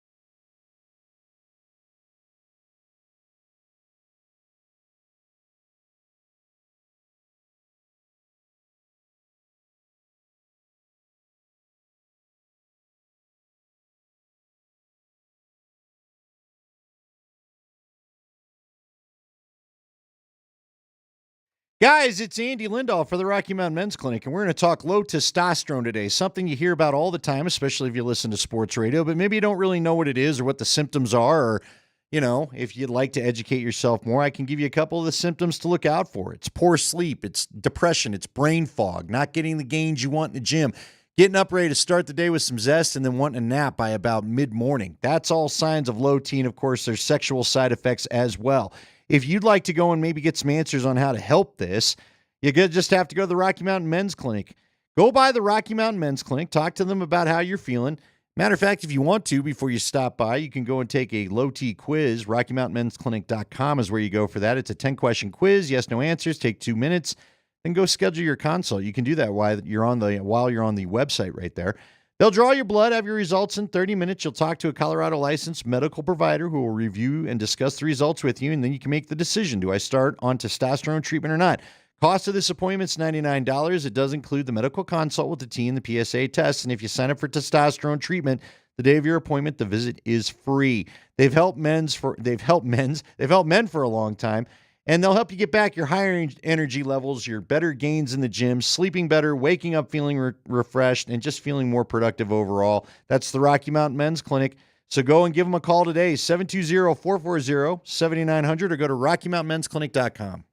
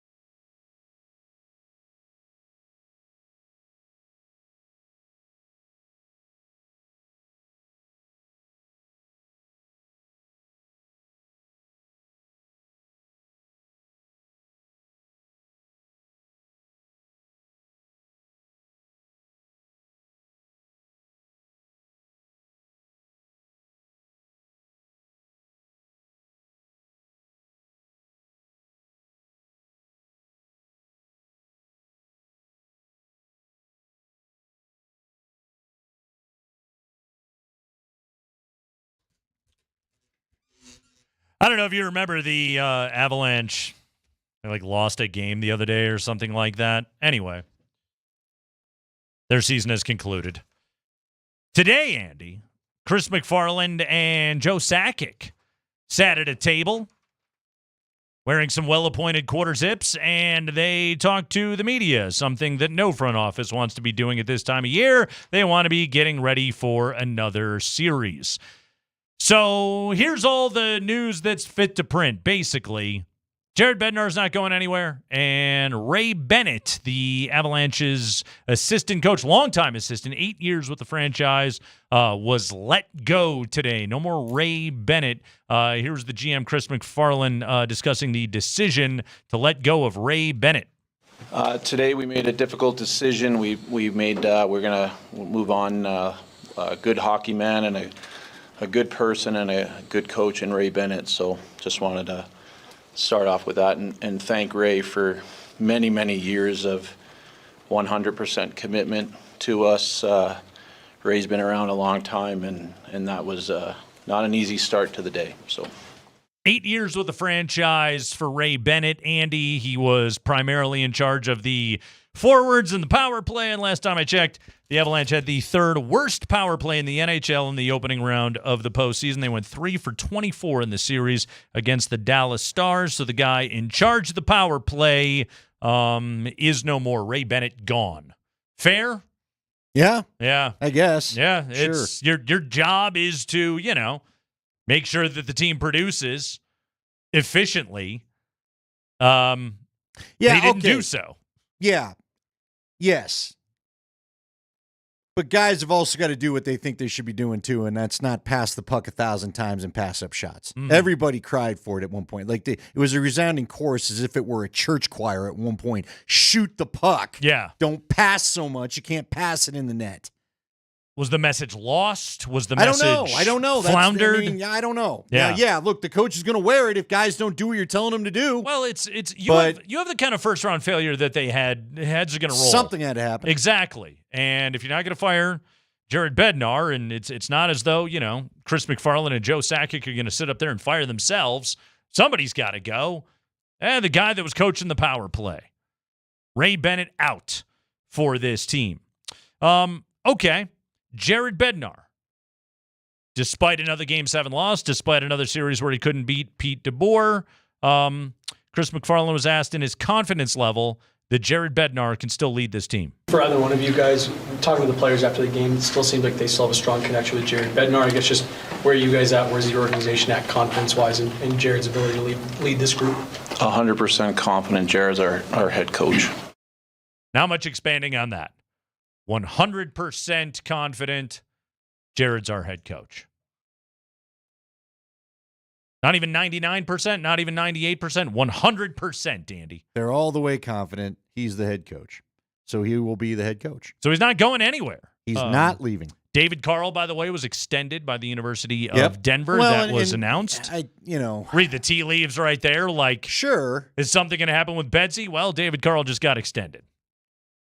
And we don't even know if they would have had an interest. That's to true. Be fair To about be fair. it. I mean, we all love David Carl because he's brought a lot of great hockey to DU in the local area as well. He's a great story. He is a great story. Yeah. It's a fantastic story. And I would think that if they had made a different decision this morning, then they probably would have wanted to talk to him. Yeah, probably would have rang him up. But he's going to stay at DU, and Jared Bednar is going to stay in his job. So that's that. No further questions. Then there's that thing, where they traded Mikko Rantanen. Kind of a franchise altering kind of trade. Joe Sakic was asked about the Mikko Rantanen trade. Here was Joe Sakic's reaction. Well, listen, I was part of everything that was going on. And as a group, we felt we had a decision to make, and it's a tough decision, trading a guy like that. But you look at where we were in the last few years, we weren't good enough. We weren't deep enough. We won in 22 because we had our stars, but we were also deep. And you can't win the Stanley Cup without it. And status quo wasn't good enough. We wanted to have him signed, and I'm not going to go into details and say talk about negotiations, but they know where they were at before the trade was made. So But after the deadline, we love the team we have. Like, I mean, if it was up to me, if we could do it, and we'd love to bring this same unit back and try and go on another run. But we felt we had to get deeper, and not only for this season's team, but moving forward, that just paying 3 high-end guys and not having a surrounding cast wasn't going to get it done. Marty Necas, Jack Drury, Brock Nelson, Charlie Coyle. That was what they elected. They elected to go with depth, like Sakic talked about right there, and it bit you directly in the behind. I don't think, here's the thing, Andy, their process was sound. I don't think it's out of bounds to think when we won a Stanley Cup, we were a deeper team. We had a legitimate second-line center in Nazem Kadri. We haven't had that. We've tried other guys for years. It hasn't worked out. Okay, so we go and get Brock Nelson. That didn't really work out. All right, Marty Necas isn't Mikko Rantanen, but you pair anybody with Nathan MacKinnon. Hell, I could maybe get 11 points in an NHL season if I skated with Nathan MacKinnon. All right, so he's going to get the best out of everybody. And you get depth guys in Coyle, who's an excellent veteran, who's played a ton of playoff hockey. And you get a guy in Jack Drury, who's a nice player. But, none of those guys can do what Mikko Rantanen can do. They can't, but, I'm not going to let it. I know that now that this is the way that it ended, it's not popular with fans. And you know what? That they have every right not to be happy about it. Sure. I do want to remind people, though, trying to keep it level-headed, that they were chasing a playoff spot when they traded Mikko, or they were in one of them, but, it wasn't – it was like the wild card. You weren't playing well. You were a one-line team. We were all wondering who's going to be the second center. Middlestat was not working out. They had all sorts of problems. And, Mikko, a lot of people, there was plenty of conversation. Can you really afford to pay him and pay Cale Makar and keep some semblance of a team around? Yeah. I think I still back their decision to do what they did. I know it sucks that somehow in this weird universe where you traded him out east and then he boomerangs back west. Unreal. That he's the guy that knocked you out of the playoffs. But let's be clear. The Stars have not gone and raised a cup yet. He's not won the Conn Smythe. Now, if all that plays out, and it's a real possibility, it'll suck even more. But the reality of the situation is you weren't a deep team. You were meddling. You were losing games to the Chicago Blackhawks and teams you weren't supposed to be losing to. At least they gave you a month of hockey where they looked like a wagon for a while. They looked like they were back. They looked like they were bigger and deeper down the middle and tougher to play with. It looked like Brock Nelson was the first answer to the second center since Kadri left. The problem is, unfortunately for you, Nelson looked his age in the playoffs, and none of the stuff looked the same. And I keep saying it, Necas and MacKinnon, I don't know why you forced Necas back to McKinnon's line. I thought it was great spreading them out. I don't know if it was because you wanted to prove to the world that, hey, it's the playoffs, everybody can look at Necas and MacKinnon together. I thought they were better apart. But the reality is it didn't work out, but I don't want to change the narrative. I want people to remember what was going on at the time this trade was made. It's what's so wild about it is again, your thinking can be sound. Your process can make all the sense in the world. And then something like that can still happen to you. It doesn't, to your point, Andy, it doesn't automatically mean you were wrong. It's just the worst possible outcome. Yeah. I laugh because it's so unbelievable. I was looking at this today. The Athletic had a really fun thing, greatest revenge games in sports. All right. And, they brought up Favre when he went to Minnesota and going back and beating Aaron Rodgers and Green Bay, and he played pretty well in 2 victories that year. And Roger Clemens going up to Toronto and then sticking it to the Red Sox after they basically said, well, he's on the back end of his career, and then he would go on to win 4 more Cy Youngs after he left Boston. Don't ask how he still was that good as he was getting older. Even Luka had that crazy game where he dropped 45 when he went back to Dallas this year to play against the Mavericks. Every one of these situations we're talking about are regular season games. This was Game 7. Well, it legitimately is the greatest revenge game in the history of sports. Oh, it's a great revenge series. He offered it 3. Here's the deal, too. And I keep seeing texts of people saying, but they traded him too early. Josh is the latest one, but I've heard this 3 or 4 times over the last couple days. A, you needed to get points to get the team to play better. That was one of the motivations for it. B, if Miko gets hurt, you don't get to trade him at all. And then what? And then what? Mm-hmm. Okay? So, yes, it sucks how it all worked out. It absolutely sucks. But I still think the reasoning was sound. Here's what you really need to look at in my mind, Nate, and I don't know how they do it. I really don't. In a perfect world, you'd bring most of this team back, I still say, and get them a year of gelling. When they won the Cup, they were adding pieces to that team, but the last couple of years, they have remade the bottom 6 at the deadline. You don't usually, I talked to a couple friends today that wanted to, they look like they hadn't played together at points in the Dallas series. You know why they haven't played a lot of hockey together? You need a team that you basically are going to ride with. Maybe add a defenseman. Maybe add a fourth-line winger. You guys have been they tried to get a second-line center, another scorer, another defenseman. You did 2 more goalies. We probably shouldn't be shocked that this thing wasn't gelled when it was time to answer the big bell in the playoffs, and it stinks. Crud. So maybe get the foundation set again, and let's get this thing right. Yeah. Crud, crap, poop, ending, all of it. Avalanche are done. Stars move on. Nothing went well. Jared Bednar keeps his job, and the Avalanche will figure things out going forward. Yeah, but Aaron Gordon. Yeah, Aaron Gordon. But Aaron Gordon. What is he? Who is he? That's Mr. Nugget. Senor Nugget. We're going to talk more about It Aaron was Cinco de Gordon Mayo. hitting that shot. That's right. Coming up next.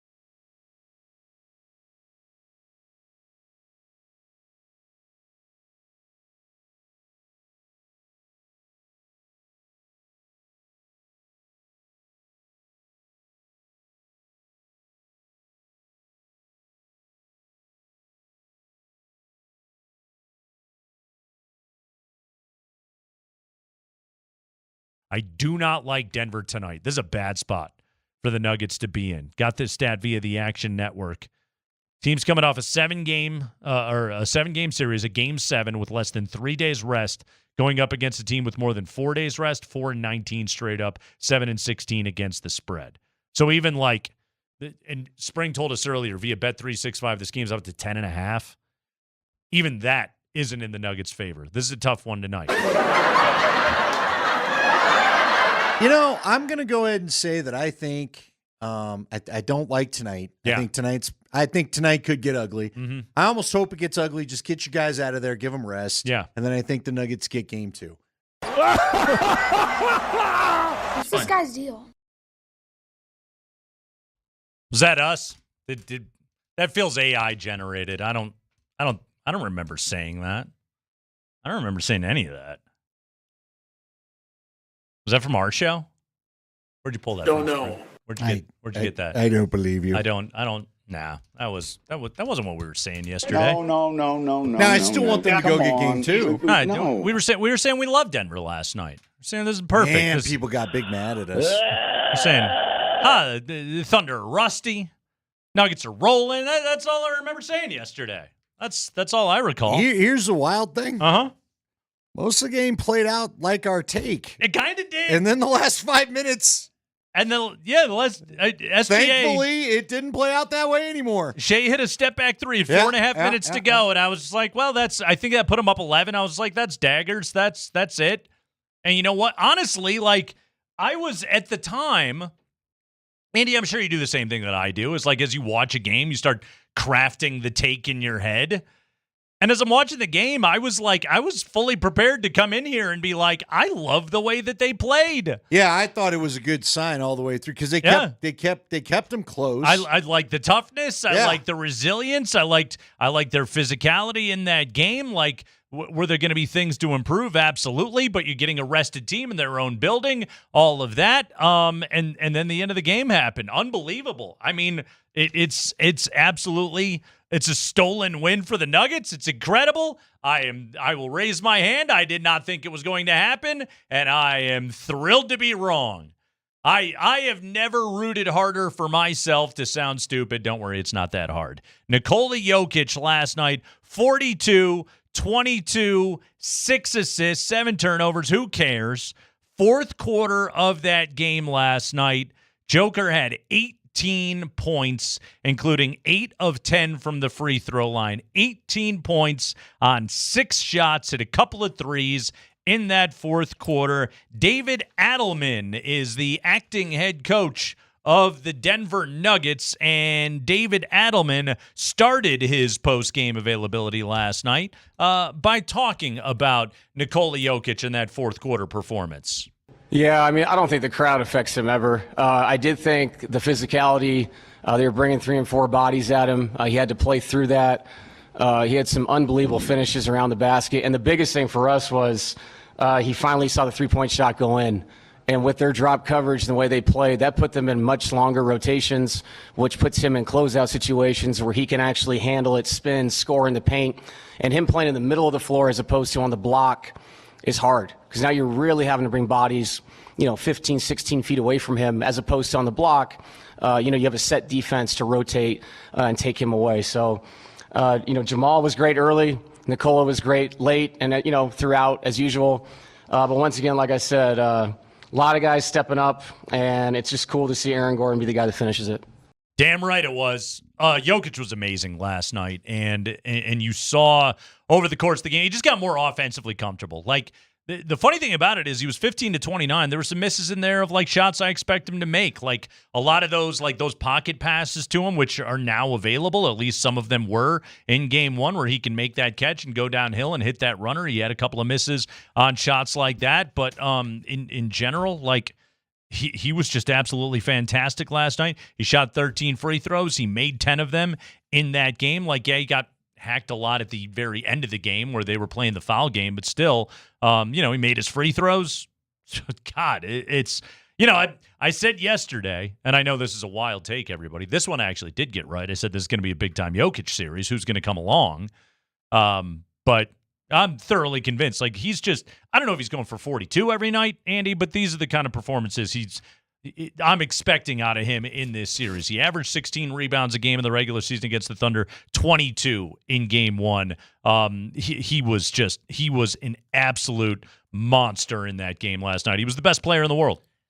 Yeah, and it showed. Yeah, I would be so satisfied if he can win, if they can win this series, maybe him if he keeps going like he did yesterday, and SGA gets that MVP. It would be fantastic. So this is kind of fun. Tell me again why SGA is the MVP. And look, the guy can score unreal. I'm not trying to knock that kid's game. He is an incredible scorer. But had a great year. When you talk about getting in the mess and doing all the hard things, that's Nikola Jokic. So Synergy Sports tweeted this out. This is some good research here. This is some Dan Hyatt level stuff, okay? So the MVP is going to get announced in this series. And we all expect it to go to Shea, and Jokic is going to be the runner-up. There's a list of dudes that were runners-up. We'll call them MVP losers, who then exacted revenge upon the regular season MVP by beating them in the playoffs on the way to winning a championship. This is a good list right here. Last time it happened, 2016, Steph got the MVP. LeBron got him in the finals. Before that, Steve Nash, 05, with Phoenix. Tim Duncan got him in the playoffs. Was that I think that might have been the Amari leaving the bench series. Shaq did it in both 02 to Duncan and 01 to Iverson and the Sixers in the finals. Nice. Hakeem did it to the Admiral in 95, got them on the way to winning the championship. MJ did it twice. Both times it was in the NBA Finals. He did it to Karl Malone in 97, and he did it to Barkley in 93 with Phoenix. Magic got Bird in 85. Bird got Dr. J in 81. Bill Walton got Kareem in 77. Jerry West got Kareem in 72. And Bill Russell got Wilt in 1960. That's a cool list right there. We could be adding, and granted, you'd have to go on to win the championship, but we could be adding Nikola Jokic, 25, Shea Gilgeous-Alexander to that list. Okay. Does he get the award tomorrow then? I don't know what day. Spring, will you Google that for me? What day they are supposed to award? Are they going to hand it to him in Denver? I'm assuming they'll. There's no Game 5 guarantee just yet. That's true. That's why I'm saying. Which it wouldn't be the first time that it's like not done at a game. I mean, remember Jokic got it at the Stable. Right, but when guys are playing, don't they normally give them the trophy at the game? That's what we try to do. Yeah. Which. How about that? What if they go back to OKC and there's the Thunder down 3-1 and there's Shea getting his trophy and you got Jokic sitting over there just staring at him, sharpening the knives? Dude, I'm telling you, go get tomorrow night. Yep. Go get tomorrow night. Yeah, sweep them. Why not? I don't feel like you played all that great a game last night and you got that win. And you got it. Yes. I don't feel like shots were easy. You did a great job of getting to the rim. You know, again, Jamal wasn't in his bag. He wasn't just raining threes like that. For a good Jamal game, I want a Game 5 Jamal game. You know what I mean? They're going to need a Game 5 of the Clippers series. They only made Jamal game 10 threes last night. Yeah, their three-point shooting was not good. Yeah. That's why I kept thinking, boy, if Chet makes these and they need a three-pointer, I don't even know who I want taking it. Right. I mean, obviously, you'll always take Jokic taking it, but if he's taken away, I didn't know who I felt good enough about taking it. Thunder took 43 threes last night. They made 15, so like percentage-wise, they were barely better. They were at 35. Nuggets were at 31%, but really the three-point shot I don't think ultimately is what decided that game. In fact, there was a lot of stats that were not working in the Nuggets' favor, including 18 turnovers last night. After the game, David Adelman was asked, how do you win a game when you turn the ball over 18 times? Yeah, I mean, we hit the glass. I mean, we had, 27 second chance points. That's just all effort on a night where shots are not going in. Unfortunately, they outscored us in fast break 27-21, but 21's a great number. And then we talked about this, the best paint defense maybe I've ever seen. And to get 54 in this building in a playoff game, you know, what that means is you're working really hard to try to stay in the game. And when things may not be going your way, you only make 10 threes, the assist totals are low. but we just played hard and played together. And like I said, it doesn't mean you're going to win every game that way, but you're going to give yourself a great chance. And we did that, and things worked out for us. Okay, so yesterday, speaking of, because there's a lot of stats that are not in the Nuggets' favor in this game, only making 10 threes, 18 assists that they had on 42 made shots, which is really low for Denver. The 18 turnovers, obviously, like there were stats in this game that were not in the Nuggets' favor. So yesterday we had Kaz on the show, right? And Kaz shared with us his statistical markers that he looks for from the Denver Nuggets that indicate to him he thinks they're going to win the game. Here's 3 stats, and I'm not a stats guy. If Denver wins points in the paint, if they win transition, and if they have 30 or more assists, those 3 things, they almost always win. That is the Denver Nuggets bread and butter, is those 3 categories right there. They were 1 for 3. Oh. Points in the paint, 54-46. Got that. Jokic was brilliant last night. Transition, Thunder got him 27-24. You'll take 24. You don't like the 27 part, obviously, but 27-24. And he said, look for 30 assists. They had 18. That's not even close to what they typically are capable to do. It was such a weird game in so many different ways, but you look for factors in Denver's favor. They had 21 offensive rebounds, which is absolutely huge, leading to 27 second chance points. That's absolutely wonderful. You've got that going for you. And oh, by the way, and we said this yesterday, I expect the Nuggets to shoot more free throws than the Thunder in almost every game in this series, largely because the Thunder just foul a lot. And you saw it in that game last night. The Nuggets shot 33 free throws, and they made 27 of them. They made 82% of their free throws. The Thunder are a very good free throw shooting team, only made 71% last night, including Chet with the 2 biggest misses of the season. So, there were other things that made up for it, but, the conclusion that I draw over and over again, weird basketball game. Yeah, I'm glad it was so weird. Yep. But I can't explain how they won that game. Yep. Just can't do it, but I'm glad I can. They have Joker. It's that simple. They got Joker. They got AG. Playoff playback. We got all of the highlights from last night. We're going through that game again, reliving it all. Jason Kosmiski, voice of the Nuggets, on the call. Hear it next on the Kreckman and Lindahl Show.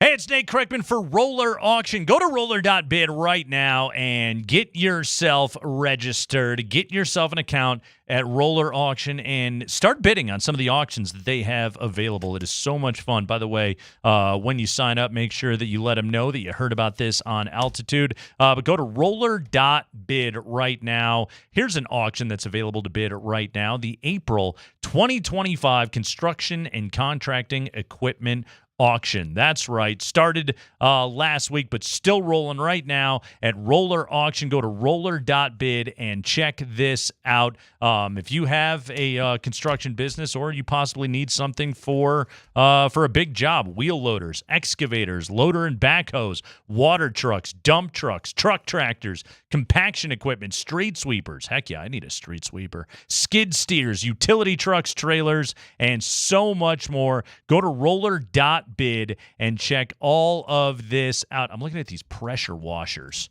right here. My God, my concrete could be absolutely sparkling. Go to roller.bid right now and check out some great deals on these pressure washers, gas engine pressure washers, some nice Magnum 4000.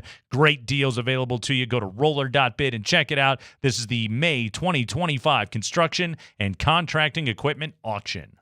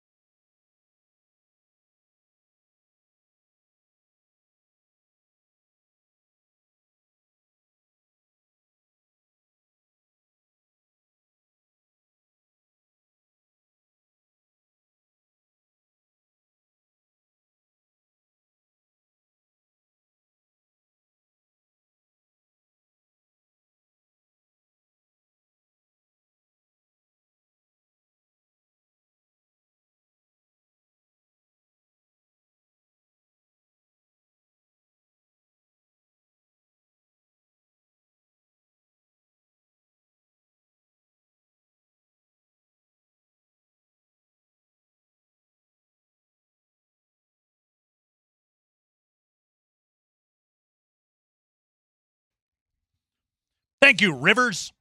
It's Kreckman and Lindahl. It's a Tuesday, and the Nuggets won game one. Holy crap, 121-119, your final. So we do a thing after playoff games. You guys, I think, have known to have come to know it and love it. It's called the playoff playback, and it's going to be an awful lot of fun in this one. The weird thing about this game, Andy, is like the Nuggets were losing almost the whole game. Like mostly they were down. Yeah. And just trying to stay in this thing. And to their credit, they always did and managed to cut it to 5 at the end of the third quarter. Still, got back up to double digits again in the fourth quarter, but they came back and got that victory. 121-119, the final. Good start for the Nuggets last night. They came out with good energy on the road, didn't seem to be bothered by the building or anything like that. Jamal Murray, this is 5:04 to go, first quarter. Jamal Murray. I talked to some really sweet older lady season ticket holders before the game about Russ. And they said, we're going to cheer for him when he gets announced, a standing ovation, and then it's all business. All business from there. There's a three-pointer by Jamal Murray. That one goes up and in. That's Denver's second three of the first quarter. With that make, Denver now 2 of 6. So Russell Westbrook, the beloved by sweet little old ladies in Oklahoma City, we just learned right there. So, Andy, this play, you got Lou Dort pressuring the ball. Lou Dort's a great on-ball defender, as we know. Jamal bringing it up. CB sets a ball screen. Isaiah Joe switches on to Jamal. Like, you saw quickly in this game how well the Thunder communicate on the defensive end of the floor. It's not like watching, especially like, think of like last 2 weeks of the regular season, last 3 weeks of the regular season Nuggets. OKC is kind of the exact opposite of that. Dort switches back. Jokic sets a ball screen. Hartenstein drops. Jamal fires, hits. It's great offense on the part of the Nuggets. Murray only made 2 threes in this game, but that was one of them right there. All right, from 4:20 of the first quarter to the 6:50 mark of the second, so that's 9.5 minutes of game time, Andy, the Thunder outscored the Nuggets 30-11 to take an 11-point lead. Yeah. It felt like it too. Yeah, they were running the floor. They were active. That was a part of the game where you were just like, oh, one of these teams is super fresh, and one of them played a Game 7 2 days ago. Yeah, and also one of them is the number 1 seed. Yeah, and that was one of many points of this game where I was just like, okay, I could see this going sideways, including here's a play right here that kind of suggested this could be really, really tough for the Nuggets. Williams goes to the left hand. Mid-range jump shot won't go. Was blocked by Peyton Watson. There you go, P. Watt. Outlet pass over to Murray. Up and under layup. Blocked against the glass by Caruso. Yeah, chase down block by Caruso on Murray. Like nothing. Here's the reality of it, okay? That was last night, but that's going to be the whole series. Nothing's going to come easy in this series for Denver. That was a part of the non-Jokic minutes, by the way. Nuggets -5 in first half non-Jokic minutes. Caruso was every bit the problem we assumed he was going to be last night. Yeah, well, he gets in the way. He breaks up your passes. He's deadly from 3. They kept leaving him open in the corner. It was driving me crazy. He had a very good start to the game. Look, he's going to be a factor. Yep, scored and you're going to 20. have to be smart about where he's at. He's long. He's athletic. He was a +13 in his 27 minutes on the floor last night. Yep, it's a great player. He's a difference maker. Okay, 3:40 to go. Second quarter. I want to play this Jokic bucket right here because this play to me indicates a lot of what Adelman talked about after the game of Jokic is always just going to have to work in a crowd. 15-2 points off of turnovers. Bank shot by Jokic won't go. Put his own miss back up and in. Jokic is so smart. He recognizes, okay, if I'm double teamed, I can just throw it up there. Right, and yeah. even if I miss it, it can create an easier opportunity for me to score. Yeah, Katie's dead on right there. Grant Hill called it a Moses Malone move on the telecast last night. Catch at the elbow. Chet overplays it. He goes right at SGA. Dort sags off Murray to help. So, I mean, there's 3 Thunder contesting that shot, and Jokic, no panic, essentially passed the ball to himself off the backboard and scores. You can't rattle the guy. No matter how many bodies that you put around him, you can't rattle the guy. No, now I do think he gets a little frustrated, but again, as long as he recognizes it first, he cuts back to go get the layup first, which is what he did. He'll take advantage of those guys. Yeah, he's going to be working in a phone book this entire series. That's his reality the rest of this postseason, because guess what? If they move on, it's going to be Minnesota. Aaron Gordon. Nice elbow to Chet's face, first minute of the game. That was good to see. Right away, AG coming with the physicality. And then with 2:30 to go in the first half, AG, I think, sent a message up the elevator to Chet. Outlet pass off over to Alexander. Brings it up the left sideline this time. He stops at the three-point line, then goes again over to Hartenstein. Floater, no good. Rebound comes down to Jokic. That's his 10th rebound of the first half. Fast break the other way. Gordon dunked that thing home right on the head of Chet Holmgren, and that's a foul. Wow. He said, you aren't even going to have a chance to block this shot. Andy, that's a top 5 dunker in the world against a top 5 shot blocker in the world, and the dunker won that time. Yeah, it wasn't quite a dunk, but it still was pretty sweet. Got it down. Threw it in there, knocked Chet out of the way, sent a message. Chet, you think, I wonder how Chet feels this morning after dealing with both sore Jokic and Gordon. Yeah, sore. That bony body is waking up a little rattly today, without a doubt. All right, little flurry at the end of the half right there. Nuggets went from down 14 and just got it to 10 at the break. That's one of those little things, okay, of, all right, down 10 at halftime. It's called striking distance. That's all they needed to do in that game. It's maybe one of those things you sort of like, you give yourself a little blue ribbon of, when the game is over, and if you lose, they stayed in striking distance. That's good. As it turned out, this was the difference in how they managed to win that game last night. So we go to the third quarter. Here was another play where Jokic is surrounded, and it leaves Aaron Gordon wide open in the corner. Three-pointer Murray misses right. Rebound comes down to Jalen Williams. 10-point lead for the Thunder and the ball. Bounce pass over to Hartenstein. Reverse side layup won't go. Rebound comes down to Porter. Outlet pass over to Christian Brown in the paint. Jokic. Now corner 3, Gordon. Yes. Denver's just kind of hanging around here. 71-64. Nuggets are down by 7. Yeah, great. Again, they had pushed it to 13. You make a little run. That play in particular, Andy, all 5 Thunder defenders have a foot in the paint within 6 feet of Nikola Jokic. I mean, all 5 of them, which left Aaron Gordon all alone in the corner, finds him for the corner 3, deficit back to 7. You're right back in that game. I think you're going to see more of that. Jokic only had 6 assists in that game last night. Some of that had to do with just like bad shot making on the part of the Nuggets. I think that total is going to go up as this series goes along. Again, we talked about it yesterday of educate yourself with what Oklahoma City wants to do to you and then unleash it on them in game 2. Well, the Nuggets still have that advantage, and oh, by the way, now they're up 1-0 in the series. Yeah, and it's funny. I'm looking at some of this play-by-play. Do you realize after that bucket, they went like a full minute or so without anybody scoring, just backing up, and it's just offensive foul, turnover. Now, Shea misses one. Defensive rebound, defensive foul, turnover. There was some ugly basketball at points last night, but I think ugly basketball may favor the Nuggets in this series. 3-20, because they're not bothered by it. Right. This team is just they so just resilient. Spent a whole 7 games doing it with the Clippers. Yeah, they'll live that life all day long. 5 of the 7. Each team got their one pretty game. Everything else was just kind of muck it up. 3:29 to go, third quarter. Let's hear from Russell Westbrook because he was great last night. Cross-court pass to Joe. Kick out 3, Williams. Off the back of the rim and no good. Rebound comes down to Christian Brown, and you get a bucket here. And look at the steal here by Jokic. That gets Westbrook right to the rim. Layup good and a foul as well. And that steal by Jokic is part of why Russell Westbrook had that driving lane. Yeah, well, that was critical, and he went right into the body on Chet, blew by Isaiah Joe. Russ hit a corner 3 before the end of the third quarter as well, Andy. So you got it to a 5-point game going to the fourth quarter. All right. You're in striking distance. You're golden. Absolutely. That various points of the third quarter, I was like, okay, this is when it gets out of reach. The building erupts. You got to call a timeout. A tired team looks at each other and goes, all right, we gave it our best. We'll get them in game 2.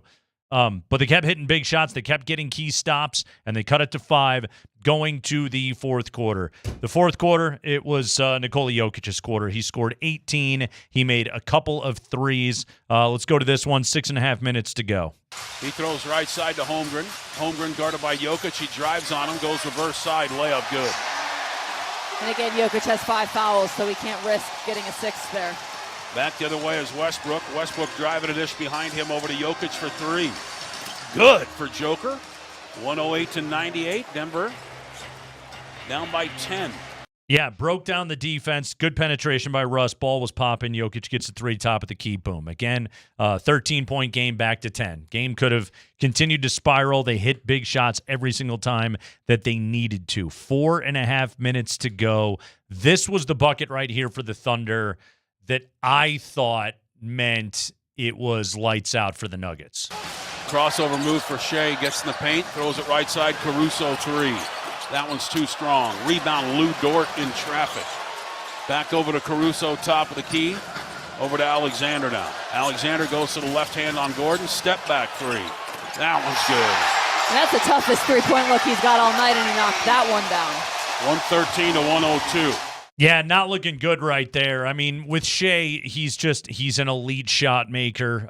It was on display last night. He was very good in the fourth quarter of that game. You're down 11, 4.5 minutes to go on the road. Not a great spot to be. However, Nuggets kept this thing, just kept chipping away, hitting big shots, none bigger than this one from Nikola Jokic. Denver, big possession here. They are down by 4 points. Coming out of a timeout. Murray has it behind the three-point line. Throws it off over to Jokic. Jokic guarded by Hartenstein. 10 on the shot clock. Joker for 3. Yes! Denver's made it a 1-point game. 115-114. 1 minute to go. That was one of maybe my favorite Jokic bucket of the night because he had the ball at the top of the key and he hit Hartenstein with what felt like, 11 jab steps. And Hartenstein looked like he was trying to give him a high five. Right. Like 5 in a row? So frustrated. You could tell. He's just like, what are we doing right here? What are we doing right here? All right. Lost in the mess of it all was the possession where Russ missed the corner 3. Jalen Williams denied AG, got a block on AG with 18 seconds to go. That felt like the loss, which then it's like, okay, this stings. SGA gets fouled. He makes 2 free throws. Thunder then ran a great inbounds play. They got a dunk for Gilgeous-Alexander. Jokic is not in the game. I repeat, Jokic is not in the game. Adelman subbed him out for Peyton Watson to defend the inbound after Denver had used their final timeout. It's 119-116, 11 seconds left in the game. Like, all the Thunder have to do is play the Nuggets straight up, and Denver has to figure out a way to get a three-pointer off without Jokic on the court. It's not ideal. It's a suboptimal situation for the Nuggets. However, Caruso fouls AG immediately on the inbounds. As if they were the team that needed to preserve time. Allowed Denver to sub Jokic back in. Major break. Jokic did not come out again. No. Adelman wasn't going to do that twice. No, that was a mistake by Adelman, and fortunately the Thunder stuck to their strategy, and they made a bigger mistake. Got Jokic back into the game. Caruso fouling AG on the catch, and he, by the way, AG, yes, the 3, but he made the 2 big free throws, and then another good moment happened out of the timeout. The Nuggets defended well enough, with Jokic on ball, by the way. Just doing full arm flaps and everything else like Turned that. Turned around at one point, was like, all right, who's running? Oh, it was awesome, the defense. And they funneled the ball to Chet and fouled him, and he missed a couple of free throws. Let's hear Chet going to the line till the end of the game. Here's Jason Kosmiski and Katie Wingy from last night. Free throw number 1. Missed it. That's a big miss. Now this next one to go up by 2. Now they can't foul anymore. So Denver's going to have a shot here. Boy, this would be a huge miss. Second free throw, Holmgren. Missed it again. Rebound down to Christian Brown. You got to hurry. 7 seconds. Front court over to Westbrook. Left side Gordon for the win. Yeah! 2.8 seconds left coming back the other way. Williams from half court. Baked it no good at the horn. And the Denver Nuggets shock the Oklahoma City Thunder in game number 1. Final tonight, 121 to 119. Oh, baby! Aaron Gordon, the game winner. All right, a couple of things I love. First off, when they mobbed AG, the stank face that he just did, he kept on his face the whole time. Too intense. He couldn't let it go. However, did you have a moment after Chet missed the second free throw? Because the ball bounced on the floor. Yeah. Did you have a moment where you were like, somebody get the ball? Well, like and then, CB and Murray were just like staring at each but other. then CB grabbed it, almost like forced it to Murray, and I think Murray was like, no, go. Just go.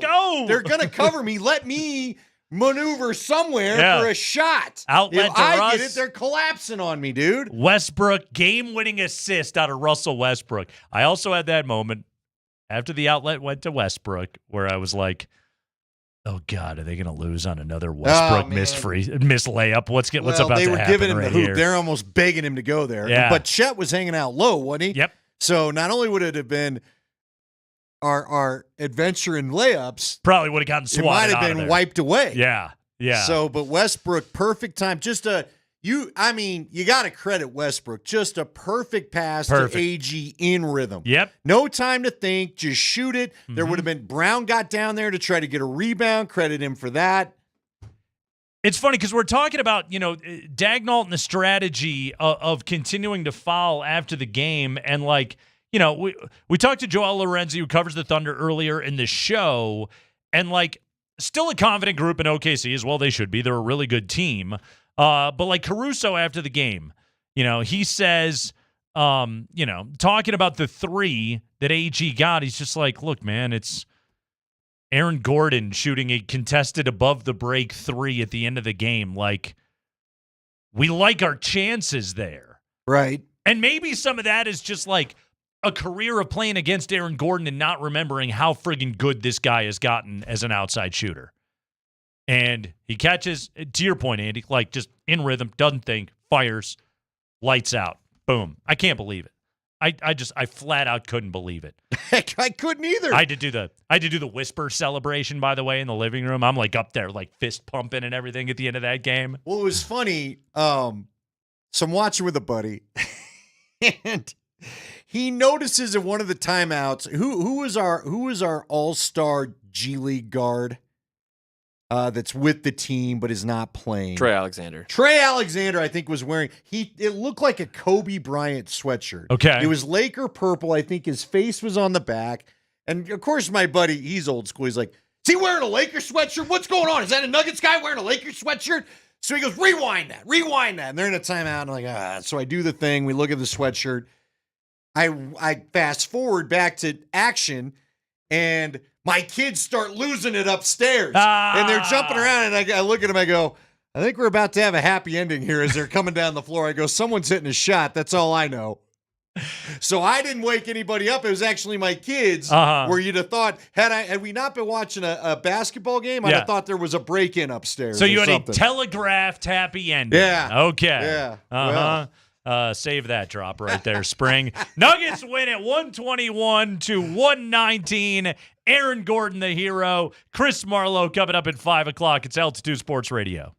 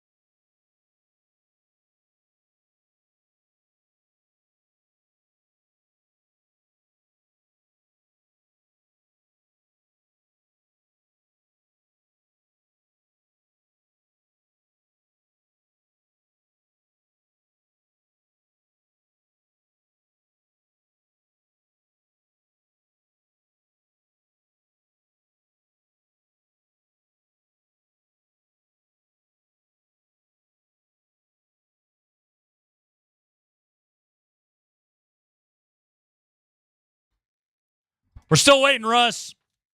Phone lines are open, though, pal. Anytime you want to stop by, we'd be more than happy to have you. I'm almost afraid to ask you this because it's one of those things where when we made any proclamation about Russ, whatever we proclaimed, it would go the other way for about 2 or 3 weeks. Yeah. Because we had talked about near the end of the year, we're talking like late February, early March. Man, has this guy been has this guy just been amazing? Has this guy been just everything they've needed? Yeah. Then it was, this guy can't even make a layup. How can you trust him at the end of the game? Are you going to go ahead and, are they going to go ahead and are they going to do anything about his minutes? Are you going to be able to play him at the end of the game? Can you trust him anymore? Yeah. He wasn't benched. He just wasn't in that final rotation, right? What was the game where he didn't? It was one of the end of the regular season games where they didn't close with Russ. Adelman had matter of fact, it was Adelman's first game coaching, Sacramento right? game, yeah. Where he had to say, hey, look, I'm going to play the best guys that are showing to play. And again, it was MPJ that was out again last night, and Russ was in for the closing group, which to me, it kind of had to be. Somebody pointed it out. I think TNT pointed it out in the postgame, and I'm thinking to myself, how could you have done anything? Maybe it was when I switched over to altitude and Demps said it, but I'm thinking to myself, you could not have done anything different. You had to have Russ in there to close the game. Yeah. Yeah, he had to close it last night. Both his energy, number one, his ball handling is necessary in this series. You have to have him because they have guards, particularly Case and Wallace and more so Lou Dort, that are so tough to deal with. They're going to make this as hard as they can on Jamal Murray. They've got the Jaden McDaniels, Nickeil Alexander-Walker scouting report on Jamal Murray right now, and they're just going to hound him. And like those starting lineup minutes before Russ gets out there, they're going to be hard on Jamal. And I think OKC is going to try and force turnovers like that. And they were effective a few times last night. So you have to have Russ's ball handling, number one.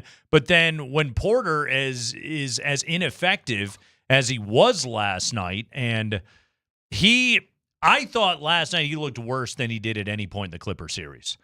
And again, maybe it was just a one-night thing. I hope that to be the case. I thought he was wonderful in the LA series. Like, I gave him all the credit in the world for how he played. But last night he goes out there and it's just he's a 1 for 8. He's a -15. He's playing with one hand. He's not corralling the basketball. Had a pass go through his hands. I mean, just stuff where you were like, you're not right tonight. And he had to get out of there, and thank God he got Westbrook to play. And also, as long as we're, handing out credit to guys not necessarily in the starting five, like the plus-minus wasn't good for Peyton Watson last night. I know that. I still thought he was effective. Yeah, again, it's the offensive side of the ball that I worry about with him. The ball will find him. But you know what? He hit a big three towards the end. What are you going to do? Hit a big three.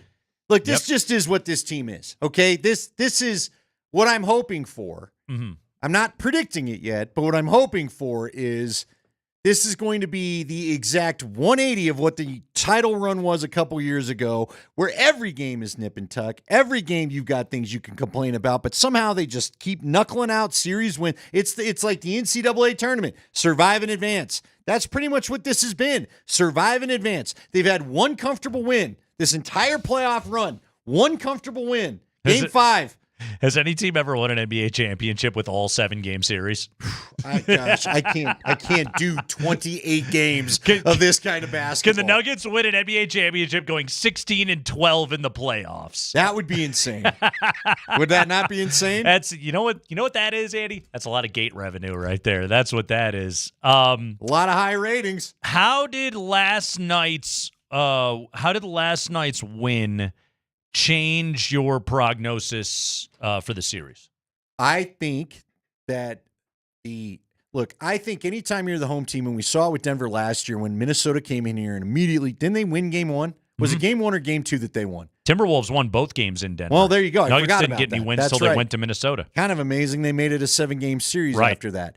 I think there's something that mentally goes on for the road team when you do get one early in the other team's building, whether it's 1 or 2, because it shows you can win there. Yep. And obviously, I think that mentally was something that the Timberwolves were riding when they came back here for Game 7.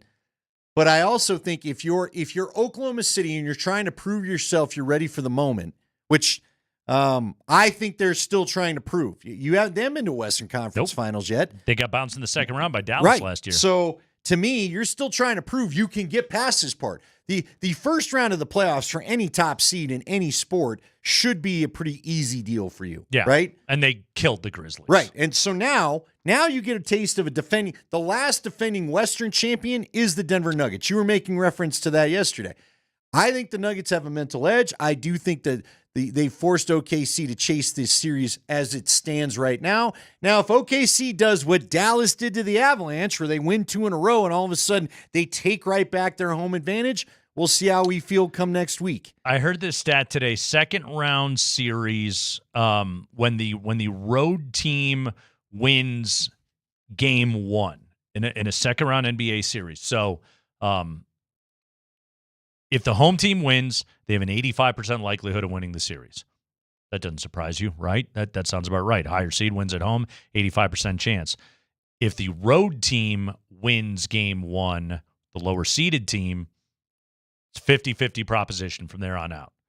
A 35% swing in win probability in the series is what the Nuggets gave themselves last night. That's absolutely massive. Like, part of my calculus in this series, when I talked about how does Denver get this thing, it was always dependent upon, get one in OKC, probably game 2, because you're going into game 1 with almost no rest. All right. I still think game 2 is tough, and you're on the road. All right. Let's say there's a world you get a split there. You want to win this series, you got to come back to Denver and win 2.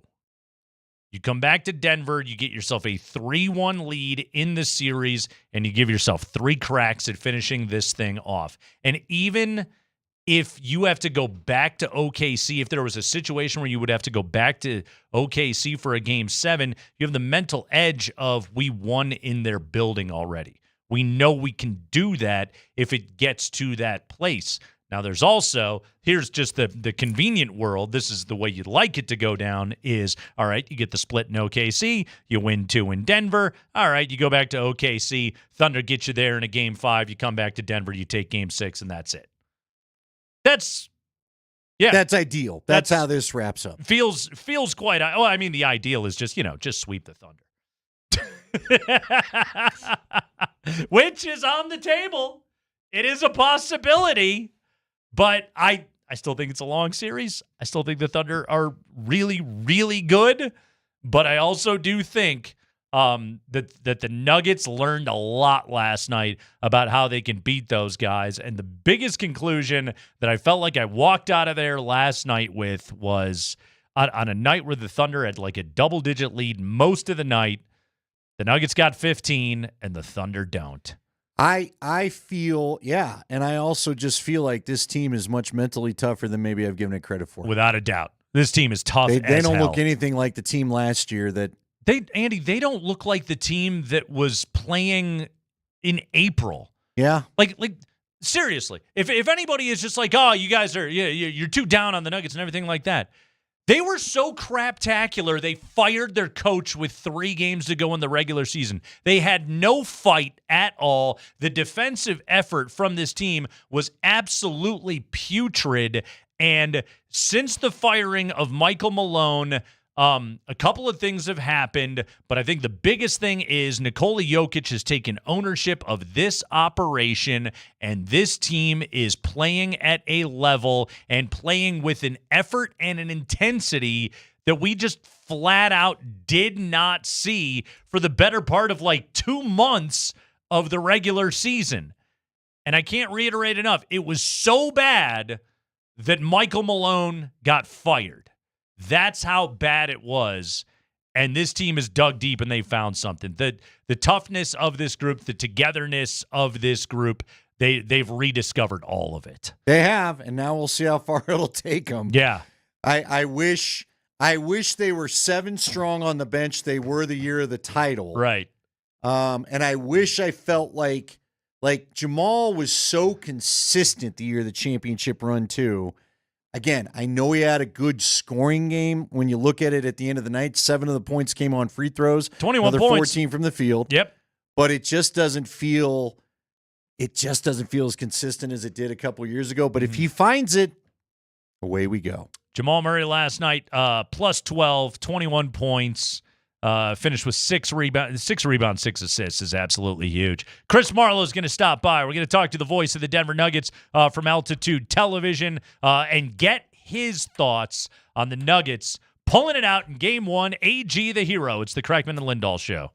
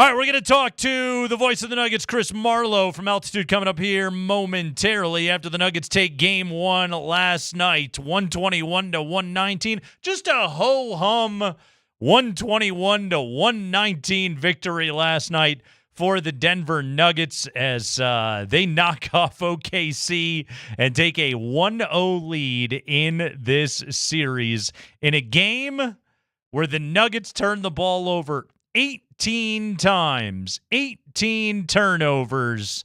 Andy, just absolutely incredible. The Nuggets could get that victory. Thunder led by as many as 14 points in this game. At numerous points, it sure did look like, oh man, this thing is ticketed to a 20-point game. Never happened. There was always a big shot to be had. Aaron Gordon hit a lot of them. Russell Westbrook hit a lot of them. Jamal Murray hit a lot of them. And nobody hit more of them than Nikola Jokic last night. 15 of 29, 42 points, 22 rebounds, and 6 assists.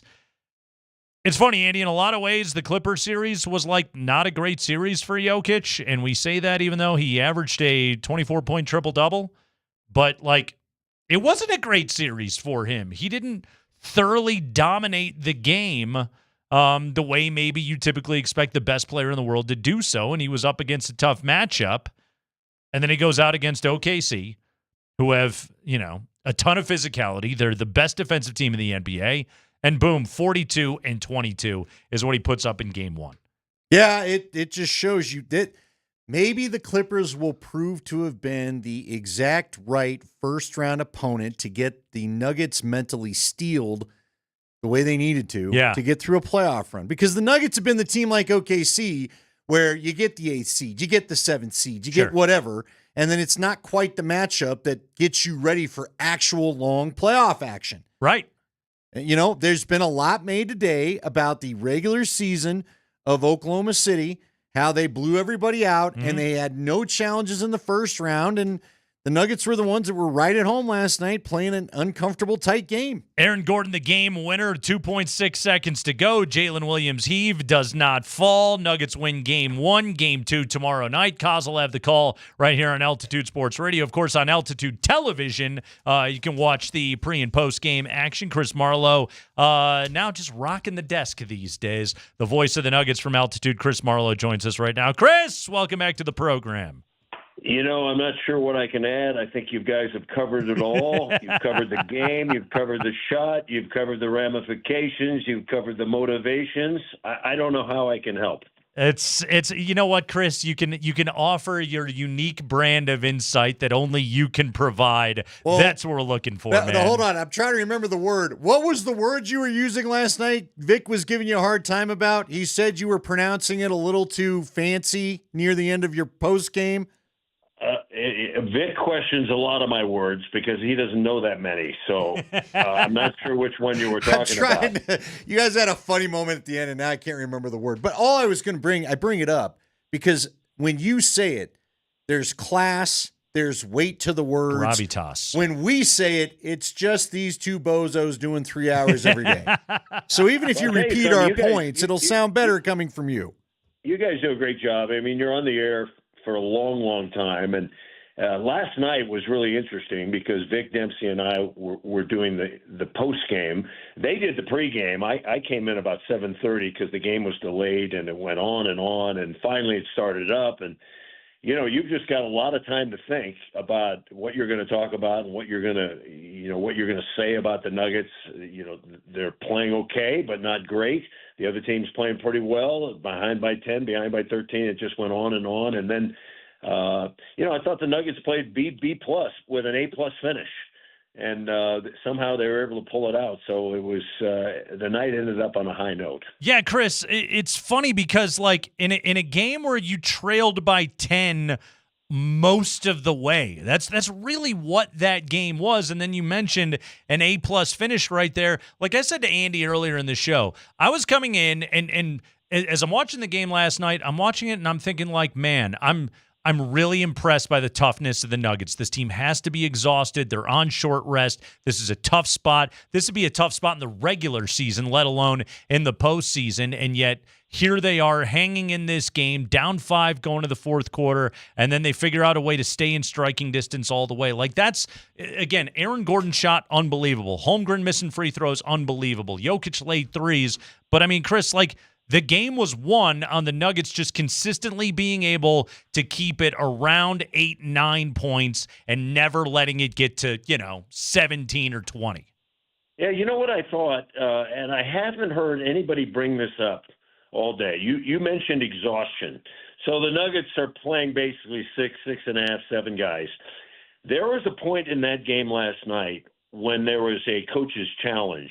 It was the play with Nikola Jokic hitting Lou Dort in the head. Mm-hmm. That must have lasted 10 minutes. Yeah. So Jokic, I thought to myself, this is great. This is great because Nikola Jokic is sitting on the bench and resting. And I'm not sure how much that had to do with it, but he sure was frisky down the stretch. And, just sitting on the bench, resting, relaxing while the referees were sorting it out, I thought that was kind of a sublime little game within a game that the Nuggets got that extra rest. You can't believe how long those games are going with all these challenges. It's just an eternity. Well, look, Chris, it's a great point, though. Jokic got the rest, now that you mention it, that he didn't get through the natural minutes of the game because they had to bring him back in so early. Yep, exactly. So that maybe reset his body clock. Chris, what is it fair to expect out of MPJ? Obviously, you want more than 2 points, but I was telling Nate earlier, there was the play late where I believe you had Westbrook chasing SGA. He fought through a screen by putting both shoulders down, ran through it like a running back cutting through his lineman, got back, knocked that late pass away. Peyton Watson picks it up. Like, Michael can't do that, and they're clearly wanting to run him through picks and whatnot. What can we fairly expect out of him this series with that shoulder thing? Well, I'm not sure. That was one of the questions we asked in the postgame. I said this is something the Nuggets have to figure out. Can you get enough from Michael Porter Jr. to play him, 25 or 30 minutes? Last night, minus 15, he wasn't effective. But in a couple of the games, he has been effective. So I just don't know how injured that shoulder is. I don't know what kind of medication. They don't really tell us. I can tell you it's an upper body injury. I know that. But they don't tell us if they're, is he taking a shot so he can play? Right. But if he can't raise his left hand, his left arm over his shoulder or left arm up, that makes it really difficult. And I heard some people criticizing, well, he didn't go for the ball. Well, his arm, his arm is kind of immobilized. So could we use Porter Jr.? Yeah, at his best, that would be terrific.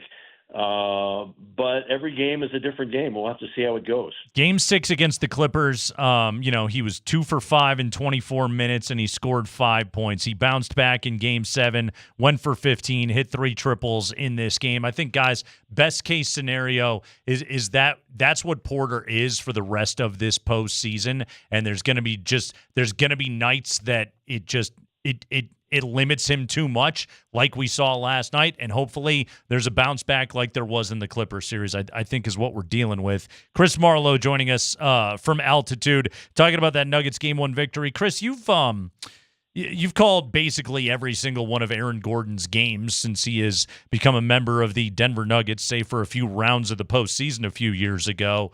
A guy that became a 44% three-point shooter in the course of, the work put in one offseason to the point where, he's 3 for 6 from 3 last night. You'll love that Aaron Gordon has taken 6 threes. He didn't hesitate in the slightest. He shot that ball with confidence. David Adelman talked about his improved shooting form last night. But you sometimes you get a chance to just call guys games for years and years and years, and you'll never see a leap like that. Besides just straight up sweat equity, like how unprecedented is this, what Aaron Gordon has done? It is pretty impressive. He shot 29% last year from 3. Yeah. 29%, and he's up at 43.5%. And obviously the free throw shooting went from 66 up to 81. I think everybody knows now he's got a couple of houses, and one of the houses has a full-length regulation basketball court. And to do it in your 11th year, sometimes you see it, first year, second year, you're getting better. You're going from, maybe 30% to 35%. Christian Brown numbers, 35 to 38 to 39, But this turnaround in 1 year has just been incredible. And obviously he found a way to get better, maybe working with a shooting coach. And to have him be able to make threes consistently and not be afraid to take them. Christian Brown and Peyton Watson, some of the younger guys, you can still see there's a little tentativeness in them taking the threes. Well, there's not with Aaron Gordon. He just lets it rip, and he's been very, very effective. And I thought, last night, as soon as I saw him get the pass from Westbrook, I thought that's a good-looking shot. Mm-hmm. And Chet was out late, perhaps because Westbrook, he had the ball. You weren't quite sure what was going to go on with Westbrook. I thought Westbrook actually made the winning play because as he drives, I'm thinking when I'm doing it live, we're watching. I'm not on the radio, but we're just watching the studio. I'm thinking, no. I thought he was forcing it, that he might be forcing into a double team and trying to take it some kind of a wild layup or something like that. But Westbrook, maybe he's smarter than all of us. He drives a couple more steps. Chet is anchored into the lane, and then he has enough time to flip it over to Gordon. Chet gets out late. He can't get there, and Gordon makes the shot. So I credit Brown for someone going to get the rebound, thank God, and then Westbrook for making the play happen and Gordon making the shot. All right, this is my creative way of asking you yet again about the greatness of Nikola Jokic, but you've had a decorated career. You've called international events. Everybody, I think, around these parts knows your background and the work you do on the national level. Where does Nikola rank amongst the athletes you've been able to call games for? Because Chris, from what I've seen, that was John Elway-like because he just kept his whole team in the game, and I don't know how he did it. And then they found a way to win a game that at the end of the night, I didn't think they were going to win until they got the winning bucket. Where does he rank for who you've had a chance to talk about? Well, he's certainly the greatest nugget, one of the greatest performers I've ever covered. I mean, I did swimming and diving with Greg Louganis. I know this sounds kind of offbeat, but, Louganis is the greatest diver that ever lived. I played with Kurt Scarai, the greatest volleyball player who ever lived. I mean, I've done some events where a person has been the greatest in their sport. And I think Jokic is still ascending. We're seeing him do things now that he didn't do previously. The energy and the demonstrative nature, the coaching, the things that he's doing. I take issue. He's not the coach of the team. So let's get that out of there. Mm-hmm. David Adelman, I think you have to give great flowers to. He's coaching the team. Has Nikola Jokic helped? Has he stepped up? Yes. Is he doing things that help the other players in terms of instruction? Yes. But David Adelman has really coached this team up. He's doing a lot of different things, working with zone defense and how to switch and how to get your best players defending their best players. I think Jokic, he's been fantastic. You've run out of adjectives to describe him, and he's just getting better and better. And even now, the pundits that have kind of ridiculed him all these years, the Kendrick Perkins and the Nick Wrights and all these guys are coming around and going, yeah, he's pretty good. Maybe I missed the boat. Yeah, you missed the boat by a mile. This is one of the greatest players in the history of the game. What do you think of the way that he handled the matchup, both with Hartenstein, with the length of Chet Holmgren, and really all the bodies that Oklahoma City is going to continue to crowd him with? Well, I was wondering last night when we were doing it with Mark Daignault, he considers himself, a defensive specialist, and I was wondering how they thought it went against Jokic. I know he got 42 and 22, but did they actually think they did a fairly decent job of guarding him? They crowded him. He ended up with 5 fouls. and they made it difficult for him. I mean, he's playing through bumps and jimmies and guys butting him and three guys coming over at once. So, the way Jokic plays, I think it was just after halftime. I thought to myself, we're watching in the studio, and I didn't bring my iPad last night. I'll bring mine tomorrow. But I asked Chris Dempsey. I said, "Hey, what's Jokic shooting here? It doesn't seem like he's doing that good." He was 9 of 12. He had 13 rebounds, and I thought, "Oh my gosh!" Sometimes you look at the stat sheet, and you just go, "Wow, this guy puts up incredible numbers."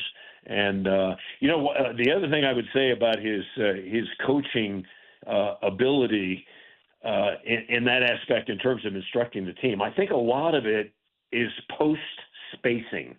You guys probably know what that is because it's basketball stuff. So like when Jokic gets the ball, where are the other guys supposed to be? So I think when he's really demonstrative and he's waving his arms, like a Serbian octopus, and he's telling guys, look, when I get the ball at the corner of the key, Peyton Watson, you're supposed to be there. Gordon, you're supposed to be there. Murray here, and he's waving. I think that is the bulk of what's going on, because the defensive properties, the defensive schemes against Jokic are so detailed. Who's going to guard him? Who's coming from the weak side? When are they going to double team? That guys have to be in the right spots. And if they are, Jokic can make them look brilliant too.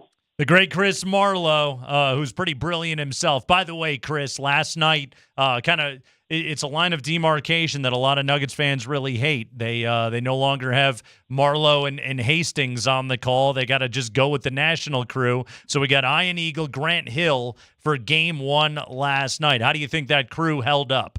I think they did great. Mm-hmm. I love Ian Eagle. I think he's one of the top 2 or 3 play-by-play men in the business. Had a good chance to chat with him last night. We've become pretty good friends. And I think Jimmy's all good also. I think they split it down the middle. There's no favoritism towards one team or another. Of course, the Lakers aren't in this series, so you're hard pressed to figure out about favoritism. But I think they do a great job. Ian Eagle's call was brilliant. I think Jason Kosmiski had an excellent call also on the radio. You guys have been playing it a lot of the day, and so I think the teams we're getting on from TNT are excellent. I wish I was doing it with Scott? Yes. It's painful to be sitting in the studio and not being able to kind of express yourself, although you're kind of going nutty sitting in there anyway. But they're doing a good job. I think they should get credit for their calls. All right, well, check out Chris Marlowe. Get his thoughts on the post game on Altitude. Make sure you flip over to Altitude after every single game. Chris is going to be there with Vic and Demps and the crew, and they'll be breaking it all down, with that local knowledge that you need. Chris Marlowe, beautiful work as always, man. Thank you.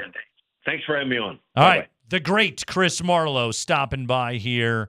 Jokic is he's Karch Karai, Greg Louganis level. Well, that's what I wanted to get at. Those are legends. Those are luminaries. He's elevating to best in the sports world, not just in the league anymore, but he's in the group of in the Mahomes category. Oh yeah, he's in pick your best players, the McKinnon. That's what he is now. Whether they want to accept it or not. I was thinking last time, you really could give this guy the MVP every year and it wouldn't be wrong. It's Mahomes. It's McDavid has 3 hearts, right? It's McDavid. It's Mahomes. It's McDavid. It's Jokic. Like Shohei. Like that. Sure. That's Shohei, what you're talking about. Yep. You seen Aaron Judge's numbers? My God. Is he gonna? I think Aaron Judge might have more home runs than the Rockies do. You know what? I wouldn't. I'd bet that. I don't know what the numbers are, but I'd bet it if you asked me to. But by the way, no Rockies game tonight. They're rained out against the Tigers. Probably a lot of Detroit people here not psyched, but yeah, watch. What are we doing? A doubleheader tomorrow? What are we doing? Timberwolves Warriors. I would assume so if they feel that's necessary. Kreckman and Lindahl. Detroit probably. Is Detroit bad? I don't even know. No, Detroit's. They need the game. That's a good for club. standings later on. Yeah, I think Scooble's supposed to pitch in this series. Yeah, I think they want this thing. Kreckman and Lindahl. We'll take a break. When we come back, 5 biggest stories of the day from around the Nuggets and the Avalanche. That's what we do in the springtime. Keep it here.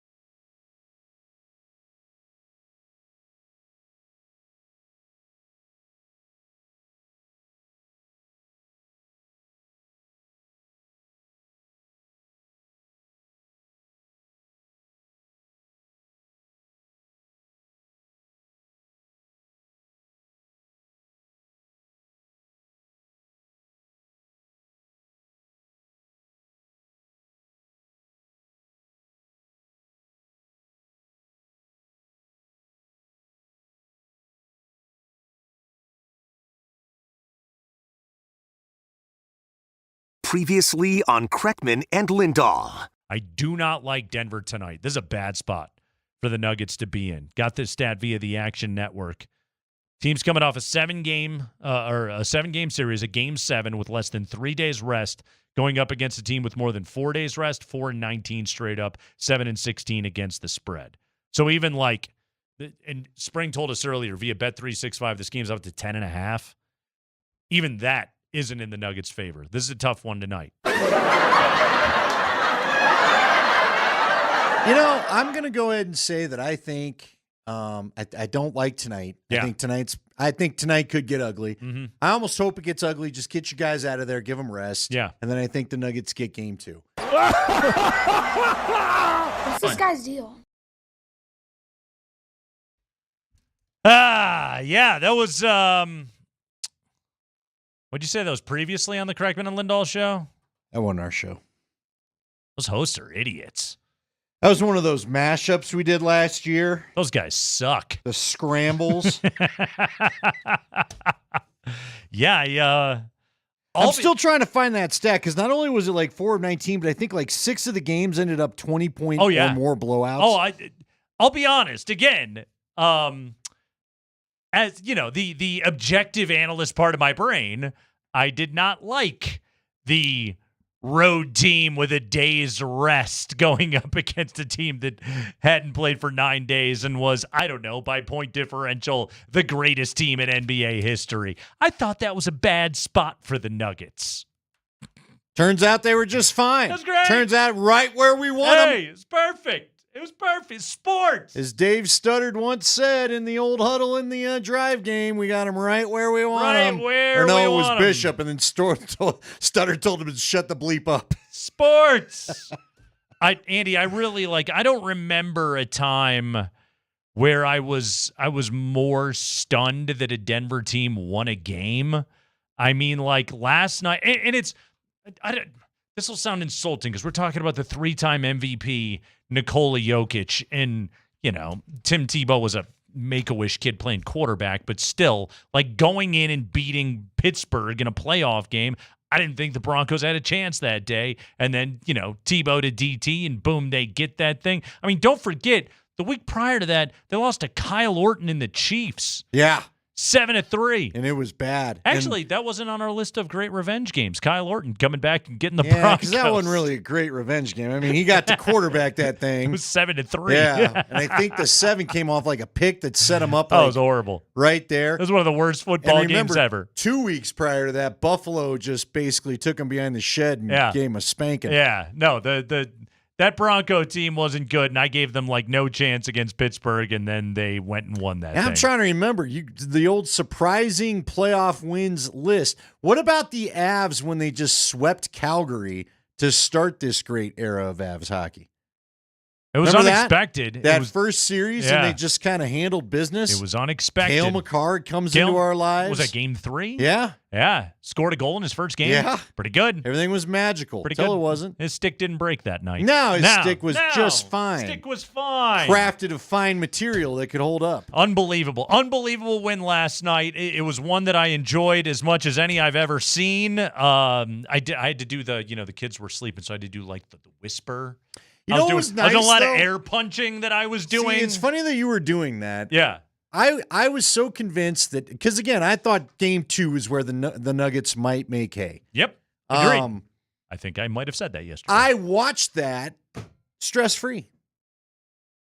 Okay. I was not stressed because I didn't expect them to win. Okay. Now, I got a little frustrated as they got it down to 7, then it would run back up to 12, and they get it down to 5 or whatever. The one that pissed me off was the Westbrook missed corner 3 and then AG getting his shot blocked, and I was like, you fought all the way back only to lose it this way.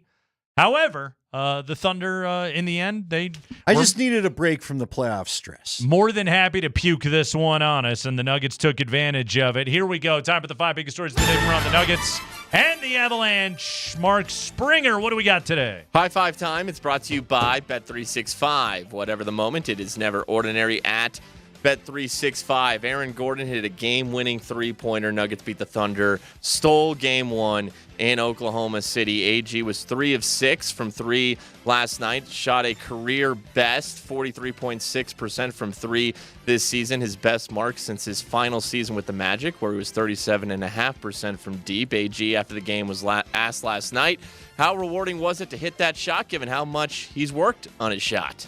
I've worked on my jumper a lot, throughout the years. You guys have seen maturation of it, so it's nice to have it all culminate in a game winner.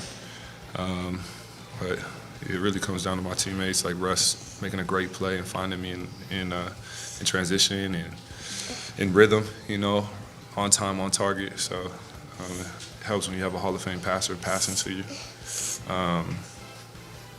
But, we just didn't want to miss the moment. We didn't want to miss the opportunity. We knew if we waited, it may be too late. So I'm glad we showed our,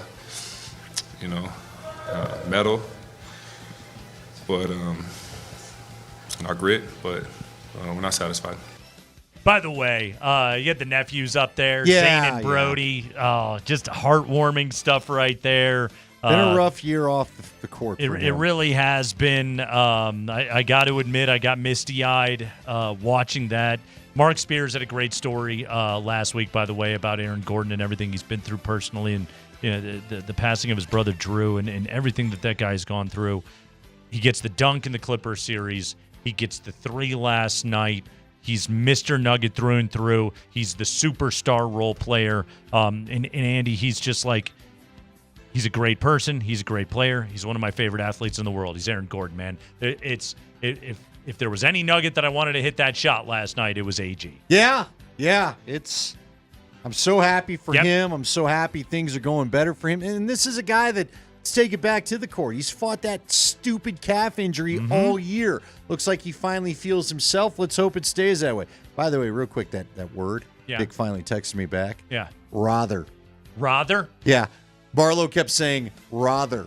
And finally, and I kind of caught it. And I was like, wow, is that fancy California talk? And Vic just goes, why are you saying rather? Why are you saying it like that? That bothers me. So don't miss the Altitude postgame. My favorite show when I was a kid, Mr. Rothers. Go ahead, Spring. Jokic last night, 42 points, 22 rebounds, 6 assists, and he talked after the game. He recently said that Aaron Gordon is one of his top 5 teammates of all time. He clarified that. Joker, you've called Aaron one of your 5 favorite teammates in your career before. I said the best. You said the best? Yeah. 5 of your best That teammates. was like making top 5 of my career life, whatever his name. Sure. And now, since that comment, you've seen him hit 2 game winners in the playoffs. Is it awesome seeing that moment for what others have called the soul of the team? Yes, I mean, he had big free throws before that, so he made both of them. He had the big box out on the Caruso, I think. Was it Caruso? And he made a really big shot for us, and he deserves it. He's like you said, he's the soul of this team. He's a glue guy. He probably doesn't give them much respect that he deserves, but I think he doesn't need attention. So he knows what he's doing. So I'm happy for him. Is that Nikola versus the microphone in the playoffs again? Is that what I heard at the end of that answer? Whacking that thing around all over the place. Best teammate he's ever had, Aaron Gordon, the guy that goes and watches horse races with him. Flies to Serbia with him all the time. And a guy that, again, like Aaron Gordon, here's one thing that people got to remember about Aaron Gordon. If you don't remember, when he was in Orlando, he was a top 5 pick in the NBA draft coming out of Arizona. When he was down in Orlando, he was the guy. He got to be the dude. The shots. And he came here to Denver where it was like, you're kind of going to be 3rd or 4th at best on the offensive pecking order, and he takes the toughest defensive assignments. He goes and gets the tough rebounds. He plays hard every single night. He has improved as a shooter. He is everything that the team needs him to be, while oftentimes it's just like, you know what, the ball, he is a perfect example too of just like, you know what, man, the ball is going to find you. The ball is going to find you and make plays when it does, and perfect nugget. Well, you know what I love about all of it? I love that Russ, AG, Nikola, of course, Brown, and look, I put Jamal in there. They're there to compete. Yeah. They're just about it's about the competing. Russ, you get that feeling that, man, he'd rather lose a important body part than let you beat him. Yeah. You know what I mean? Yes. We've all talked about what we expected him to do, and no, he just made the right play. By the way, did you happen to catch Jamal's post game on TNT last night? Yeah, that was interesting. He, I don't think he ingratiated himself real well with those guys. Well, I think Ernie was annoyed, and then I think Shaq was annoyed on Ernie's behalf. Yeah, I think that's why Shaq said, all right, are you gonna treat my guy that way? Let me ask you about your shooting night tonight. Exactly. I would say this. I think the national media, here's my little note. I would tell you that if you want to talk about the greatness of Joker but can't get Joker, Jamal's done it so much, probably not the guy to go at. Right, exactly. I don't think he resents it, but he's kind of done that interview. And yeah, it's also the end of an exhausting night, and it's just like, all right. Now, look, he was right. Ernie didn't ask a question. It's a statement. But, Ernie also was trying to conduct this orchestra of silliness and then finds out you're there. And, yes, they had already talked to AG, and frankly, Ernie's probably thinking they're going to get Joker next. You don't always have to end it with a question mark. You can pose a statement and have your guest react to it. Sure. It doesn't have to be a question. Defending interviewers everywhere. Because you and I have done it, and I've done it plenty. The post game's a weird deal. You don't know who you're talking to. Exactly. And sometimes you don't get the guy that's the headline star of last night. We'll take a quick break. When we come back, you want to hear how the Thunder's 2 stars reacted to finding out their late game strategy actually allowed the Nuggets to be able to come back and win that game. We'll play that audio for you next.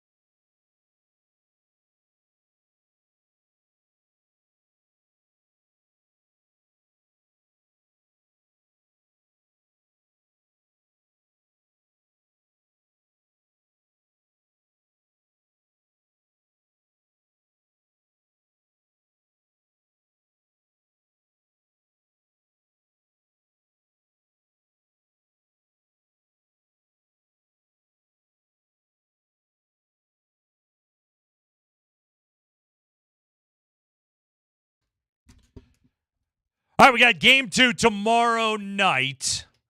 Spring and Berto going to be previewing that coming up here, plus reacting to the insanity of game 1. There's still more game 1 insanity. The end. Fouling up 3.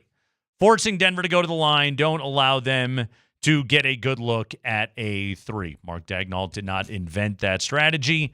It's quite frankly, it's sound basketball strategy most of the time. However, it bit the Thunder in an interesting way last night.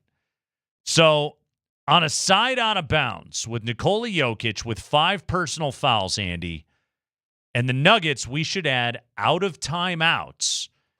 David Adelman replaced Nikola Jokic with Peyton Watson and had Peyton Watson guard the inbounder. Knowing that Denver was going to be fouling on that play, did not want to have Jokic in the position to have to commit that foul. And if you remember, that was the inbound that resulted in the SGA dunk. Right. Well-executed side out-of-bounds play by the Thunder. Awful defense by the Nuggets. Oh, Christian Brown just Awful. chasing him helplessly. Yeah. I was like, what was that? Yeah. Holy SGA cow. cruises in for a dunk. Again, that's another one of those plays where it was just like, oh, crap, they came all the way back only to have this happen. Yeah.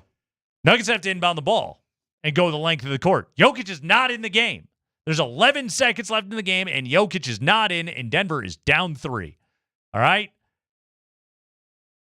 They get the ball into Aaron Gordon, and Alex Caruso fouls him immediately. That was like, that would have been amazing if you were the team down and you needed to save time. Yes. I don't know how even a second ticked off the clock. That's how quick he fouled. I believe on the clock it was 0.4 of a second. It was unreal. It was that quickly, He okay? just- yeah. Now, again, the Thunder they're playing with the game plan that their coach, that they were instructed to do at that point of the game. They're not going to waver on it, even with Jokic out of the game.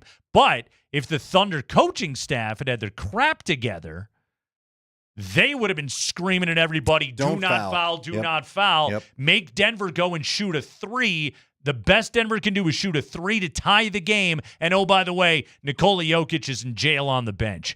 Like, that very, very nearly, Andy, was an absolute disaster for David Adelman. Do you want to play this cut? Because I got some thoughts on this, but I don't want to delay playing the cut if you want to let him speak. This cut's wild, okay? So anyway, as it happened and everybody was watching the game, Caruso fouls AG. AG goes and makes his 2 free throws. Thunder call timeout, side out of bounds. Denver does a good job defending that play. Jokic is in the game by then. He gets to return because of the foul committed by OKC. They inbounded to Chet. Nuggets foul him. He misses his free throws. CB gets the rebound. Outlet to Westbrook. Over to AG. Boom. Ball game. Okay? Unbelievable play, but it almost didn't happen. However, the coaches traded mistakes. So after the game, Shai Gilgeous-Alexander and Jalen Williams are doing a side-by-side podium session with the media after the game. SGA's got a sweet vest on, and Jalen Williams is wearing a coat like it's 12 degrees below zero. It's an interesting dichotomy of outfits, but I digress. So the question was asked, hey, in that moment with Jokic stuck on the bench, did you guys consider maybe not fouling? This is an interesting exchange. That's a good point. So it's hard now because we lost, and it's going to seem like we should have did the other thing, obviously, because what we did led to a loss. But, like, we've been in that situation before. We fouled, and we've won the game. And tonight it didn't go in our favor. Now, it's not always going to go the way you want it, but there's analytics and there's a way we want to end the game, and I think we did it as we planned. It just didn't go our way. But, yeah, like I said, it's nothing's ever going to always go your way, and that's what happened tonight. So it's interesting. You heard SGA answer that question right there. Darnell Mayberry of The Athletic reported that Thunder guard Jalen Williams said under his breath at the podium, damn, I didn't think about that. Yeah, that's the thing. So here's what I don't like about this situation, okay? I get the analytics of it, and analytics will help you make better decisions. Not even analytics, it's just sound decision-making. That. Yeah, but you can't become robots. Mm-hmm. This is the thing. You cannot become robots. This is why, had the Nuggets players, and I'm comfortable saying this, had the situation been reversed, You don't think Nikola Jokic would have said SGAs at the score, Right. nobody foul, nobody foul? Here's what's crazy to me about that play is, all right, even in that moment, I'll even excuse Daigneault for a moment, okay? He's got a lot on his plate. Has anybody ever looked at an NBA bench? There's 2 rows of dudes that are just sitting there. One of them has got to be throwing a clipboard at the back of Daigneault's head going, Jokic isn't in the game right now. They're out of timeout. You and I, obviously, I was sitting there with my buddy going, oh, crap, Jokic is at the table. They're not in the game. I don't know if he's – I literally go, I don't think he's going to get back in this game. I thought they were dead right there. They're out of timeout. You could see it on TV. Yes. I thought they were dead right there. Jokic looked apoplectic. He just had a look on his face like – I'm not going to be in there for the end of this game. This is where, to be fair to the players, players aren't always thinking about the timeout situation. That's the freaking coach's jobs, all right? Like, Adelman blew it. He blew it, and the Oklahoma City coaching staff and Mark Daigneault bailed him out in that situation. Well, but again, as a player, you should see no Jokic. Let it. And the other thing that I just found so crazy, and a lot of people have talked about, it's not an original take. You don't let him get over half court before you foul him. Like, again, you don't need the time. Yeah. He's not going to half court launch that thing. Now, the minute he crosses half court, let 2 or 3 seconds run off, then hack him. Because even if you let him cross half court, still hack him to avoid any lucky 3 going in, even if Jokic comes back and all that plays out, you've lost the time they had basically to get the Gordon shot off. Mark Daigneault was asked about it after the game. This is the Thunder's head coach. This is him explaining the situation, why they chose to foul, Denver out of timeouts, and Jokic out of the game. I did think the backcourt fouls hurt us, and again, we can learn from that. The fouling up 3, that's on me. I think given the foul and getting the foul executed is critical. So if there's something to be learned from that, it's probably giving it too early on my part, but that's not on the players. They're executing what I'm telling them to do. Okay. Again, and I will say this, the players are executing what he's telling them to do. But think about this, Andy, okay? And this is just... Maybe this is my galaxy brain at this point of the playoffs already. You're Shai Gilgeous-Alexander and Jalen Williams, okay? 2 NBA All-Stars are sitting up there getting told this situation by the media, admitting, damn, I didn't think about it. And then your coach sits up on the podium and says, yeah, that's on me. Okay, clearly, like, Daigneault has to address this with his team. They have to address the situation. They have to address the mistake. But in just, again, the slightest inkling of doubt, the slightest inkling of, I don't know if coach always knows what's going on in these high-pressure situations that you can introduce to the Oklahoma City Thunder coming off of a Game 1 loss. Again, does it have any bearing at all in the future of the series? It may have 0. But if it has even the slightest bit, if there is a sliver of doubt that gets put in place, that's good for the Nuggets. Well, and we don't know if Nikola never gets back in that game and they don't win it. Right. We could be talking about the reverse being true.